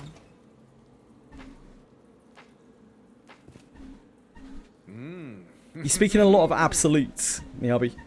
Disarming.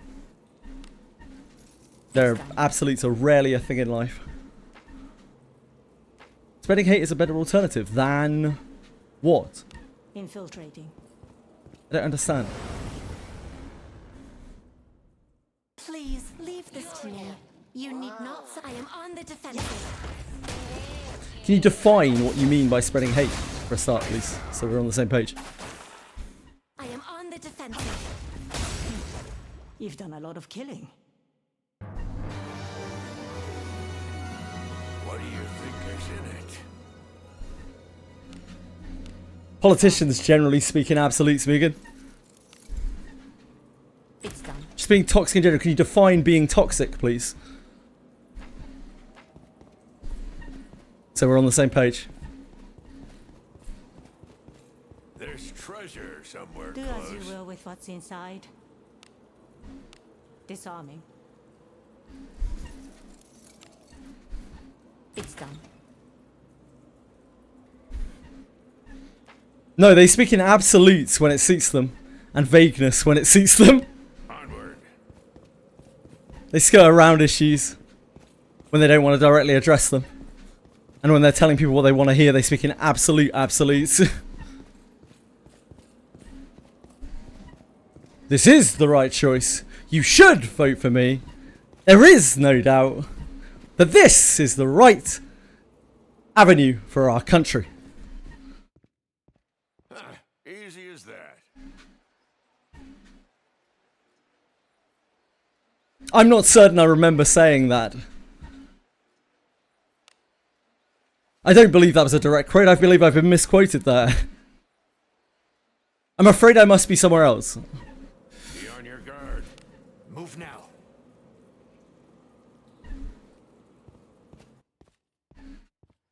I look forward to Bullying, targeting, singling out. So you're saying that if you are not kind, you are a bully. Is that what you're suggesting, Miyabi?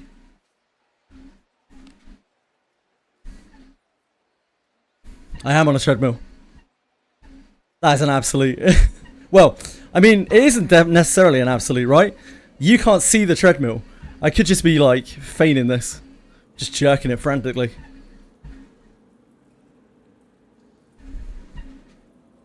But I present it as an absolute. I am on a treadmill.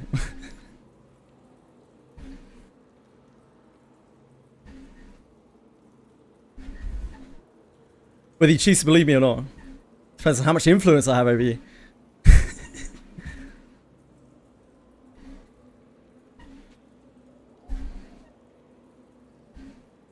I don't know, man. My cock's pretty small.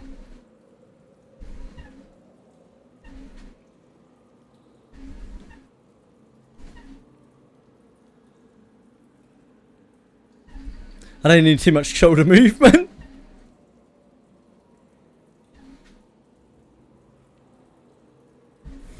Telling us a gentle lie. Possibly. Where do we stand on white lies? As they are called.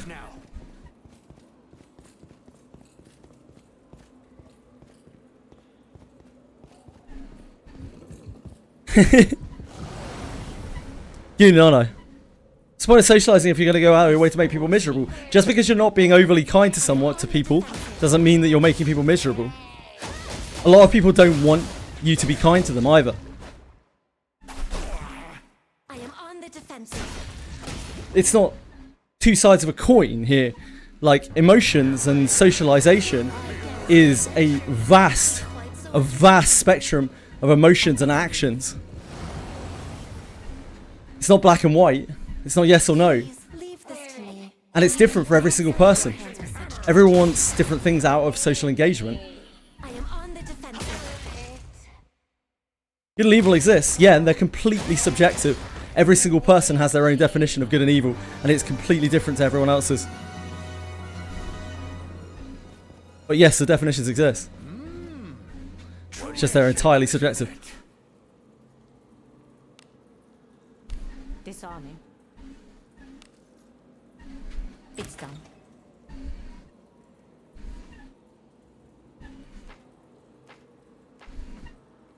Let us be off. Please, leave this to me. You need not. I am on the defensive.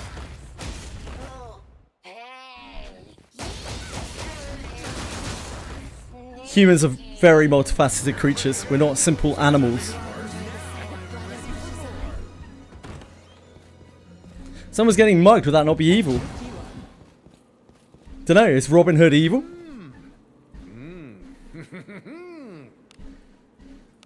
Disarming. It's done. An enemy. Move now. I'll pound him with my flames. How impressive. I am on the defensive.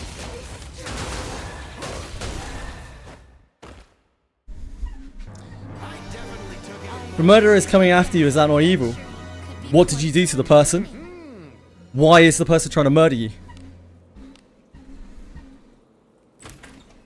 And where you sit on that, whether that is evil or not, based on those pieces of information, probably along with plenty of others, will tell you whether you think that is evil or not. They're a psychopath. So they are neurodivergent and in need of mental help. That doesn't make them evil, right? Are you saying that everyone who's neurodivergent is evil? Again, you're speaking in these absolutes, but every situation is specific. And everyone will have a different opinion. Neurodivergent isn't an excuse for slaughter. No, I don't think it legally is. Some people may feel like it ethically or morally is, but that's entirely up to them. And that's what I'm saying here. Evil and good are just words that are given definition by the person using them.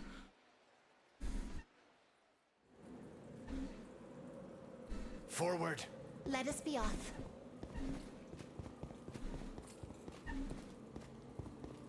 Tell that to the people who keep killing. I'm not going to. They fucking kill me. I have your back. I'll show you some blazing hammer. I am on the defensive. No, it's completely fucking pointless and definitely not suitable for a Twitch chat. It's just that Miyabi keeps pushing this. And like, I don't mind talking about it. Mainly because we're not talking about the game or anything, because Wizardry's dead at the moment. So if anyone would like to raise any other other chat topics, please go ahead. I'm tapped out. This is the kind of conversation I'd let slip by in chat, usually. But chat's been quite quiet today. So I'm taking my interaction where I can get it.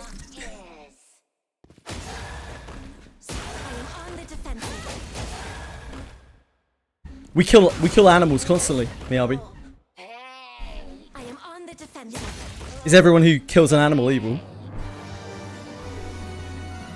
as you will with what's inside. You say you have a lot of difficulty with social situations, right, Miyabi? Perhaps it's because your mind is very black and white and you don't see things with variables at all. But every social situation is different. Onward. Every person is very different.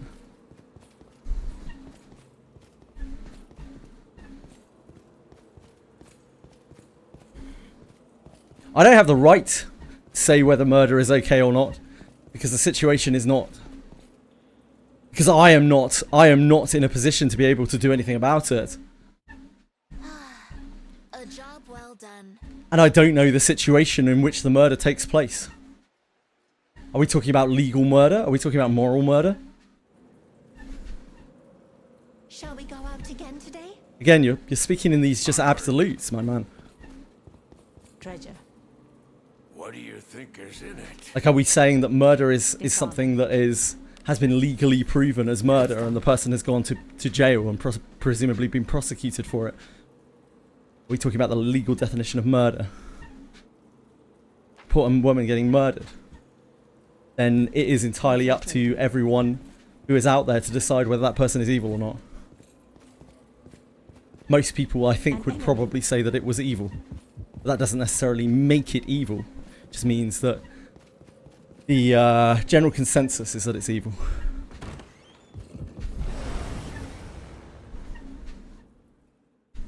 Hey, we've got some. My mother is an MPD psychopath. Sister was telling her the other day that she needs to get mental help. I don't think that's possible, right?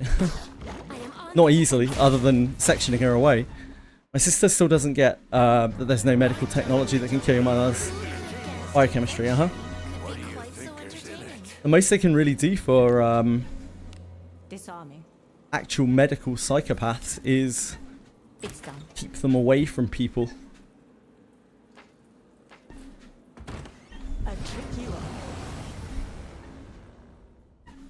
Please leave this to me. You need not sully your hands with such drudgery. Right, let's not bring up historical figures. Thank you, Miyabi. That one particularly is extremely loaded, and I'd really like to keep that out of chat.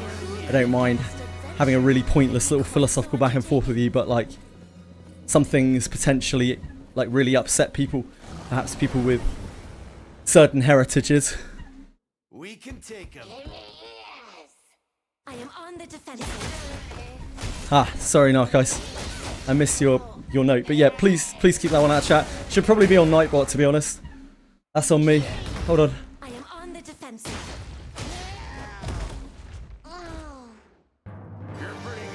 Not a lot can come from referencing that gentleman. Treasure. Do as you will with While it's fine for a conversation topic, it's probably not great for Twitch chat, is it?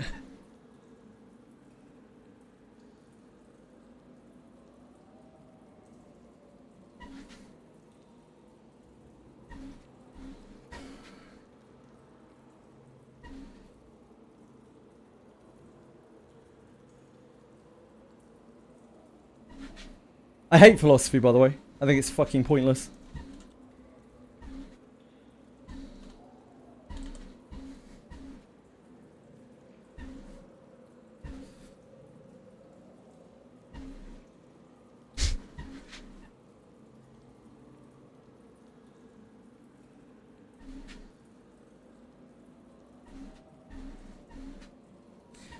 Dan the man, I'm very sorry to hear that, my man. Like, I really am. I have worked with people with that kind of mental state. I'm so sorry that you have to have someone as close to you as that with that kind of mental state. And I hope both for your and, you know, hers and all of your families, good health as much as can be expected.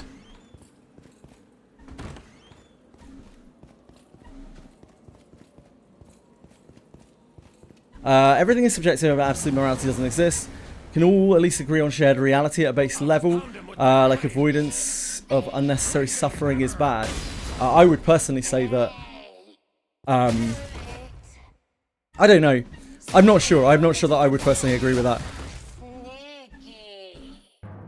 I go out of my way to not actively hurt anyone, and I do truly believe that the best people in this world are people who just exist doing their thing without hurting anyone else and not getting up in anyone's faces. But I'm not arrogant enough to think that my view is the best view, and there may be views out there that I haven't considered. So no, I wouldn't say that that is an absolute, although I think that is something that most people would share an opinion of.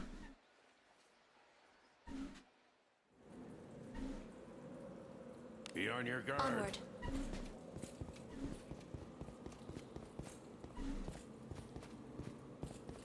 Not the type to watch sport game every now. I know a bunch of people who play Daphne who watch sports. Shouldn't overgeneralize, man. Games appeal to all sorts of people. It's not like the old days. It's not like gaming is like completely segregated to a bunch of nerds, a bunch of sweaty nerds. I'm literally a sweaty nerd right now. What do you think is in it?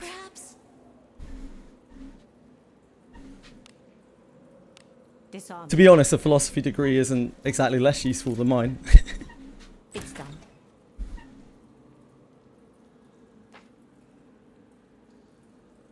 Thanks, Fox. I think I did too, but it's fine. I might not have even confirmed it. Probably got distracted. Opportunity knocks. Blazing hammer. If you're assuming that everyone observes the same reality, Dr. Drunkenstein, everyone's perception of reality may well be different. You can't possibly expect every single person to see the world exactly how you do. The reality exactly how we do. Opportunity knocks. No, it doesn't, but we're not trying to solve real world issues here, because this is a fucking Twitch chat, sir. We're not... We're not the fucking UN.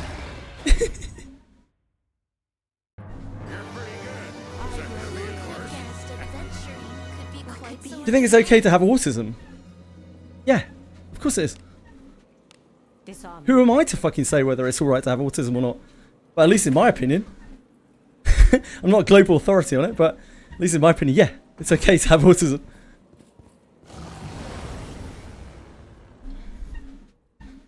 Opportunity. So cold. No percentages, yes. So first, we have to bank on those percentages being accurate, which is a hell of a Hail Mary in itself. Not only would you have to successfully take numbers from every single individual in the world, including those who are, you know, too young, too old, incapable of being able to formulate their opinions, their mental state, an opinion on their mental state. You also then have people who lie. You have people who are inaccurate, who, like, then are you saying instead you test their brains? I'm advocating for a level of subjective morality that would be very harmful to people actually took it seriously in the real world. No, I'm not. I'm not advocating for anything. What I'm doing is I'm saying it's dangerous to speak in absolutes.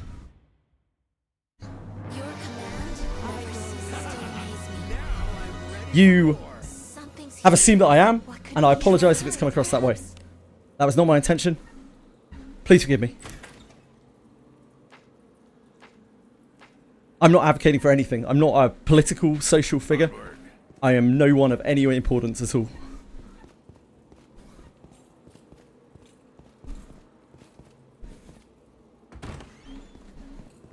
No. There's no need to be like that to Dutch Drunkenstein. This bores me. My lord, play with me. I am on the defensive.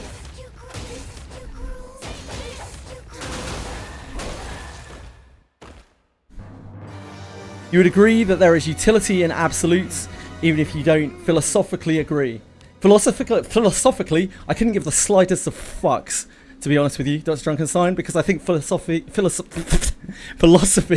is a fucking waste of time in probably 99.999999999% of cases where it comes up.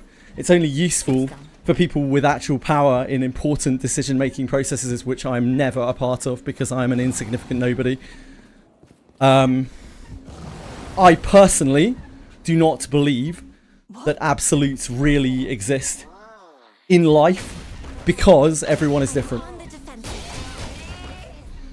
That's not philosophy, that is just the way that I think.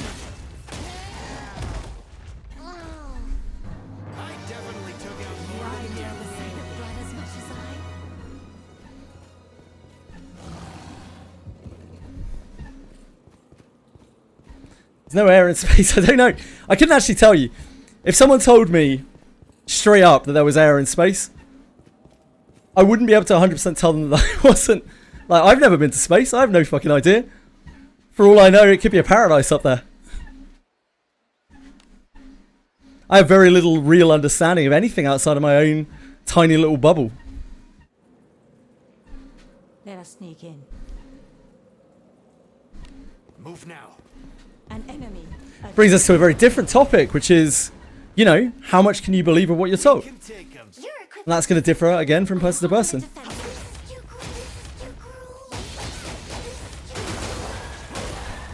Not many of us here have probably been to space, I would guess.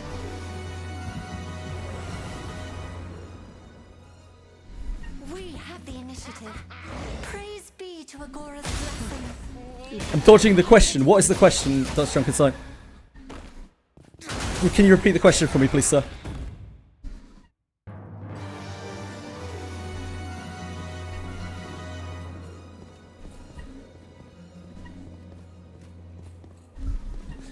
Is water wet? You're getting wet a byproduct of water. It's a matter of perception, right? I never found them attractive personally. Wait, who? Volcanoes?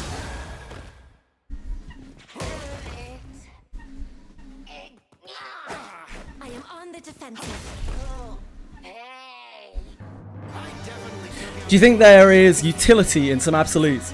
Can you put that into words that I can more easily understand so we don't have any kind of mix-up in what you mean by that?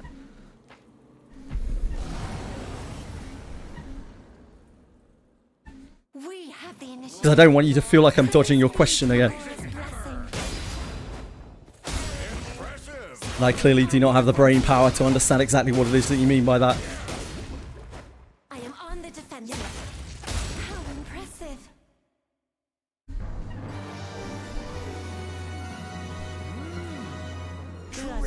What's inside?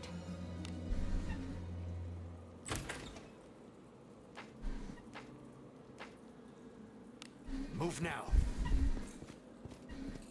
Saying a volcano isn't hot. I don't know, I've never been to a volcano. They'll not escape. Is death an absolute though? That depends who you ask. Many people, particularly religious ones, will tell you that death is not an absolute and there is much beyond death, right? I'm not even sure that I believe that death is an absolute. It's hard to know, really. Haven't been there. Hasn't happened yet. Certainly not arrogant enough to think that I understand things that I couldn't possibly have any understanding of if I've never experienced them. Getting old is an absolute, not for fucking Dickface. Dickface Dickmason, whatever the hell his name is, who has reversed his aging. What could be inside? That sounds hellish, by the way.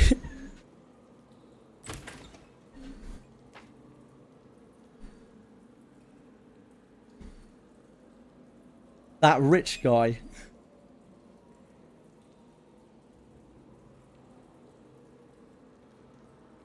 I'm sure to some people I am immoral.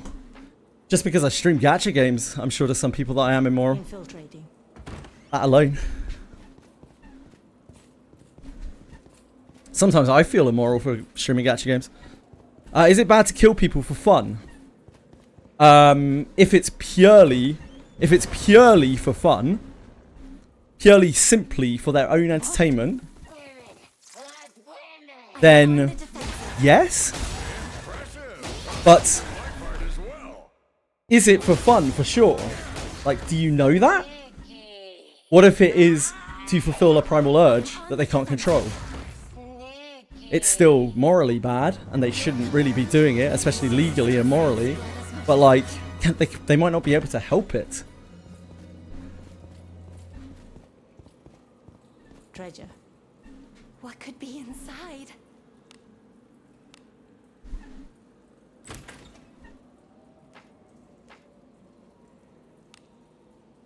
Infiltrating. That's still bad. Probably in modern days, yeah. In the past, it's not, though, right? Like, in earlier days of humanity, you would have to kill people to get what you want. It was the scene, it was the done thing. It was just the way things were. Sometimes people had to die for that to happen, right?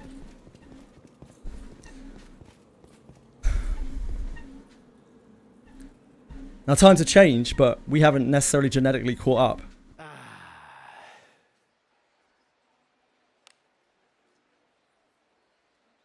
Sugar is sweet. I'm sure there is someone out there who has some kind of taste difference in taste. Infiltrating. I think killing someone is bad. But I'm not, I couldn't tell you with 100% certainty everyone in the world would say that killing someone for fun is bad. Also, you have to take into account, like, the person. What if the person themselves doesn't think it's bad? That makes it not universally bad, right? For sport. For sport. For sport is different than for fun, right? The motivation is fun, okay. I mean, that's pretty bad as far as I'm concerned. I wouldn't want that to be happening. But I don't claim that I'm an absolute paragon of virtue and that my opinion is the only one that's relevant. There might be people out there who can tell a very good game of why that's okay. I just haven't heard it yet.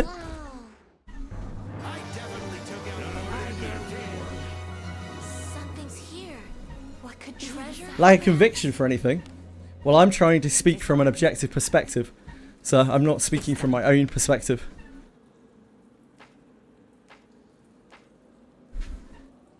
Onward. What could be inside? Disarming. I won't even kill bugs. I won't even kill bugs. I couldn't kill anything.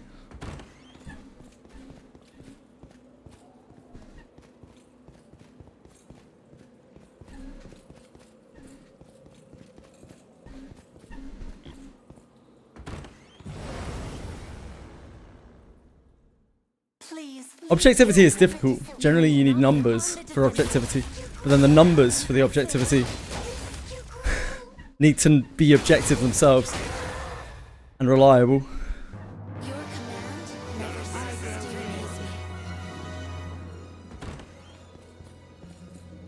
If it's hot in the summertime, do you not sweat?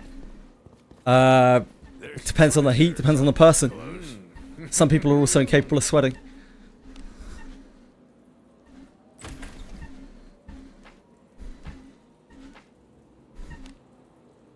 Onward.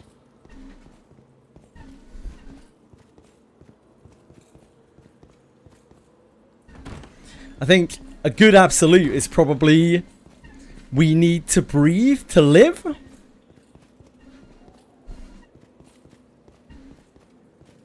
Right? Because even people who are assisted by life support or what have you are forced to breathe in order to live.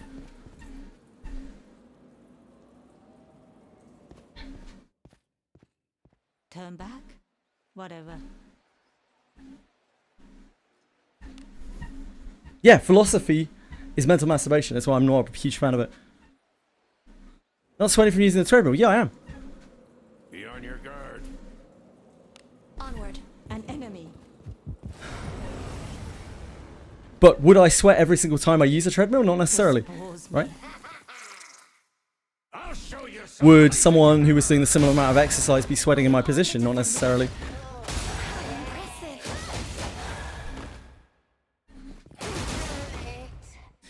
All of this really branches from my concern for Miyabi because he seems to view the world in a way that is extremely detrimental to him. So I was really just hoping to maybe be able to help him out with that a little bit. But clearly it hasn't worked. So that's on me. Sorry, guys. Careless. I am on the defensive. You how impressive.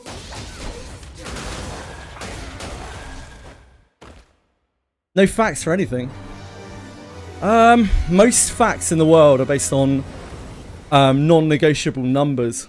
But even those could be argued to be not factual, not necessarily, what's the word, absolutely factual, right? Because throughout history, numbers have been disproven, like the way that numbers work have been disproven. So that could happen again in the future, potentially.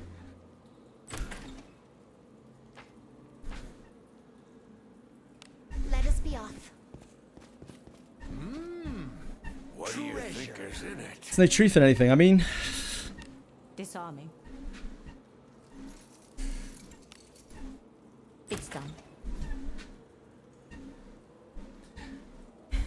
he's sweating because his physical activity is sufficient to cause the kinetic expulsion of energy from his muscular movement, forcing his body to take action. Reduces internal temperatures. Thanks, Narcos. That's someone that understands biology. I certainly don't.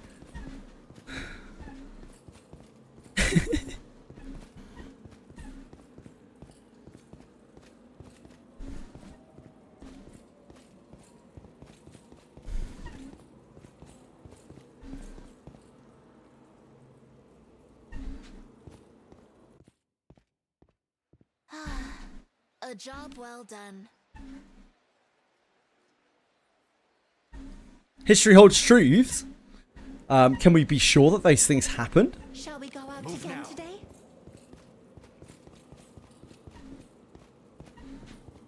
Do the anabolic aliens 5 minutes dumbbell walkouts? Nah, I don't care about my upper arms, upper body. Please leave. Thanks though, down the man. You need not Don't agree that philosophy is useless. Clearly had real world effects in shaping societies, and that is your opinion. And you are most welcome to it, as I am welcome to mine. I am on the defensive.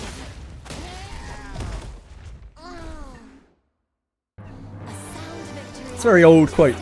Redstick. Do as you will with what's inside. Disarming. History is written by the victors. Probably partially true, but also pieces may have been pieced together, and I certainly am not a history expert, so I couldn't tell you. I have your back. I'll show you some blazing hammer. I am on the Like, my doubt of absolutes comes from ignorance. Because I can't be sure. I don't have enough knowledge to be able to say for sure. Doesn't mean that absolutes don't necessarily exist. But I'm too stupid to know them, I guess, when I actually really think about it. It's done. It's not an opinion. It's observably true that philosophy has shaped civilizations. You observed it yourself, Dr. Drunkenstein, personally. You watched it happen. There's treasure somewhere. What do you think is in it? Disarming. You certain your eyes weren't playing tricks on you?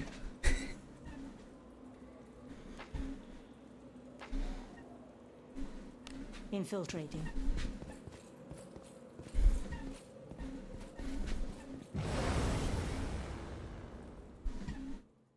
They'll not escape. Yes, I am on the defensive.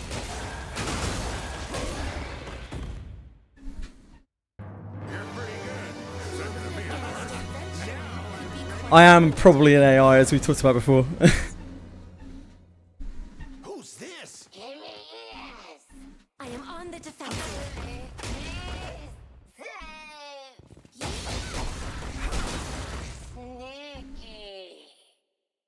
A sound victory. Just as expected. As I said before, philosophy isn't useless. It's just useless in 99.99999% of the cases, like right now. Like, philosophy serves no purpose in this Twitch chat whatsoever. I was trying to use it to help to give perspective to Miyabi, but it didn't work out very well. Showing that it is quite useless. Disarming. Only illustrating that. It's done.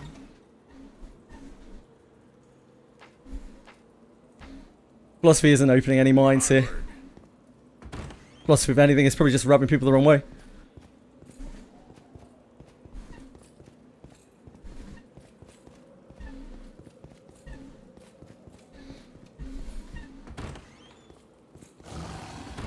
I'm sure philosophy has been used by some masterful individuals to shape the world in all sorts of ways. Possibly for good or evil, depending on your perspective. But I don't think it's getting used for that here today.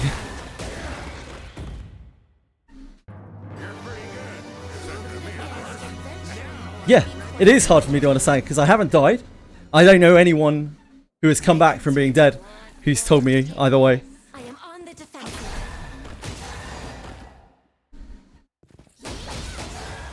For me to think that I could have any possible knowledge of what happens after someone dies.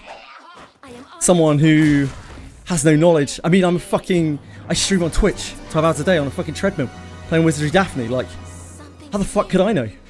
Treasure, perhaps? I'm a nobody. I'm nothing. Morgues exist.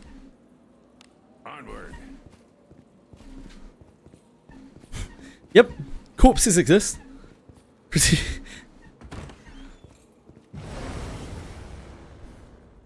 I have seen dead people.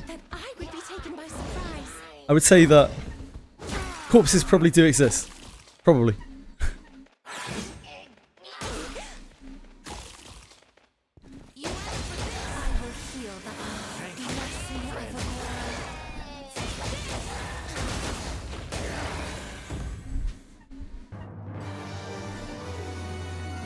Just kill me, don't put me in League of Legends. Death is real. What's the right term? I don't know the medically appropriate term. But the end of life, I suppose. Maybe that isn't even it. Depends on your beliefs, doesn't it? Easy as that.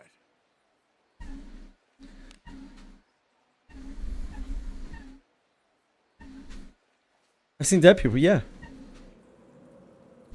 Be on your guard. Is it not treasure? Yeah, I don't know. I wouldn't even know the right terms. I'm not technically proficient enough.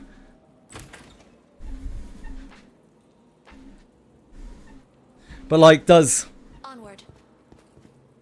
the act of death, as in the cease of life, I guess, that exists. Opportunity knocks. I'll show you. But it may not be the end for that person, right? Exitus Fatalis. Exitus Letalis. Thank you. That exists, but like whether that is the end of a person or not, I don't know.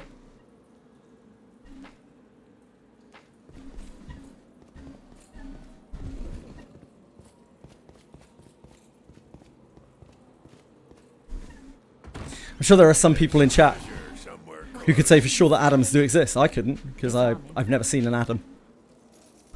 It's done.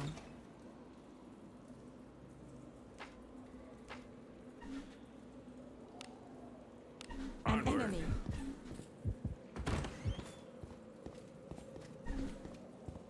I'm guaranteed 100% to give you ice cream. That is absolute. How can you guarantee that someone is going to give you ice cream though? Adventuring is so fun. What if... what if you die? What if you reach the absolute state of death before you give me that ice cream? I look forward to our return to town. How can you guarantee that with 100% certainty? Hand it to me right in front of you. What if it's not ice cream? Be on your guard. Am I taking you at your word that it's ice cream? What if you just jizzed in a fucking cone? An enemy.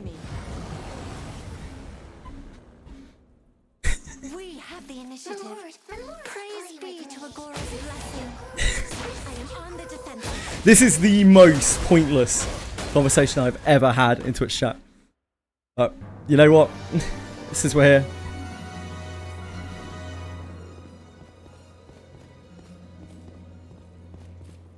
I don't believe the Earth is flat, but I couldn't guarantee with anyone with 100% certainty that it's round. I am on the defensive. Because I just don't have that much knowledge.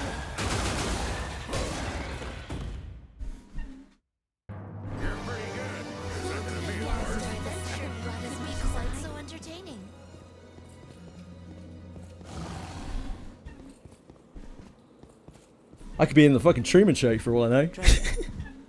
What do you think is in it?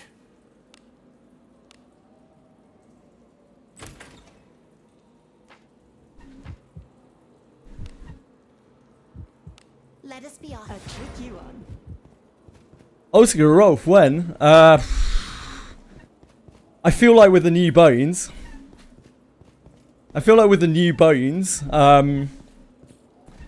It's possible that we might just not get Gerolf older. Like, Gerolf is not a popular character, right? They might just not do him and skip to something more tantalizing for people like Abenius or Savia. Whatever. Such simple concepts, because I'm not an arrogant person, Miyabi, and I don't claim to know things that are outside of my very small sphere of knowledge with 100% certainty. Let us sneak Move in. now.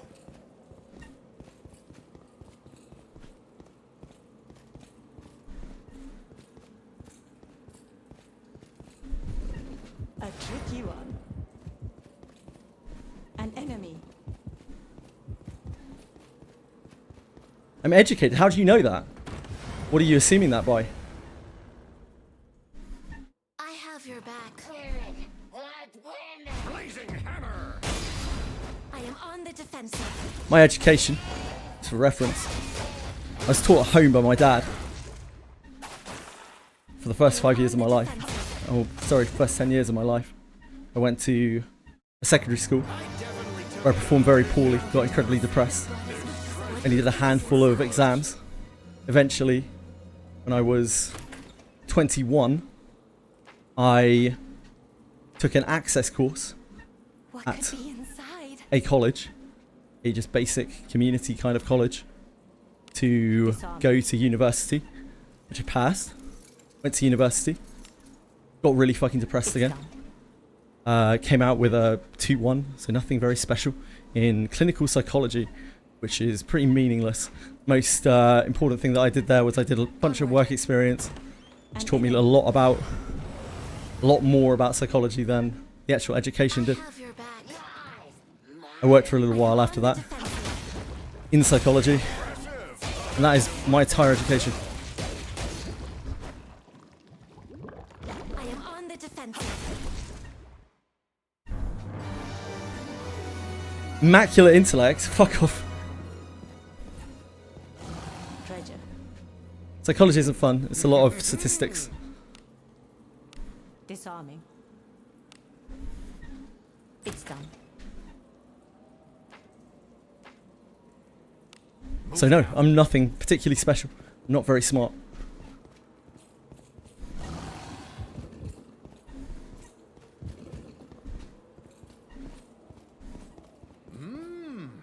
What do you think is inside? Nothing is fun. Gaming is fun. Fun is a very important part of life. It's done.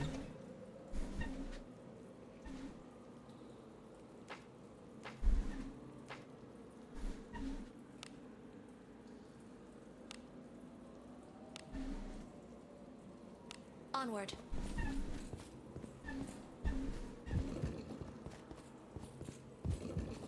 A tricky one. The age gives him wisdom. Yeah. My name and the way I speak often fool people into thinking that I am from a background that I'm not. I was never rich. My family was never rich. I've spent my life grafting.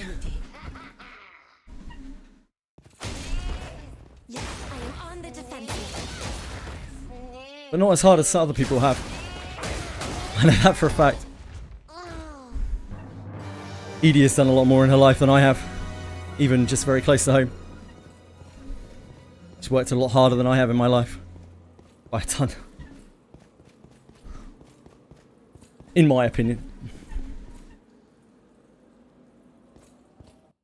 Running my fingers through my hair. Oh, this is just a wig, mate. Don't worry.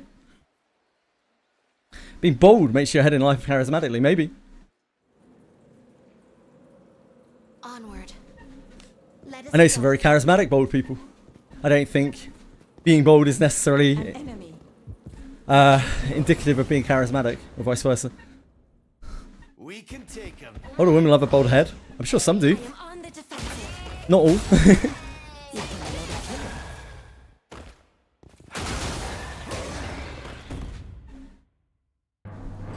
Makes you less valid. I don't think that's for your parents to decide, to be honest. Their opinion of you, like, they can make that opinion of you, and they are welcome to that opinion, but that doesn't necessarily have to impact your life. Everyone is going to form opinions about you. Opportunity knocks. I have an opinion of you. I'm sure everyone in Twitch chat has an opinion of you. Every single person you've ever met has an opinion of you. We're all going to be different. And to let that affect your life, no matter how close they are to you, doesn't really fucking matter, does it? Just got to get over it. Make your own decision on whether you think you are an acceptable person. Your life is worth living. It is, by the way. Everyone's life is worth living. Sometimes people just need a good little reframing.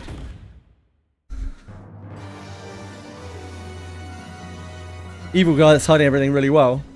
I don't really see myself as good or evil. Those subjective terms. Like, I'm just me. I have times where I'm bad, and times where I'm good, and like, I'm just me.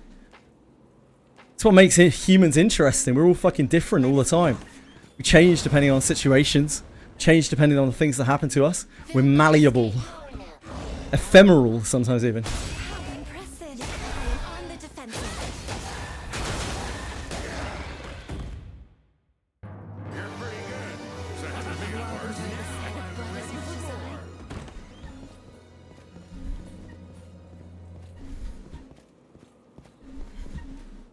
People having opinions and memories of you used to be my favourite method of immortality. Your legacy lives on. I mean, it's kind of true, right? Disarming. It's done. Legacy is definitely possible by just being remembered by people. An enemy. Because, you know, it doesn't really make that much difference after you're fucking dead. Unless there is something beyond, which there could be, of you looking down and being like, aha, yes, I can see they can remember me. Haha. There's a good chance it doesn't matter. So it doesn't really matter whether they've erected a statue of you or they just think about you from time to time. It's all legacy. Now, if there is existence after death and you can look back on your loved ones or something as some sort of ghostly spirit, or yeah, like it might be, unless you have also have the power of mind reading, the whole monument might be better to look at.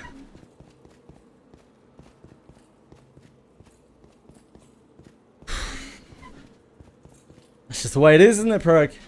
Nothing we can really do about it. That's the case.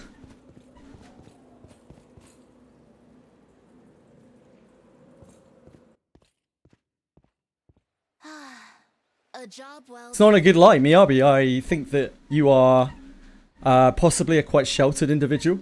This is all conjecture, by the way. I don't have any confirmation of this. Probably quite a sheltered individual. Possibly neurodivergent. Possibly has a great deal of difficulty in social situations. Quite possibly tries their best to be a nice person, but doesn't always necessarily come across that way.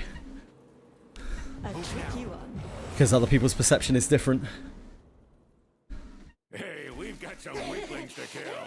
I am on the defensive. What do you come into?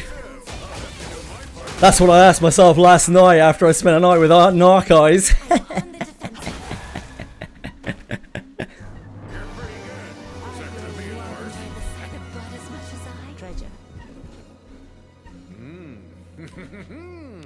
Disarming.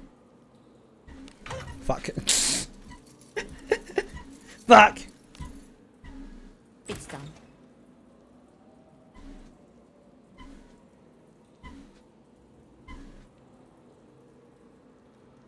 Good and evil contracts that we can all agree on. No, they're not. I disagree. Thus, we cannot all agree on it because I disagree.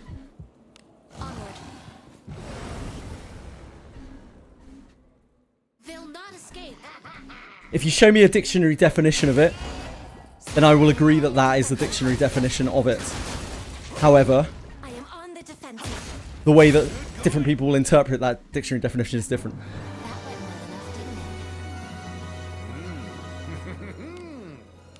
Disarming. It's done.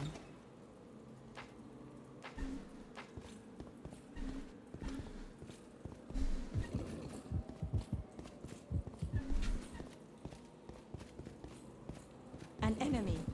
A tricky one. Forbes 4'11" and bald. Is he really? I didn't know. Please leave this to me. You Is that actually true? I have no idea. You could tell me anything about any streamer and I'd probably believe you. So like, I am on the defensive. again, I'm not smart. I have a small sphere of influence and knowledge. He's not 4'11". Okay. Why are you describing me, calling me Bob? I am on the defensive. We as humans count as creatures in a D&D setting. Humanoids, right? Do we count as creatures? What's the definition of a creature? Creature. An animal as distinct from a human being. So, from the dictionary, from my perception of the dictionary definition, no?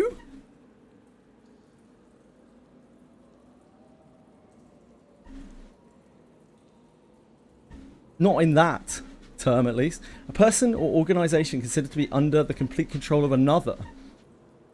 That's an interesting definition. I didn't know that definition. Like as a minion? So, I mean, yeah. Maybe not. Well, no, not under complete control of another. So, no. I wouldn't say in either respect.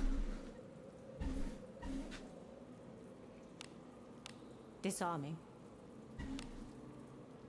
It's done.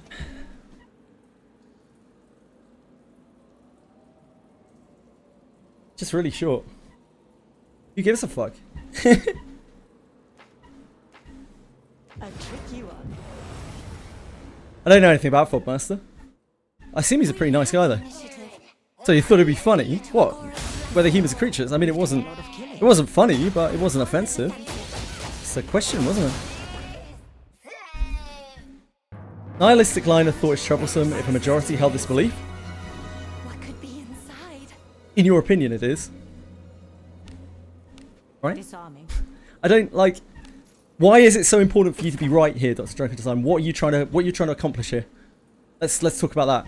What are you trying to accomplish? Are you trying to convert me? Are you trying to make me believe something against my will? Disarming.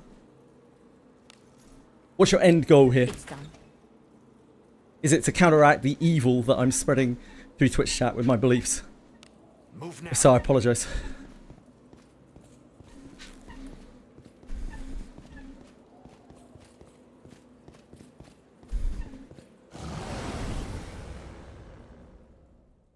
This bores me. Your equipment is so cool. I am on the defensive. Impressive. You fill me with pride. I'm sure some people would believe that, Marshmallow. And I wouldn't say that they're wrong, you know, like, that's their opinion. To counteract the nihilism that I'm spreading, I think I'm wasting my time. Yeah, again, because most philosophical discussions are a complete waste of time.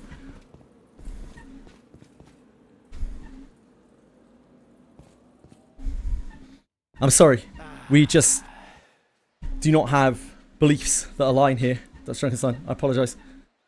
I do not mean to cause any kind of offence.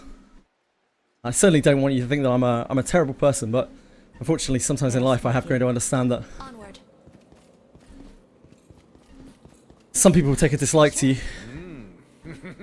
And Disarming. while there are things you can do about it, it is beyond your ability generally to, without sacrificing certain things and things that perhaps you don't want to. Move now. I'm not saying you're wrong. I'm saying that I disagree with you. And I'm certainly not saying that you're not right either. I am on the defensive. I simply disagree with you.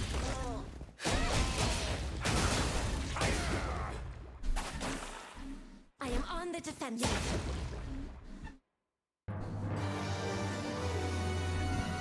What could be inside?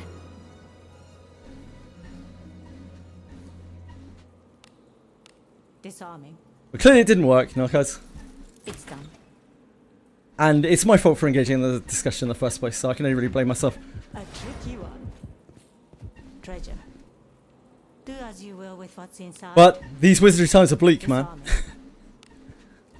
It's done. Onward.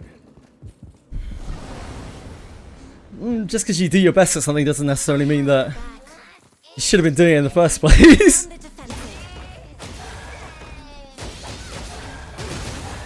I would imagine that my actions are probably perceived by many as not correct a lot of the time.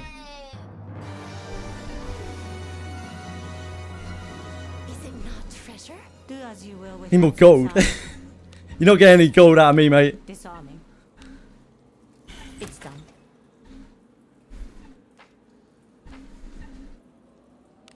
You can only ever get tin around here. And that's all dried up now anyway. Bit of pocket fluff.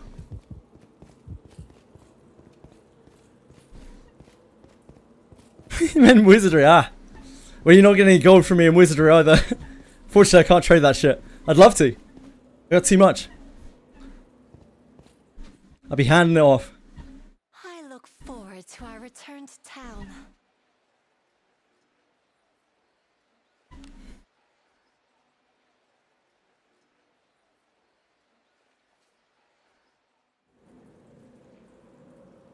Shall we go out again today?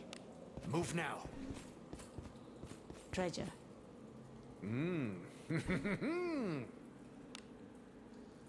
We would agree to disagree. Disarming. It's done. Essentially. But some people will want to agree. Infiltrating. An enemy. A tricky one. You finished all the bounties. Congratulations, Tito. Well done, man.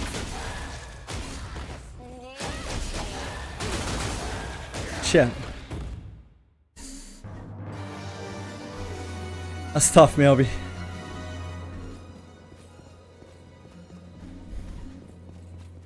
Certainly, bucket list tick for me. Treasure somewhere close. Inside. Disarming. Philosophy on a treadmill while playing Wizardry variants Daphne.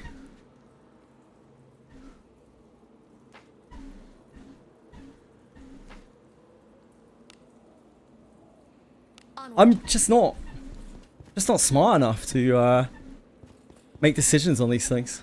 Not good enough in areas.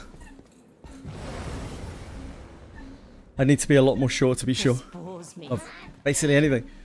I am on the defensive. Fuck, man, like, it's tough these days even believing the things that are right in front of your eyes. Not only am I getting older, so my eyes are, you know, but like, you look on the internet nowadays, holy shit, everything's fucking deep faked. Everything's AI generated. It's hard, man.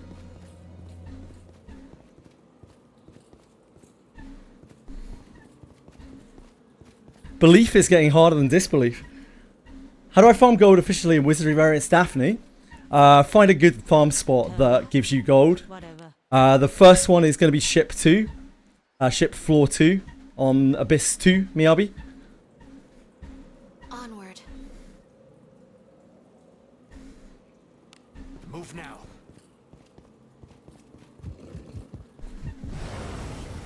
Not a Drunkenstein, by the way. I am very sorry if I caused you any offense.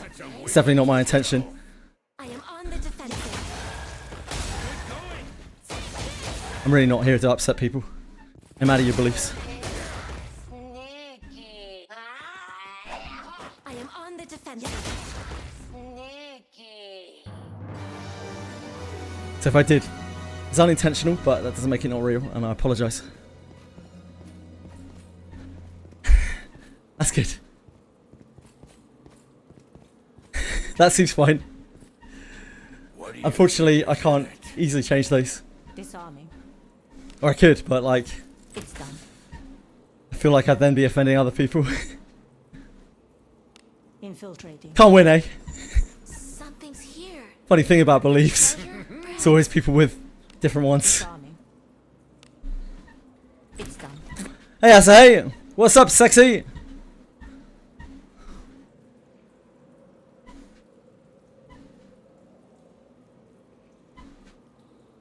You reached the arena on the ship. Yeah, so ship floor 2. It's a good place to farm. Quite a bit of gold there if you are desperate for gold. Quite a bit of like Azure ore and stuff. Where's Boone? Hasn't been here today.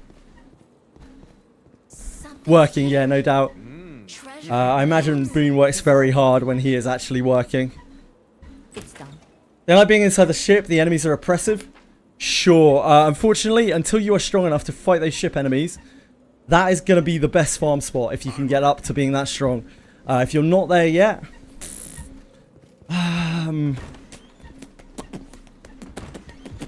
there just isn't really a good farm spot until that point in terms of money. Anyone think of anything? It's going to be just be fighting shit.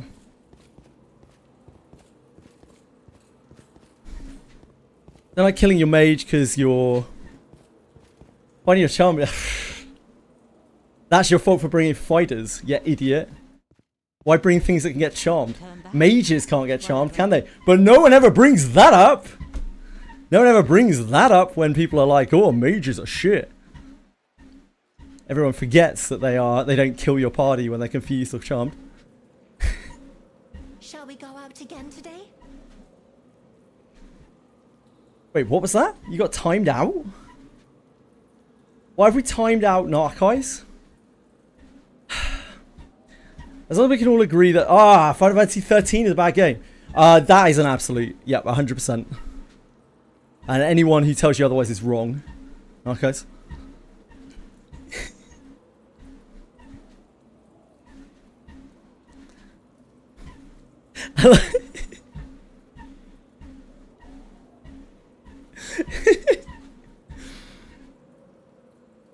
Rocky Circus, you're a god. You're a golden god, Narcais. An enemy. I wouldn't bother.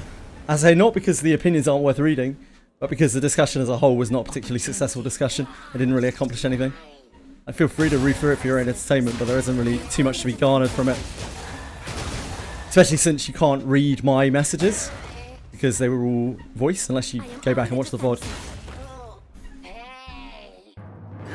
So, like, you can't hear my questionable and controversial opinions that triggered a lot of those responses. Good night, Cheryl! Love you, dude. You're all good, Cyril. I was only fucking around with you, mate. You have a great night. Thanks for being here, man.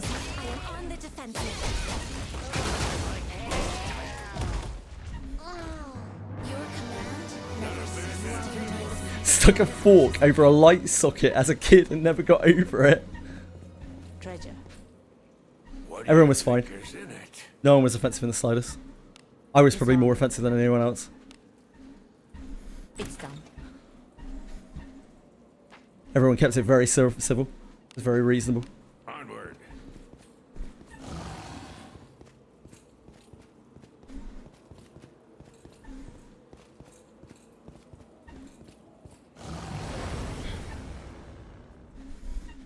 This bores me.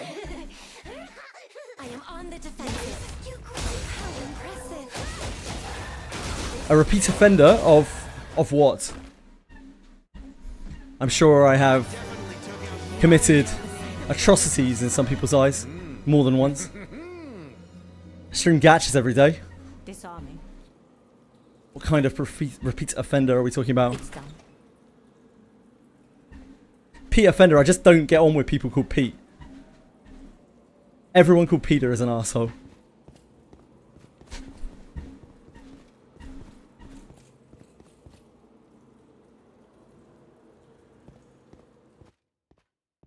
Just going off what Drunk was saying, merely conjecture. Sorry, I don't understand. I don't follow. You lost me, I'm afraid. It's not easy. Not hard to do. Name is Pete. Well, that's probably why then, Fox, isn't it? That's why I feel like that. If there is anyone out there called Pete, I'm very sorry. I don't actually have anything against people called Pete. I don't even know anyone called Pete in real life. I knew a guy who went to school called Pete. Peter Olds. Peter Olds. Even as a kid, he used to speak like this. Very Cornish. Proper Cornish. Can he offend you? Why would I want to offend you? I don't want to offend anyone. I would never actively like try to offend someone. I see that kind of activity as spiteful. And while spite doesn't necessarily always have to be a negative emotion, I think very little generally comes out of it. Like that is positive for the person who is being spiteful.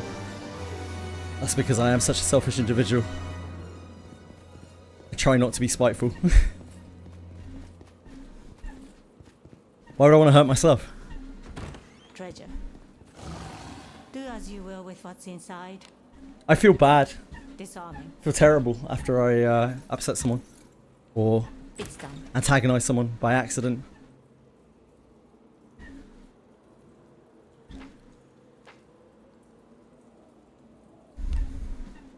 It's what, a nervous system, right? It's a response from your nervous system. I get that a lot.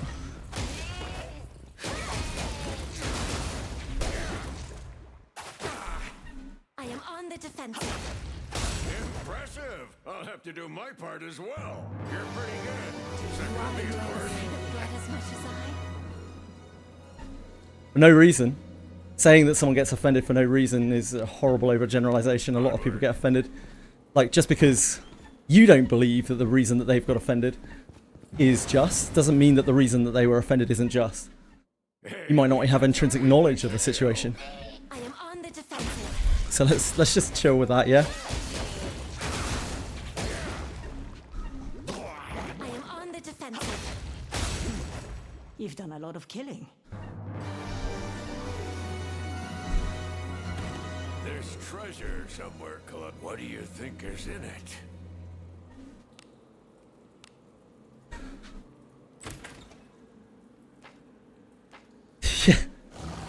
It's because we entered dangerous territory, and now everyone's just got a little bit comfortable, and they're like, "Fuck it, let's talk about fucking Karens." I am on the defensive. Sorry, it's my fault. I'm a bad streamer. I took people down a bad avenue, and I'm too bad at streaming to be able to put people back onto a good conversation topic. It's my bad. Sorry, everyone. No, I know. I'm not saying that. It doesn't matter. Just let's move away. It's my fault. Put my hands up. I'm so sorry. Let's talk about. Fuck. I wish we could just talk about Wizardry variants. Daphne, there's nothing to talk about. Let's talk Lily's about panties. sexy, baby. Let's talk about you and me. Let's talk about all the good things and the bad things that can be. Let's talk about sex. Let's talk about food. Ugh. Forward. Sure. Anyone had any good food recently? Is it not treasure?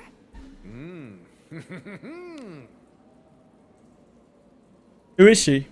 We actually kind of know what Daphne refers to in the title now, but I don't want to spoil it for anyone who's not got there. Daphne?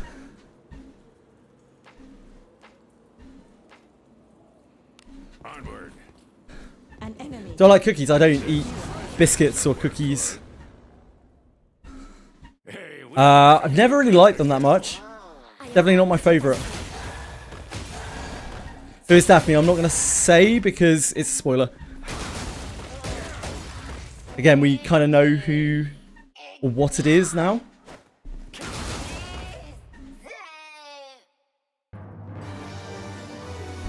Let's talk about food. What should we farm from the Alabaster Cave? The hunting boots and gloves are the items that have the most longevity to them. They are really, really, really incredible. The base stats on them as a base item, just insane. Like, really, really powerful.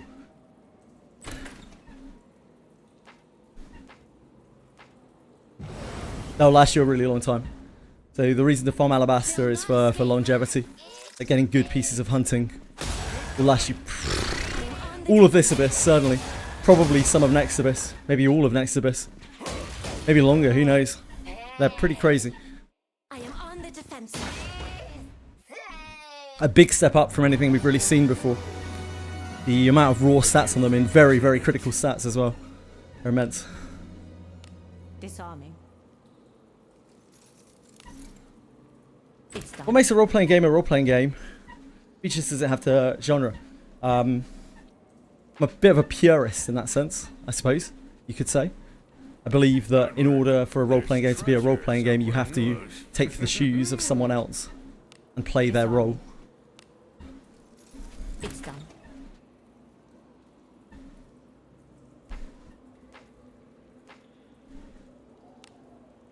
Move now.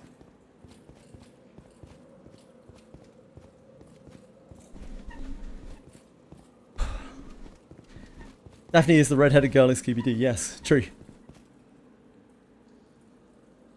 Hottie. What route progression do you go in Abyss 2? Like Pontiff to Admiral? I don't think it really matters, does it, Fox? Just make sure you get Pontiff done ASAP. Wait, why would you need to do Act 2 Abyss 2? Sorry, I'm confused, Fox. What are you doing Abyss 2 for? Are you not done with Abyss 2? You're deep in the endgame. Did you not do the other routes? Someone, walk a mile in their shoes. Then if you still choose to speak poorly of them, you've got a mile head start and a new pair of shoes.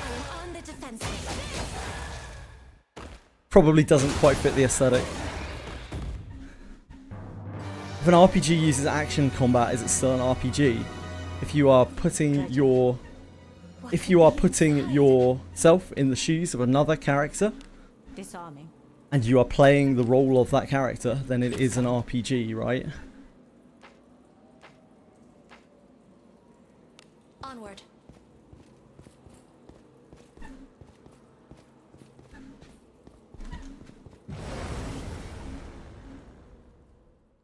That's why everything gets labelled as a role-playing game nowadays. Role-playing game. Video games.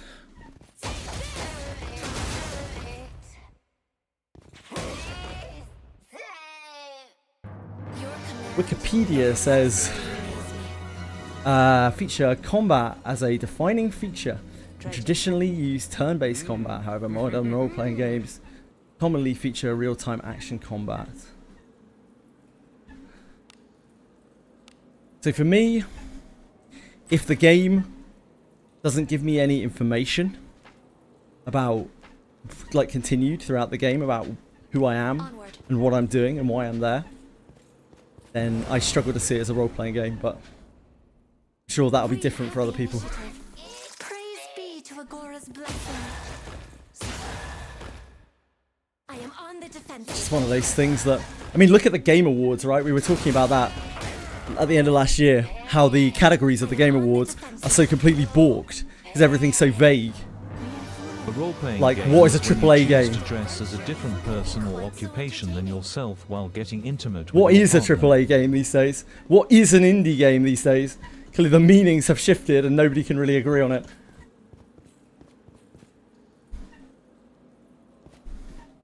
The same is true for game genres. Easy as that.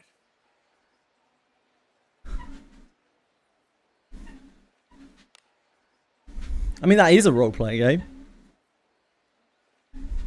That is an example of a role-playing game, yeah. Shall we go out again today? Onward.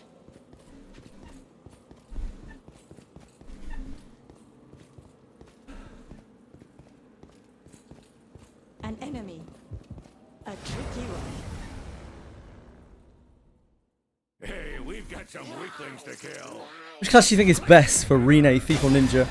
I think Thief has a lot more synergy with her kit than Ninja does. Rene has really bad anti-synergy with the Ninja kit, as Moment of Finality is pitiful in Ninja. If you're running Rene, other than Moment of Finality, you're basically just running a bad Yuzu. So the only reason to run Rene would be as a Thief, in my opinion.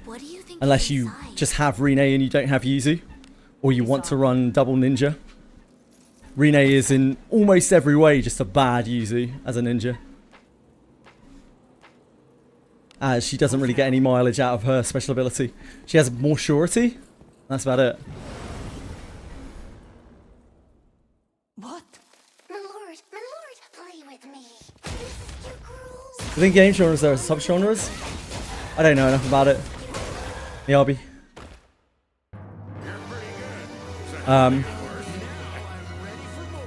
Like, if you asked me what a JRPG was, I would tell you an RPG that comes from Japan.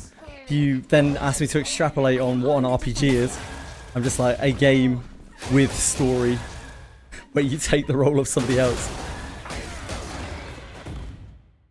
With an emphasis on story, I guess. Just came back to Wizardry, missed a few banners, yep. Yuzi should be running again soon if you're interested in, if you're in the market for a very powerful ninja. He is really kind of cracked.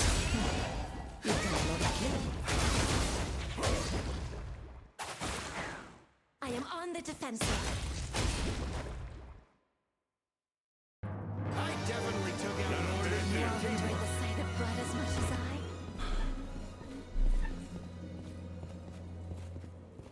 I'm getting a new toilet on Saturday. My toilet's been broken for about 2 months. It's going to be a real pleasure.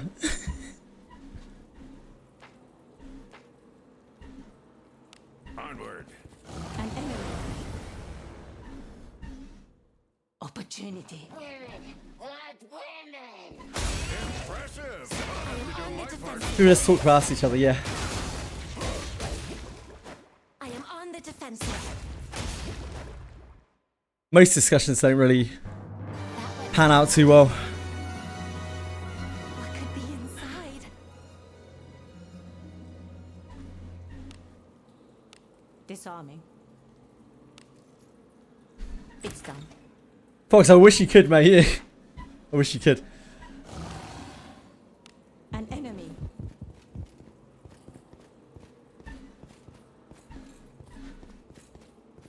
So while we are Detroit becoming human, I will try my best not to become too human due to lack of toilet.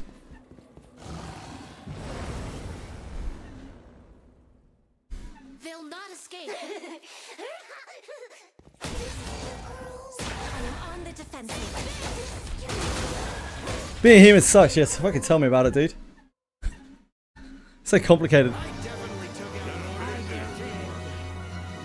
Do as you will with what's inside. Disarming. It's done. Give me like 2 hours. Would have fixed it, I'm sure you would.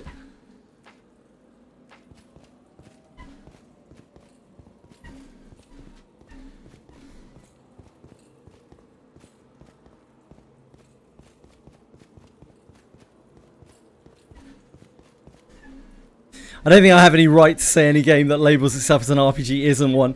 What I will draw a line at, though, is Etheria Restart claiming it's an open world game. That I take offense to. And that I would firmly believe. I firmly believe that while there may be some people out there that truly believe that that is an open world game, I don't think I could ever see it as such. Move now. It's too far out of my comfort zone. An enemy. I respect your opinion, Fox, but I can never agree with it. I am on the defensive. They literally put that shit in Etheria, that whole like sequence, that little bit of story and Ember Track, so they could label it as an open world game. Absolutely insane. Opportunity knocks. Blazing hammer. Etheria is fine. XD. That's the problem, okay? XD.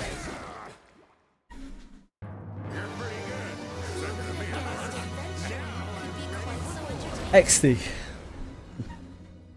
Never do it. Careless. My lord, play with me. I am on the defensive. Good going.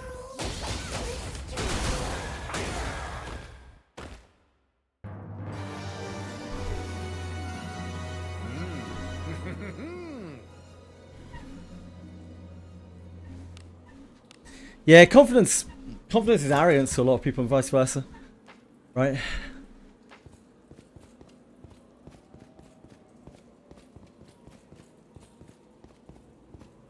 Something's here. Treasure, perhaps? Confidence is a weird one as well. Disarming. I'm very confident in my lack of knowledge.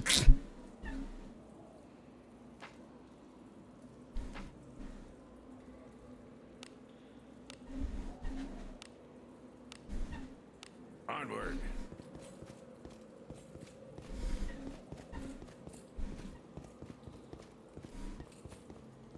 Confident I'm arrogant. I'm sure I am to some people, maybe yourself included.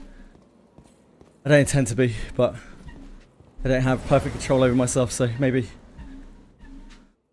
Please leave this to me. You need not. I am on the defensive. Good going.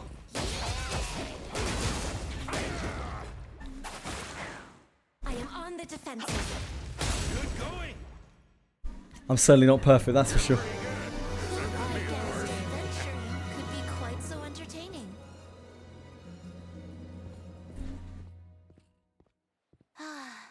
A job well done. Arrogance can be kind of important sometimes. But yeah, it's a thin line, right, between confidence and arrogance.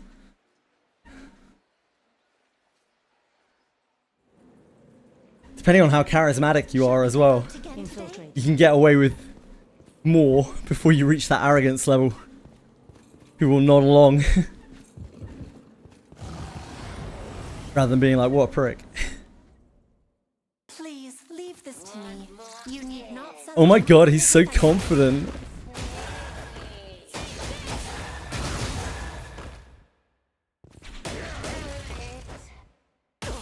I am on the defensive. Sneaky. A sound victory, just as expected.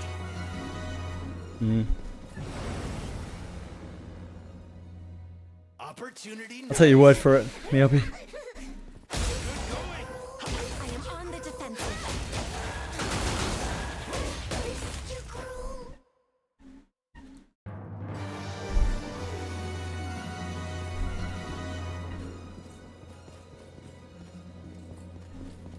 There's treasure.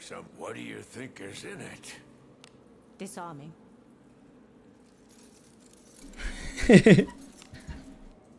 It's done. I think I've voiced my opinions on that kind of stuff enough for one night. Already upset people. Be better than I. Not so controversial. Opportunity. Yes, I am on the defensive.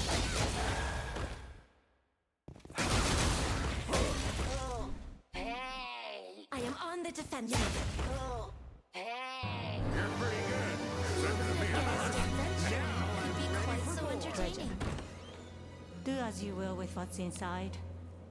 Disarming. It's done.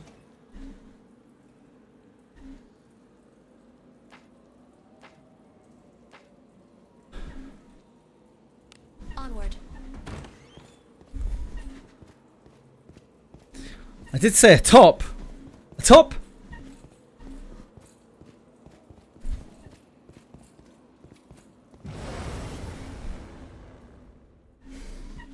Surround him with my flames. Blazing hammer. I am on the defensive.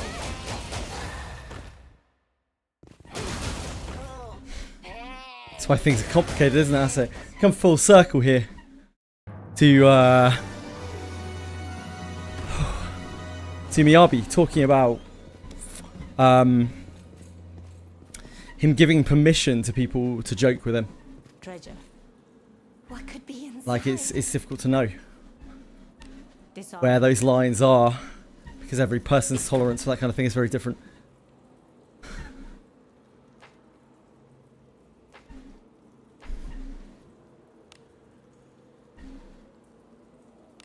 Move now.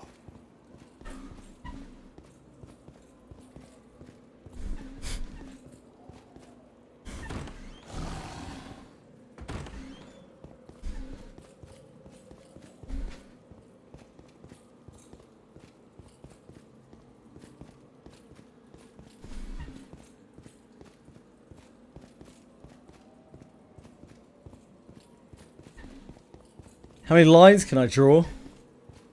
Or like on a piece of paper? That's how big the piece of paper is? Also, it depends what you constitute as a line. Because my... I cannot draw a steady line. Like it would probably be wiggly at best. I don't know, yeah, it depends how big the piece of paper is. Be on your guard. Let us be off. New game of movie monsters and fucking memories, baby!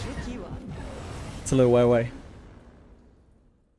We can take him. Blazing hammer. I am on the defensive.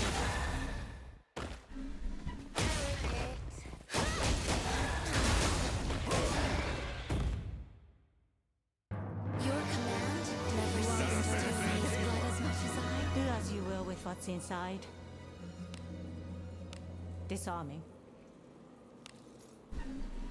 It's done.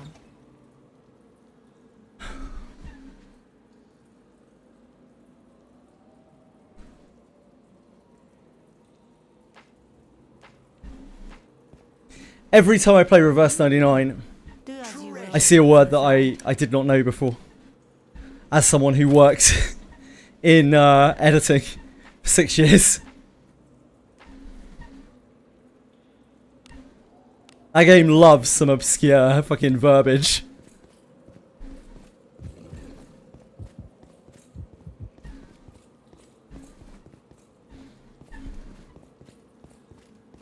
Treasure.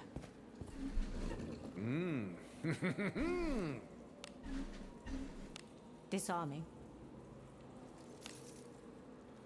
It's done.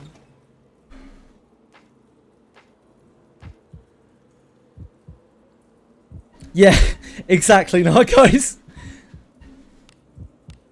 And generally it would be the other way around. I would look at words in here and be like, can we, like, let's change this out for something else that's easier to understand. Like, I understand you're trying not to repeat words here, but this is not the word you would like to be read here.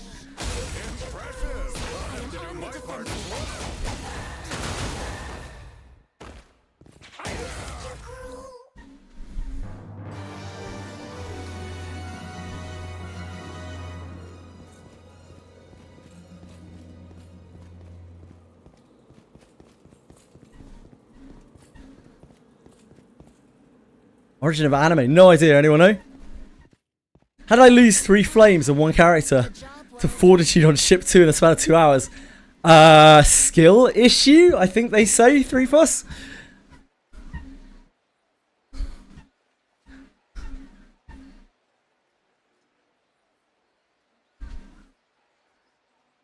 Fox is so lucky, man. Limbus is today for Fox. He's a cheater. It's actually today for you as well for him. Fuck. I'm always in the worst time zone. Infiltrating. Actual time zone diff. So I can find mud. Oh no. You've messed something up, TMF, without a doubt. Because, like, I've never known mud to be bugged for anyone, so it's very unlikely that it's bugged. You missed a step somewhere, but I could not tell you, unfortunately, what that step is. I am on the defensive. A sound victory. Just as expected. Adventure could be quite so entertaining. I know, like, 6 people who've done mud in the last week, so I very much doubt it's bugged. There's an outside possibility it could be a localized bug, but it's very, very unlikely. You must have missed a step somewhere. They'll not escape.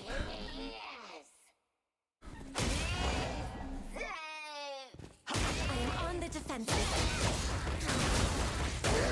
I am on the defensive. Alice is the best, 3-4. That passive's broken! Tell everyone on Reddit about how broken that passive is. Something's here. It's my opinion on Final Fantasy 1. It's a good game for like a 1992 game or something. Disarming. Nothing to write home about by today's standards. It's done.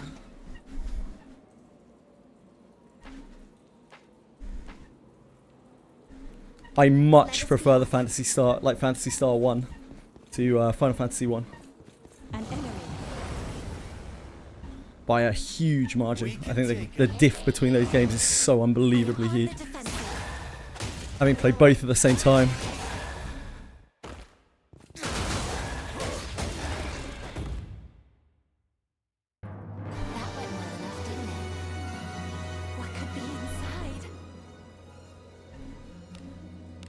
Disarming. It's done.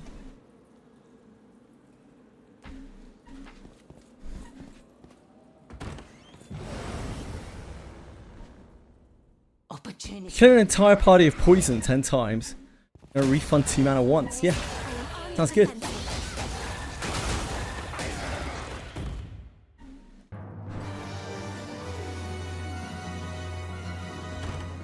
Treasure. Disarming. It's done.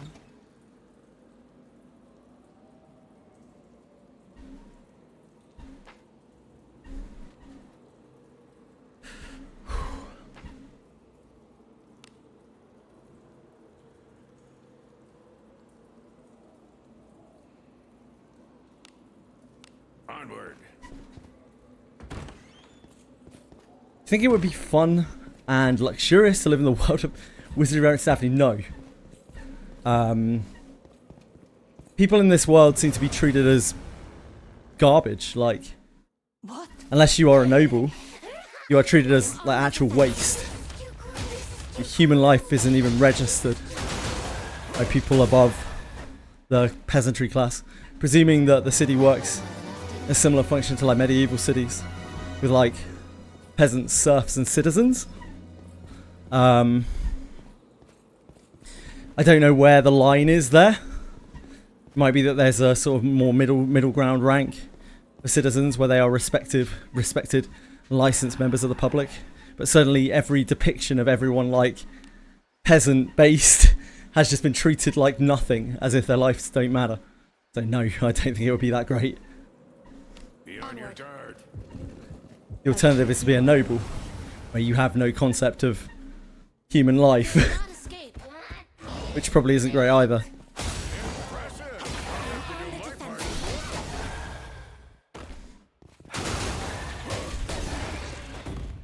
So probably not. Ask me again once I get Issachar. An enemy. We have the initiative. To be fair, that would be deserved. 3-4. On the defensive.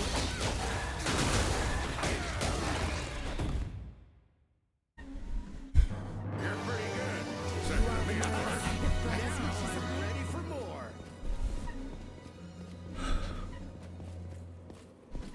Something's here. Treasure, perhaps?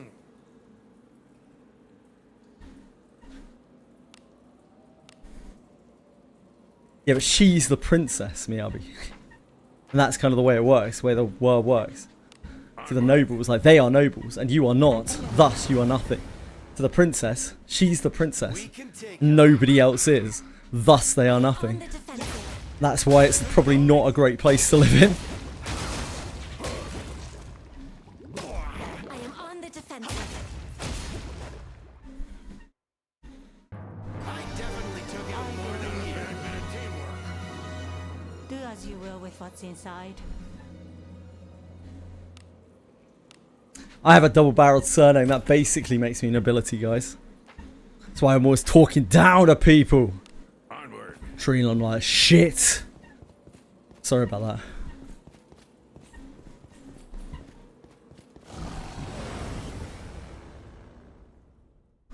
This bores me. I am on the defensive.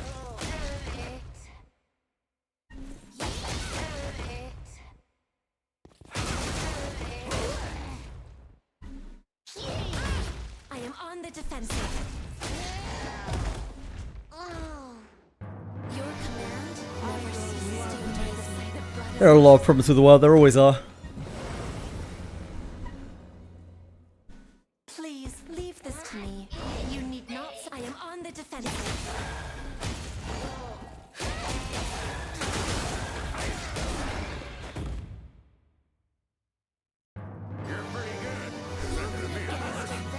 World is fine as the people on it. That's fair.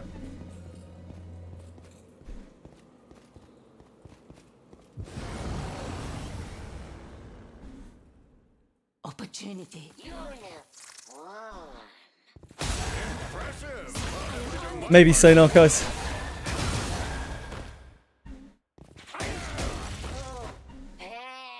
Maybe the robots will sort us out.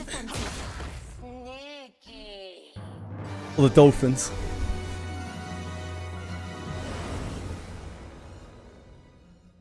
Who's this? My lord, play with me. I am on the defensive. You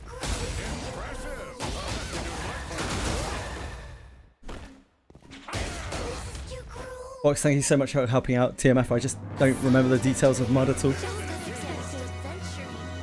Thanks for all the fish! Disarming. It's done. Something's here. Do as you will Treasure, with what's perhaps? inside. Disarming. It's done.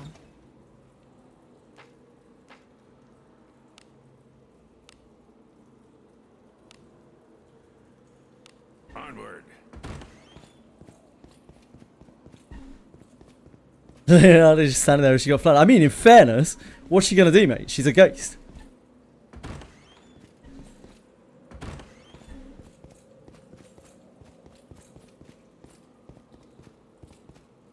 Agora, I am covered in filth. What? What more is? I am on the defensive.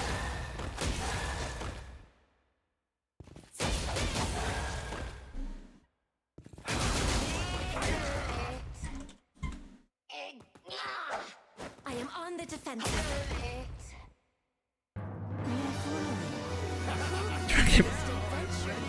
Anime is an apology to the world.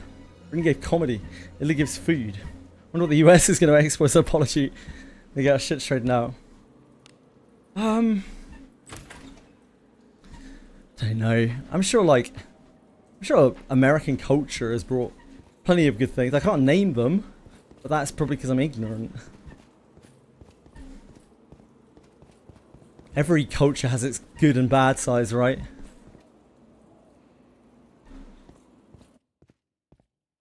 Turn back? Whatever.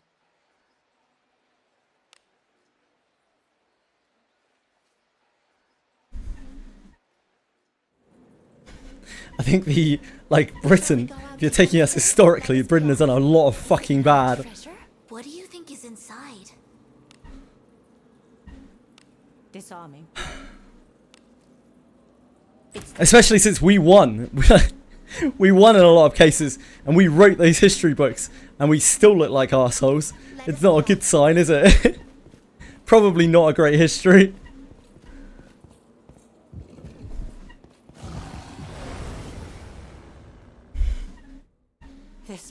bores me. I am on the defensive.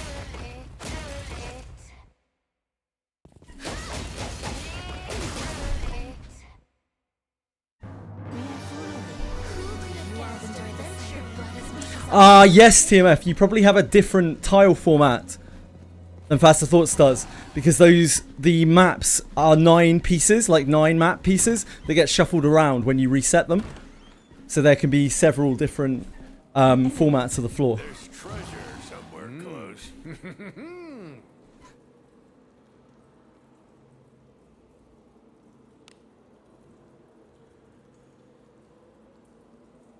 Disarming. It's done.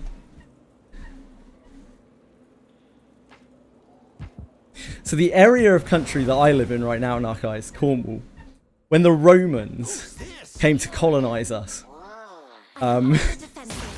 they refused to come down to this portion of the country because it was all swamplands and savages. So this was the only portion of the UK, the only portion of England that the Romans didn't take because they didn't want it.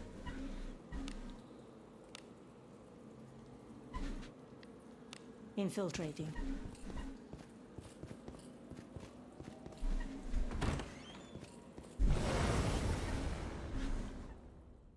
This bores me. I am on the defensive.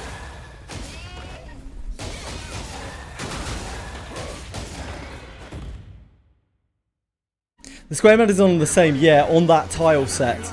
So like, the tile may be somewhere else on the map, but he will be in that same spot on that tile. Yeah, it's so hard to explain. You're not the only one confused about it either. You are the second person in 3 days, I believe, to have been caught by exactly the same thing, TMF.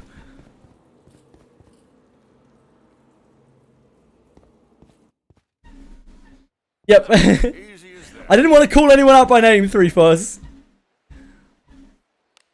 That's on you, putting yourself forward.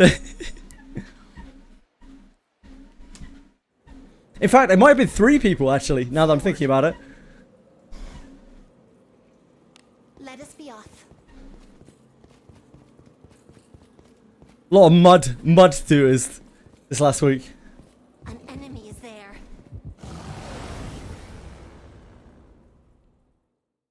On Reddit,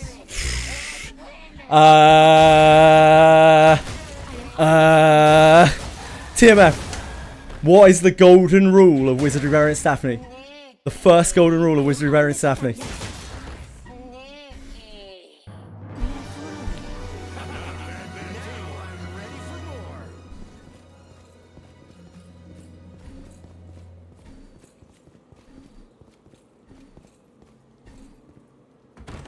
There's treasure somewhere What could be close. inside? Disarming. It's done. I was desperate. Nobody can possibly ever be that desperate. Come on, man. It's like panning for gold in a fucking pigsty.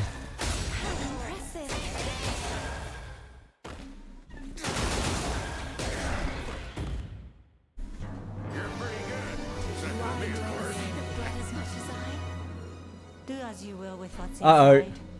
That is a far chest. I think we may be spinning. I think we may be on the spin after this. Maybe unless they fixed it. Oh, no, there we go. It's been a while. You spin me right round, baby. Right round. Like a record, baby. Right round, round, round.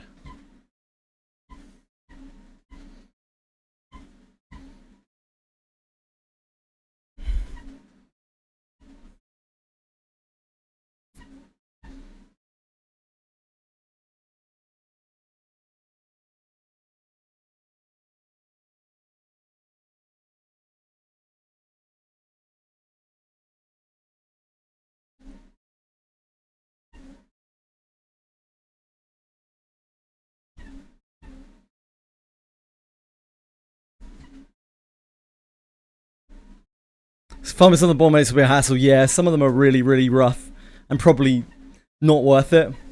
I did all of the Abyss 1 and Abyss 2 ones. And there are definitely some there that you could not do.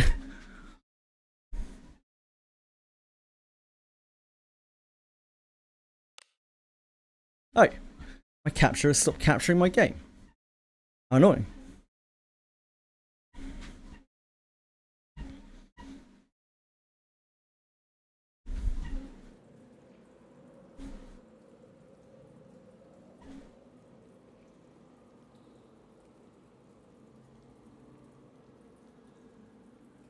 Let us be enemy.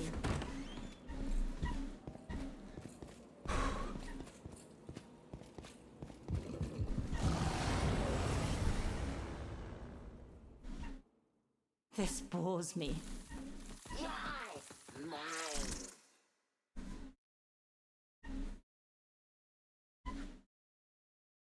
Let us quickly do away with this rabble.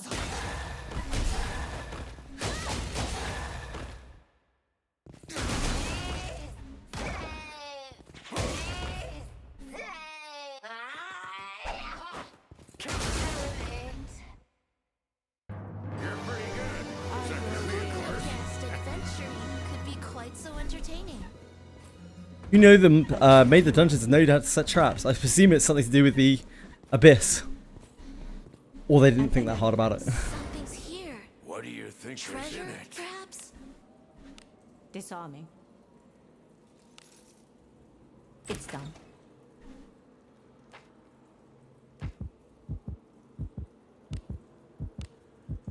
Onward. A goblin could fuck me up. I'd die to a goblin 100%. I mean, it probably wouldn't even be close. Opportunity. Impressive! I'll have to do my part as well. I am on the defensive.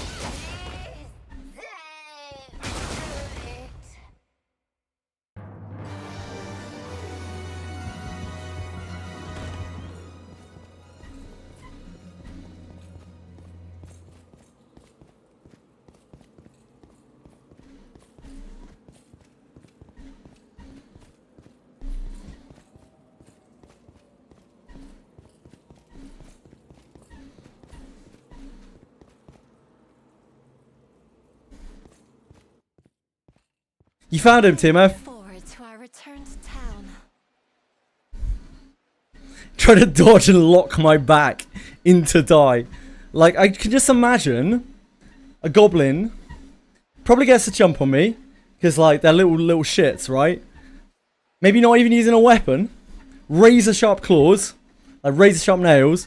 Just fucking shreds me apart. I'm bleeding profusely before I even know what's going on. I think it's over before it begins, you know?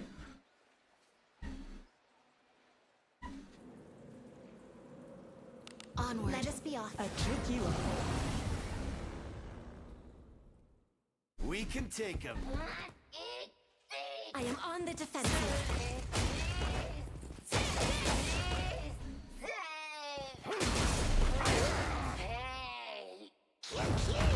I am on the defensive.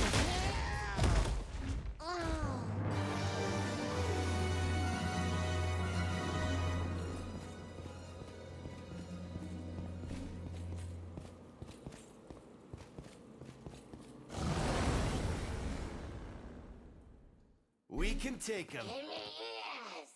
I am on the defensive. Impressive. You fill me with pride.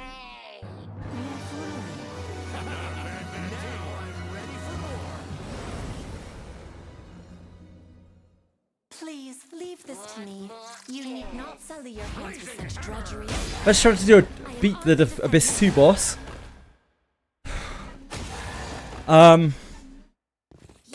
If you're really struggling, you probably need to grind more gear. You could get earth weapons and armor from Den of Earth. That might help. Make sure you're bringing scrolls. Make sure you're using buffs and debuffs. Please leave this to me. You need not sully. I am on the defensive.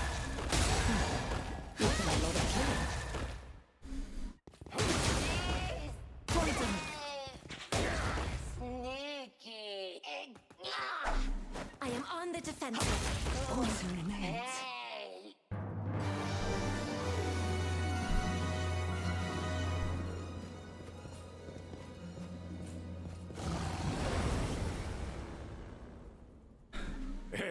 got some weaklings to kill. I am on the defensive. Try for Abyss 2. Yeka and get 200 weapons from Denver. Fair. Yeka's really good on Abyss 2.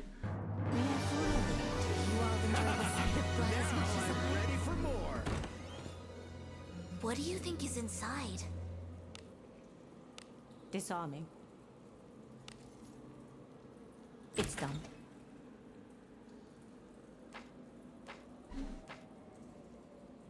Let us be off.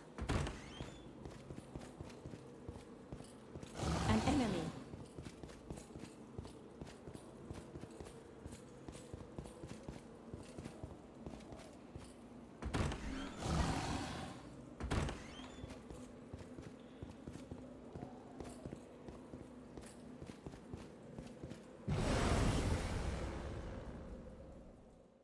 What? What more is? I am on the defensive. Poison remains. Unga bunga fox, you're a fucking whale, mate.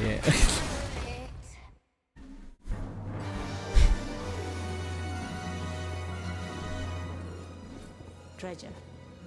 Do as you will with what's inside. This is one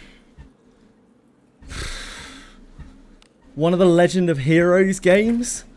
It's a 16 or 8-bit remix of one of the titles.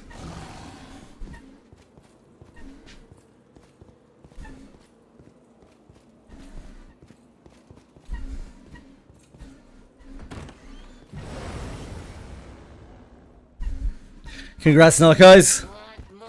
Greg, you're also a whale. Fuck, man. Poison remains. I am on the defensive.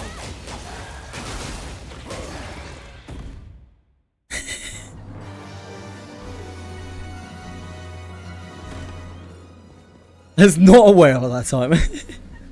I'm really playing around with you, dude.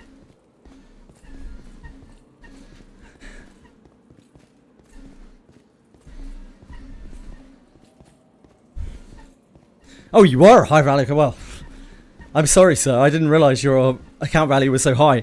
I was very out of place to speak out of turn. I apologise, Fox. Sir Fox. Lord Fox.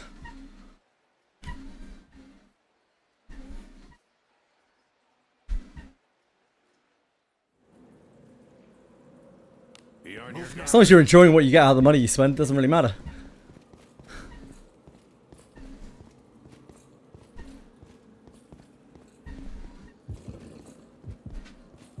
Sorry, Fox. Sorry, Sir Fox. Master Fox. What do you think is inside?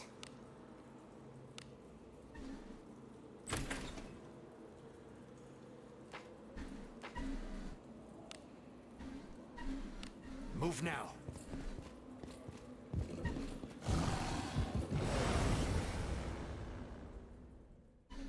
Please leave this to me. You need not sully your hands with such drudgery. I am on the defensive. Poison. How impressive. Really good workout today. Very happy with that. My back doesn't feel entirely fucked either. Big pluses. Actual huge gains. See for sure when I have to sit down in a minute though. Yes, I was stretching for like 2 hours. A job well done. Trying to get my muscles to unknot.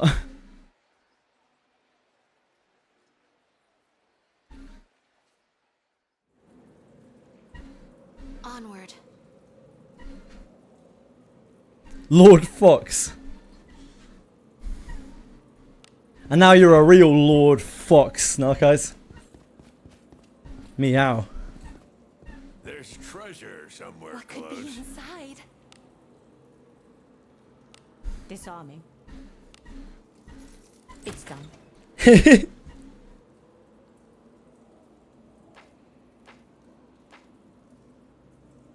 Onward. Narcos was the root. Who was the root? It was always Narcos.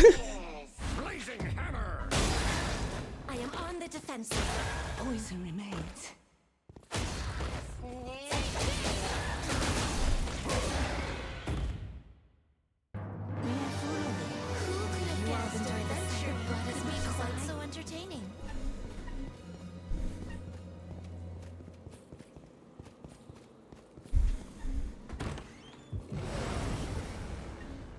You always have a 1% chance to miss, Rogue. At least a 1% chance to miss.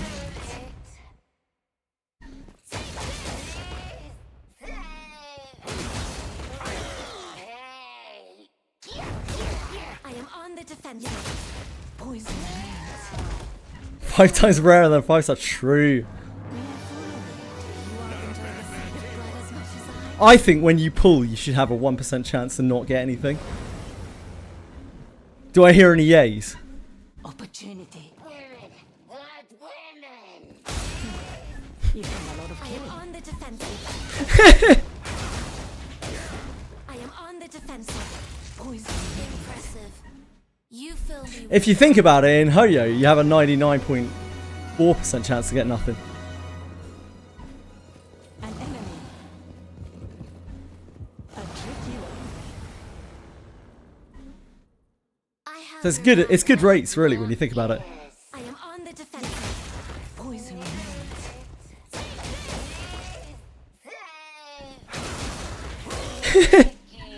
Yeah, it's worse than nothing. Yeah, it's worse than nothing.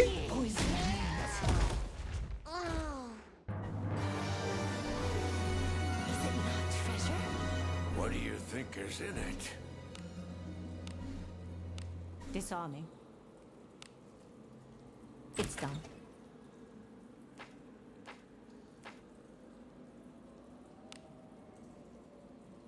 Onward. Which bits one bomb mates are worth leveling? Mud and Mel.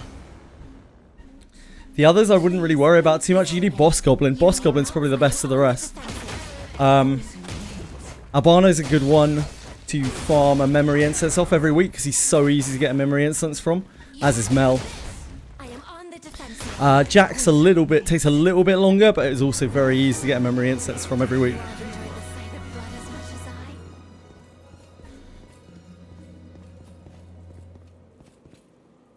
Yeah, Boss Goblin is surety.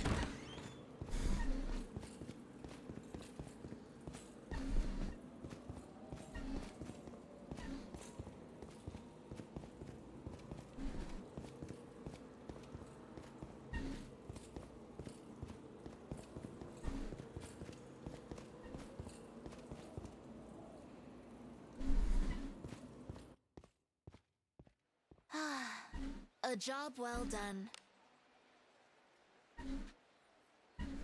Jack? Maybe? Jack's a very easy bomb mate. All you have to do is complete March of the Undead 11 times, basically.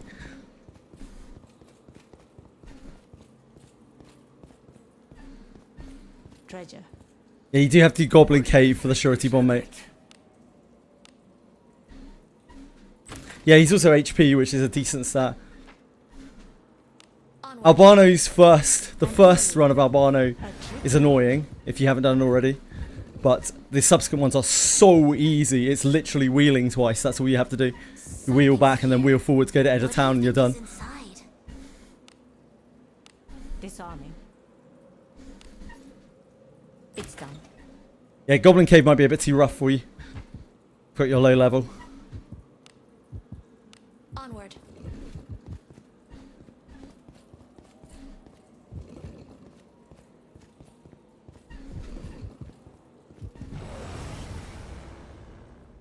I'd mainly recommend those just so you can get Amnesia instance every week. Because it's really annoying not being able to move the followers around. You're going to want to get a bit of a stockpile of Amnesia incense. And I think farming Mel, Albano and Jack every week is quite reasonable. It probably takes about, what, like 5-10 minutes to get 3 Amnesia incense.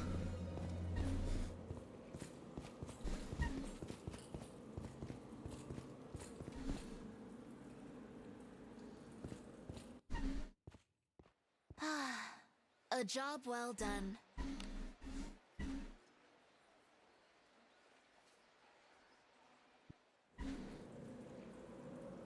An enemy. Infiltrating. I'll pound him with my flames.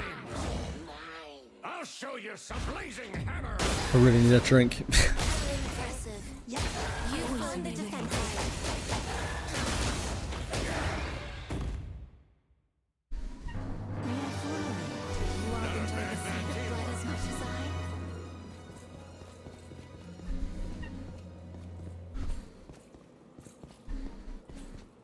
Our treasure? Mmm.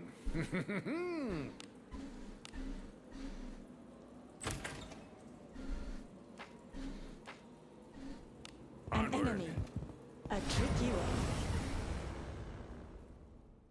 This bores me. Blazing hammer! I am on the defensive. Poison remains. You're pretty good. Except for being worse.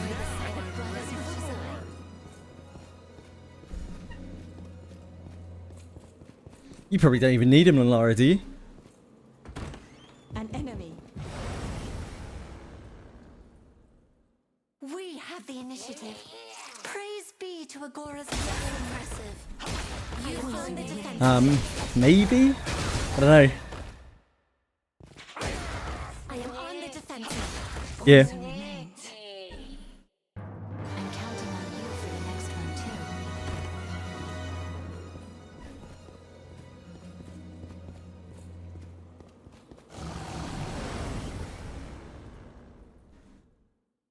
If we get spoiled on the new Bones and Legendary quest. Spoiled? As in, like, have it spoiled for us? Or they give us good stuff? Ah, they give us good stuff. It's your birthday tomorrow. Happy birthday! Wait, it's your birthday today. Is it your birthday right now, Brit? Happy birthday to you. Happy birthday to you. Happy birthday, dear milkmaid. Happy birthday to you. It's done.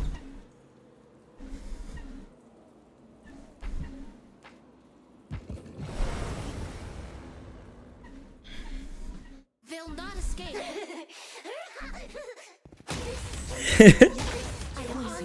You're welcome.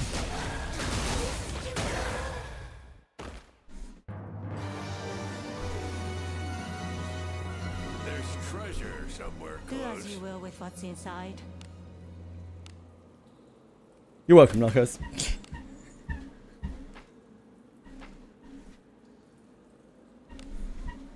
Onward.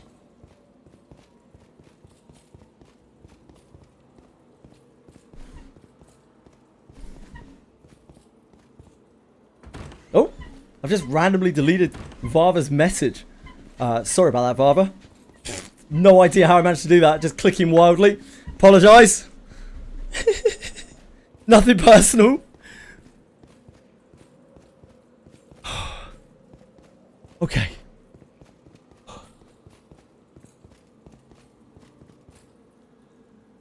Yeah, I can move. But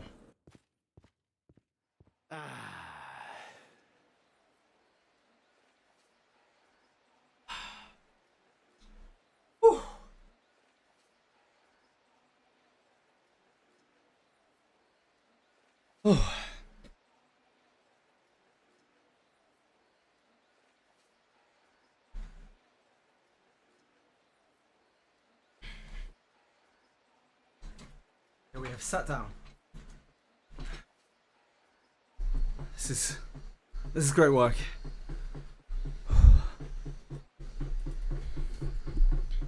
Hello. We're back. Whew.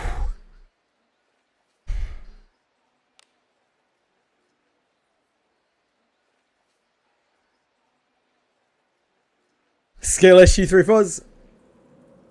Shall we go out again today? A tricky one. This bores me. Blazing hammer! I am on the defensive. Poison remains. How impressive.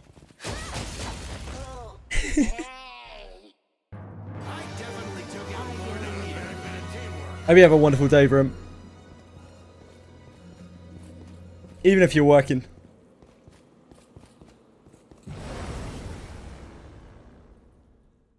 I have your back. I am on the defensive. Poison remains.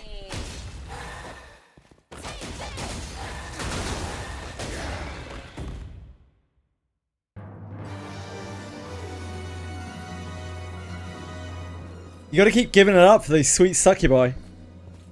3 fours. Can't be allured by them. Can't be lured in. What do you think is in it? Whew.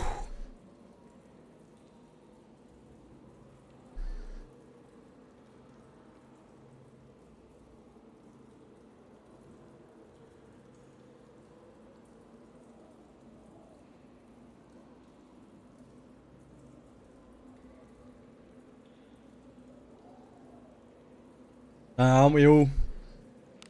A problem that afflicts many of us. Before you're not alone, mate. It's done. System notification. Oh, schedule update. Yep.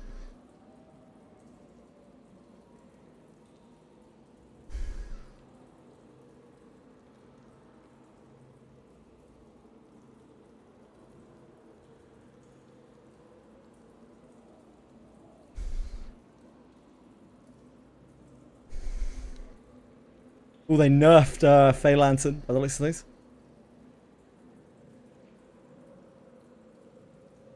I beat Fey Lantern pre-nerf. I am the golden god of Limbus.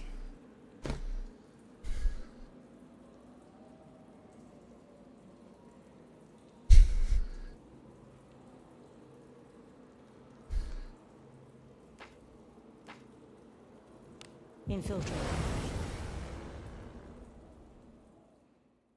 Please leave this to me.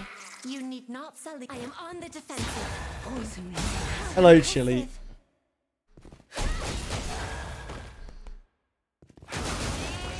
Thanks for coming back.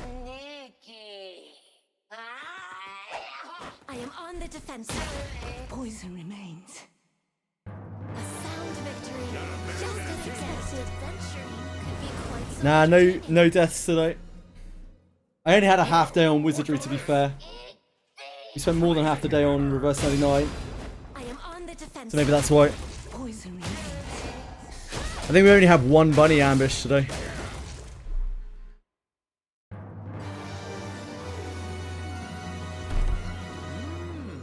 What do you think is in it? Disarming. It's done. Infiltrating.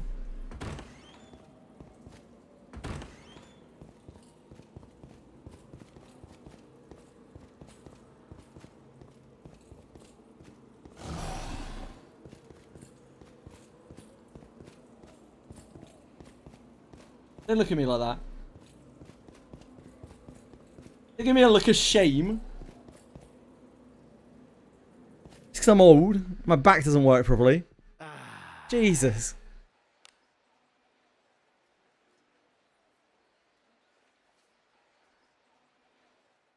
First Kindred OC. Original character. Forward. Limbus. Infiltrating. Treasure. What do you think is in it? How about peacefully? Disarming. Thoughts? It's done.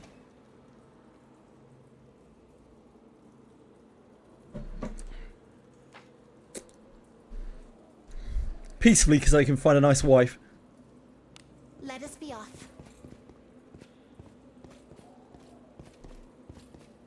An enemy.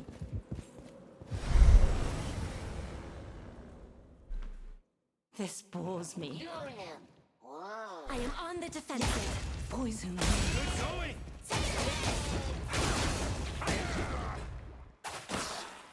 I am on the defensive. Poison.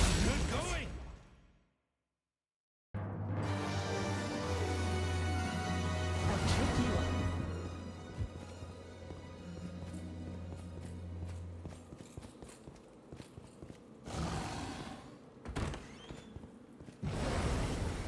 I would like one of the first Blood Fiends to not be a talker.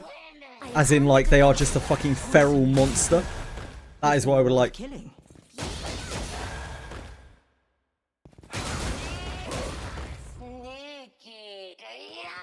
They're just a terrifying beast. Poison remains. We are following. And ultra powerful, of course.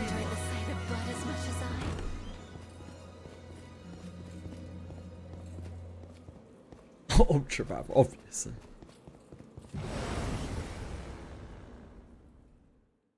This bores me. I am on the defensive. Poison remains. Yeah, maybe what I'm looking for is the abnormality or monster or whatever it is that's behind Blood Fiends existing. There's treasure somewhere close. What do you think is inside? It's probably like fucking Carmen or something. Disarming. It's done.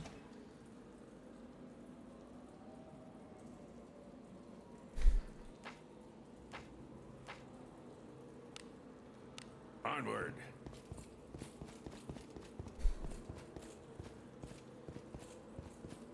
Carmen's got that whole like, I made Blood Fiends for fun one day, they were a failed experiment kind of vibe going on. This bores me. I am on the defensive. Poison remains.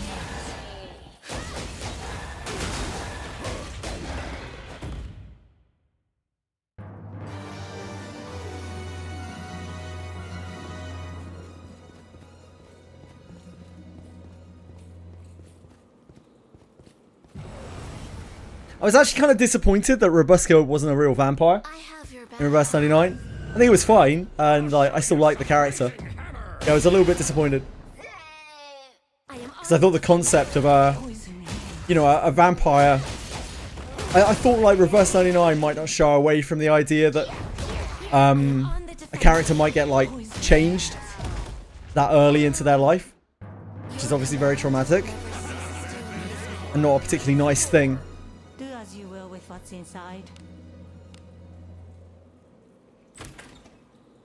But I really like the idea of her having gone through like something I mean she did go through something horrific, so it still works out kind of anyway, but going through something so horrific and still being so like jubilantly positive about everything, because I think I just really like that as a character trope, like someone who has fairly objectively gone through a lot of suffering in their life, reasonably objectively.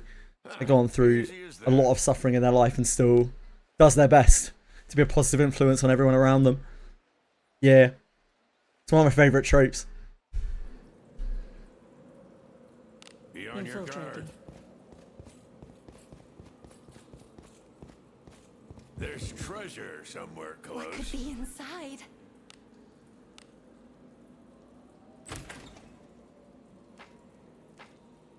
To the idea of like a young vampire who fights her nature and is still super positive about it to other people, that was cool. But like obviously she went through a lot of shit without being turned into a vampire.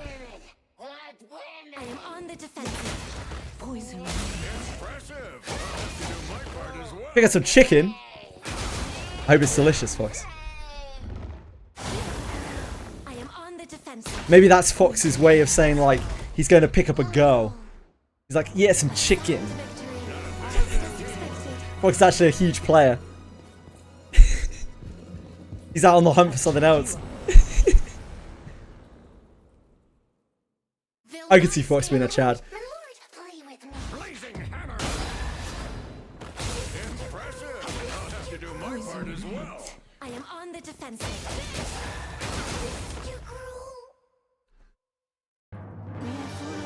Not a bad bit of teamwork. Now I'm ready for more.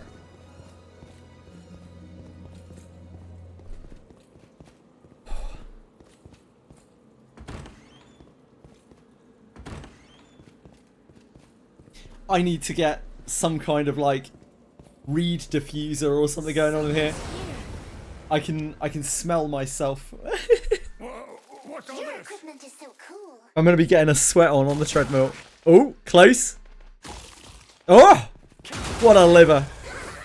Yeah, I'm gonna be getting a sweat on the treadmill regularly. Definitely need to figure out the scent situation in the room. Thankfully, you don't have to smell me.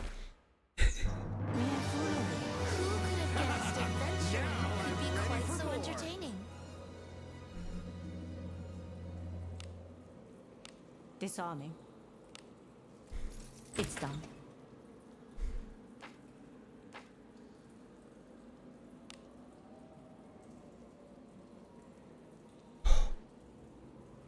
Let us be off.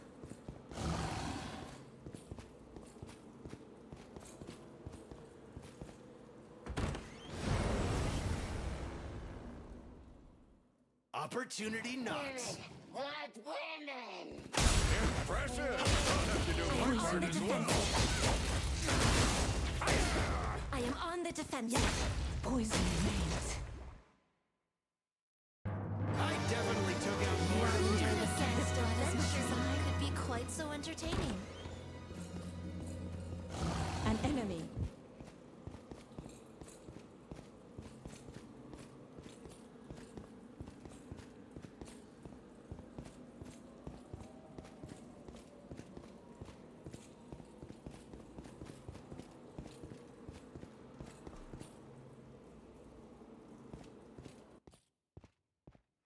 I look forward to our return to town. Oh shit, yeah, Limbus. I'm an irresponsible dual wielder. Shall we go out again today?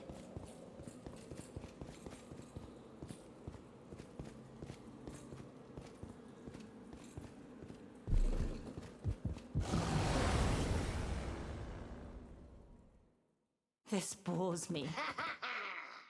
I am on the defensive. Poison remains. A sound victory. Just as expected. Adventuring could be quite so entertaining. There's treasure somewhere What do close. you think is inside? Disarming. It's done.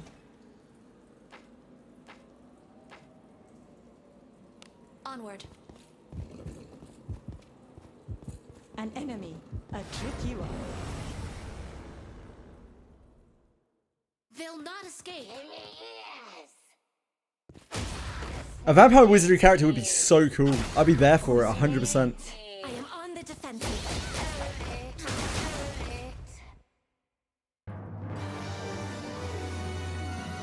A tricky one. Maybe next anniversary. Fingers crossed. Please leave this to me.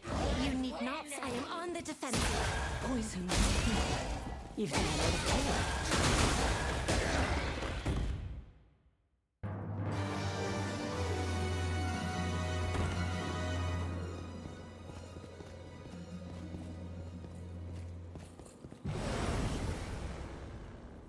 Sorry guys, if I start making weird Bores me. poses and faces on stream, it's me stretching again. I apologise.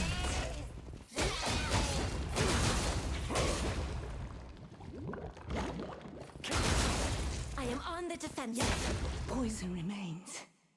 I mean, like, weirder than I usually am. There's treasure somewhere What do you think close. is inside? He does, Lufosh, yeah, he does. Looks very, like, Castlevania-y. It's done.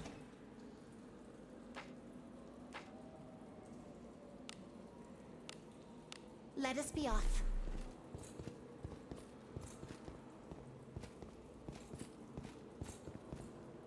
Right, what's our final boss on Limbus? Oh, fuck. Ardor Blossom Moss. Oh, Jesus. I am on the defensive. Gary, garlic on you just because of his ass. That's reasonable. Your command never ceases to amaze me. Chances of us autoing this probably like next to 0.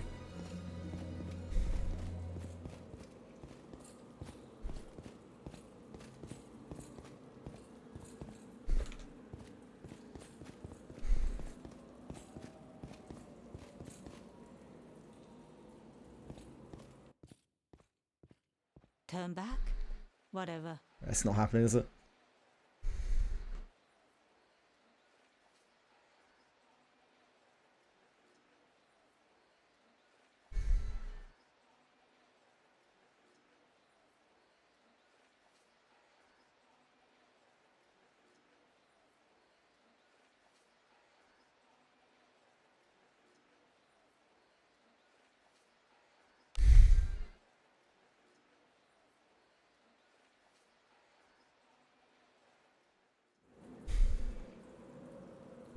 Shall we go out again today? Onward. Okay, we need to hit the wings on this over and over, right? An enemy.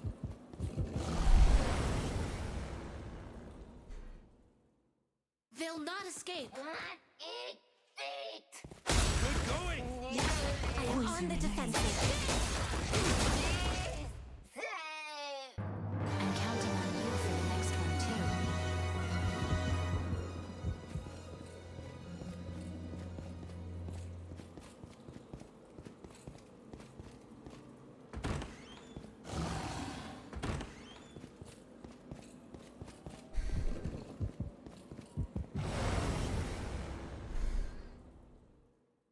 Hey, we've got some weak Hello, to kill. Boon Craving. Wait, new mod's name? I am on the defensive. Oh God, yep. Boon Craving, I hope you have a wonderful night and you can purge that from your fucking memory. I am on the defensive. Poison. It's disgusting, and I apologise. Thanks for coming and saying hi, man. Hope you had an alright day. Seeing you were very busy at work.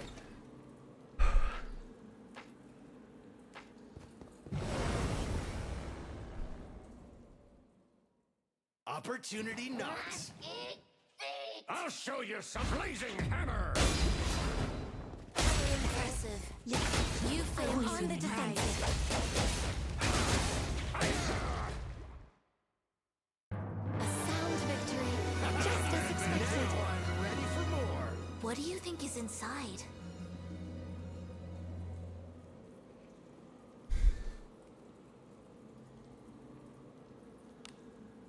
Disarming. It's done. Just got home 15 minutes ago. Jesus, man, you must have worked so hard today. I hope you have some time to relax and chill for yourself. Read or whatever it is you want to do. What do you think is inside? I'm sorry, I just came off the treadmill a minute ago. So I'm just... if I look very strange on stream, it's because I'm stretching. I apologise. And not let my back seize. Let us be off. Back, great. Much better today. Yeah, much better. I just did 3 cycles on the treadmill at a much higher speed than I usually do. And it's nowhere near as bad as it was last night. It's, I don't know enough about biology, but it's the muscle around my coccyx. Been craving? Like just above my ass. Whatever that is. Just very, a bit swollen. Not even very, just a bit swollen and inflamed.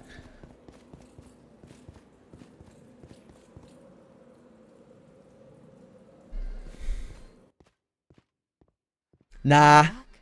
Whatever. Nah, bro.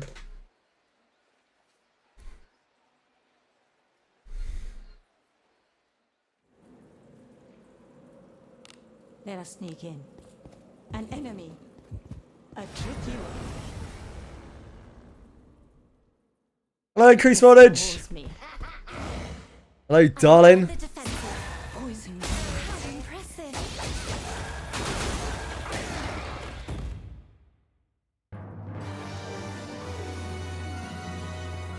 An enemy.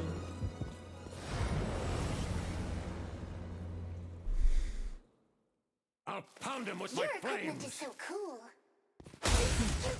You've done a lot of I am killing. on the defensive.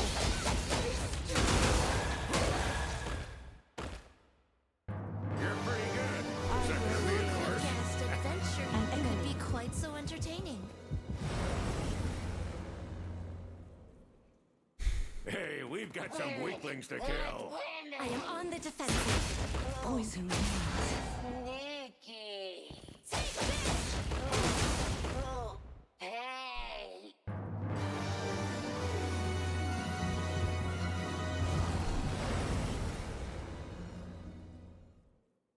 Hey, we've got some weaklings to kill. I am on the defensive. Poison. So to help with the soreness, I put heat packs on it after stream. I always take a hot shower and put heat packs on it after stream. It calms down within an hour or so, and there's never any lasting damage. It's just swelling. Could be quite so And this is not as bad as last night. Or the night before.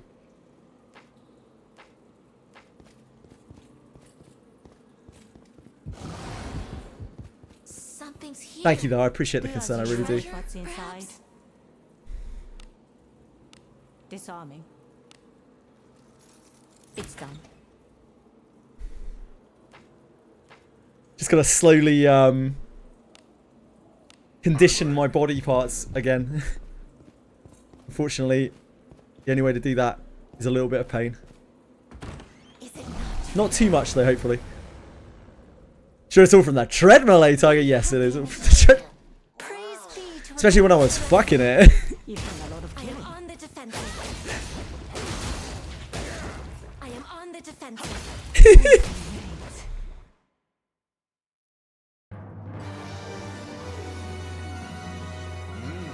Gotta get my money's worth being creepy. Disarming. It's done.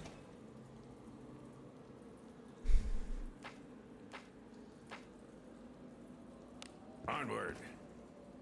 What could be inside? Hell yeah, Senna. Disarming. Now, It's done. I'm not 100% sure that I really know exactly what based means, but that is based, Senna.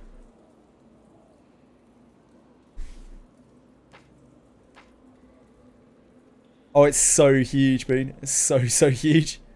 Move now. Dens are the worst. Dens are the absolute worst for farming stuff. They're so bad. They have such a rare drop on Fey junk as well. I am on the defensive. Poison.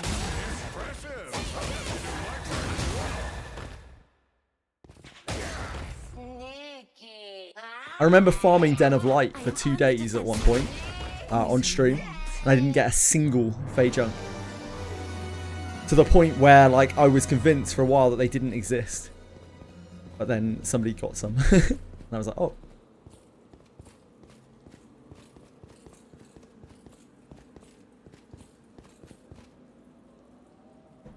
And you know me, when I say 2 days, I mean like actually 2 days. Forward to our return to town.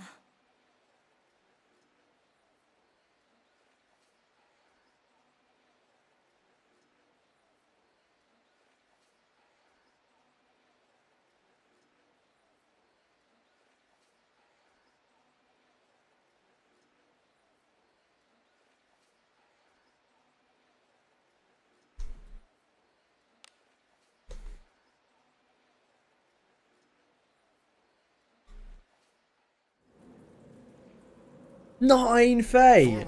You're actually OP, Bean. You're out of control, OP.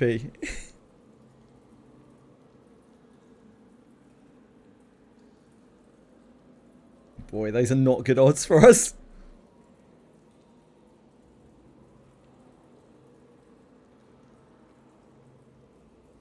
Nice.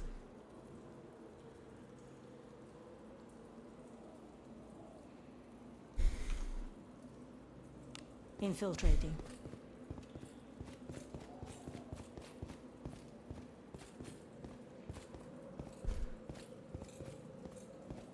An enemy, a tricky one.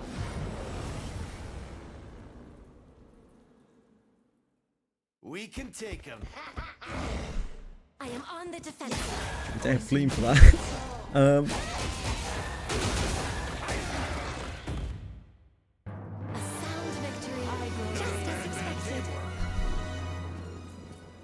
Oh, you're too slow. A tricky one. What do you think is in it?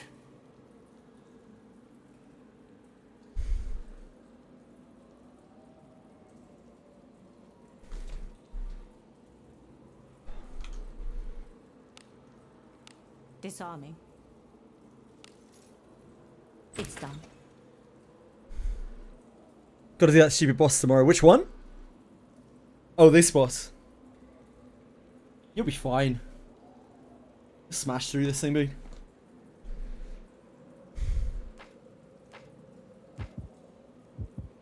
An enemy.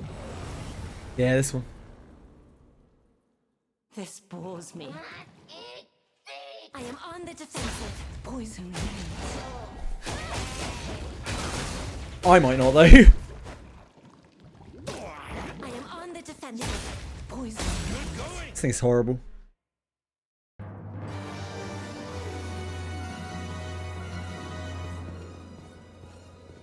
An enemy. A tricky one. We can take him. I am on the defensive. Poison.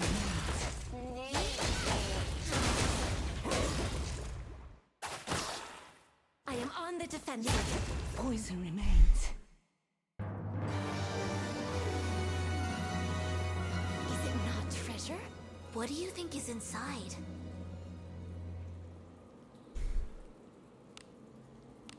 Disarming. Amazing soft lock the other day. Tried a spike trap. Party stopped me from stepping on it. Oh, froze the game. Upon relogging, I was still between two tiles, so I just attempted to auto pass chats. Oh boy. It's done. That's a cheeky little loop, combining together your soft locks. I've never seen that.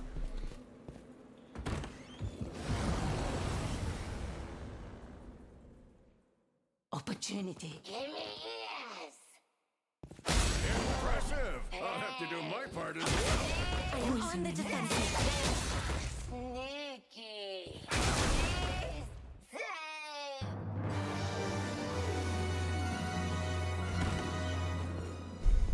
That's not great for us.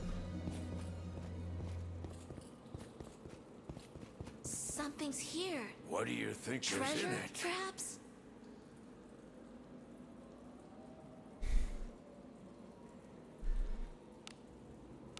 Disarming.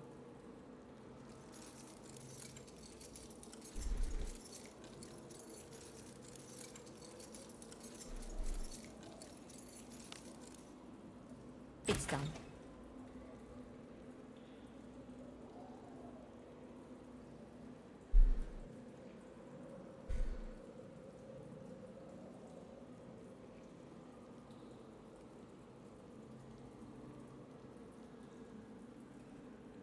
God, this thing sucks.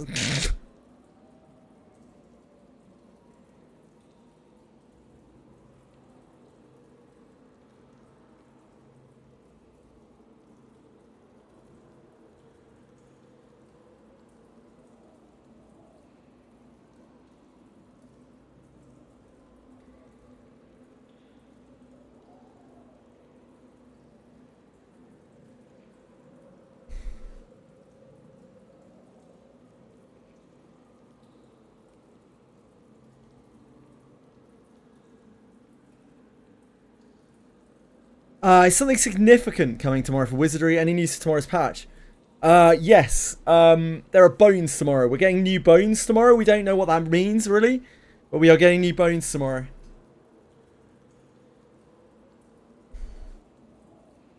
I really thought She Ishmael was below 50% there. That is my bad.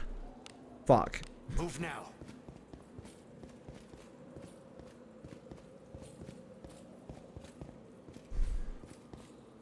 Shit. Hey, Marsh.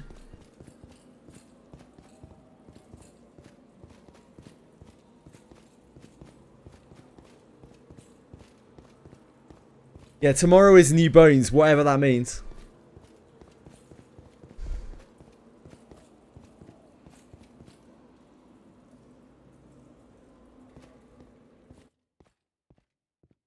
Turn back? Whatever.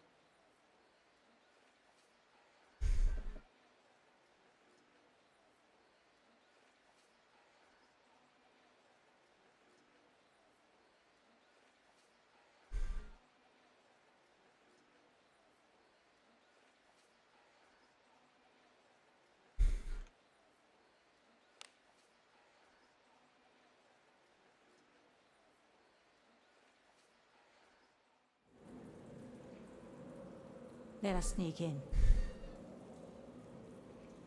Guess so, Marsh.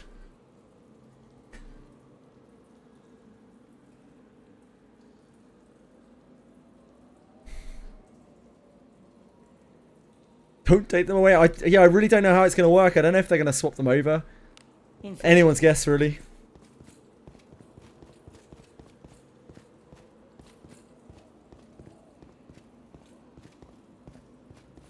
An enemy. I'd also prefer it if you got some sleep, Marsh.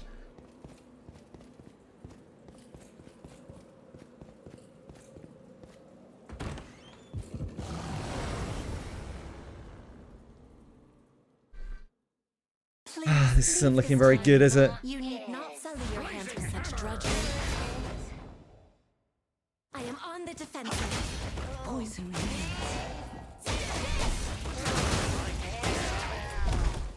I definitely took out an order You all enjoy the sight of blood as much as I.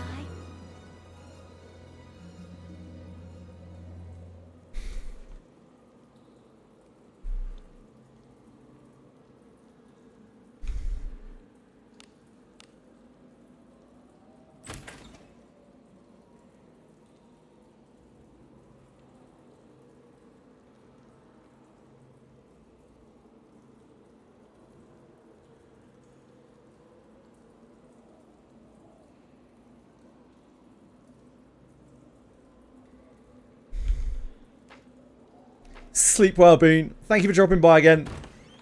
I hope today is less busy than... Sorry, tomorrow is less busy than today. Don't even know what the fuck I'm saying.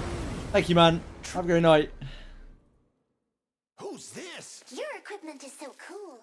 Blazing hammer! I am on the defensive. Poison remains.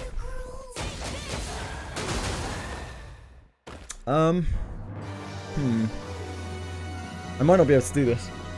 What do you think is in it?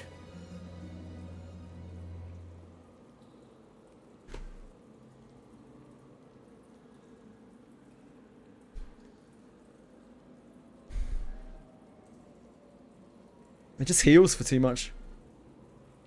And I don't think trying to solo it is going to help.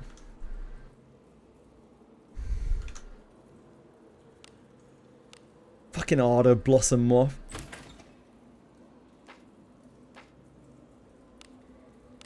Move now.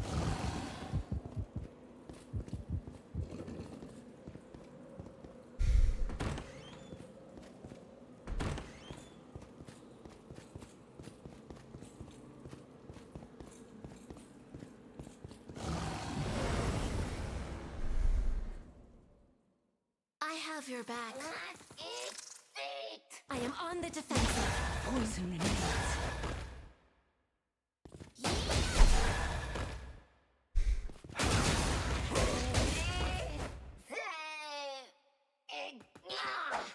I am on the defensive.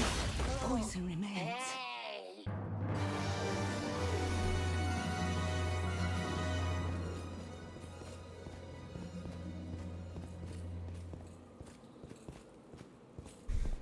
Okay, claim my dailies.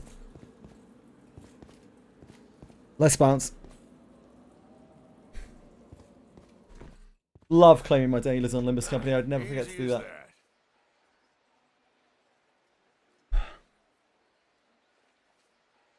I need to go and get more water. Sorry, folks. Bear right just a sec.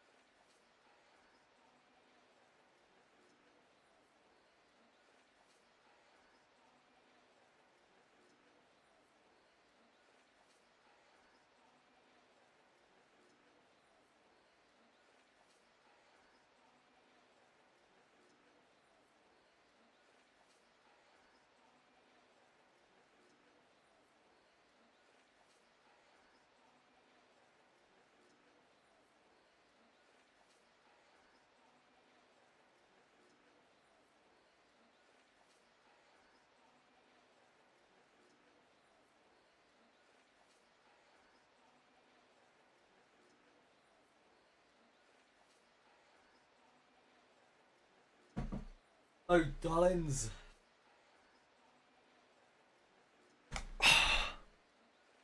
Sometimes you trip over and fall balls deep into a greater warp one.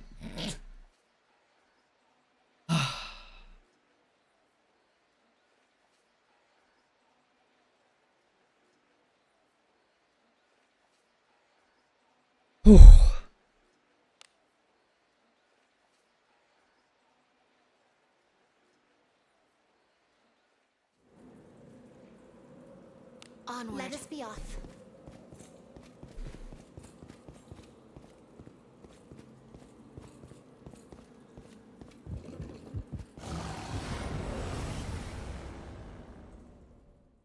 I'll pound him with my flames. I am on the defensive.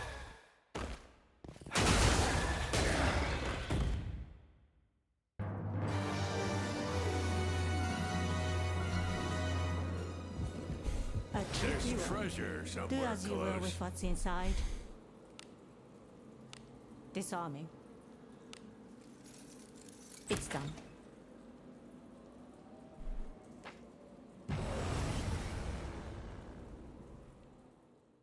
I'll pound him with my flames. I am on the defensive.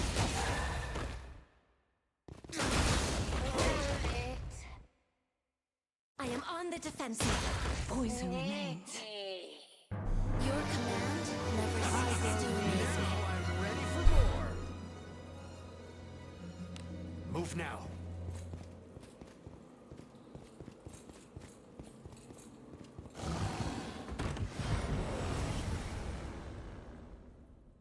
Please leave this to me. You need not sully. I am on the defensive. Poison Impressive. You fill me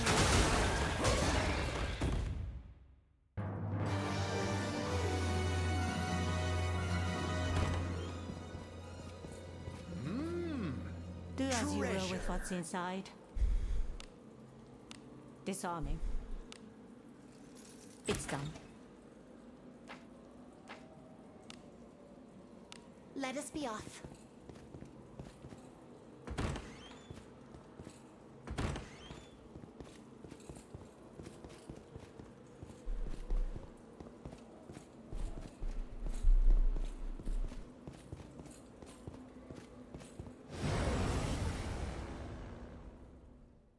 Please leave this to me.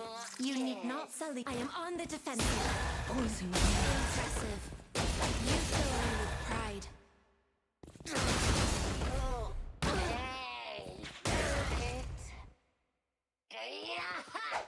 I am on the defensive. Poison remains.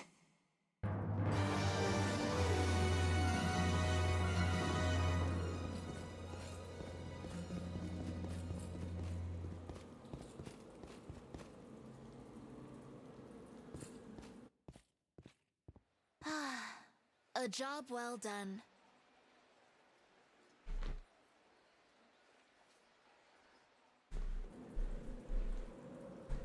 Be on your guard. Onward. An enemy.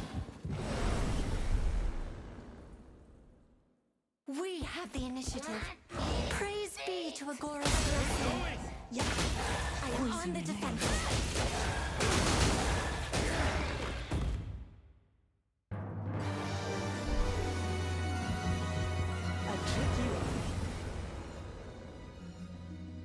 Opportunity knocks. I am on the defensive. What if Fox got his chicken yet? I am on the defensive. Poison remains. It's getting to the time of night where I am also thinking about food.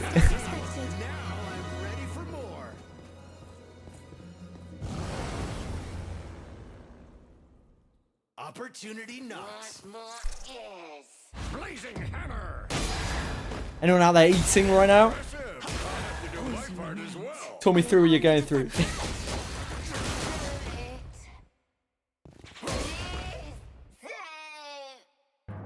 counting on you for the next one too.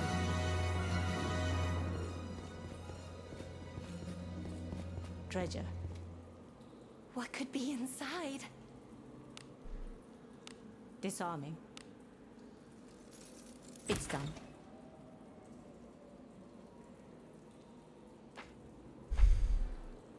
Onward.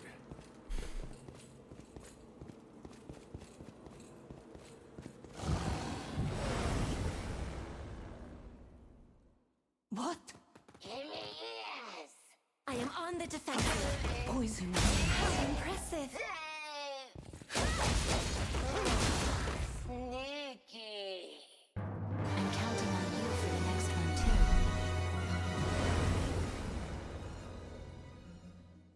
This bores me. I am on the defensive.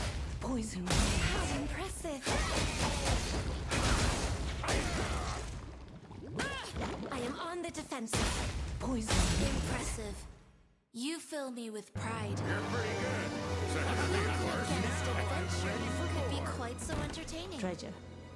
What do you think is inside?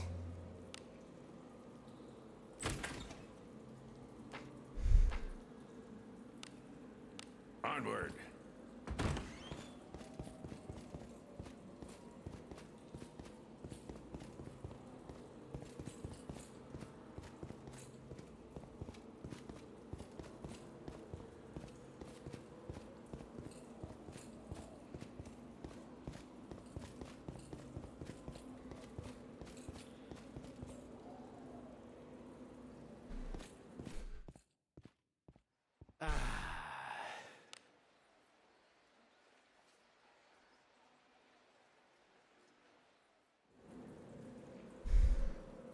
Forward. Onward. What could be inside? Disarming. It's done. Let us be off. And a tricky one. Hey, we've got some weaklings to kill. I am on the defensive. Damn it. Keep going.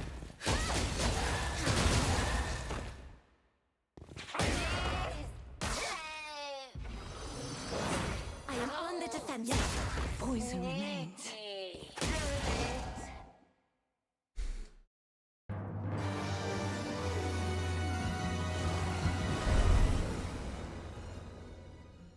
This bores me. Blazing hammer! I am on the defensive. Poison remains. Impressive! I'll have to do my part as well. Not a bad You all enjoy the sight of blood as much as I.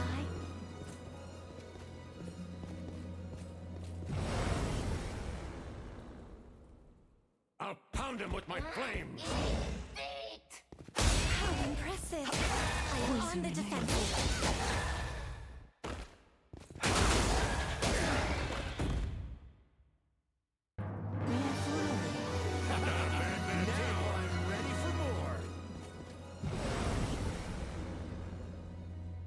Who's this? Your equipment is so cool.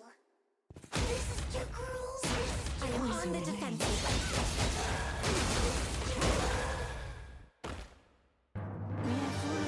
Not a bad bit of teamwork. Now I'm ready for more. Opportunity knocks. Impressive. You go on the defensive.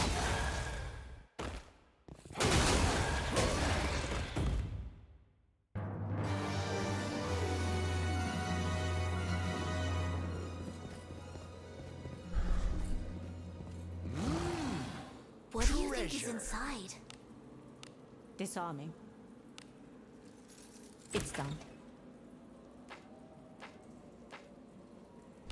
Move now. What, that I would be taken by surprise? I'll show you some blazing hammer. I am on the defensive. Poison.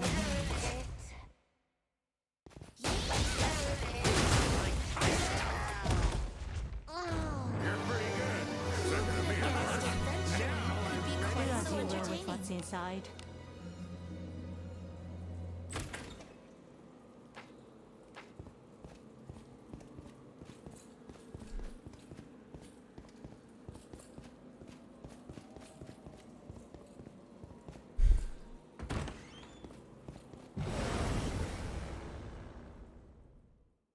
Alice.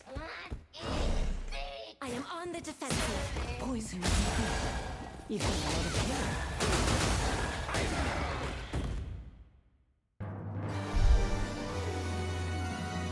Do as you will with what's inside.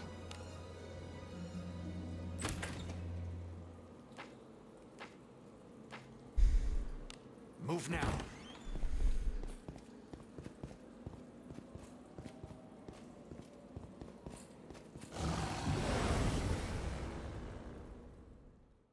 We have the initiative. Praise be to Agora's blessing. I am on the defensive. A sound victory, just as expected.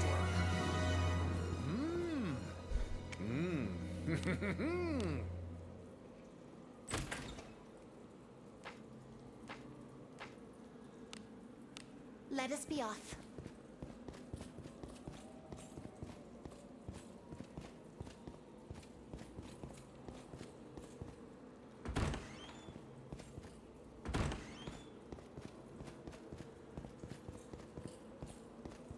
Oh dear.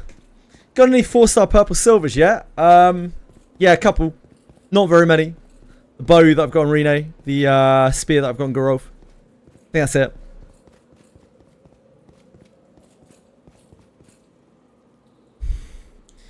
Right, folks. I'm going to skedaddle, or rather stagger, I think, out of here.